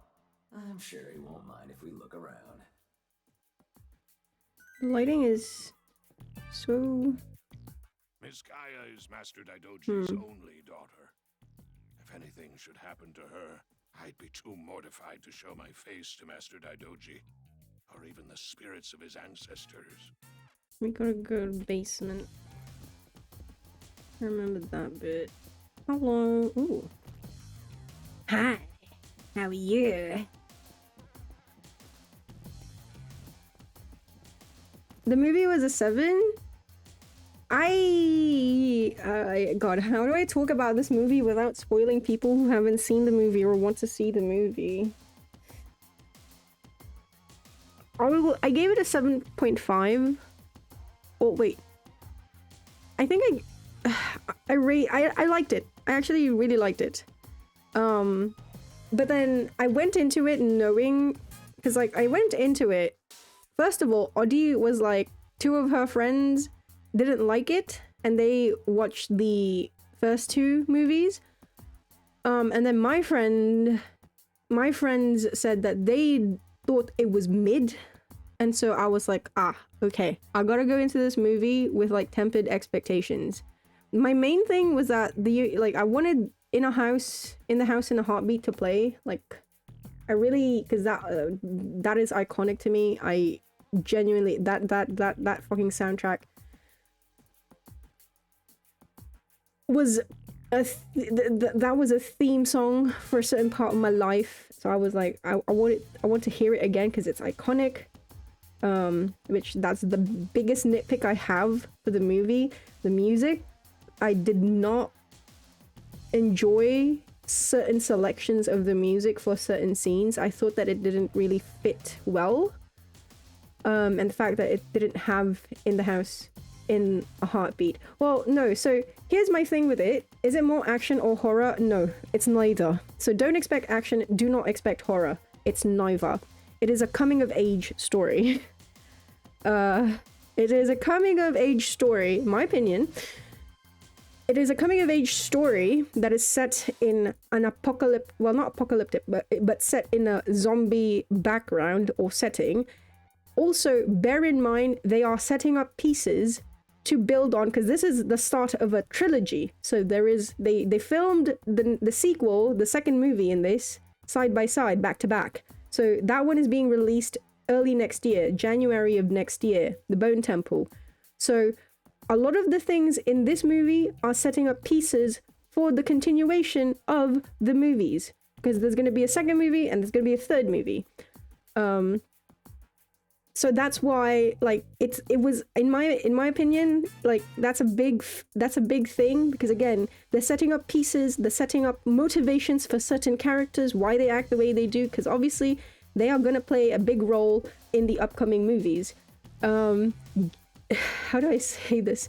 There's also a big part about one certain character that I feel like some people won't understand unless they're British or if they have history of a certain media personality in the UK, who this character takes a lot of inspiration from.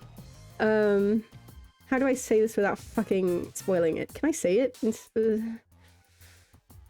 It sounds kind of boring. Again, yes and no.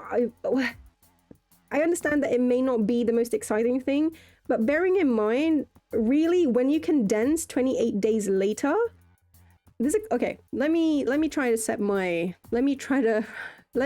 to put my thoughts in order so I'm not all over the place.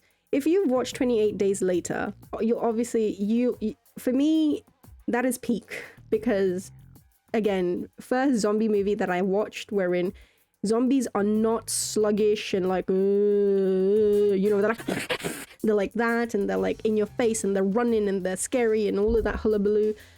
Whereas, yeah, it was like, it was a turn for me. I was like, what the fuck? If you're not British, you wouldn't know who the guy is, so it's not really a spoiler. Is it Jimmy Carr? No, Savile. Jimmy Savile.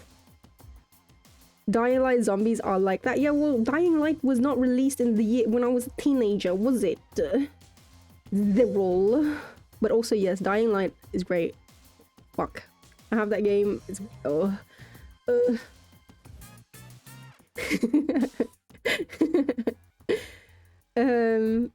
wait, did you search him up, Akechi? So, yeah, so... He is... Oh god, how do I go into this without spoiling? Okay, there is a character. His name is Jimmy, right? The movie starts with him as a young boy at the onset of the outbreak 28 years ago, yes? And it shows kind of, you know, how... I don't want to say motivations, but like... It shows you... it shows you certain things, like... It starts out with this Teletubby film, or Teletubby, the Teletubbies show, which actually really plays into the whole Jimmy Savile inspiration as well, with the colorful ending, like the literally colorful ending. And again, if you don't know who Jimmy Savile is, he's a vile man, horrible man. But at that time, because this happened in 2002 when the outbreak first happened, right? And this is basically an alternate universe, because the horrendous things that Jimmy Savile did, it only came out after he died. And so, And so, like, in this particular instance, the character of Jimmy doesn't know about the horrors that Jimmy made, because Jimmy was so big in the UK at the time. He was larger than life, he was eccentric, but also, you know, everyone thought it was a grand time, a good time, watching him and all of that. And it's only again after he died that things got revealed about him. Wait. Sorry, this is an alarm. Wait.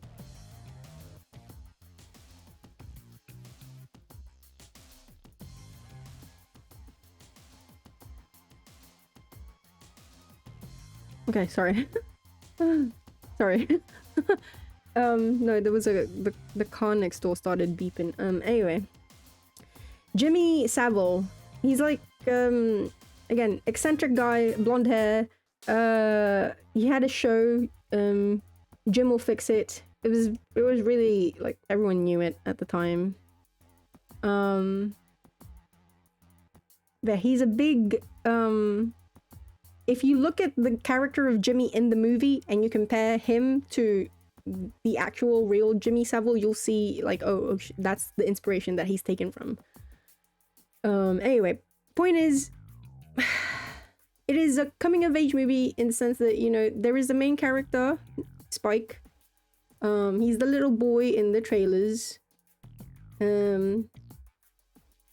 And this is where Danny Boyle's, I feel like Danny Boyle's acting direction, it's a hit or miss. I have nitpicks with it because the tonal shifts, it's basically like 4 acts into one movie. There are 4 acts in 4 acts in one movie, and the tonal shift between the 4 of them is so very abrupt. I feel like I'm watching 4 episodes of like a 20-minute show spliced together. Does that make sense? It's so I don't know.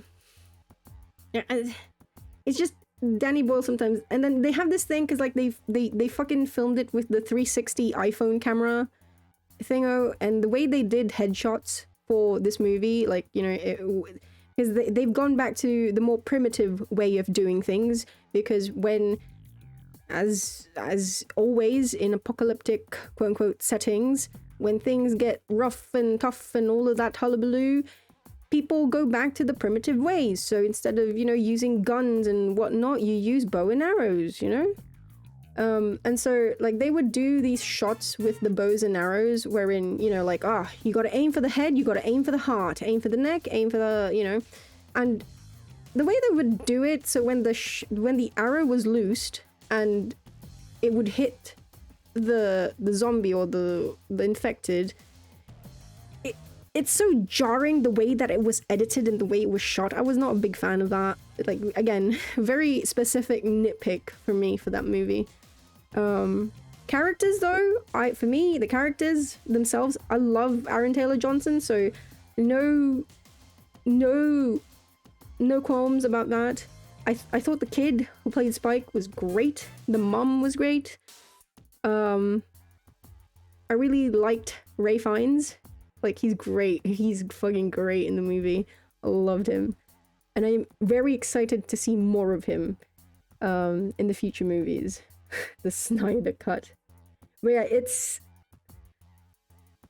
initially, when I came out of the cinema and I was like leaving, I left my thoughts, you know? I rated it a bit low. I was like, 7, you know? I would actually put it to like 7.5 to 8, honestly, personally. He's a good actor, yeah. Kick ass. That boy, he's grown. Oh. But he's also... Did you watch Nosferatu?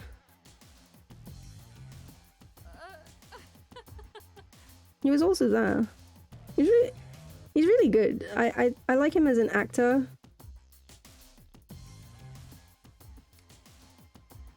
You missed it? Oh. But yeah, it's, again, if you're going, I feel like if you're going into it expecting either answers from 28 days or 28 weeks later, no, you are not going to get answers that you seek.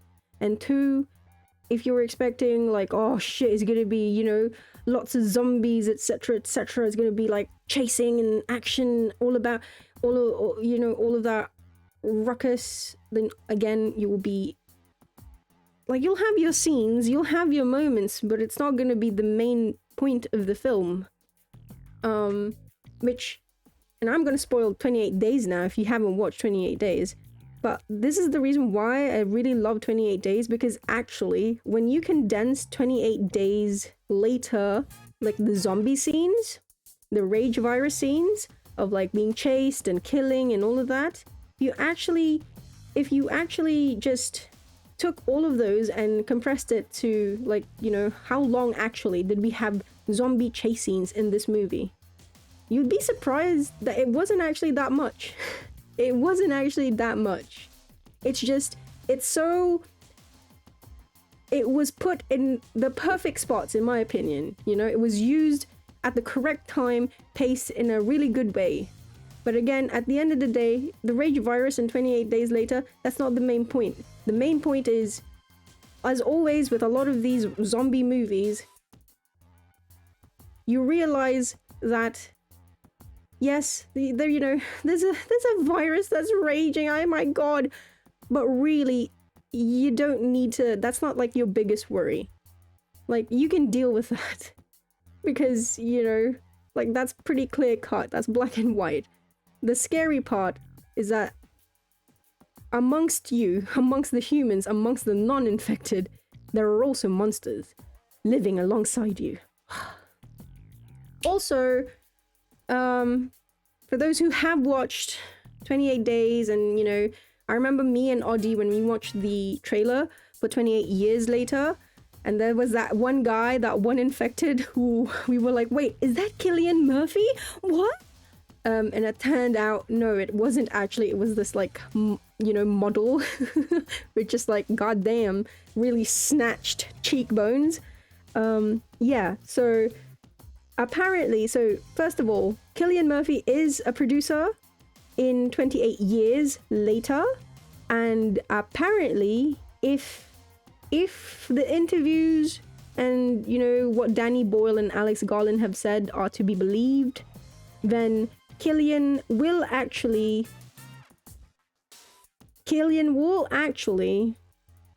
make a small cameo in the future movies. I don't know which one, but apparently he will return as his character Jim. So look out for that. But yeah, so Bone Temple, which is the second movie in this trilogy, this new trilogy, it will be released in January of next year. Basically, it's already done. They filmed it back to back. It's a different director. It's not Danny Boyle. They filmed it back to back. It is ready. They're just in like post, and it's gonna be early out next year. The third film, apparently Alex has already written it. So the story has been written. It hasn't been filmed yet. And apparently, maybe, I don't know how true, again, it's just like hearsay from... Apparently, it will depend on how well these two movies are received. Personally, I don't think, I want them to finish the story that they want to tell.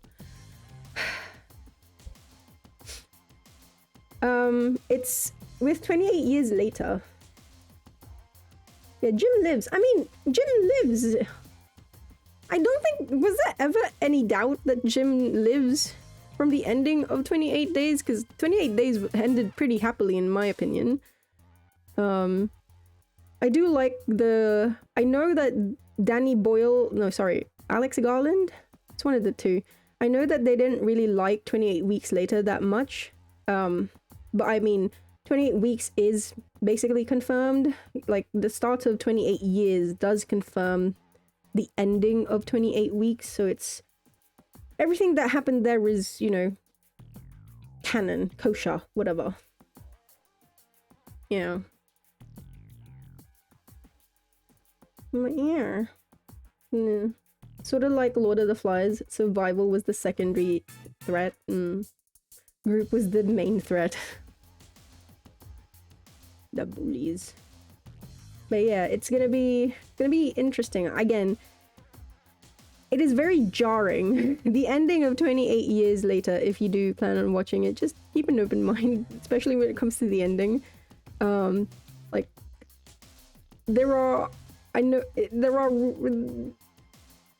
think of the potential reasons. Also, I will say, going into the movie, I already had like ideas, because 28 years is a really fucking long time. And bearing in mind that in 28 Weeks Later, they were actually able to contain the virus. They were able to clean up and quarantine a lot of like London and all of this. It's just that because of the happenings and the going-ons in 28 Weeks Later, the rage virus had a, newfound resurgence. So going into 28 Years Later, I was always interested in how did the virus change? Because there is no bloody fucking way that these zombies are still alive for 28 years without, something fundamentally changing in the way the virus works. Do you know what I mean? And in 28 Years Later, you are shown, you're blatantly shown one of the changes, and also there's another one which I will not spoil, but there's a couple of changes that you can already blatantly see. But I'm more interested in finding out, like, I'm interested, and I feel like that means the movie did a good job, because now I'm interested in finding out more, because I want to watch the next movies and figure out, okay, what exactly changed in this virus and how is it now different from the OG virus? That makes sense?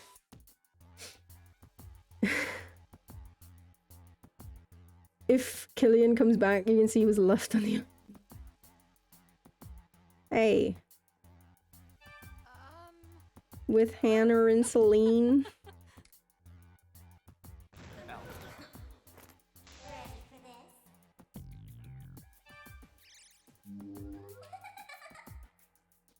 In 28 weeks, they got... Oh, wait. In 28 weeks, I mean, how do we know that he was even there? You know?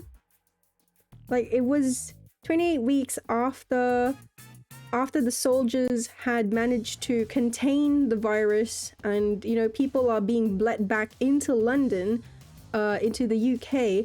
How do we actually even know that they didn't manage to get out? You know? No, I mean like Killian, like his character, Jim, okay? In 28 weeks, yeah, we know, well, that's why 28 years confirms what the ending of 28 weeks. Because in the end of 28 weeks, you hear a French person speaking, and 28 years directly confirms that ending, or like confirms the happenings of that ending. You know?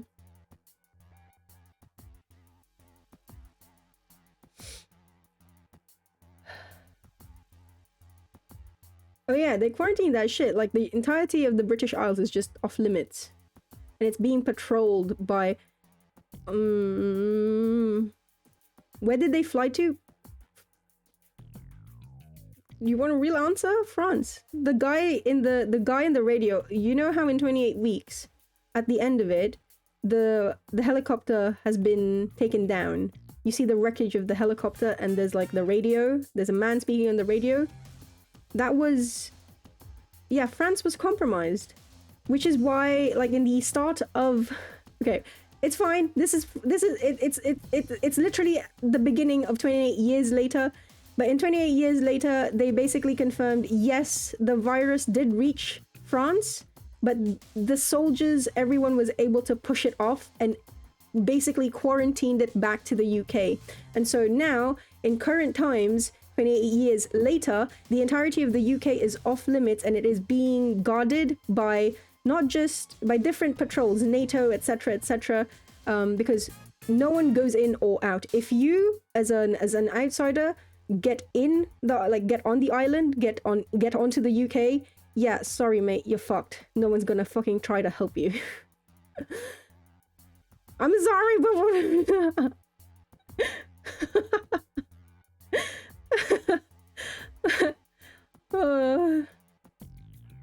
did they... Well, okay, so France, the way that they actually managed to contain the virus in France, they nuked it. Like, literally nuked. They used the word nuke.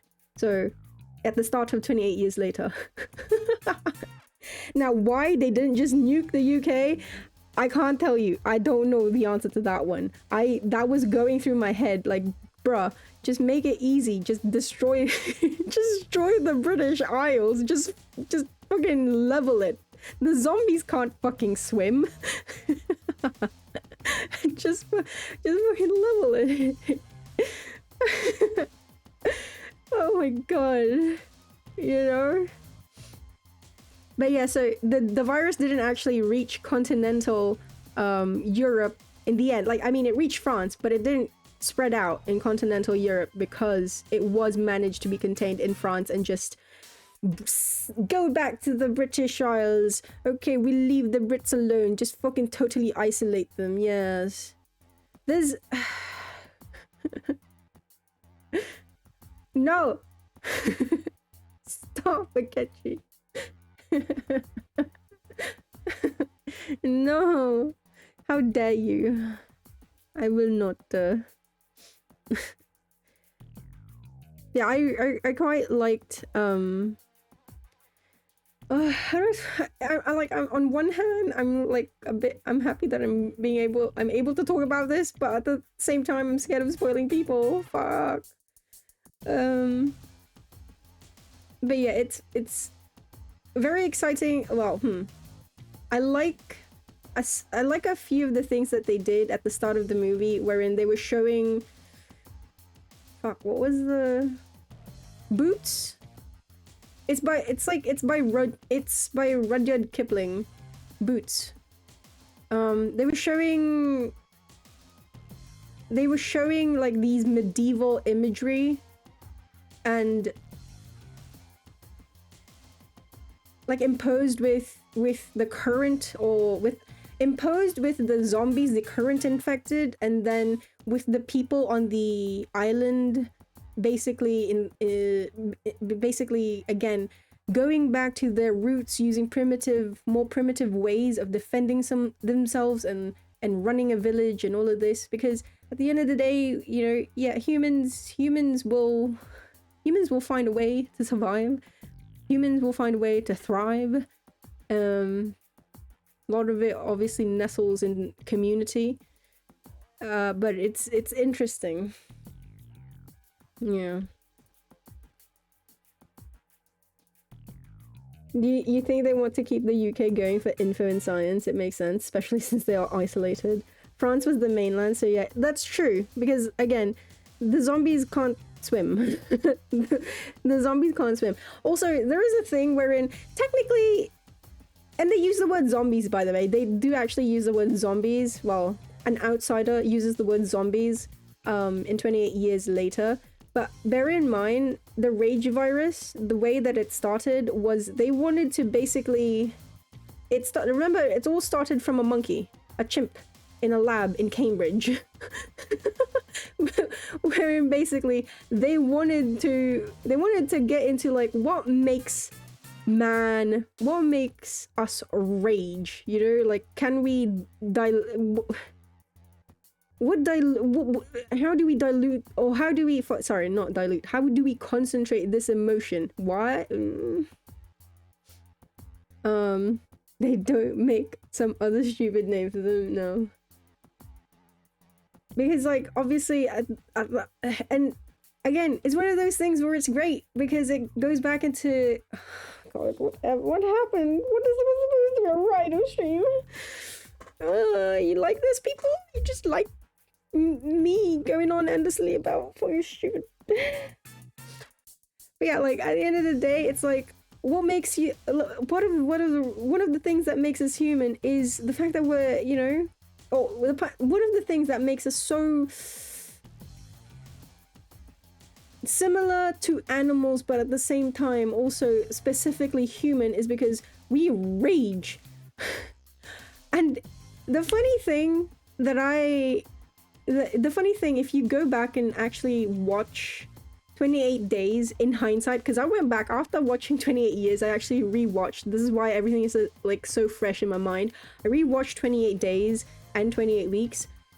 Is that the rage virus, once you've been infected, remember the infection, it happens very quick. The process, if the moment that you've been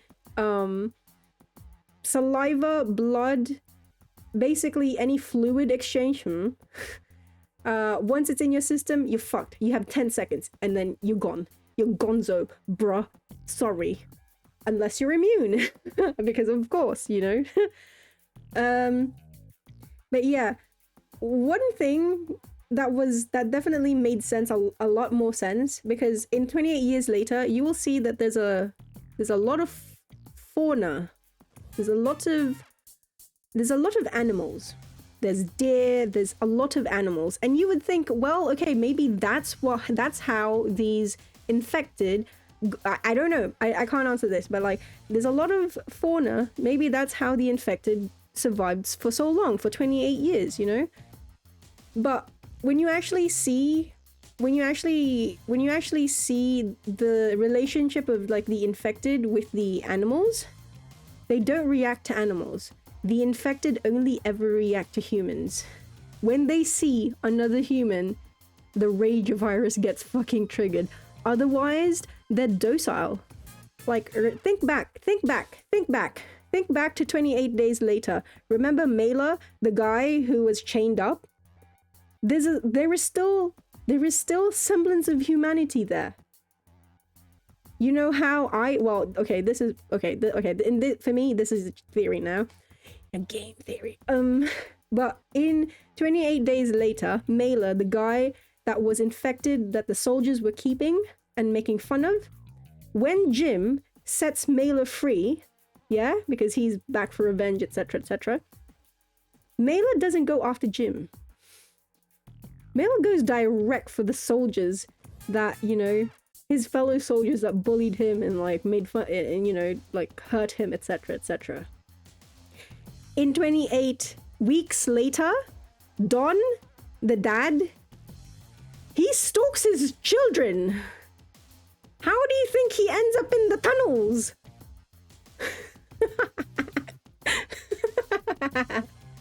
All right, sorry.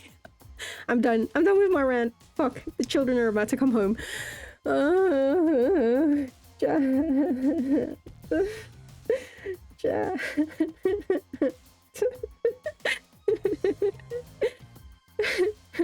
Gave us bloody throw up and bloody diarrhea.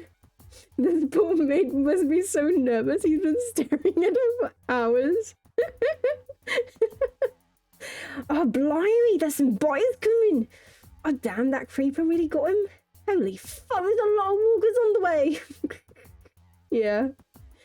Fucking Walking Dead. Fuck ass. Fucking ass. This shit is so ass.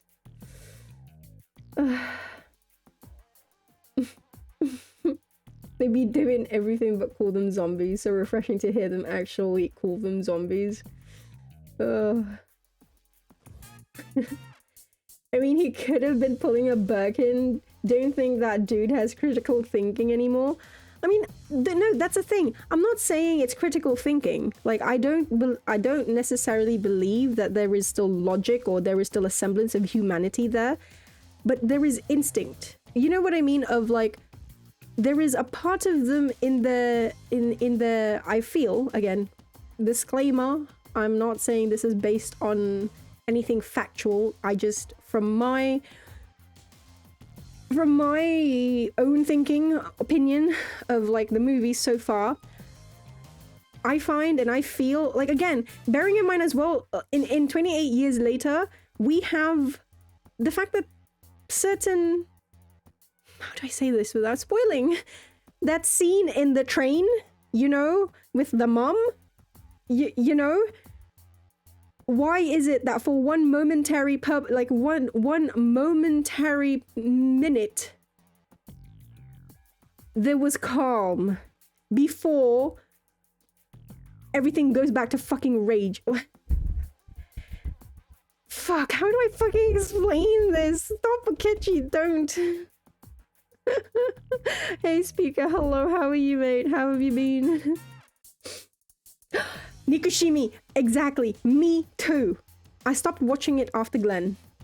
I could not. Glenn was my end all be all. I could not. I was like, I don't want no more. I don't want to watch no more. But yeah, I stopped watching Walking Dead after Glenn, and yeah.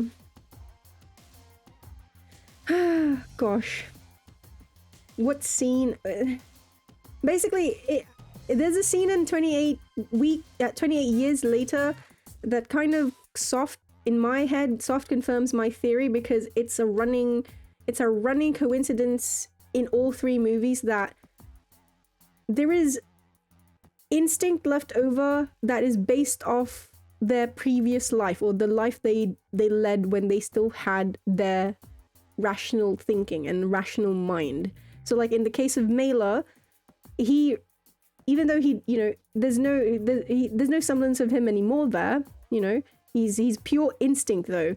And so that instinct is what is driving him to, instead of going after Jim, or instead of going on after like these strangers, he's going after someone who's more familiar looking, which is again from his life before he became an infected.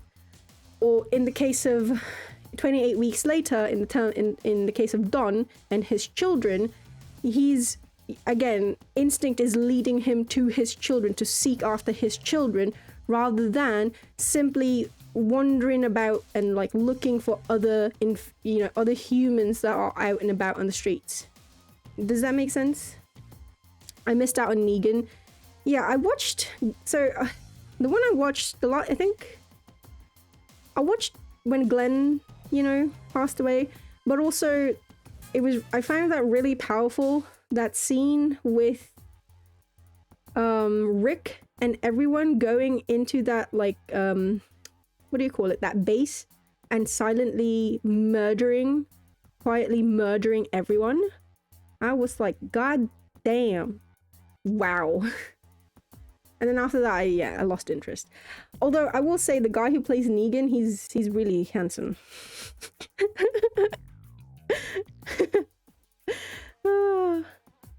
He's really handsome. Oh, you're finally seeing the specialist. Let's go, Speaker. Congrats. Good job. Ooh, that's great news. Let's bloody go. Arky really do be liking them old. Hey, what? Are you telling me he's not handsome? Are you genuinely going to tell me he's not handsome? Someone would like supernatural. I mean, Wincest is...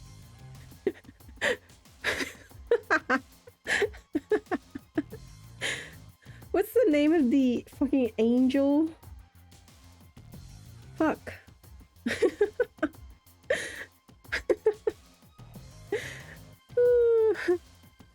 Castile, thank you.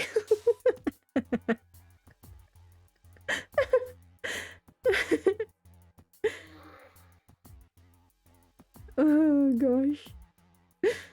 Does it even ship Dean with Sam and Dean from what? Sorry, I'm losing my voice. I think I yap too much, chat.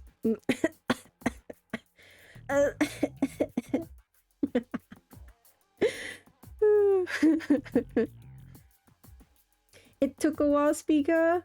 Yeah, it did, didn't it?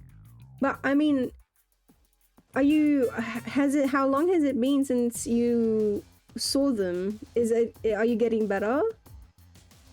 Or you're just about to start seeing them?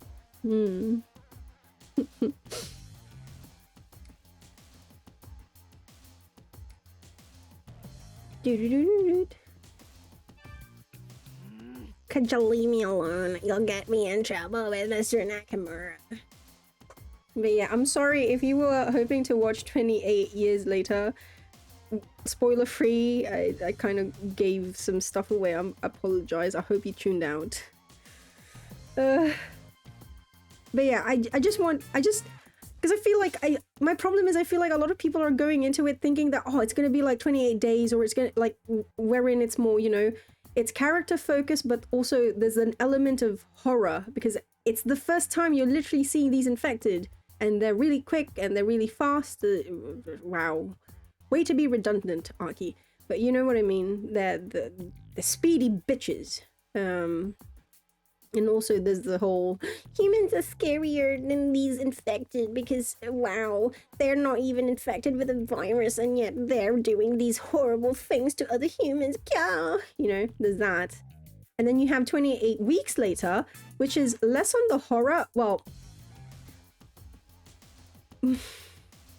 less technically on the horror and really more action-packed. And obviously it has Jeremy Renner, which, hey, never forget, if you know every app on the Apple Store, or like, I don't know, Play Store, whatever store you have, every app on there will probably let you down, and it's full of malware and ads and etc, etc. But the Jeremy Renner app will never fail you. He'll always have your back. So yeah,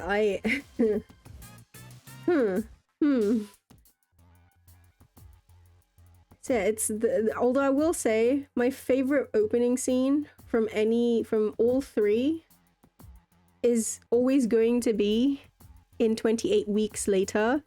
I don't know if any of you have seen it, or if you probably maybe have seen it, or if you're not super familiar with it, but basically there's a husband, the house that they're staying at with him is his wife and some other people. It gets, because his wife decides to let this boy that's knocking on the door, decides to let this boy come in, which obviously he's led a whole bloody pack of infected to, like, he's led them all to the house, and they're all now getting attacked and infected. And this guy, Don, he just fucking leaves his wife. And I mean, to be fair, let's be real here. If you were put in that position wherein, holy shit, the infected are coming left, right, front, and center, back, everywhere, like, bruh, and your wife's like, and she's still holding on to this boy, this child that she let in. What are you supposed to do? You're supposed to fight them off on your own? Come on now. See you later. And then oh god. And then the biggest fucking plot twist is that, oh shit, she was, because he lies to his children about it. He's like, oh yeah, so about your mum, because they come back. They were in the US, I think, for like a school trip, holiday, whatever. So they actually managed to, they managed to not get infected, and they came back to the quote unquote quarantined UK that's ready, or like ready to receive people again. And the dad tells them about what happens. They're like, where's mum? And he's like, oh, I tried to save her, but it was too late. And then fucking bullshit, 2 minutes later, they go back to their home trying to find mementos of their mother, and the mother is there and she's alive. Fucking... so fun. Such a fun movie. Also, if there's one thing, and it's great because it also still holds true in 28 years later, remember chat, if you ever find yourself in a zombie apocalypse or in a zombie infested world, do not ever fucking go into a tunnel. Holy shit. Find a different way. Find a different route. I don't give a toss. Literally climb over a mountain. Don't take a fucking tunnel. You will literally die. Nothing ever works out well when you go into a tunnel and there are zombies all around you. Please, use 2 of your brain cells, rub them together, and maybe that'll spark some actual critical thinking and thought. You know? But the tunnel might have diamonds. Oh. This is a very... This is a very, very... Ooh. Compelling argument. I see. Shit, you're right. What if the tunnel has diamonds? Oh, that changes things, chat. That changes things. Griffin, you have ligma? No, what happened? Let's get your ligma treated. Show me your balls. Wait, don't actually do it.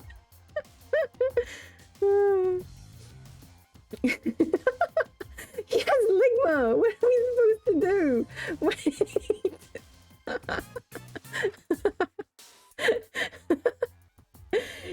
Cheeky wankers!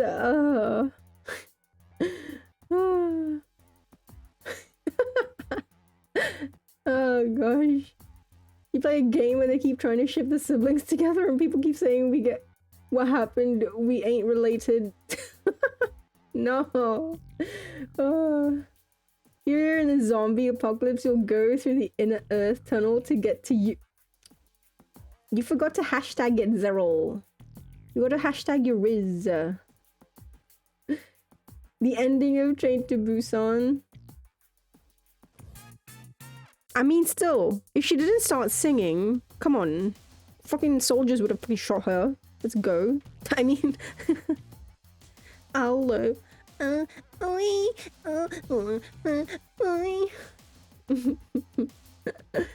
Oh gosh. I feel like every time she reads my rage bait, she's slowly losing IQ because of my stupidity. It's okay, Cry. We welcome and cherish you. We do not judge. It's okay.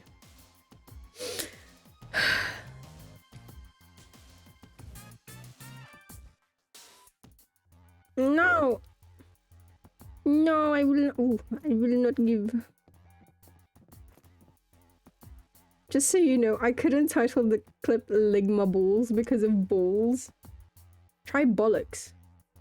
Does Twitch not allow bollocks?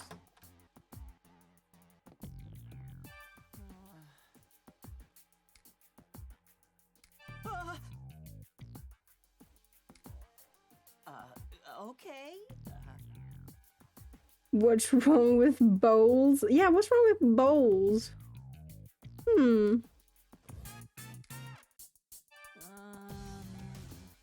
He's the master of this house, though he's been sleeping heavily due to an illness. His doctor said there's little to no chance of recovery. The matter of inheritance will be quite a mess. Is there anything else you wanted to know? Master Kiyoshi is Master Daidoji's brother. You met him in the living room, I believe. He's a hard worker, but he's not suitable to lead the Daidoji family. Master Daidoji gave him a loan to start his own business, but it was a catastrophic failure. Is there anything else you wanted to know? He's been loyal to the family since Master Daidoji and Master Kiyoshi were children. He's very devoted, and Master Daidoji has unshakable trust in him. He's the quintessential butler. He can be very passionate about his work, though frighteningly so. Okay.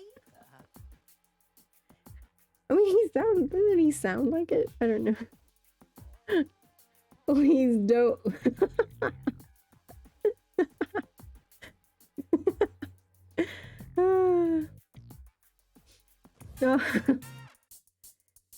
Oh gosh, speaker, oh no. Let him go. Feel free to ask me anything else. No.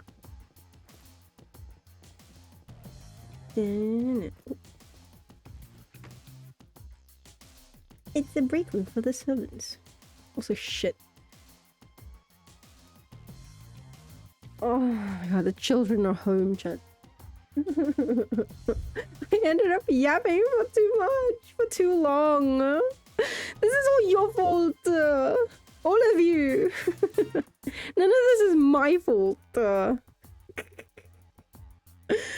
Fuck, I have to go. The children are home and I have to help keep them entertained. But also, holy shit, how long have I been streaming? Has it been 23 hours? Wait, what? Really? Has it been? Oh, I have work tomorrow. Later, actually. I have work later. Apologies. Alright, wait. Chatto. I swear, next time, next stream, first of all, I'll be reviewing my footage with Malenia. I'm getting there. I feel like I'm getting there. I just need to figure out that stupid clone jutsu attack. But also, I swear to God, I am not playing Rune Factory next stream. Oh, okay. Okay, maybe not playing. I am capping my Rune Factory playing 2-3 hours maximum next stream. Okay, 3 hours max. If I go beyond 3 hours, chat, you have to cut me off. You have to cut me off. No, you didn't cut me off though. That's not on me, that's on you. That's it's not my fault, bruh. So, I swear, next time, we're starting with Malenia and then we're going straight into Raido so that I can do some stuff. I can actually show some stuff instead of just fucking yapping away like I've done today. I'm so sorry. Otherwise, chat, thank you for being here. Thank you for dropping by. I appreciate it. Please get some rest. I am going to get bombarded by the children and then I'm going to get some rest myself. I really appreciate you guys being here.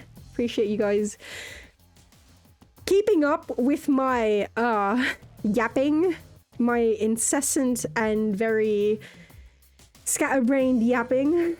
Appreciate it. Please get some rest. Take care of yourselves. Be kind to yourselves. And I will see you in the next stream, okay? Appreciate you guys, really. Have a good day. Good night. Yes, yes. You too, you guys too, okay? Yapping away is awesome. My voice is gonna be so dead after this though, so. Alright, I have to go. The children are literally running up the stairs now. They're literally like the fucking infected. The zombie virus is here, chat. Bye bye. Bye.